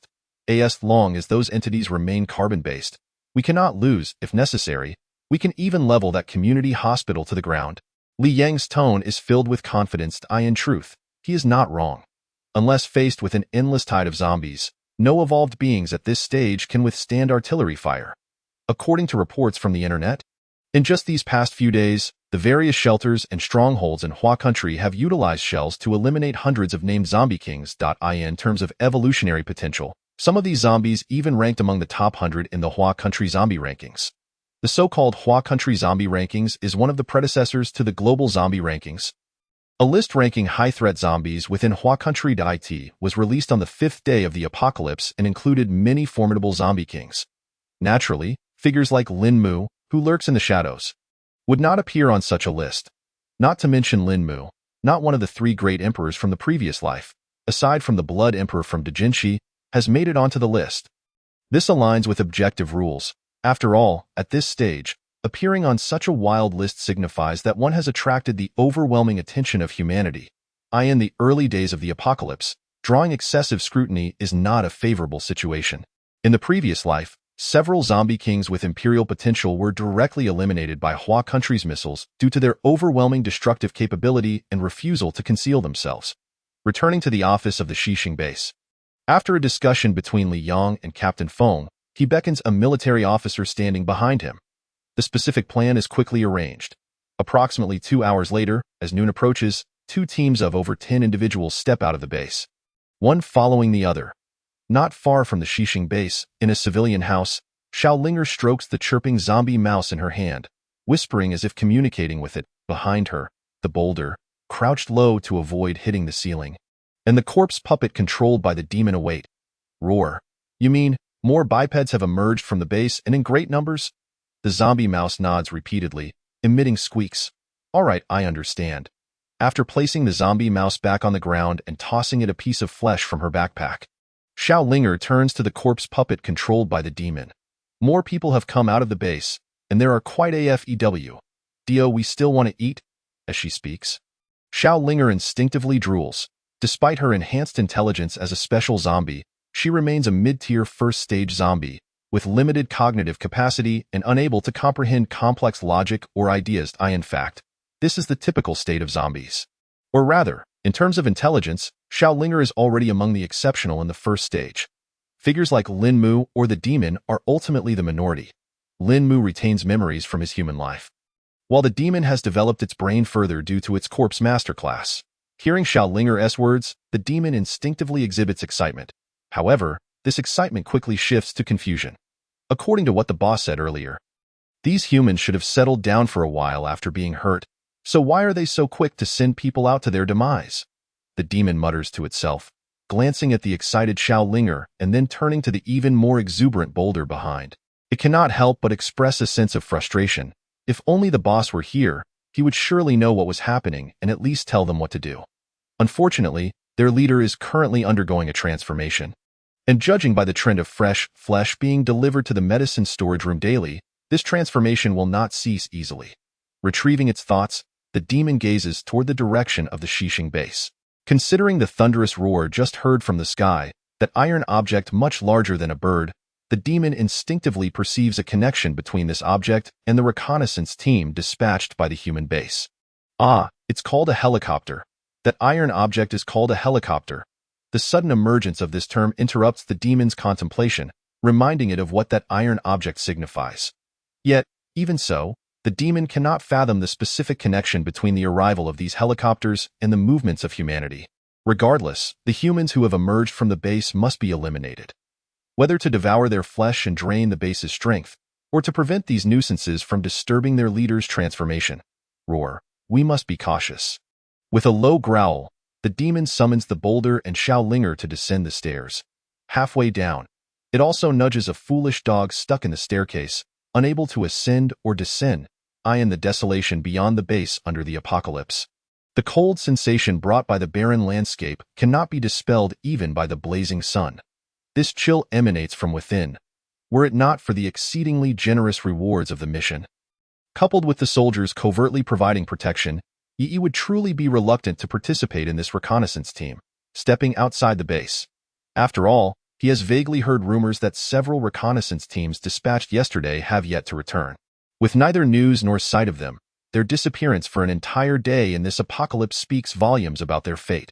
Shaking his head to dispel the fear within, Yi steels himself, observing everything around him, treading carefully with each step as he advances alongside the larger group toward the community hospital.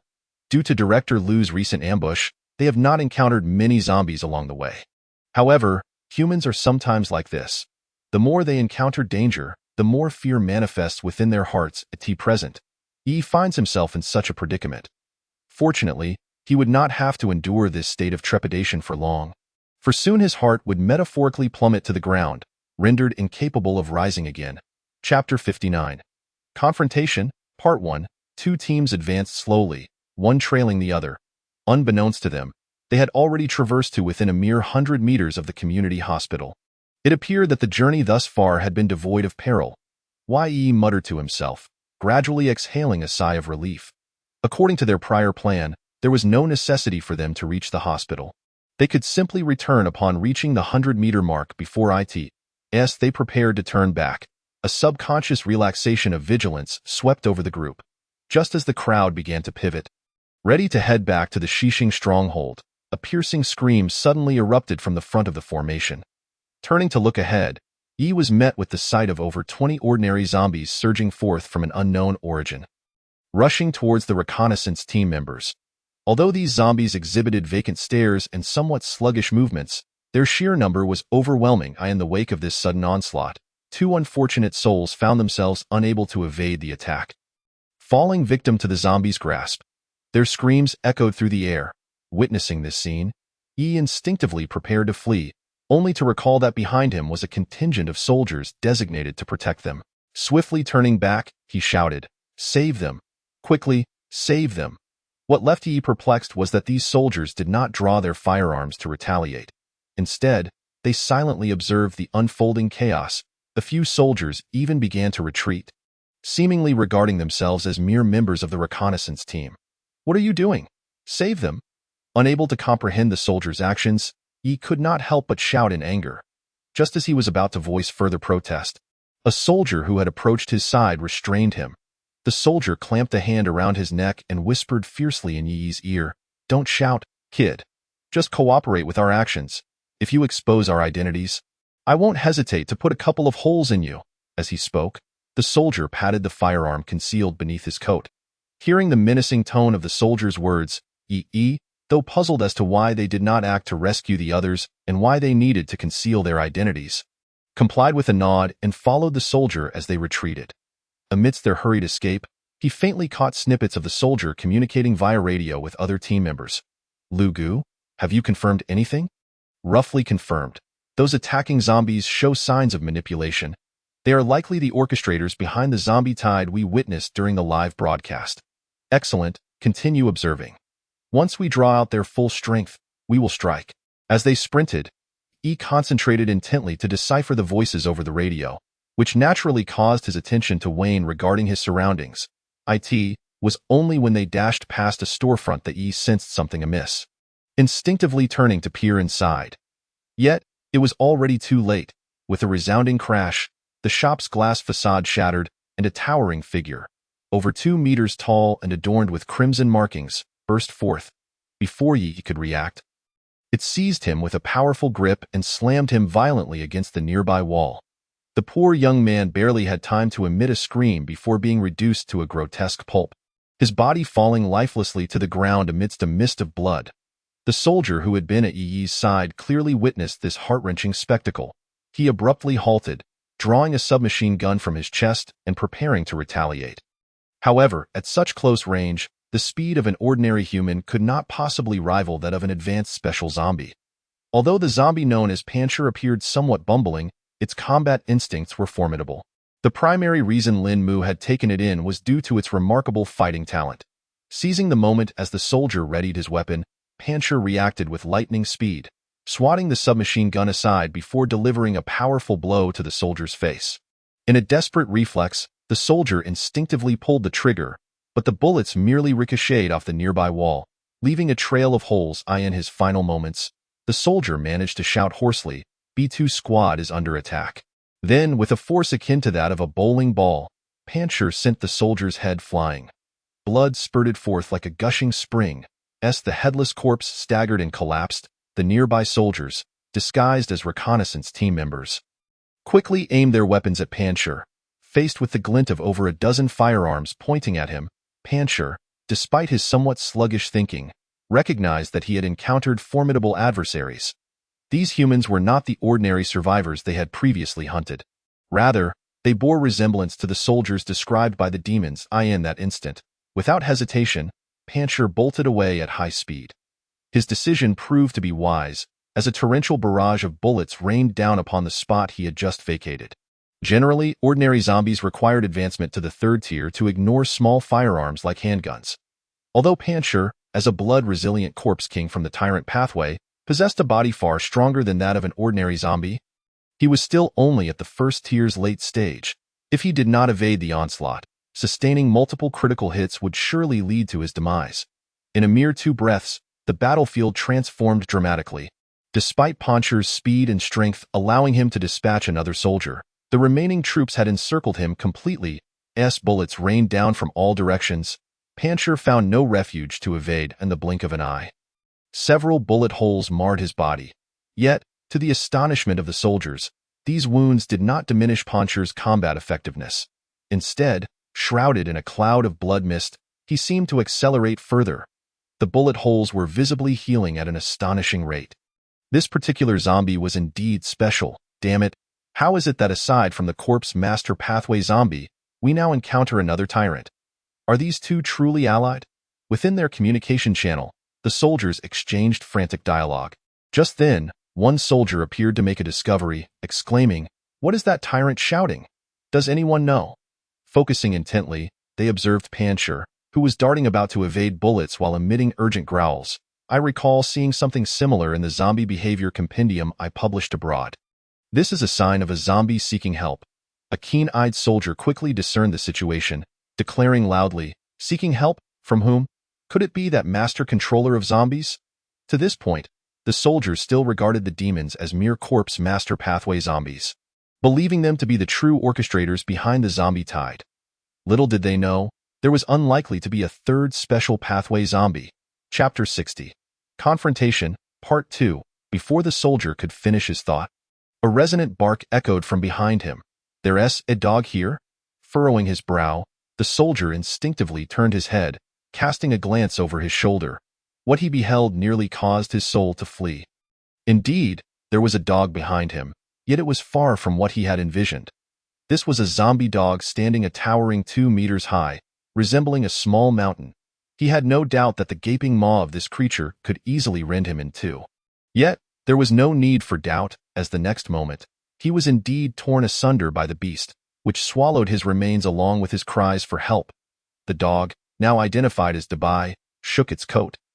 Drawing the attention of other soldiers, they turned to witness this horrifying sight. Each person shuddered involuntarily.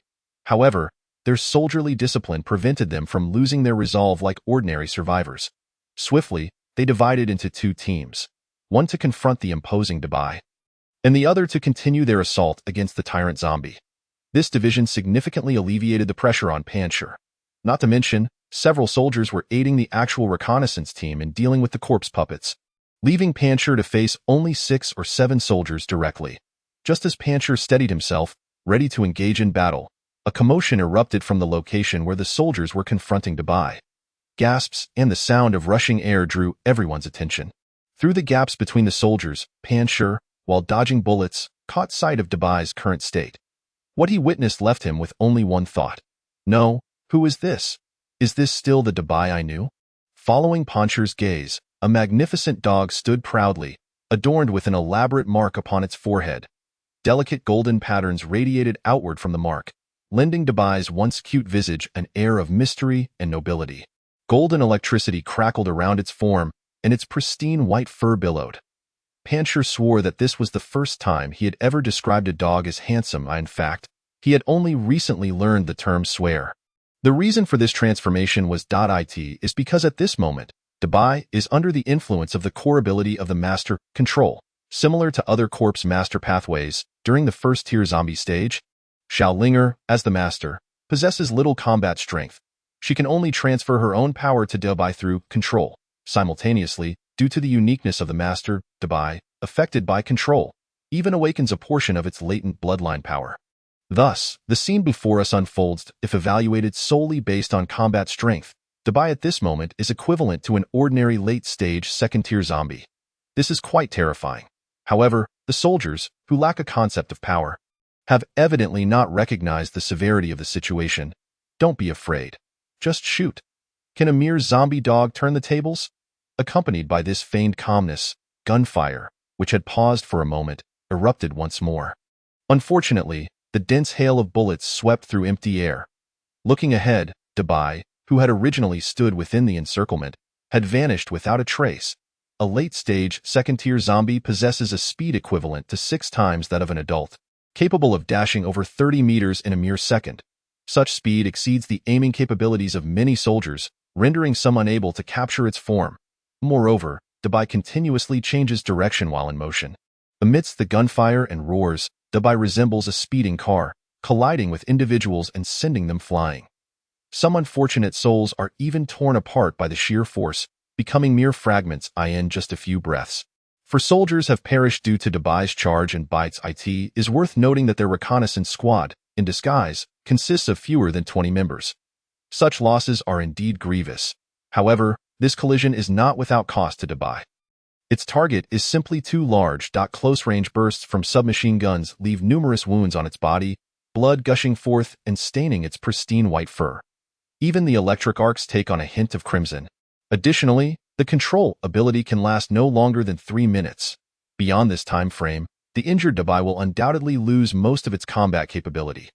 Currently, the Rock is being restrained by 6 or 7 fully armed soldiers. While the undead puppets of the demon are being besieged by the humans who have reacted at this rate, even if they achieve victory, the Rock's forces will likely pay a heavy price. Moreover, this is not the most dire of circumstances. Merely moments later, an officer hidden within the forward reconnaissance squad, who had remained inactive, suddenly heard a crackle from the intercom on his chest. Uncertain of the specifics, he merely nodded before retrieving a long metal tube equipped with a scope and grip from the case he was dragging behind him. The demon, manipulating the corpse puppets from within a nearby building, recognized the moment he saw the olive-green paint. His blood-red eyes narrowed instantly. He recognized what it was. A rocket launcher. Before his transformation, Lin Mu had specifically mentioned such an item to him as a portable anti-tank weapon. A rocket launcher would be more than sufficient for taking down zombies. Lin Mu's words echoed clearly in the demon's mind. If he sees this weapon in human hands, he must flee immediately, without harboring any illusions of safety. Following the trajectory of the rocket launcher, it was aimed directly at the now injured, slower Dubai. No. Something must be done. The demon understood all too well the catastrophic consequences of a rocket striking Dubai. In the midst of the fierce battle, Dubai had not even noticed the impending danger of the rocket launcher. As for Xiao Linger, that little creature had to devote her entire being to maintaining the normal execution of control, and was oblivious to the imminent threat. In a moment of desperation, the demon could only manipulate the corpse puppets to charge wildly at the soldier wielding the rocket launcher. Due to the overload of his abilities, the demon could no longer conceal his form, the surging energy revealing his position. The officer, evidently caught off guard by the sudden reaction from the horde, momentarily panicked as he observed the frenzied approach of the zombies. The reticle that had been aimed at Dubai veered off course in an instant. In the blink of an eye, his eyes swept across the energy detector, and upon noticing a sudden bright spot, it seemed he had an epiphany. The realization struck him. Compared to the 2 other special zombies that had suddenly appeared, their main objective was to capture the creature provoking the horde. According to the previous speculations of the shelter, this creature was most likely a zombie of the corpse master pathway. If his guess was correct, then the entity that had suddenly appeared on the energy detector was indeed it. After all, the timing of the bright light coincided perfectly with the moment the horde charged towards him.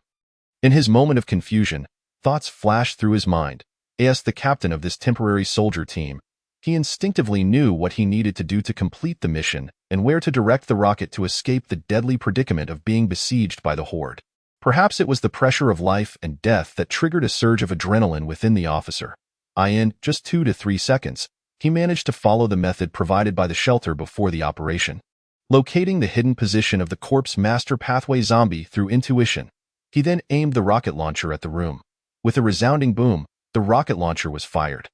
The warhead shot across the battlefield like a piercing arrow, detonating against the exterior of a nearby building in the astonished gaze of all. The tremendous roar caused the entire battlefield to tremble. Chapter 61. Is someone targeting me? The deafening noise rang in everyone's ears. Moments later, as the explosion's flames and smoke began to dissipate, the officer, holding the heated launch tube, let out a long sigh of relief. He knew he had made the right gamble.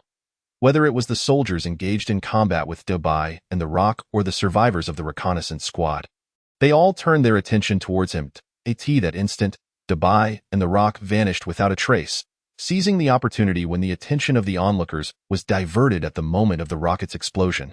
The surviving members of the reconnaissance squad looked at the officer with a mix of shock and confusion, while the soldiers gazed at their captain with gratitude. Without this crucial rocket, the 2 special zombies might truly have led them to their doom today. Wait a moment, did they really flee? The thought quickly crossed the officer's mind. Could they be going to rescue that corpse master pathway zombie? Although there had been no precedent for such a thing. After the earlier battle, He was certain that a complex web of connections existed among these three special zombies. Perhaps the annihilation of the 100-man squad that had ventured to the community hospital during the earlier broadcast was not solely due to the actions of the Corpse Master Pathway zombie, but rather a collective effort by all three special zombies. Given the power displayed by these three zombies, it was entirely plausible. Although this did not explain where the grenade that interrupted the broadcast had come from or the mysterious phone call, the officer felt that his suspicions were increasingly valid. Right? The mission objective is to capture a live specimen.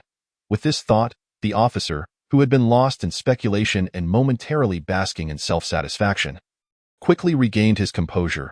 He cast his gaze towards the room that had been reduced to ruins by the rocket. He swiftly organized the remaining forces. We must capture that Corpse Master Pathway zombie. Whether dead or alive, before those two special zombies do, he urgently issued commands over the intercom. The officer did not even pause to check on the injured soldiers or the survivors from the West Xing outpost. He hurriedly led a group towards the building where the demon had been hiding. For safety's sake, one of them even retrieved another rocket launcher from the long case, falling in line at the back of the group. However, the speed of this band of ordinary humans was evidently no match for the full-speed escape of the Rock and Dabai. Moreover, from the moment the explosion began, the Rock and Dabai had already commenced their movement towards the demon's location. By the time this group arrived at the room where the demon had previously hidden, they found nothing but pools of black blood and scattered bits of flesh. The room, now in disarray, seemed to whisper of the horrific devastation it had just endured. Had they been a step too late? Yet, it was not entirely bad news. The fact that this zombie had been rescued at least indicated that it was still alive. Now that they had completely grasped the situation, completing the entire capture plan was merely a matter of time. The squad leader mused aloud for a moment before picking up his phone and dialing Li Yang's number. Approximately half an hour later, Li Yang, situated within the West Xing outpost, directly connected the call to the university shelter. After 2 beeps, the call was answered, to Li Yang's surprise. In addition to the prearranged Professor Wang on the other end, there seemed to be another person present. However, due to the demands of the mission, Li Yang did not dwell on it and promptly conveyed all the details of the operation and his speculations to the individual on the other end. Are you suggesting that there are 3 special zombies behind this? Professor Wang's voice was LOW. Li Yang quickly responded, yes, and based on our field experience, we discovered these zombies are not as terrifying as previously imagined.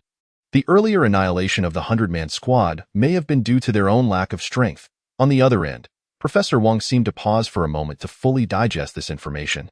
A hint of joy colored his voice as he responded, is that so? I understand. You have performed admirably if you can successfully retrieve those few unique zombies. I can assure you a promise that will elevate your standing within the shelter. Naturally, we also welcome your potential induction into the base organization, with the terms entirely at your discretion. Professor Wang's voice trailed off, and as he voluntarily ended the call, Li Yang let out a deep sigh. Leaning back in his chair and gazing at the ceiling, a flicker of excitement igniting in his eyes. The reason he had eagerly volunteered for this perilous mission was clear.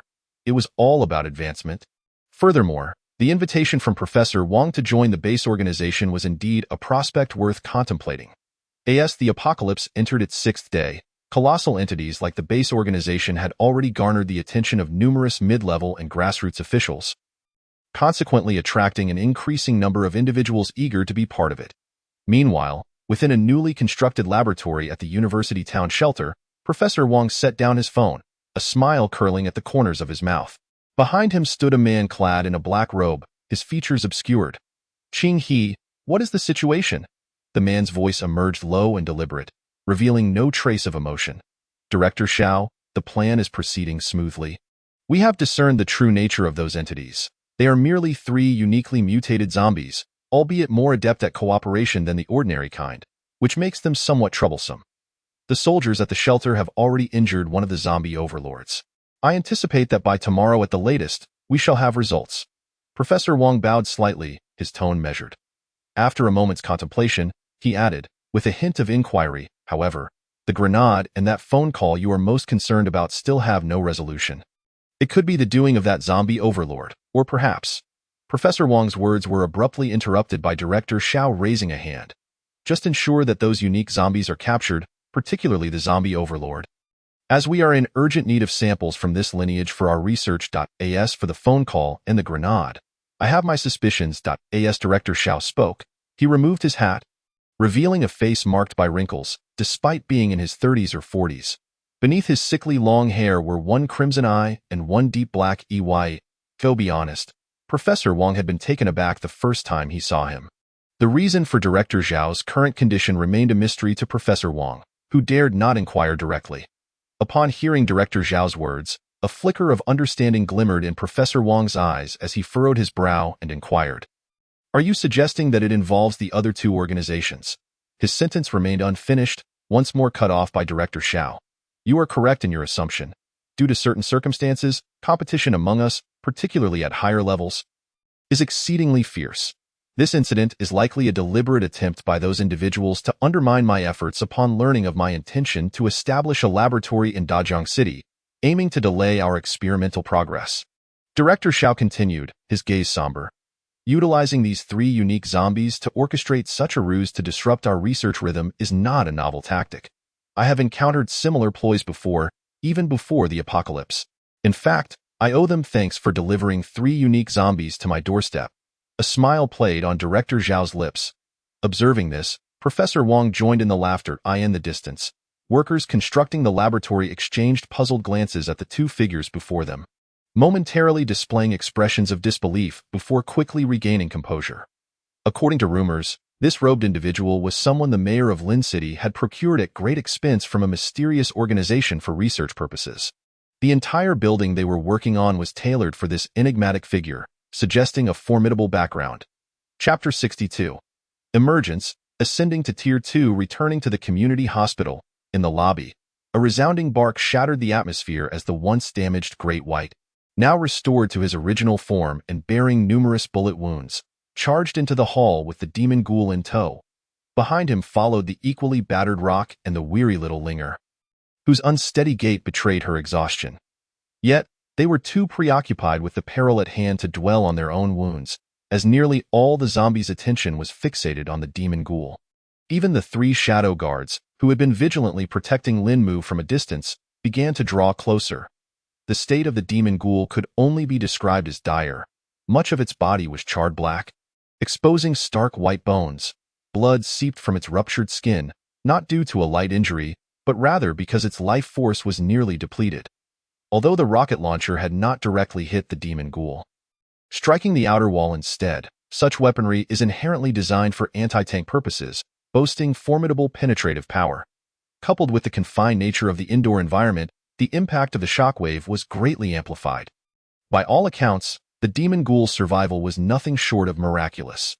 Fortunately, its core organ, the crystal marrow, remained intact, as the vital organ of an evolved being, as long as the crystal marrow was unharmed.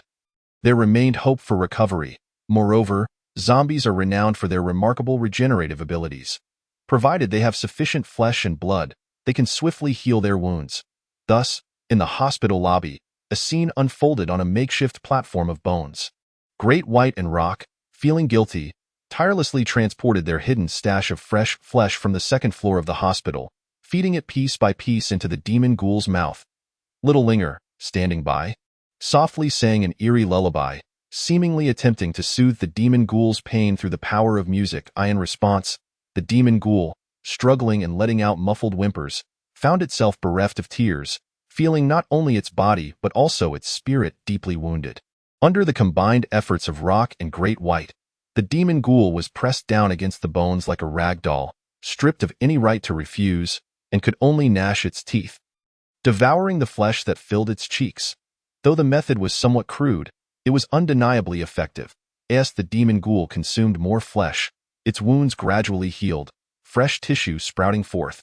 However, this pace was significantly slower compared to the early days of the apocalypse, when Rock had consumed flesh to heal itself.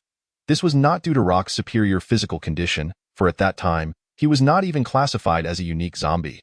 The slower healing rate stemmed from the fact that a Tier 1 zombie requires a considerably larger amount of energy to heal through consumption of flesh. Following the current trend, it would take 2 or 3 days before the demon ghoul could hope to descend from its bony platform. Once the demon ghoul's condition stabilized, the 3 shadow guards departed, and Rock, along with the other zombies, retreated to their respective territories to commence their healing process. In the West Xing stronghold, situated far from the community hospital, 2 squads had returned. Although more than a dozen soldiers were now halved, the true investigative team was left with only a third of its original strength. The good news they brought forth allowed Li Yong and Captain Feng to exhale in relief, providing a sense of assurance. After all, understanding the nature of the threat they faced and having confidence in their capacity to resolve it was of utmost importance for both the West Xing stronghold and the soldier battalions. The casualties incurred were anticipated and deemed acceptable. Captain Li, what are your plans moving forward? After witnessing the formidable prowess of these soldiers during the battle, Captain Feng's demeanor had softened, his words taking on a more accommodating tone. There was an unmistakable sense of deference, for the weapons were firmly in their hands. Upon hearing Captain Feng's inquiry, Li Yong chuckled and replied, "There are no profound strategies involved. Our armaments and ammunition are sufficient. We will simply advance directly. We plan to retain a 30-man squad as a reserve force within the stronghold to ensure your safety, while the remaining 80 or so will be divided into 2 groups of 40, equipped with mortars and heavy machine guns, to obliterate that zombie nest." As he spoke, Li Yong cast a glance out the window, pondering for a moment before continuing. "However, time is of the essence. Night favors the zombies.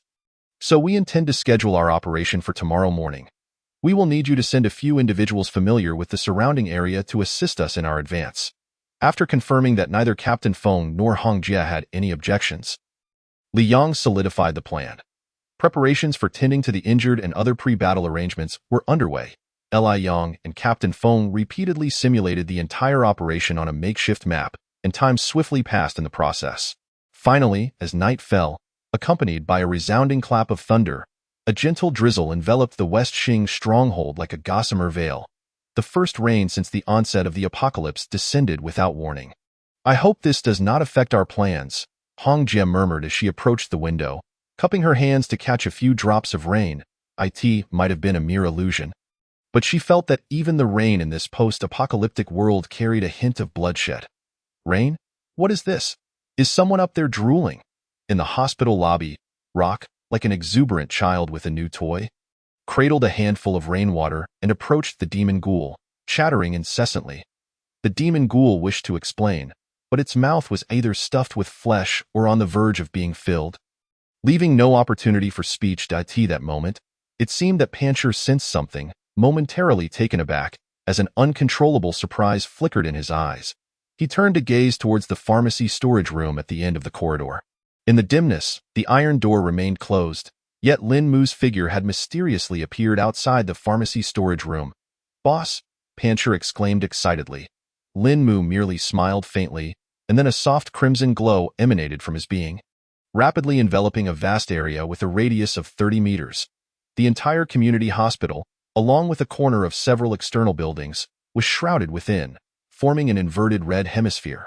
As the raindrops fell within the confines of the crimson aura, they appeared to freeze in mid-air, gradually coming to a halt on the surface of the hemisphere, forming a thin film of water within mere seconds. After approximately half a minute, Lin Mu retracted the corpse domain, revealing a satisfied expression as he allowed the water film to cascade down like a waterfall from the sky. However, his attention swiftly shifted to the hospital lobby, especially upon noticing the severely injured demon spirits. Causing the smile on Lin Mu's face to melt away like ice and snow, in its place arose a chilling intent to kill. Chapter 63. Rise and power the base organization. Ha ha. You have indeed come knocking at my door. Well, that saves me the trouble of searching for you. Within the hospital lobby, as he listened to the low growls of the demon spirits and Pancher's supplementary remarks, Lin Mu's murderous intent intensified. Although the base organization had not directly revealed themselves throughout the incident, Lin Mu was all too familiar with those individuals from his past life. By piecing together the conversations recounted by the demon spirits, Lin Mu quickly assembled a rough outline of the entire situation. Given these circumstances, I shall first collect my dues. I will eliminate all those oblivious soldiers, and then completely annihilate this Xixing stronghold. When Lin Mu mentioned the annihilation of the Xixing stronghold this time, his tone was devoid of hesitation or trepidation, instead radiating confidence. This was a manifestation of the substantial enhancement in his power. Just earlier, When the demon spirits mentioned that the soldiers were equipped with rocket launchers, Lin Mu furrowed his brow, a T present. The aura emanating from Lin Mu had reached the early stage of the second tier. As the master of the Dominion class, combined with his profound accumulation, Lin Mu at the early stage of the second tier was not to be underestimated when compared to an ordinary zombie in terms of attributes related to physical strength and speed. Even without activating any abilities, Lin Mu was now capable of rivaling an ordinary early-stage third-tier zombie. Do not underestimate the significance of this tier advancement. Often, quantitative changes lead to qualitative transformations.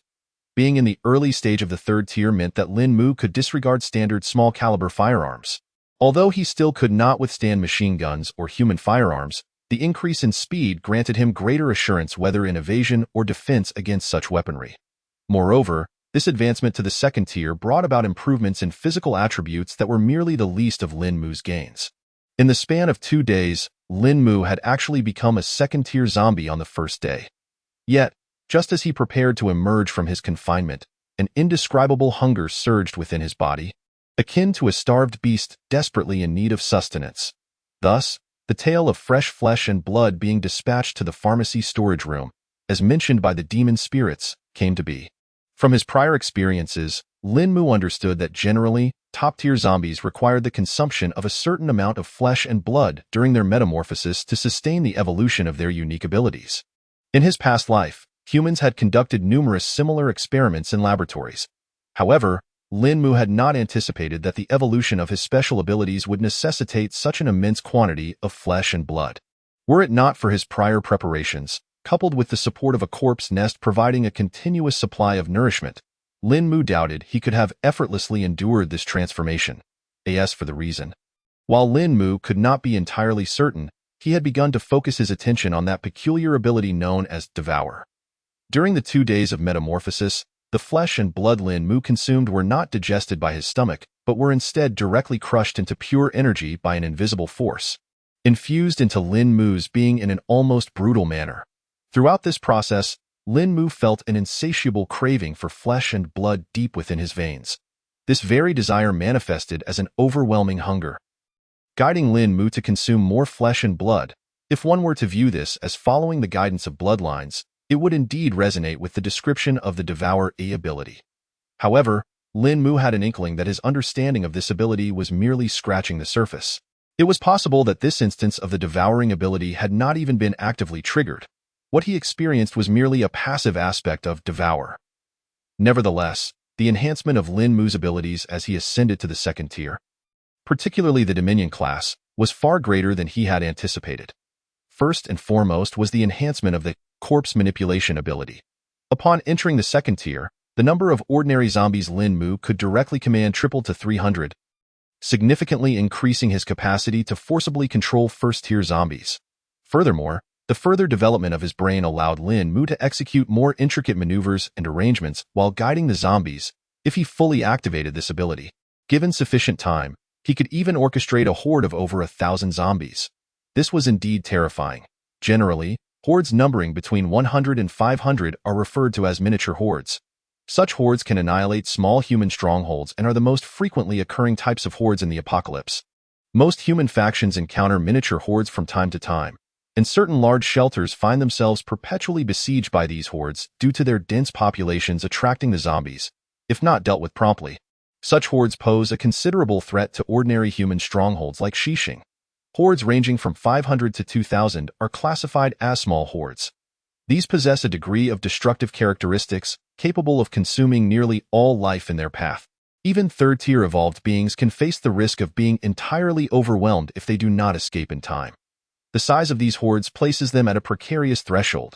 Thus, ordinary strongholds dread them, while large shelters, relying on their formidable strength, often dismiss small hordes and are unwilling to expend additional resources to eradicate them. This has led to small hordes being the primary cause for the destruction of strongholds during the apocalypse. Ascending from there, hordes numbering between 2,000 and 10,000 are deemed medium hordes, while those exceeding 10,000, presenting a colossal threat to shelters and human bases, are classified as large hordes. Of course, the classification of horde levels is subjective to humans. In Lin Mu's past life, hordes exceeding 100,000 were not uncommon, but no specific classification existed beyond that point. Such events were often referred to by codenames, likened to natural disasters. For instance, the recent incident in the capital of the Peacock Nation, where millions of zombies triggered a superhorde, was internationally designated as the 01 Delhi catastrophe. Numerous similar hordes exist, yet these matters are not what Lin Mu needs to ponder at present. The foremost priority is to eliminate that squad of soldiers and obliterate the Xixing stronghold. With the capability to initiate small hordes, Lin Mu evidently possessed the qualifications to do so. The transformation of the corpse manipulation ability was merely one of 3 enhancements Lin Mu experienced. What pleased him most was the transformation of the Dominion domain. Upon becoming a second-tier zombie. In terms of area alone, the range of the corpse domain expanded 9-fold, increasing from a 10-meter radius to 30 meters. Furthermore, the corpse domain itself formed a sphere centered around Lin Mu, resulting in an even greater increase in volume. This was purely a matter of range enhancement. Chapter 64. Initial Rise of Power. Proactive Assault. In addition to this, the corpse domain introduced 2 new characteristics. Point 1 was termed phasing. In simple terms, when activating the corpse domain, Lin Mu could, much like when he previously activated the Silent Ink domain as the Shadow Monarch, partially phase his body, enhancing his defensive capabilities while allowing him to pass through thinner walls. Just moments ago, in the pharmacy storage room, Lin Mu had tested this ability. After activating the corpse domain and completing the phasing, his physical form could withstand the impact of submachine guns without sustaining damage, roughly equating to the level of a late-stage 3rd-tier zombie. The reason Lin Mu was able to appear directly in the corridor without opening the door was precisely due to this phasing ability, which allowed him to traverse through walls. This seemingly simple characteristic holds immense utility in the apocalypse, proving invaluable for ambushes and assassinations alike. As for the second characteristic, it was known as interference. This was an extension of the corpse domain's influence, affecting and suppressing evolved beings entering its confines. Specifically, when Lin Mu activated the corpse domain, it would generate strong interference with various waves within the domain, including sound waves and certain electromagnetic waves. To put it more simply, it enabled individuals within the domain to emit no sound while simultaneously disrupting the vast majority of electronic devices. Just considering the auditory aspect alone showcases the potency of this ability, especially when dealing with humans. These 2 characteristics were almost tailor-made for Lin Mu, granting him greater possibilities for his future plans. In the case of other special zombies, the mere presence of these 2 characteristics within the Dominion domain would likely equate to 2 or 3 distinct special abilities. Truly, this is the strength of a top-tier class. No, it should be said that this is thanks to the Devour talent. After murmuring to himself, satisfaction was evident on his face. Generally, top-tier zombies, during their transition from 1st to 2nd tier, would be fortunate to acquire a single new characteristic, allowing for some transformation in their abilities. However, Lin Mu's Dominion domain has directly acquired 2 new attributes, both of which are exceedingly formidable in comparison. The changes to the Dominion Blood Seal are somewhat less pronounced. It has merely advanced from the 1st rank to the 2nd rank by simply adding an additional Dominion Blood Seal. Lin Mu speculates that this may be due to his own rank not being sufficiently high to support the transformation of the Dominion Blood Seal, and of course, compared to other unique zombies, the addition of a single Dominion Blood Seal is still a monumental enhancement. Presently, aside from the Dominion Blood Seal on the rock, Lin Mu possesses 2 unused blood seals within his body. One is reserved as a backup. The remaining one can be directly bestowed upon the Yao Gui. Based on Lin Mu's understanding of the corpse manipulator profession, the puppets controlled by this class are not solely limited to deceased zombies. Other beings, including human bodies, can also be utilized. This grants Lin Mu greater flexibility when manipulating corpses, and at the very least, it can augment the scale of the zombie tide.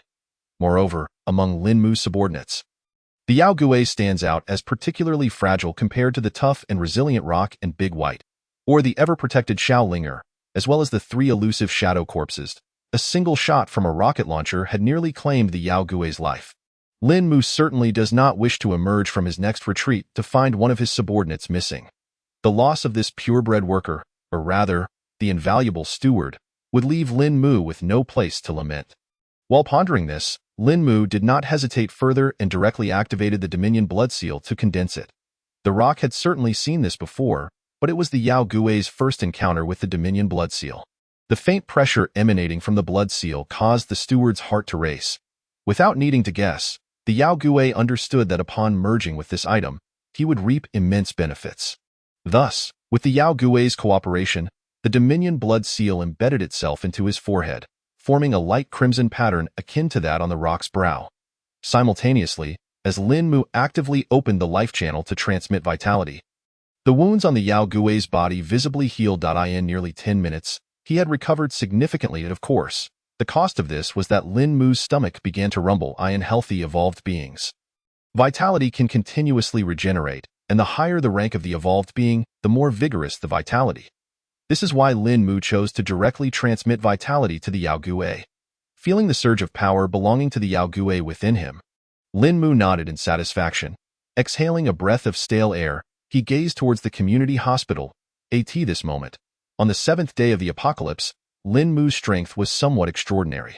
Setting aside the Dominion domain and the Dominion blood seal, his mere ability to manipulate corpses was enough to overwhelm many human strongholds. Moreover, Lin Mu's power was not limited to himself. His 7 zombies included the late-stage first-rank blood-resilient Zombie Rock, the mid-stage first-rank Master Shaolinger, and the late-stage Big White. Additionally, there was the mid-stage first-rank Yao Gui empowered by the Dominion blood seal, along with 3 mid-stage first-rank Shadow Guards yet to become special zombies. This constituted a considerable force. Not to mention, each of these 7 zombies had also recruited a few subordinates, including several first-rank zombies. Altogether, the scattered zombies had nearly approached 300 in number, indicating that Lin Mu's influence had essentially taken form. Furthermore, as Lin Mu and his subordinates grew stronger, this nascent zombie force would continue to expand exponentially. Much like a snowball in the hospital lobby, Lin Mu's gaze remained fixed on the direction of the Xixing stronghold. Although he had already crossed into the 2nd rank, and his zombie horde had significantly increased in strength, the human beings, particularly the soldiers of that platoon, should not be underestimated. Even a lion uses its full strength to catch a rabbit, let alone contend with cunning humans.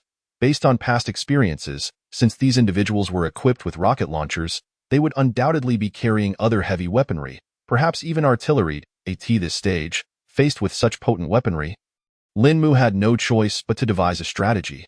The deployment of heavy weapons requires time, and based on these humans' previous behaviors, they would likely take the initiative to attack, constructing a defensive line around the hospital.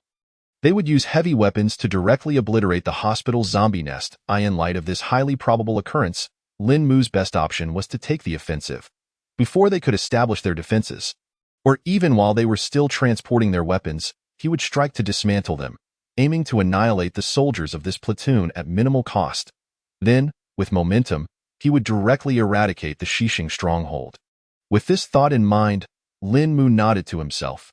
After enduring and lying in wait for so long, it was finally time to take action. Upon hearing this cold yet exhilarating whisper, the Rock, evidently having realized what his leader was planning, displayed an expression of excitement, unable to restrain himself from raising his head to roar.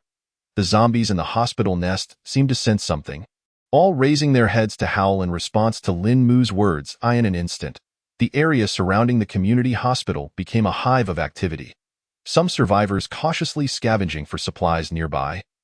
Upon hearing the noise, fled the area as if startled by an arrow. Beneath the gathering clouds, the sound of thunder grew louder. The gentle patter of rain washed away the remnants of blood that had stained various corners of Dajiang City over the past 7 days, obscuring many ongoing or impending clashes. Chapter 65. Are some people missing? At the gates of the Xixing stronghold, rainwater trickled down the hastily scrawled word Xixing stronghold, carrying some ink stains with it. From beneath the gate, a cacophony of footsteps reverberated. 2 fully armed teams of 40, hauling heavy weaponry on carts, marched out towards the stronghold's periphery. Not far behind them, under a rain shelter, 30 soldiers remained to guard the stronghold. Hey, how long do you think this operation will last? One soldier nudged the person next to him and whispered. Haha, how long could it possibly take? I reckon not more than 2 hours, came the reply. Though those special zombies are stronger than regular ones, they are no different from paper in front of heavy weaponry. The man next to him scoffed, continuing, just yesterday, we dispatched a team of over 10, and a single rocket launcher took out that zombie lurking in the shadows. If those zombies hadn't fled so quickly, we likely would have captured them yesterday. Today, with 2 teams of 40 equipped with machine guns and mortars, Capturing those zombies should be a piece of cake. As he spoke, the man animatedly gestured. Seeing that the two were engrossed in conversation, other idle soldiers joined in. Old Lou makes a valid point. But I just hope those zombies don't die too quickly. I'd hate for us to just smash them to bits before we can capture them. Haha, you're not wrong. That is indeed a possibility. Just one burst from a machine gun could obliterate a first-rank or special zombie. Didn't we see images of that online?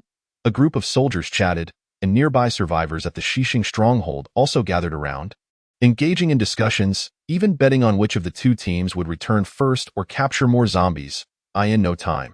The public area of the Shishing stronghold was lively, completely forgetting about the 100-man team that had been wiped out days prior, as well as the missing squads over the last couple of days. Meanwhile, the two teams of 40 began to separate after exiting the stronghold, slowly approaching the community hospital from different directions. The leader of one team was platoon leader Li Yong, while the other was commanded by an officer named Lu Chongfeng. Treading through the rainwater, Lu Chongfeng led his team forward amidst the curtain of drizzle, vigilantly monitoring any abnormal changes in their surroundings. This level of rainfall, while not hindering the normal operation of firearms and artillery, did affect visibility. Moreover, the sound of the rain masked the low growls of the zombies, making it possible for some to charge unexpectedly, launching surprise attacks on the squad. Such a situation had just occurred. Had it not been for Lu Chongfeng's quick reflexes, the team might have suffered casualties. As the first rain since the apocalypse, dealing with zombies amidst the downpour was a new experience for them. Lu Chongfeng, how is the situation on your end? Came Li Yang's voice through the walkie-talkie. All is normal. We are advancing steadily and expect to reach the designated location to establish a position in about 10 minutes. Lu Chongfeng replied into the walkie-talkie. Good, continue pushing forward. The conversation ceased. And just as Lu Chongfeng was about to order his team to accelerate through an upcoming intersection, a voice from behind interrupted him. Brother Lu, how many people did we bring this time? The speaker was Wang He, a strong man with a dark complexion, who served as Lu Chongfeng's right-hand man. Casting a sidelong glance at him, Lu Chongfeng frowned and replied, 40. Why? Are you forgetting how many we have? That's strange, Wang He remarked, glancing back over his shoulder and pointing. I just counted. And there are only 38 of us. 2 are missing. Are you sure you didn't miscount? Lu Chongfeng halted and looked back at Wang He. Absolutely not. I counted twice and confirmed the discrepancy before reporting it to you. This statement caused Lu Chongfeng's frown to deepen. Just as he prepared to call a halt to the team to check the numbers, a soldier hurriedly ran up from the back of the line. Brother Lu, 3 people from our squad are missing. Just now, Wang Gang said he was going to the restroom, and in the blink of an eye, he vanished. And then the soldier spoke in a hurried tone, but before he could finish, Lu Chongfeng interrupted him. You just said how many people are missing? Upon hearing the slightly questioning tone of Lu Chongfeng, the soldier anxiously replied, 3. Our team consists of only 5 individuals, and 3 of them are missing.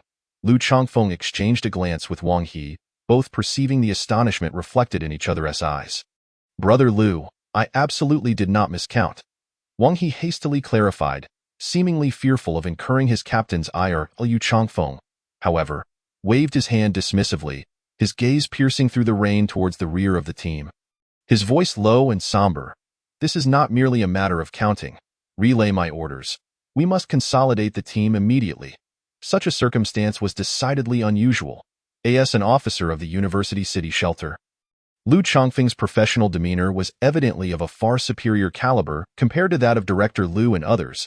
He had reacted promptly to the anomaly, formulating a response almost instantaneously. In the distance, shrouded by a hazy mist, above an apartment building, Lin Mu's gaze was deep and contemplative as he observed the soldiers in the process of reorganizing their formation. A glint of cold light flickered in his eyes. Your Majesty, this group is formidable. They have already caught on after just 2 encounters. The shadowy figure of Yao Gui emerged from Lin Mu's side. Hissing softly, Lin Mu narrowed his eyes, his expression unchanged. That's to be expected. Their audacity to launch a preemptive strike indicates they possess a certain level of capability. Once organized, the professional soldiers of the shelter proved to be far more challenging than ordinary survivors. However, Lin Mu paused, continuing, how prepared is the location you were tasked with setting up? Upon hearing Lin Mu's inquiry, Yao Gui's lips curled into a sinister smile. Reporting to your Majesty, the traps are all set. Awaiting their arrival, Lin Mu nodded in approval, his voice icy, drowned out by the sound of the rain. He continued to observe the movements of the human squad from afar, his claws tightening and relaxing rhythmically. Fresh blood dripped from his fingertips, clearly indicating that the 3 missing soldiers had fallen victim to Lin Mu's actions. With his current strength, approaching the soldier squad unnoticed was as effortless as a mere breath. As for how he rendered those individuals invisible to the world, the faint red glow emanating from him was the answer. Enveloped by the evolved corpse domain, all cries for help and wails of despair were completely muted. Under the cover of the rain, Lin Mu had dragged those individuals into darkness in less than a second. Such swiftness would be imperceptible to an ordinary person. Chapter 66. The zombies on the ceiling. Lin Mu's motives for this action were manifold. Besides acclimating to the enhanced strength of the evolved corpse domain, the primary objective was to assess the capabilities of this soldier squad and, moreover, to instill a sense of panic among them, subtly guiding these individuals into the encirclement he had prepared. Given the reduction in their numbers and the intensifying downpour, it was highly probable that the squad leader would order a search for shelter to regroup. To this end, Lin Mu had previously positioned Pancher and Dabai in the vicinity, strategically placing them near 2 suitable buildings for respite, a supermarket and an office building. Regardless of which location the squad chose for rest, it would ultimately fall into Lin Mu's grasp. Should this small team decide to act unpredictably and continue their advance across the block, it mattered not. Lin Mu had contingency plans, Plan B, Plan C. To put it another way, even if the squad successfully established a defensive position, Lin Mu, with his current strength, could still launch a direct assault, albeit at a certain cost. After all, this was merely a small squad of about 40 individuals. Regaining his focus, Lin Mu confirmed the approximate location and began to summon the horde of corpses. Since he needed to eliminate this squad and subsequently devour another group of 40 soldiers while utterly annihilating the Xixing stronghold, Lin Mu opted not to fully unleash the horde this time. Instead, he merely directed a small number of zombies to obstruct the humans' paths, subtly steering their trajectory. Meanwhile, on the street, under Lu Changfeng's orders, the soldiers swiftly gathered, engaged in hushed discussions. Upon completing their head count, a cold sweat broke out among the surrounding soldiers, the rain-s drops seemingly feeling a few degrees chillier against their skin. 5 individuals were missing. Lu Changfeng's visage grew grave as he chewed on this number, repeating it incessantly. For a squad of 40, the loss of 5 was no trivial matter. Moreover, in light of these disappearances, Lu Changfeng had not the slightest clue as to what had led to such an occurrence.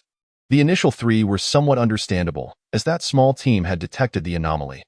The remaining 2, however, had been assigned to a temporary squad escorting heavy weaponry, leading to a more chaotic composition. It was only after their head count that they realized the 2 had gone missing. Confronted with this bizarre situation, and recalling the previous events in this area, even Lu Changfeng found himself swallowing hard. "Captain, should we seek shelter first and ascertain the situation before advancing?" Wang He, standing beside Lu Changfeng, glanced at the soldiers behind them who had begun to converse discreetly. "Shelter? What if we delay our timeline? I've made a military vow to Li Yang. We must reach the designated location within 30 minutes. Lu Changfeng instinctively shook his head. At this rate of disappearance, by the time they arrived at the specified location, there would hardly be anyone left. Panic among the ranks will only diminish our fighting capability. Survival is paramount, Captain." Wang He lowered his head slightly and continued in a hushed tone. "Furthermore, I suspect we are being watched." To these words, Lu Changfeng's eyes widened in shock. He had not overlooked this possibility, especially since the shelter had briefed them on the prior 100-man squad's situation before their arrival.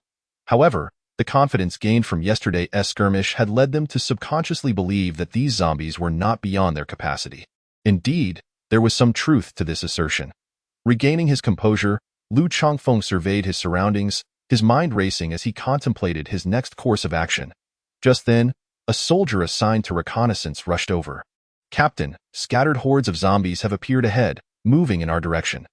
The same goes for the side. Upon hearing this news, Lu Changfeng hesitated no longer.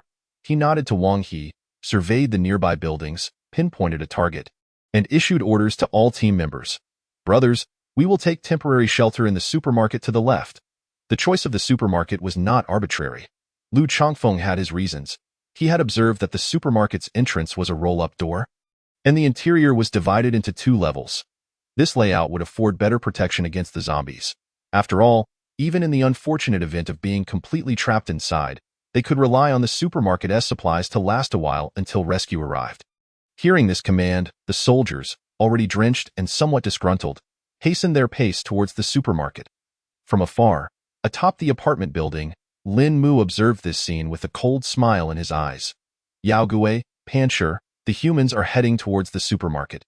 He growled into the phone in his hand. On the other end, a voice swiftly responded. Received. Pancher is on it. Your Majesty, Yao Gui understands. Having concluded this exchange, Lin Mu set down the phone and gestured lightly ahead. As if conducting an imminent ballet, the rain fell heavier, seemingly in harmony with the unfolding drama. At last, the squad arrived at the supermarket's entrance. The spacious eaves shielded them from the rain, effectively partitioning the outside world from the interior. Inside the supermarket, dim light revealed toppled shelves and scattered, moldy foodstuffs among various household items. As they passed through the half-raised roll-up door and entered the supermarket, the group confirmed there were no anomalies within and shifted their attention to the outside. At that moment, one soldier at the rear suddenly shivered and turned to his companions. Guys, do you feel a bit cold? I swear I can smell a strong stench of decay. The soldier beside him, not bothering to turn around, casually replied, Of course it's cold after being soaked in rain. As for the stench, where in this apocalypse is there a foul odor? As he spoke, he kicked at a nearby decaying skeleton, evidently attributing the smell to the remains. Damn it, you scared me. I thought there were zombies around. The first soldier, seemingly unaware of the skeleton's presence, jumped at the sudden fright and stepped forward to move the remains aside. Just as he placed his hand on the skeleton, preparing to exert force, a drop of viscous liquid fell onto his arm. Odd, is the supermarket leaking? He instinctively furrowed his brow and looked up at the ceiling. In the next instant, he appeared to witness something horrific. His pupils widened, and his mouth fell agape in shock. What's wrong? Focus, don't zone out. The soldier beside him, noticing his comrade's abnormality, nudged him with an elbow. When the teammate still failed to respond, he frowned and instinctively gazed upward. What he beheld next was nearly enough to drive him to madness, in the feeble light, amid the ventilation ducts and beams. He saw the supermarket ceiling illuminated with pairs of blood-red eyes. They emitted no sound, merely fixated on him with an unblinking stare. Chapter 67. The Carnage Beneath the Rain Veil, Part 1, Zombies. These are all zombies. The horrifying scene before him caused this team member to collapse to the ground with a thud. In that instant, he realized why his teammate had mentioned the stench of corpses moments ago. With so many zombies congregated together, how could there not be an odor? With a somewhat dazed expression, he mechanically turned his head to gaze at his teammates, who were laughing and approaching him. He had not yet uttered the words run, when, with a loud crash, the roll-up gate suddenly slammed down, plunging the store into utter darkness. What the hell? Why did the door close? A team member pounded on the door, producing a clattering sound, his tone tinged with impatience. Where's the flashlight? Turn on the light, or we won't be able to see anything. I'm looking for it. Just wait a moment. Today is truly unlucky. Encountering rain on a mission, and now this. Surely we're not about to face zombies, are we? You Raven, don't jinx it. The team members communicated among themselves to dispel the rising panic. Just then, a piercing scream abruptly pierced the air. What is happening? Don't bite me, zombies. How can there be zombies here? Upon hearing this sound, everyone's hearts instinctively tightened as they raised their weapons toward the source of the noise. Yet, in the pitch blackness, they could find no target. Fortunately, at that moment, the flashlight finally flickered to life. However, the beam of light that represented hope illuminated a scene that filled these soldiers with boundless terror. Under the bright yellow light, zombies descended from the ceiling like dumplings falling into boiling water. Many team members were taken down before they even had a chance to react. The first person to scream was seized by a pair of blood-stained hands, crushing his throat and dragging him into the darkness. In the next instant, gunfire erupted, drowning out the cacophony of the rain, echoing in everyone's ears, with flames flickering, bullets scattered throughout the supermarket. Yet, alas, the sheer number of zombies was overwhelming. From the moment they stepped into this supermarket, they had already fallen into a zombie encirclement. Zombies roared down from the ceiling, while more poured out from the second floor of the supermarket. In the darkness, their formation was utterly disrupted. Roars and screams filled every inch of the supermarket, rendering normal communication among the team members impossible. What was once a squad capable of covering all directions in attack was now forced to fight as individuals amidst the chaos. This stripped these soldiers of their greatest organizational advantage.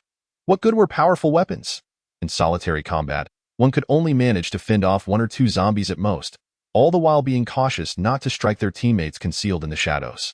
In such circumstances, within mere moments, the soldiers in the supermarket were utterly overwhelmed, transitioning from desperate struggles to a one-sided massacre. Of course, not all team members had entered the supermarket, with only 35 remaining.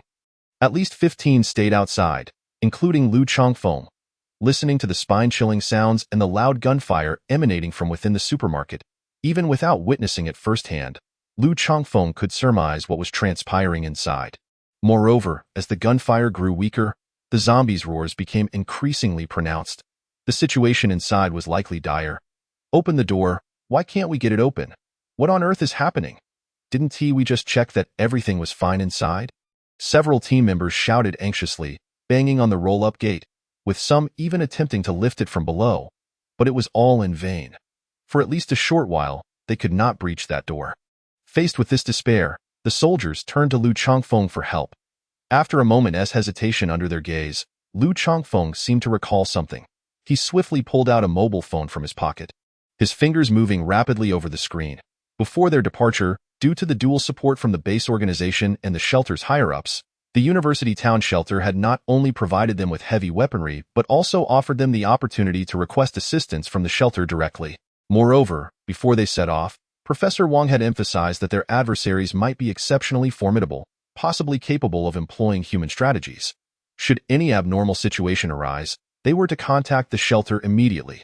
When personnel had gone missing earlier, Lu Chongfeng had indeed contemplated whether it was the zombies at play. Should he consider it an abnormal situation and call for help?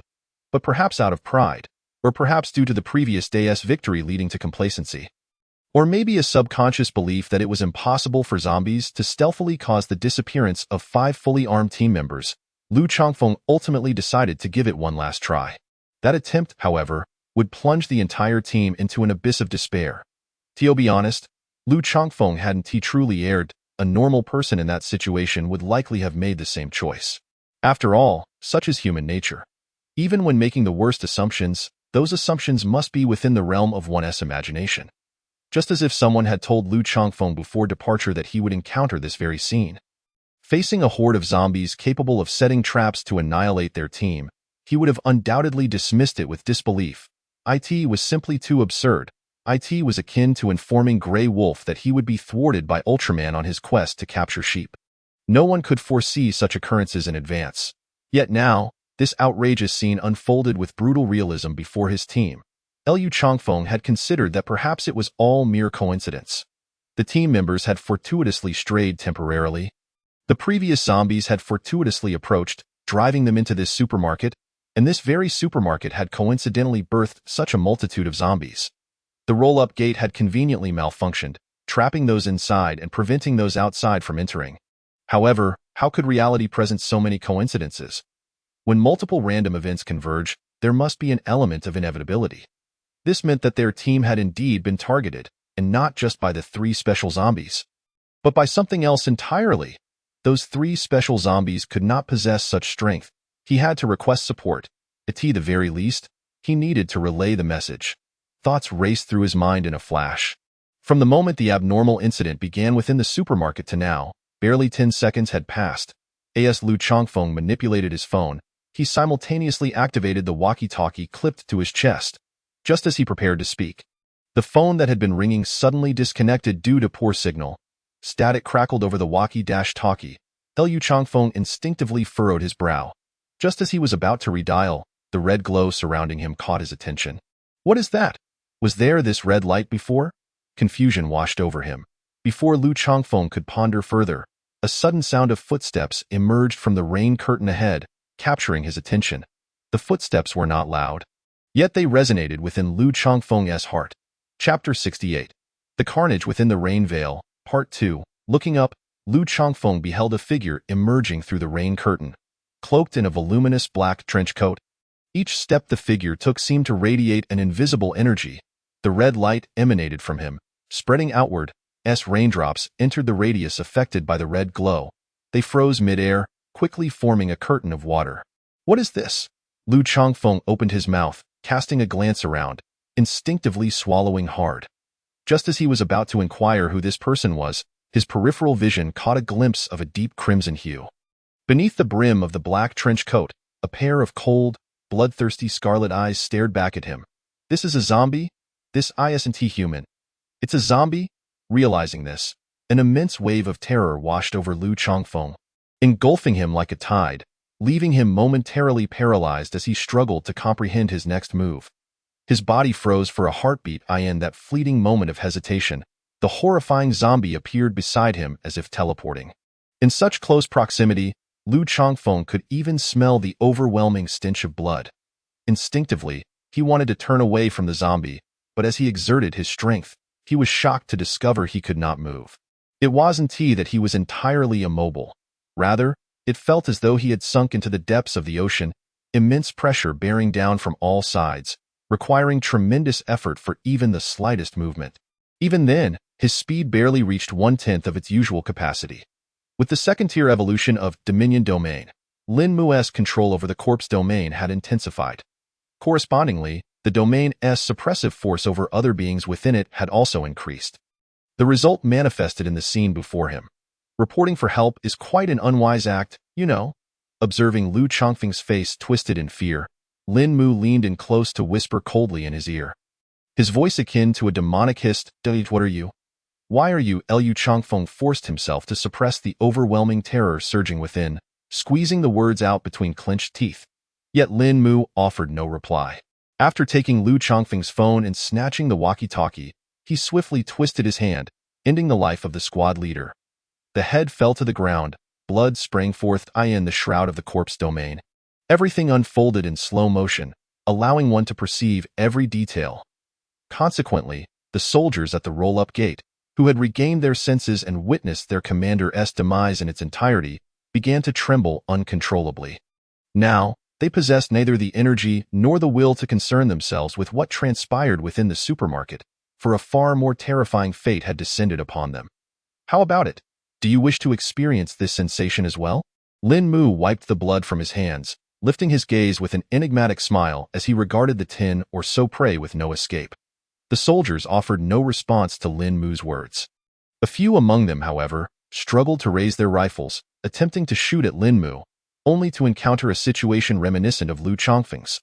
Their arms felt as though burdened by an immense weight, rendering them utterly immobile. What is happening? I can't move. Am I going insane? Is this a zombie? How could such a creature exist? Die. Just die. One soldier, clearly panicking, pulled the trigger without a second thought. Yet, a whole magazine of bullets merely rained down upon the ground. Before his voice could fade, his weapon emitted a puff of steam and clattered to the ground. Looking upward, he found his heart had already been extracted by Lin Mu, who held it in his hand.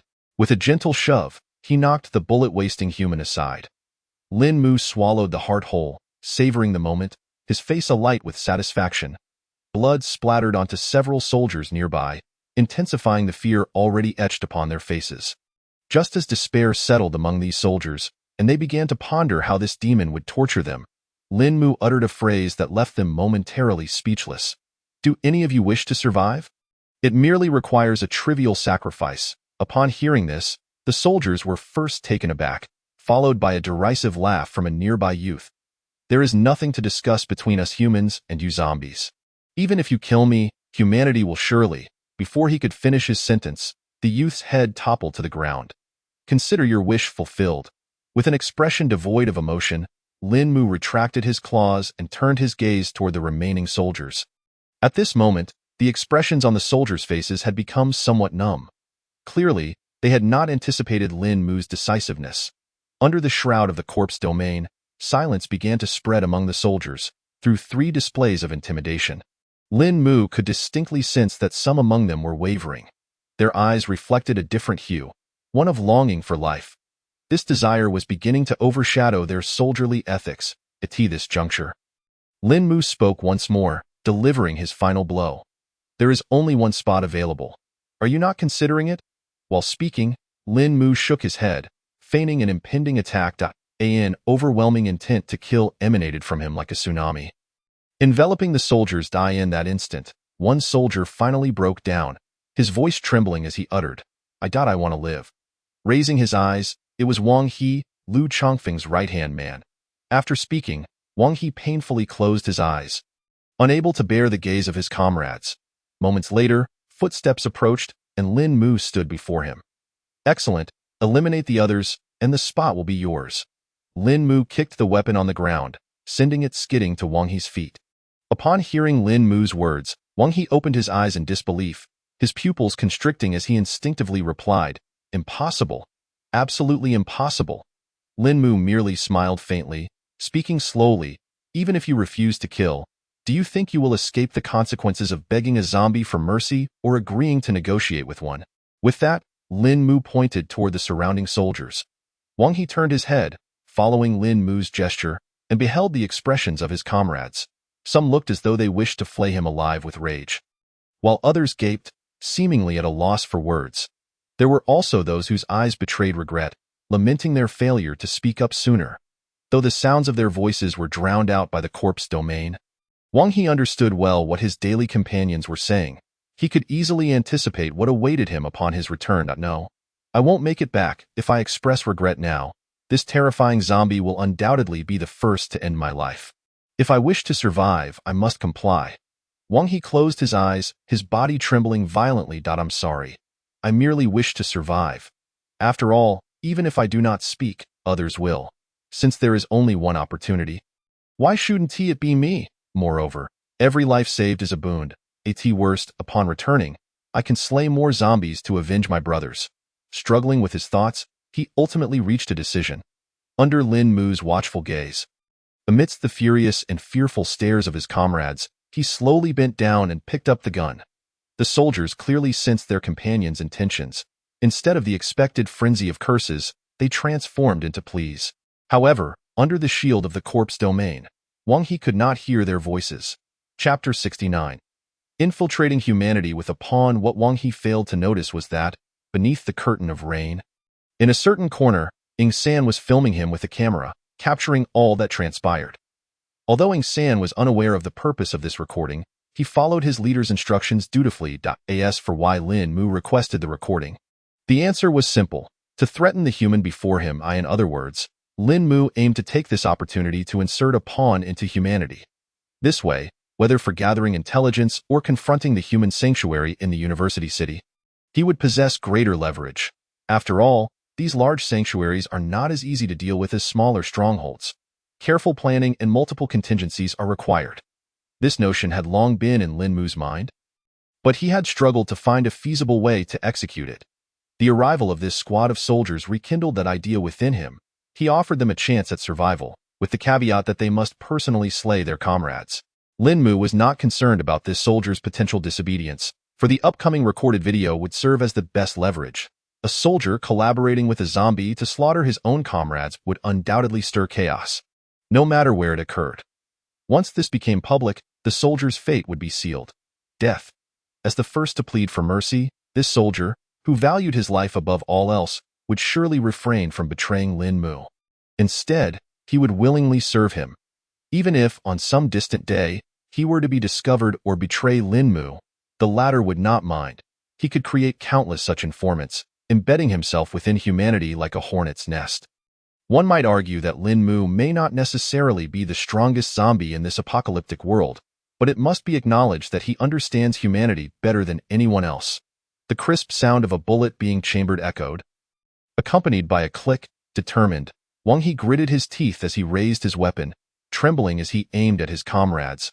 Under the pressure of the corpse domain, he could only direct his weapon at these soldiers. Of course, Lin Mu was considerate enough to leave the decision to pull the trigger in Wang He's hands. Let it begin. Lin Mu's voice resonated slowly. Upon hearing this, despite his still trembling hands, the moment Wang He lifted the gun, there was no turning back. Taking a deep breath, he pulled the trigger. The bullet erupted forth in a blaze. At this point, Lin Mu had lifted the corpse domain, allowing the soldiers' shouts of anger to flood in. Wang He, what are you doing? Beast, have you forgotten how we fought side by side before? I saved you from zombies twice, and this is how you repay me. Traitor! A traitor to humanity. I disdain to be associated with you. Each shout landed like a hammer upon Wang He's heart, rendering his face pale and his lips quivering uncontrollably. Yet, as he gazed upon the splattered blood and the fallen comrades, he realized the gravity of his actions. There was no turning back, but I did it to survive. I did nothing wrong for the sake of survival. With this thought, Wang He hesitated no longer, reloaded, and pulled the trigger once more. I just want to live, just to live.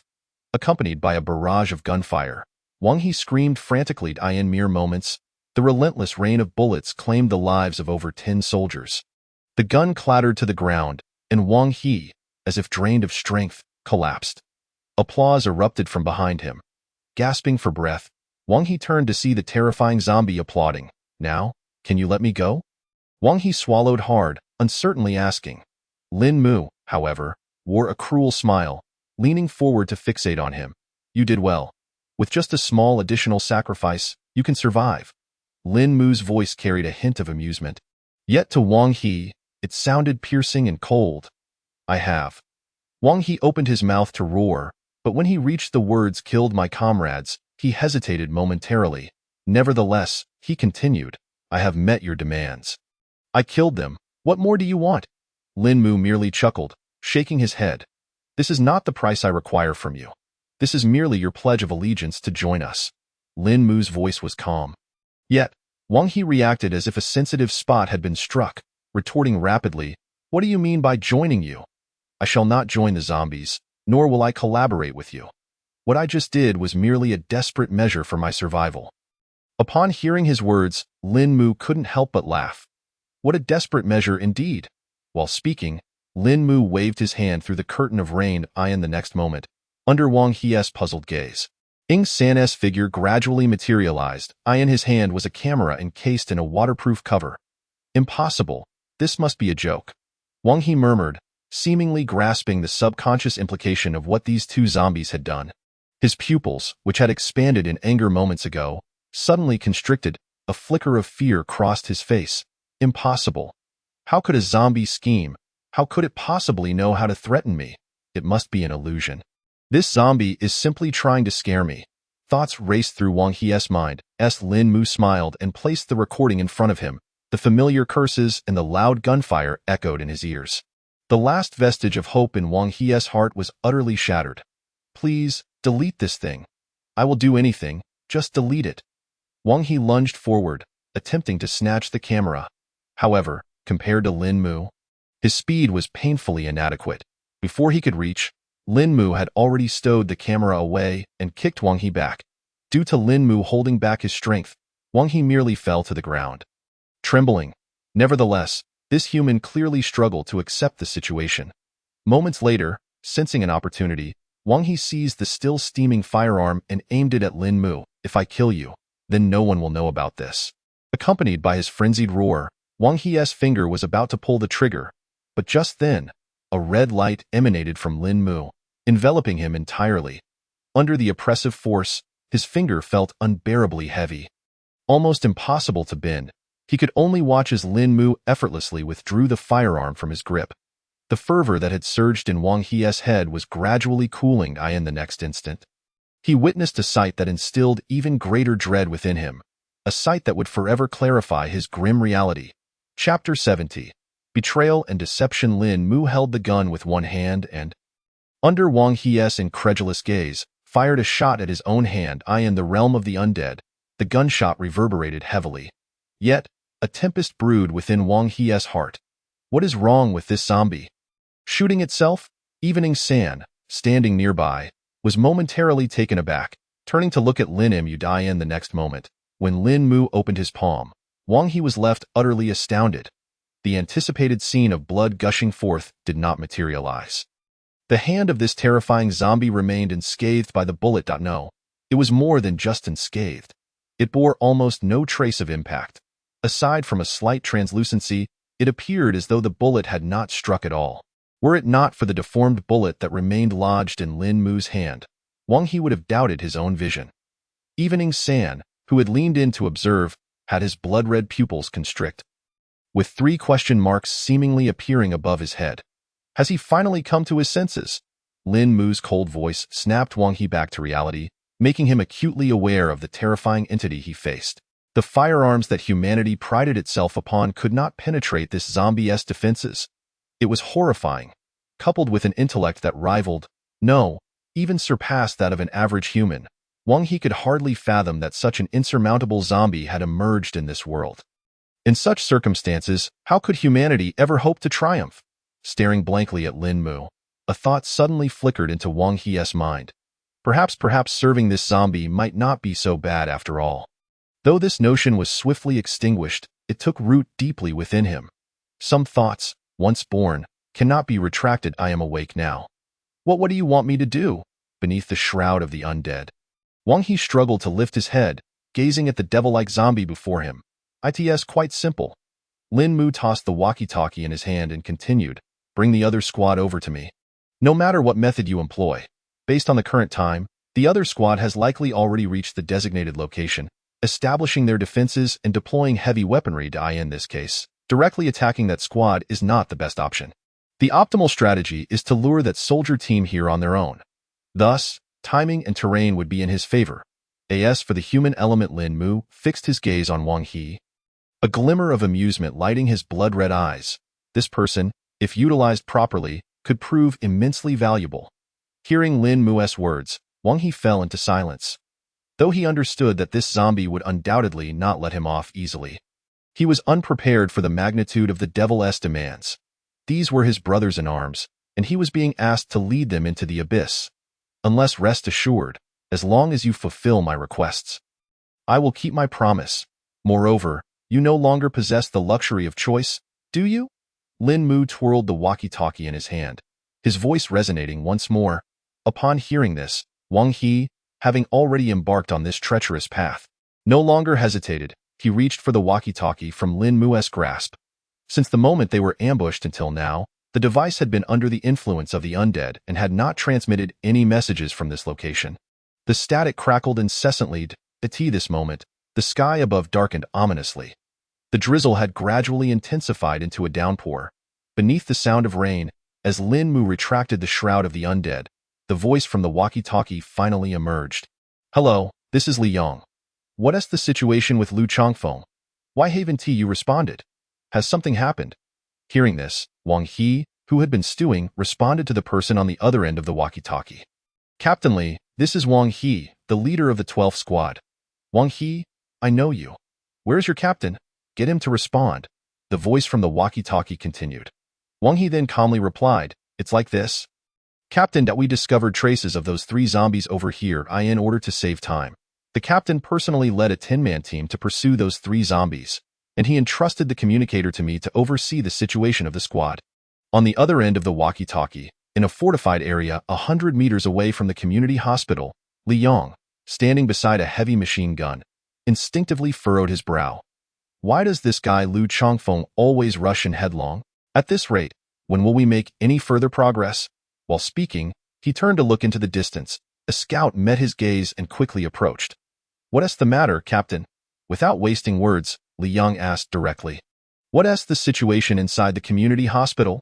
Upon hearing the question, the communicator glanced at his commanding officer's anxious expression, realizing the urgency of the situation.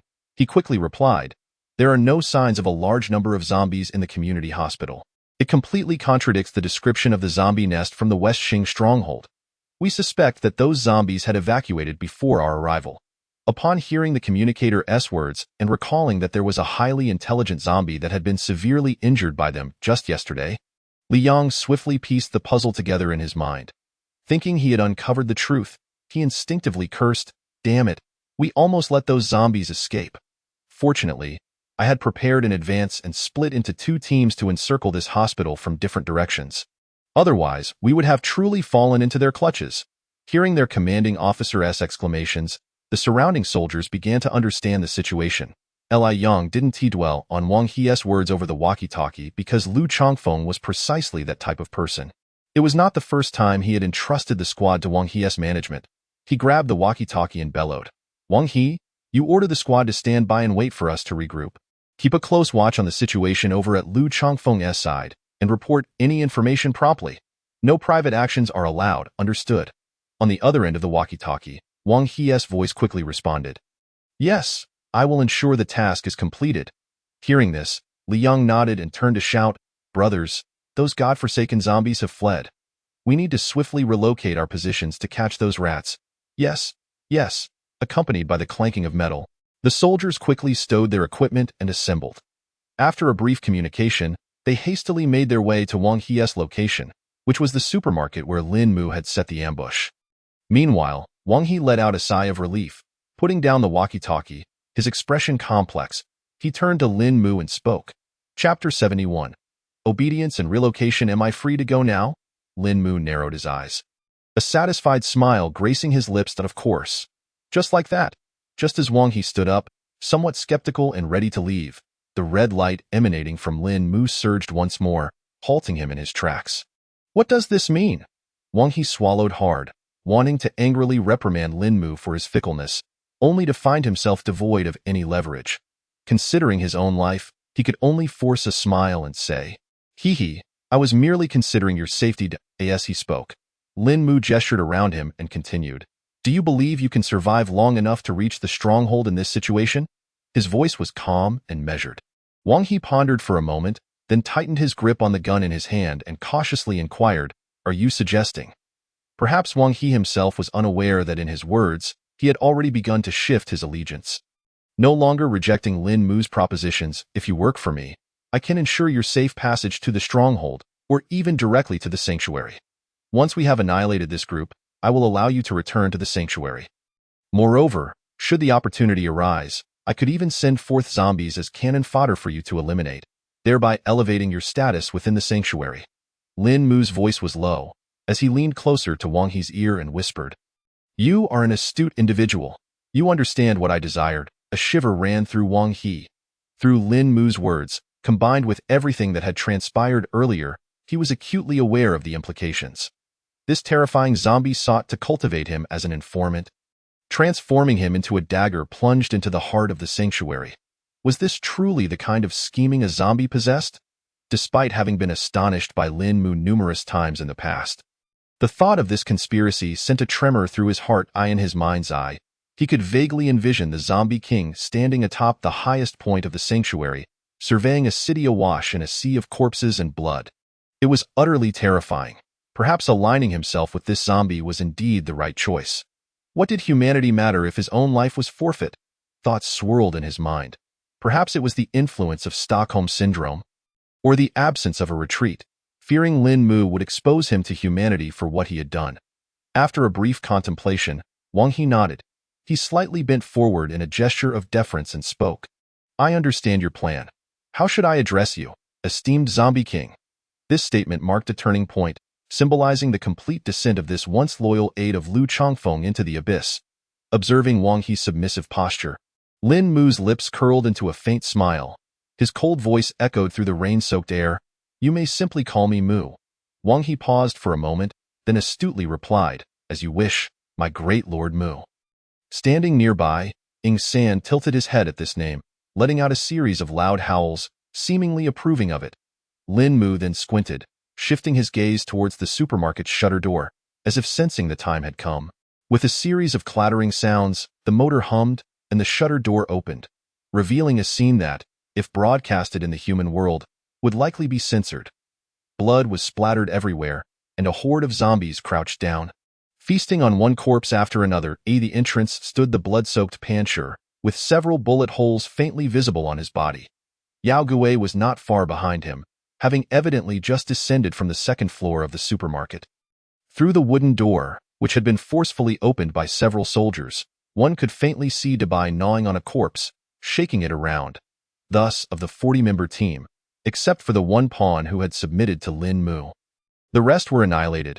Lin Mu's spoils included not only 40 fresh corpses but also a significant cache of firearms and ammunition, including a blood-stained heavy machine gun, a mortar, and several grenades left in a corner of the supermarket. Compared to the previous encounter at the Sihai community, where he had obliterated a soldier squad, The haul this time was considerably more abundant in both quantity and firepower. Such equipment, whenever fitted to ordinary zombies, would serve as a formidable weapon against humanity. Perhaps he could establish a modernized zombie army. The image of zombies charging at humans, armed with contemporary weaponry, made Lin Mu chuckle. What shall we do now? Your Majesty? Yao Gui asked, withdrawing the control device for the shutter from his pocket, wiping the blood from the corner of his mouth. Lin Mu's gaze traversed Yao Gui, observing the feeding horde of corpses and the blood-stained supermarket. This environment was evidently unsuitable for further ambushes. The soldiers were professionals who could sense the foul stench of blood without needing to open doors. As he contemplated, Lin Mu redirected his attention to a nearby office building nearly 200 meters tall. This was another ambush point he had previously set up. Although he had not awaited this now-defunct team, it could still prove useful at this moment. Wang He, inform those humans that they are to relocate to this office building for the time being. Through the earlier soldiers' curses, Lin Mu had learned one soldier's name. He stated without turning back, "We shall host them there." His hoarse voice reverberated.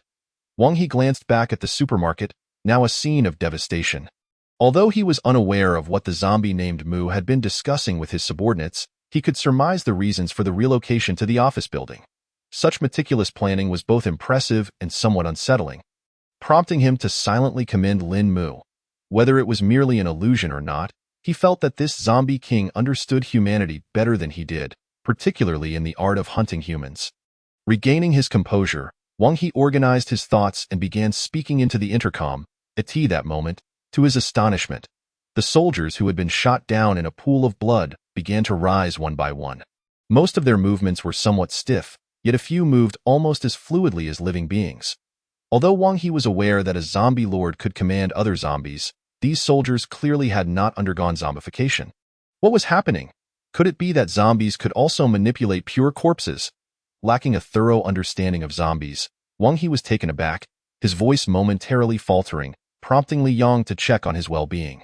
After ending the communication and shutting off the intercom, Wang He followed the horde of corpses towards the office building, his gaze fixated on those puppet-like zombies. Chapter 72. Are you still playing mahjong? Unsure if it was merely his imagination, Wang He rubbed his eyes. It seemed that the few corpses which had earlier moved almost like humans had reverted to their previous, puppet-like state. Catching a glimpse of Wang He's puzzled expression, Lin Mu and Yao Gui exchanged knowing smiles. In reality, what Wang He had witnessed was not an illusion. Lin Mu had activated the Blood Sovereign Seal, and, after acquiring the herding ability from Yao Gui, conducted a simple experiment. Notably, after advancing to the second tier, the activation duration of the Blood Sovereign Seal had increased to 10 minutes, doubling its previous limit. The few corpses that moved almost like humans were under Lin Mu's control through the herding ability.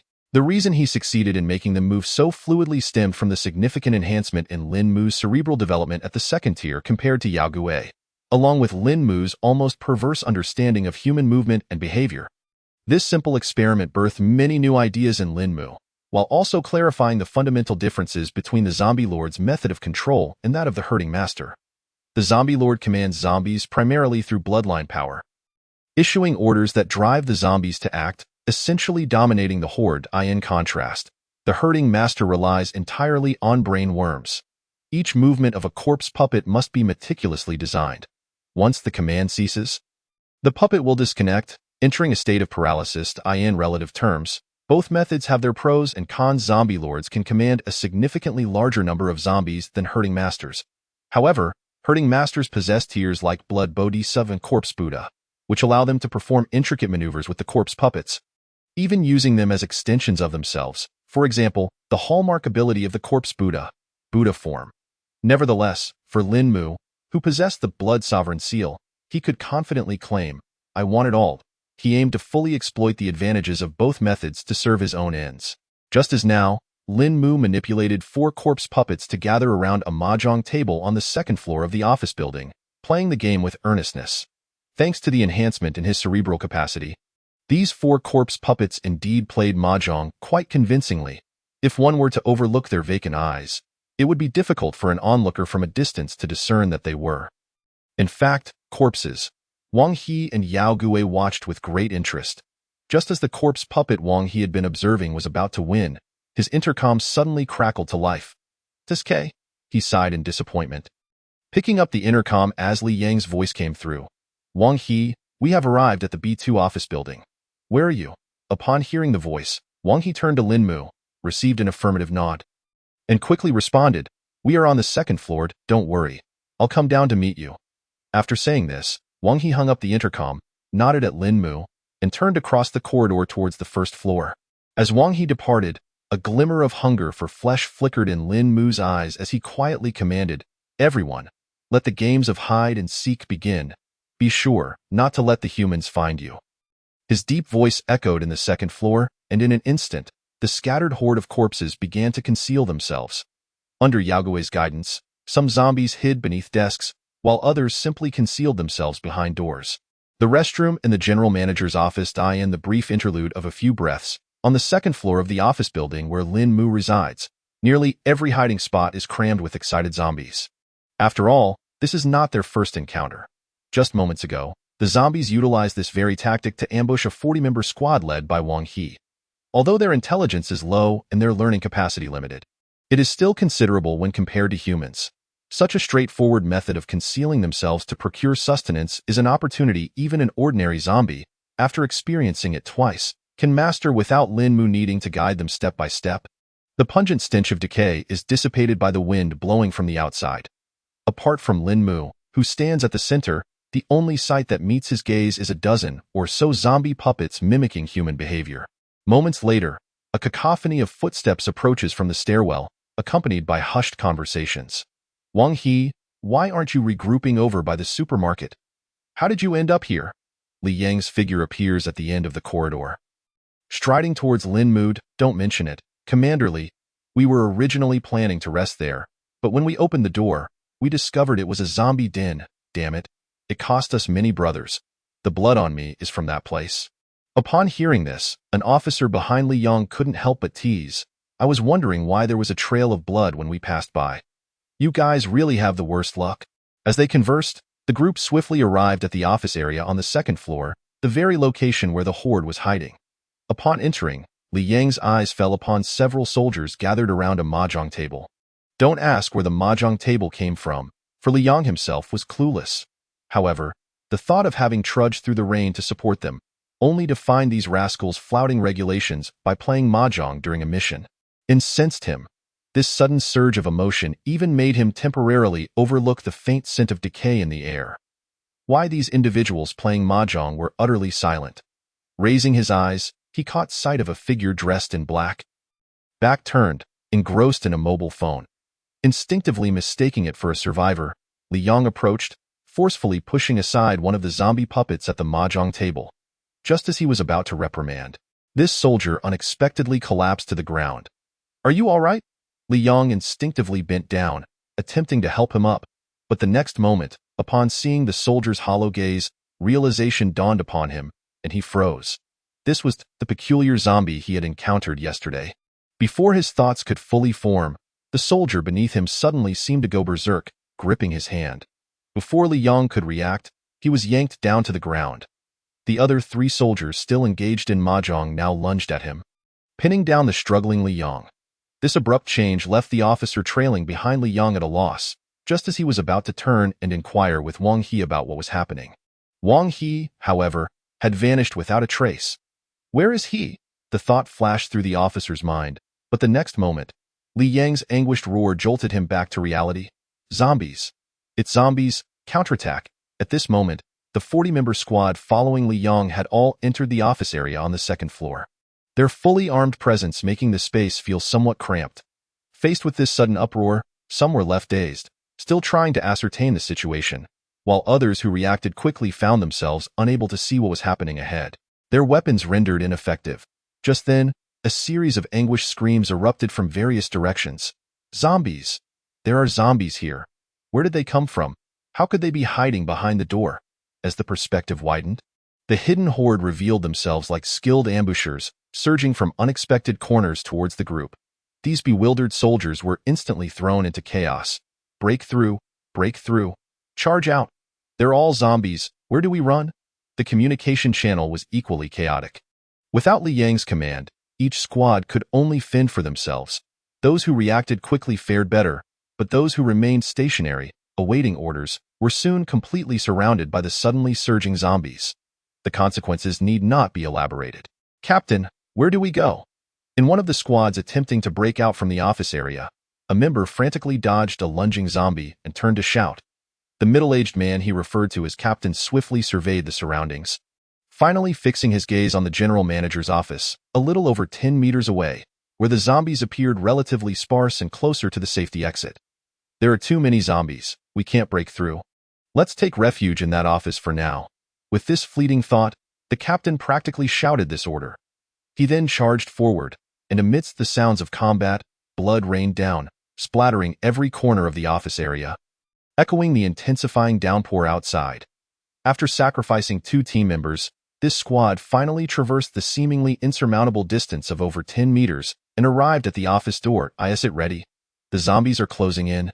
Even the sound of the door handle turning revealed the squad members' anxiety. "It's ready.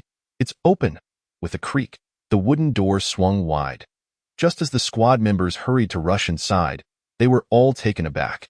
What lay before them was not the spacious office they had hoped for as a refuge, but rather a room densely packed with zombies. These zombies nearly filled every corner of the office.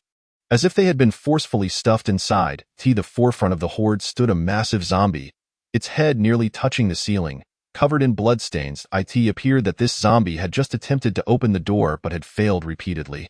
The actions of the squad inadvertently released this monstrous entity. The surging fear overwhelmed the squad members, leaving them disoriented. As the stone figure slowly bent down, gazing at these vacant-eyed puppets, he opened his mouth. And the next moment, a deafening roar erupted, as the horde surged forth from all directions, utterly engulfing the squad. Similar scenes unfolded elsewhere. A soldier, in a panic, rushed into the women's restroom, only to encounter a waiting zombie, which promptly bit into his throat. Some soldiers attempted to flee downstairs or charge to higher floors, only to find that the passage they had just ascended had been locked at some unknown point. Ultimately, they could only meet their demise in the corridor. The sounds of screams and roars echoed throughout the second floor of the office building. Approximately 10 minutes later, as the last cry fell silent, the feasting horde began to indulge in their grotesque banquet. The sounds of flesh being torn and the slurping of consumption became the sole echoes in the ensuing silence. At this moment, the concealed Wang He cautiously emerged from his hiding spot. Upon witnessing the hellish scene before him, he could not help but retch violently as the zombies heard his sound. They all turned their gazes toward him in unison. The insatiable thirst for flesh sent a chill down Wang He's spine, and cold sweat trickled down his back. Fortunately, these zombies did not attack him. After a few roars, they resumed their gruesome meal. Stepping over the figure of the stone, who was mashing the corpses into meatballs and tossing them in his hands, Wang He navigated through the slick blood and bodies, suppressing the overwhelming stench. He found Lin Mu sitting in a clean office chair, playing with a blood-soaked Rubik's Cube. "Respected Lord of the Grave, has it all come to an end?" Wang He's voice trembled with awe. After witnessing Lin Mu's power multiple times, Lin Mu had transformed in Wang He's mind from a mere zombie into a nearly divine, blood-soaked figure of terror. Lin Mu casually tossed the completed Rubik's Cube onto the desk and looked up at him. "Indeed, it is over." After speaking, Lin Mu gestured towards the floor, where Li Yang lay, barely clinging to life under the torment of 4 zombie puppets. "Aren't you going to say something to your commander?" At Lin Mu's words, Wang He instinctively shuddered. Moments later, he slowly turned around, his gaze filled with complexity as he looked at the Pin Li Yang. "Wang He, you traitor! You won't die a good death, ugh." Li Yang, blood filling his mouth, struggled to roar, his eyes blazing with fury. The previous conversation, combined with earlier experiences, made it clear to him what had transpired. Wang He had deceived them. He had colluded with the zombies, luring them into a trap. This traitor, he had betrayed humanity. Li Yang gritted his teeth tightly, his eyes bloodshot with overwhelming rage.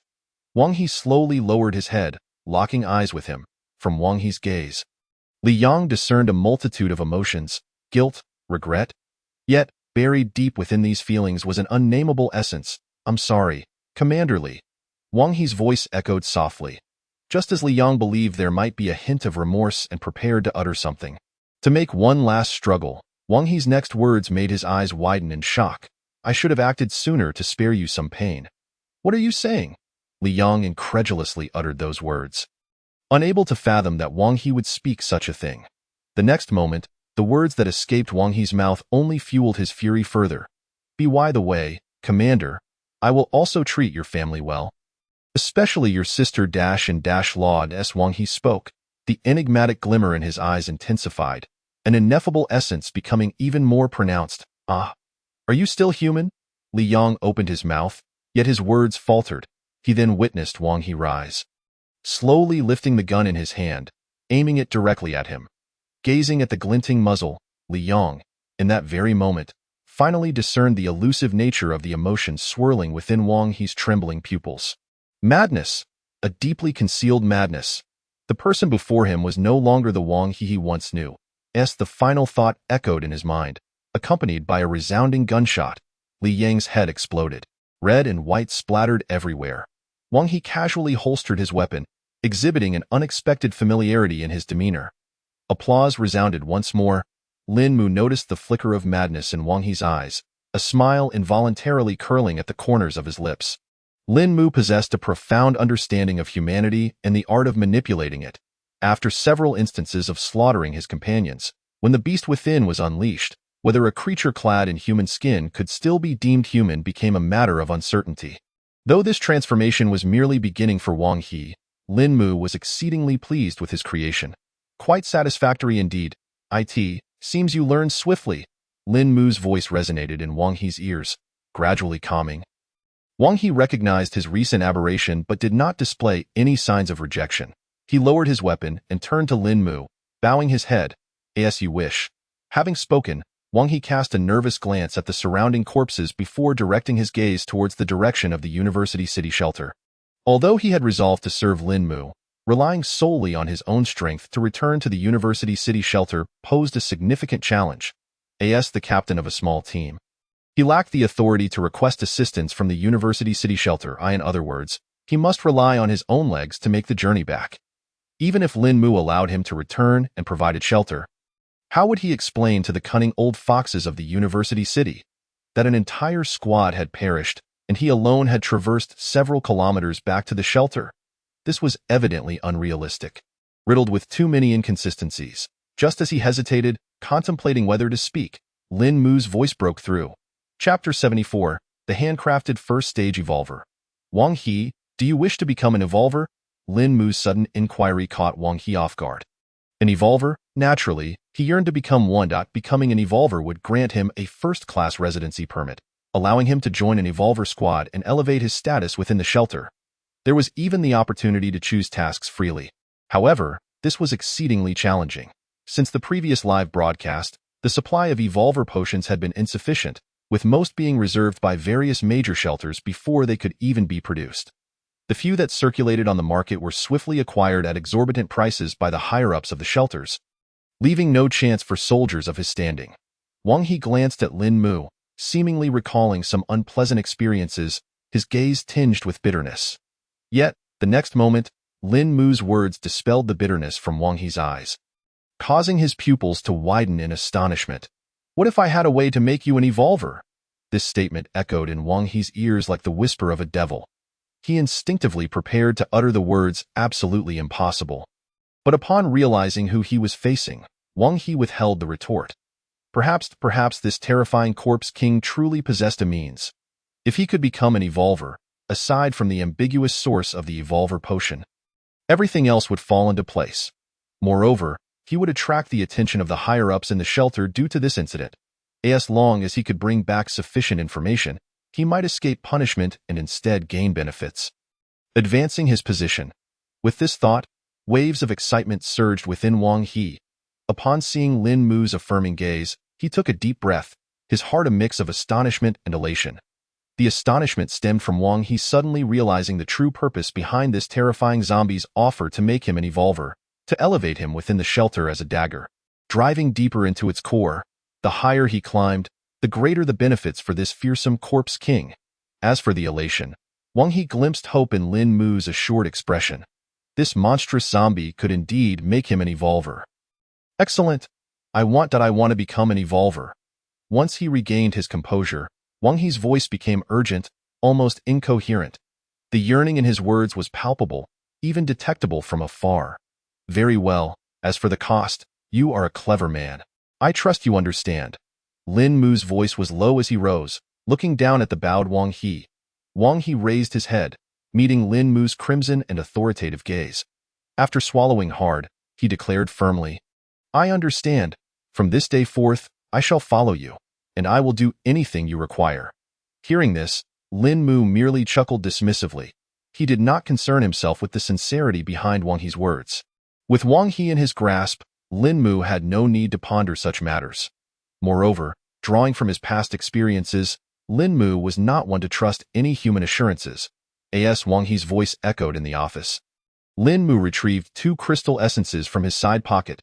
The viscous, translucent crystals glimmered with a silvery sheen, soft light swirling within. Captivating Wang He's attention, they also drew the yearning gazes of the surrounding zombies. In the next moment, the domain of corpses unfurled. Under the crimson glow, the 2 crystal essences began to float gently. Then, as Lin Mu reached out, the crystals were instantaneously refined, or rather, shattered. The rich energy, under Lin Mu's control, did not disperse but rather coalesced with the impurities from the crystals, transforming into a pale red liquid. Subsequently, as the bloodline of the ruler class surged within Lin Mu, the essence of the zombie bloodline radiated outward. The path of the corpse master inherently possessed the ability to manipulate bloodline powers. Under Lin Mu's command, the bloodline energy swiftly separated from the pale red liquid, as if undergoing electrophoresis in mere moments. Under Wang He's incredulous gaze, a pure white liquid suspended in midair emerged. After stripping away all bloodline energy, the purified essence did not present the immature yellow hue typical of evolver potions, but instead gleamed in pure white. It was exquisite, resembling a tear from a saint. Gazing at this liquid imbued with pure energy, Wang He's mind seemed to erupt in a storm, his entire perception upended in an instant. He had previously believed that the opportunity the Tomb King spoke of, to become an evolver, entailed seizing the evolver potions produced by the shelter. Little did he know that this terrifying zombie could handcraft evolver potions.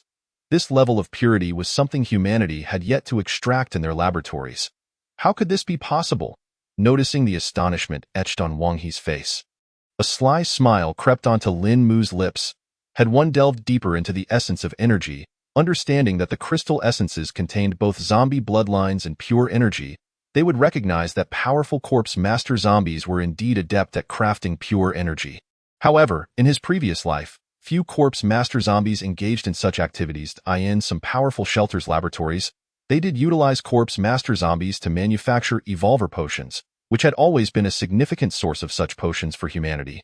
The reason was simple: low cost, high quality. Although he was not a victim, Lin Mu had witnessed numerous corpse master zombies lose their lives under such terrifying duress in his past life. With this thought, an inexplicable anger surged within Lin Mu. The domain of corpses trembled under his influence. Wang He and the other zombies gazed at the flickering red light in confusion. Fortunately, after only a brief moment, Lin Mu regained his composure. He controlled the power of the domain, presenting the pure energy to Wang He, whispering, "Consume it." With Lin Mu's permission, Wang He hesitated not a moment longer, ingesting the pale white liquid. Accompanied by a pained wail, Wang He collapsed to the ground. The transformation from ordinary human to evolver commenced. Casting a glance at the writhing Wang He, Lin Mu averted his gaze. To Lin Mu. This Wang He was merely a pawn. What truly mattered now, and the climax of this hunt, was about to begin. With thoughts of annihilating the Xixing stronghold and the thousands of fresh corpses awaiting him, Lin Mu's body trembled with excitement. At last, the moment had arrived. A cold, hoarse laughter escaped Lin Mu's lips. The horde of corpses seemed to sense his emotional shift, aware that a frenzy was imminent, and began to roar and stir restlessly. Chapter 75. Night Assault on Xixing Stronghold. Above, the sky was shrouded in dark clouds, the rain intensifying, washing away the remnants of blood on the ground, as if preparing the stage for a grand performance. Outside the Xixing stronghold, atop a towering building, Lin Mu's figure gradually emerged, accompanied by 7 subordinates and an unbroken horde of corpses. In the span of several hours, Wang He had transformed into a first-stage evolver and departed from the horde. Returning to the University City shelter, the decision to wait several hours before striking was twofold: to utilize the cover of night and afford ample time to unleash the zombie tide, and to acquire a certain object. At this moment, beside Lin Mu, numerous silver-gray metallic boxes stood upright, with antenna arrays protruding, resembling routers. This is a signal jamming device. Previously, Shadow 1 and Shadow 2 had not appeared, as they had been dispatched by Lin Mu to seek out these items. After several hours of searching, they finally scavenged enough signal jamming devices from several nearby schools. As for why Lin Mu required these devices, it was primarily to prevent the humans at the Xixing stronghold from sending rescue signals during a zombie tide, thereby avoiding unnecessary complications. After all, unlike the previous annihilation of 2 squads of 40 soldiers each, this stronghold housed over 1,000 individuals. Eradicating such a human force would require Lin Mu a considerable amount of time. This duration would be sufficient for the University City shelter to receive news and send reinforcements. Of course, the Dominion domain could indeed interfere with communication signals. However, the zombie domain could not remain operational indefinitely, nor could it cover every corner of the Xixing stronghold. Thus, as a precautionary measure, Lin Mu sent 2 subordinates, accompanied by several zombies, to procure these portable signal jamming devices. At this moment, gazing skyward, the twilight light grew increasingly dim. The rumbling thunder illuminated the dark cloud cover, simultaneously casting a light upon Lin Mu's bloodthirsty and exhilarated eyes. Roar! Let us begin. With a low growl, the horde of corpses behind Lin Mu surged forward like boiling water, heading towards the Xixing stronghold. Once the 3 shadow guards had arranged all the signal jamming devices and covered them with waterproof membranes, the curtain rose on a bloody massacre. The entrance of the Xixing stronghold. Apart from the intensifying rain and the occasional flash of lightning, everything seemed ordinary. A squad of soldiers, clad in raincoats, patrolled the vicinity, their conversations sporadic. In such heavy rain, we still have to patrol. I haven't seen 2 zombies all afternoon. What a hassle, one soldier complained, forcefully splashing the puddle at his feet. Right, considering the time. The captain should be back by now. I really want to leave this stronghold and hurry back to the shelter. Another chimed in. By the way, when you placed your bets earlier, when did you think the captain would return? Don't mention it. If the captain doesn't come back soon, I'll be bankrupt. The soldiers continued their banter as they advanced. At this moment, a soldier walking behind seemed to have spotted something, pointing excitedly towards the gate of the stronghold. They've returned. It's our squad. Following the direction of his finger, over 20 fully armed soldiers emerged slowly from the darkness, dragging 5 or 6 captured zombies behind them. I told you there was no problem. We even captured a few more zombies than planned, so that's the case. I thought something had gone awry. The squad conversed as they approached the figures in the rain, while other soldiers, originally resting in the shelter, also stepped into the downpour to welcome their triumphant comrades. However, not everyone shared in this optimism. Under a certain eve of the stronghold, an officer left behind to manage this 30-soldier contingent furrowed his brow. For some reason, he harbored a sense of foreboding. Since the afternoon, he had been unable to contact the 2 outgoing squads. To avoid causing panic, he had refrained from informing others, merely praying in his heart that it was just a malfunction of the communication devices and that no other mishaps had occurred. Just moments ago, when those figures had appeared outside the stronghold, he had indeed felt a flicker of excitement. Yet, was the number of returning personnel not rather small? Out of an 80-man squad, only 20 or so had made it back. Under such circumstances, why did these individuals appear so calm? Shouldn't they have rushed into the stronghold to explain the situation? Were they merely the vanguard? Doubts surged within the officer's mind. However, his uncertainties did not linger long. For the next unfolding scene unveiled the truth of the matter and plunged him into an abyss of terror. At the entrance of the shelter, the first soldier to charge out had already reached within 10 meters of the figures. Perhaps having glimpsed the hope of returning home, these soldiers were somewhat exhilarated, cheerfully greeting the figures ahead. Brother, why did you take so long to return? If you come back any slower, we'll be bankrupt. By the way, where are the captain and Captain Lu Chongfeng? I don't see them. As this soldier noticed the figures ahead remained silent, he felt puzzled and leaned forward to glance towards the rear of the squad. However, instead of spotting the expected figures of Li Yang or Captain Lu Chongfeng, He instead beheld the glaring muzzle of a gun aimed directly at him. "What are you doing?" Before his words could fully escape his lips, a resounding gunshot rang out, the bullet striking the soldier's head, splattering a spray of blood as his body thudded to the ground. The sudden gunfire undeniably captured everyone's attention, plunging the scene into an eerie silence. The sound of rain beating against the structures echoed in each person's ears. "What are you doing? Have you all gone mad?" A soldier roared in anger, shattering the stillness. Just as he stepped forward to confront the situation, the 20 or so dark figures simultaneously lifted their heads, raising their firearms to aim at the still bewildered soldiers. Those soulless, dark eyes instantly reminded many soldiers of the bizarre zombies they had encountered the previous day. Yet before they could utter a word, the deafening gunfire engulfed them entirely. These dark figures were none other than the corpse puppets under Lin Mu's control, unlike the pitiful accuracy exhibited by ordinary zombies wielding firearms. Although Lin Mu's shooting skills were lacking, he at least understood how to properly handle a weapon. Furthermore, as long as they had enough ammunition, a few shots were bound to hit their mark. Under the torrential hail of bullets, the soldiers, their faces etched with disbelief and shock, fell like wheat before the scythe. In mere moments, blood thoroughly stained the area around the entrance of the Shishing stronghold. At this juncture, the remaining soldiers finally reacted. Counterattack. They are not our comrades. They are zombies. Each squad sought cover, retaliating. The officers standing at a distance began to roar orders to each squad as soon as the gunfire erupted. This remarkably swift response indeed bought precious time for the surviving soldiers. In an instant, both sides exchanged fire. The soldiers found cover amidst the hail of bullets and began their counterattack.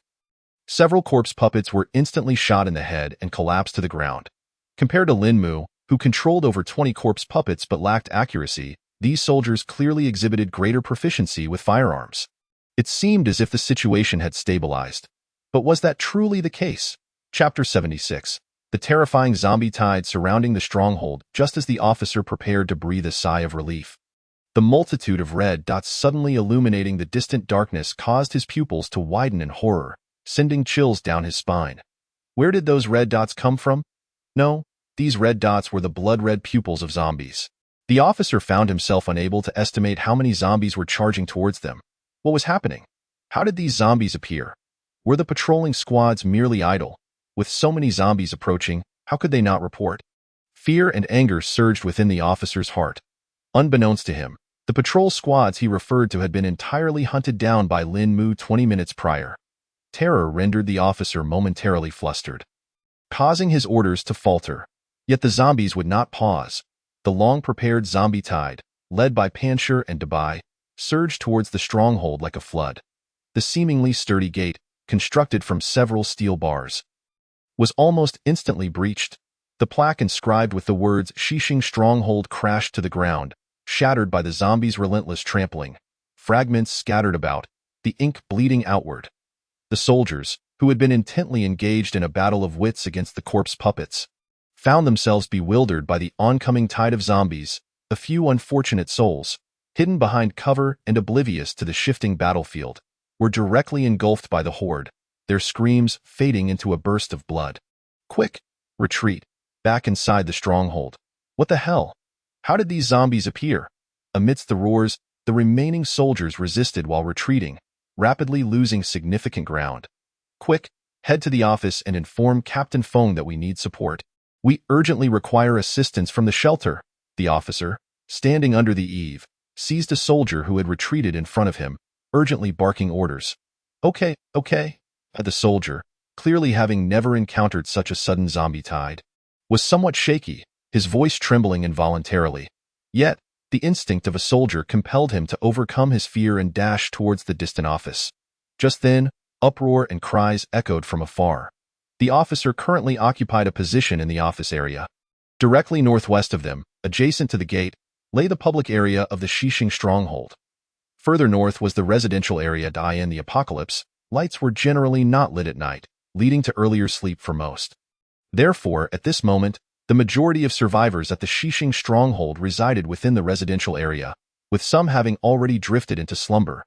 The uproar and screams originated from that direction. Gazing at the tide of zombies surging like an ocean wave and the occasional splatter of blood, The officer could vividly imagine the horrors taking place there. Just as he prepared to enter the building behind him to temporarily evade the chaos, he turned and collided with a towering figure. "Damn it, are you blind? With zombies coming, what use is standing behind me?" With a scowl, the officer rubbed his head and glanced upward, only to meet the excited, blood-red gaze of Pancher. The wails of despair were drowned beneath the curtain of rain.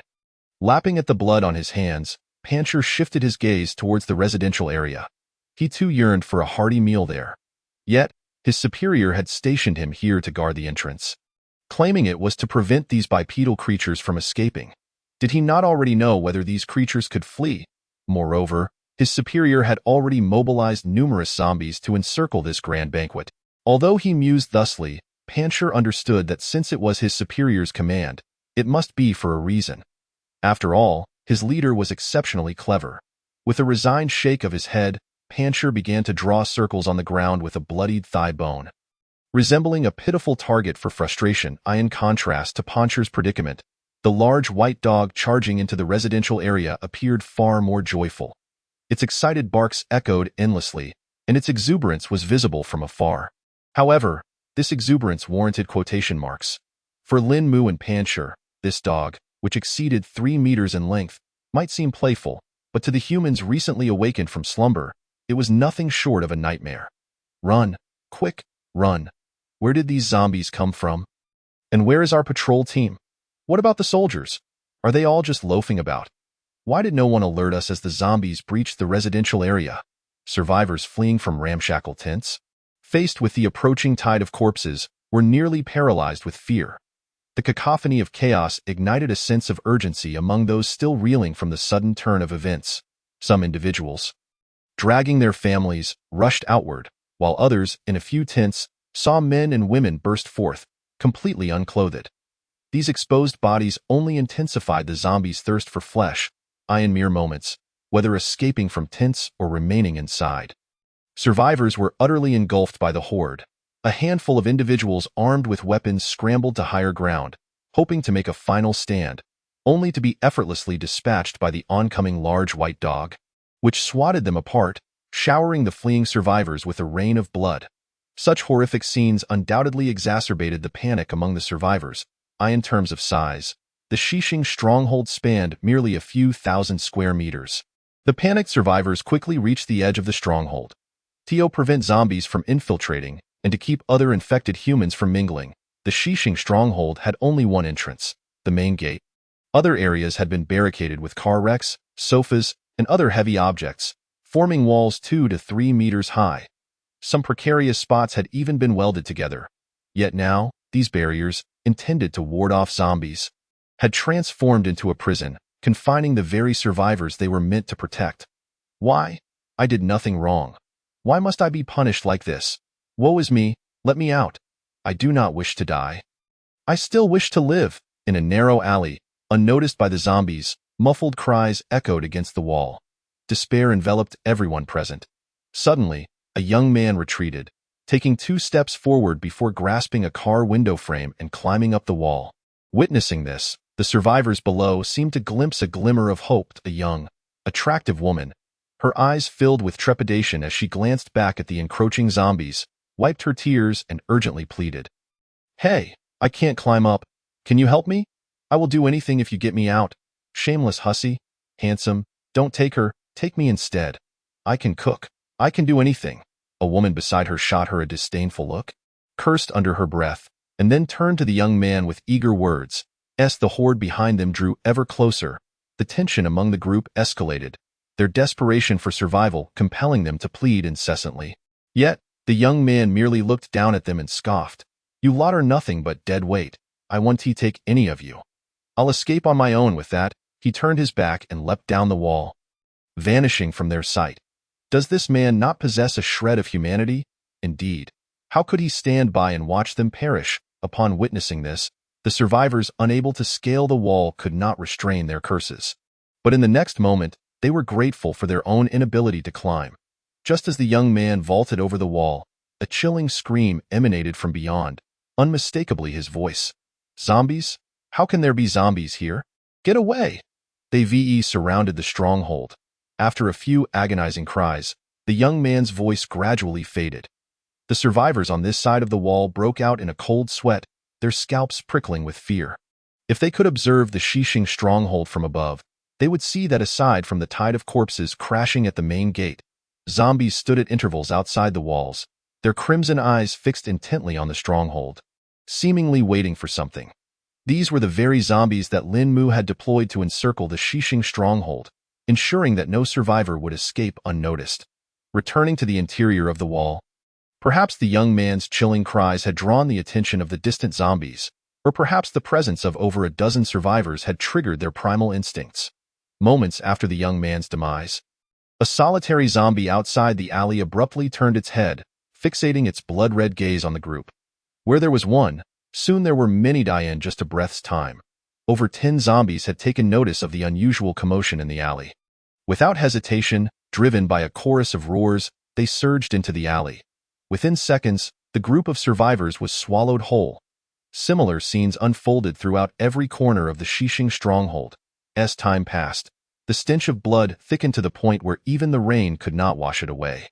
The blood of the survivors mingled with the rainwater, forming streams that flowed toward the stronghold's entrance. At this moment, in front of the office area, as most of the zombies had been lured away by the overwhelming scent of blood to the residential area, many soldiers found their pressure alleviated and managed to hold their ground amidst the tide of corpses. What should we do, Yang Chunfeng? With fewer zombies at the main gate, should we charge out? Remaining in this stronghold means certain death, with no hope in sight. What on earth happened, and where are Captain and Lu Changhe? Can anyone tell me what is going on? The low growls of the soldiers echoed chaotically over the communication channel. The man referred to as Yang Chunfeng, a former squad leader, had temporarily taken command after the demise of the previous officer. However, there were only 8 or 9 soldiers left who still had combat capability, and their ammunition was dwindling. Defeat was merely a matter of time. As for bursting forth, it was not so simple. Yang Chunfeng had witnessed a squad attempt to break through the main gate, only to be ambushed by a colossal, fearsome zombie lying in wait, leading to their complete annihilation. That zombie was undoubtedly still there. There was no way for them to escape. Their only hope lay in waiting for reinforcements from the University City shelter. Previously, a soldier had dashed out toward the office but met a gruesome fate when a zombie ambushed him midway. Thus, they had dispatched another soldier to rush to the office. If they could use the landline there to contact the shelter and request assistance, there might still be a chance for survival. Just as he was preparing to descend and instruct the soldiers to consolidate their defenses and retreat, a sudden flash of red light in the distance caught his eye. Though the light was dim, it stood out like a beacon against the night. Moreover, where the red glow spread, the raindrops seemed to pause in their descent, as if entering another realm. This abrupt change captivated the attention of all soldiers. In the center of this red light, they perceived a silhouette, an indescribable sense of oppression, as if a boulder had settled upon each heart, swelled within them. As the figure drew closer, the feeling intensified, gripping the soldiers' hearts as if a hand had seized them. What is this? A soldier swallowed hard, murmuring instinctively in the next moment, before they could react, the figure within the red light seemed to instantaneously traverse the curtain of rain. Appearing before the soldiers, its blood-red, ravenous eyes and pallid skin unmistakably revealed its identity, a zombie. Upon seeing Lin Mu, Yang Chunfeng suddenly grasped numerous truths, including the fate of Li Yang and Lu Changfeng. As well as the orchestrator of this assault, he even recalled the abruptly cut live stream and the strange occurrences within the Shishing stronghold. The more he pondered, the colder his heart grew. This information must reach the shelter. It is imperative to inform the shelter that the 3 peculiar zombies they previously reported are of no consequence. The true horror lies in the entity before him, in the final moments of life. Yang Chunfeng exerted every ounce of strength to twist his neck and direct his gaze toward the distant office, fixating on the soldier who was sprinting towards it, however, before he could utter a word. He felt a disorienting spin, and his vision plummeted. His head rolled onto the ground, yet his eyes remained defiantly fixed ahead. In the blink of an eye, Lin Mu had exterminated all remaining soldiers in the vicinity, an efficiency that left the distant observer, Pancher, utterly stunned. Meanwhile, the soldier racing toward the office had evidently noticed the carnage unfolding behind him, but could do nothing but grit his teeth and run with all his might. In that fleeting moment of turning back, he seemed to catch a glimpse of a mocking expression on the face of that terrifying zombie. There was no time to ponder its meaning. All he felt was a bitter regret for not having 2 more legs to escape. After narrowly evading several zombie ambushes, he finally reached the corridor in front of the office. The lights within flickered, and shadows danced, indicating that someone had arrived, seeking aid from the shelter just as he was. Casting a fearful glance behind him, the soldier hesitated not a moment longer and pushed open the door. Chapter 78. Calm me, grave Emperor. What met his eyes were several hurried survivors. Overpassing them, he quickly spotted Captain Fong. Captain Fong, quickly call the shelter. That zombie outside is beyond our capability. We must inform the shelter of the situation. The urgency in the soldier's voice was palpable in the next instant. As if he had heard him, Captain Fong turned to look at him. From the depths of Captain Feng's eyes, the soldier discerned a mix of helplessness and a flicker of despair, which ignited an unsettling premonition within him. Could it be that the phone lines were down? The soldier swallowed hard, hastening toward Captain Fong and pushing aside a few frantic survivors, finally reaching his side. On the desk adjacent to him lay the black landline that connected directly to the University City shelter. That moment, the receiver was cast aside, and the busy signal that emanated from it sent the soldier's heart plummeting. Captain Fong took a deep breath and shook his head at its futile. I attempted to call the moment the zombie tide began, but I couldn't get through, he continued, shaking his head slightly, retrieving his mobile phone from his pocket. Not only the landline, even the mobile signals have been disrupted. We are out of options. With a deep sigh, Captain Fong gazed out the window, where that red glowing monster could be seen. Yet, he felt utterly powerless. From the onset of the chaos to the surge of the zombie tide crashing into the Xixing base, everything had transpired too swiftly in less than 10 minutes. The entire base teetered on the brink of collapse. And it was precisely at this moment that the signals inexplicably faltered. Could it truly be that fate intended the demise of the Xixing base? Wait, the disruption was too coincidental. As this thought crossed his mind, Captain Fong suddenly widened his eyes, casting a glance at the soldier attempting to make a call. It was evident that the soldier had also begun to consider this possibility. Their eyes met, and in that shared gaze, they recognized boundless terror. Could it be that the signal disruption was not merely a coincidence but the doing of those zombies? No, not those, but rather that one zombie. As this realization dawned upon them, the image of the horrifying zombie, radiating an ominous red glow, filled their minds. The soldier recalled the terrifying scene he had glimpsed when he turned back while fleeing to the office. Until now, he had been oblivious to the profound meaning behind that mocking, toy-like smile, but now he understood. Consequently, an overwhelming dread and profound despair threatened to engulf him entirely. That terrifying zombie loomed like an abyss, staring down at them all, gradually pulling them into an infinite darkness. Throughout this harrowing ordeal, it was only at the very end that he fully grasped the sheer horror of it all. Is this truly a zombie?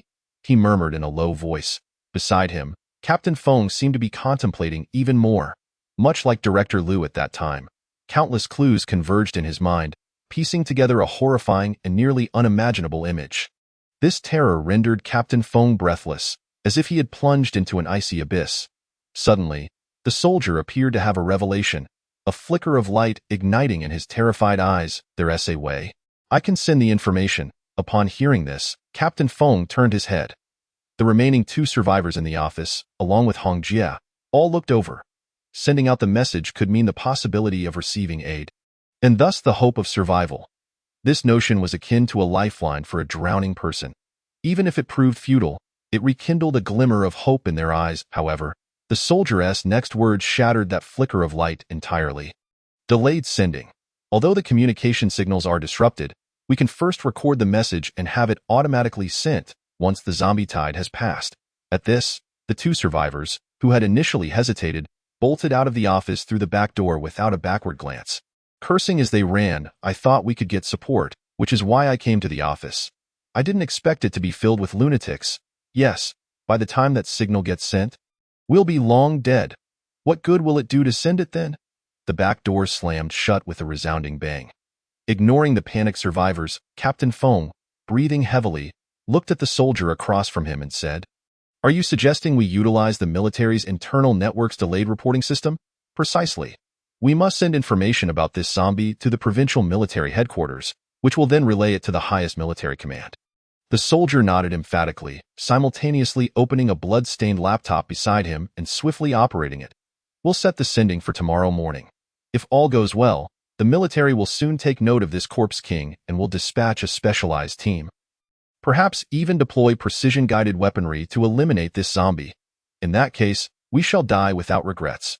With Captain Feng's assistance, the soldier's fingers flew over the keyboard, rapidly editing a report intended for the military, specifically designed for reporting significant emergencies. Description of the zombie's capabilities: suspected to possess the ability to incite minor zombie tides, emanating a red glow that distorts surrounding objects, exhibiting formidable strength, capable of annihilating at least a 40-man squad, and suspected of having established a complete zombie faction. Image of the zombie: none recommended classification, Emperor grade, highest danger level. Please name the zombie. Just as the soldier reached the point of naming the zombie, he hesitated, seemingly at a loss for an appropriate title. The terrifying Corpse King, manipulating numerous zombies from the shadows, left survivors with no chance to relay messages, as if entombed alive in a thick coffin. Any struggle appeared utterly futile. What indeed should such a horrifying zombie be named? According to the military's current provisional naming scheme, the naming of these formally recognized powerful Corpse Kings and Corpse Emperors is quite stringent. To facilitate the military, names must broadly reflect the zombie's characteristics and strength. Therefore, suffixes like Emperor and King, as well as descriptive adjectives, cannot be used lightly, unlike the general survivors who whimsically call any zombie they encounter King or Lord. Official matters require a rigorous approach when disseminating to the public. At the moment the soldier hesitated, he failed to notice a surge of red light approaching from behind him. Time was running out. What should it be called? As he focused intently on the computer screen, his hands trembling, a raspy voice emerged from behind him. "Call me Grave Emperor." Upon hearing this voice, the soldier's eyes brightened, and he instinctively responded, "Grave Emperor? That name is quite fitting. Captain Feng, how did you think of it?"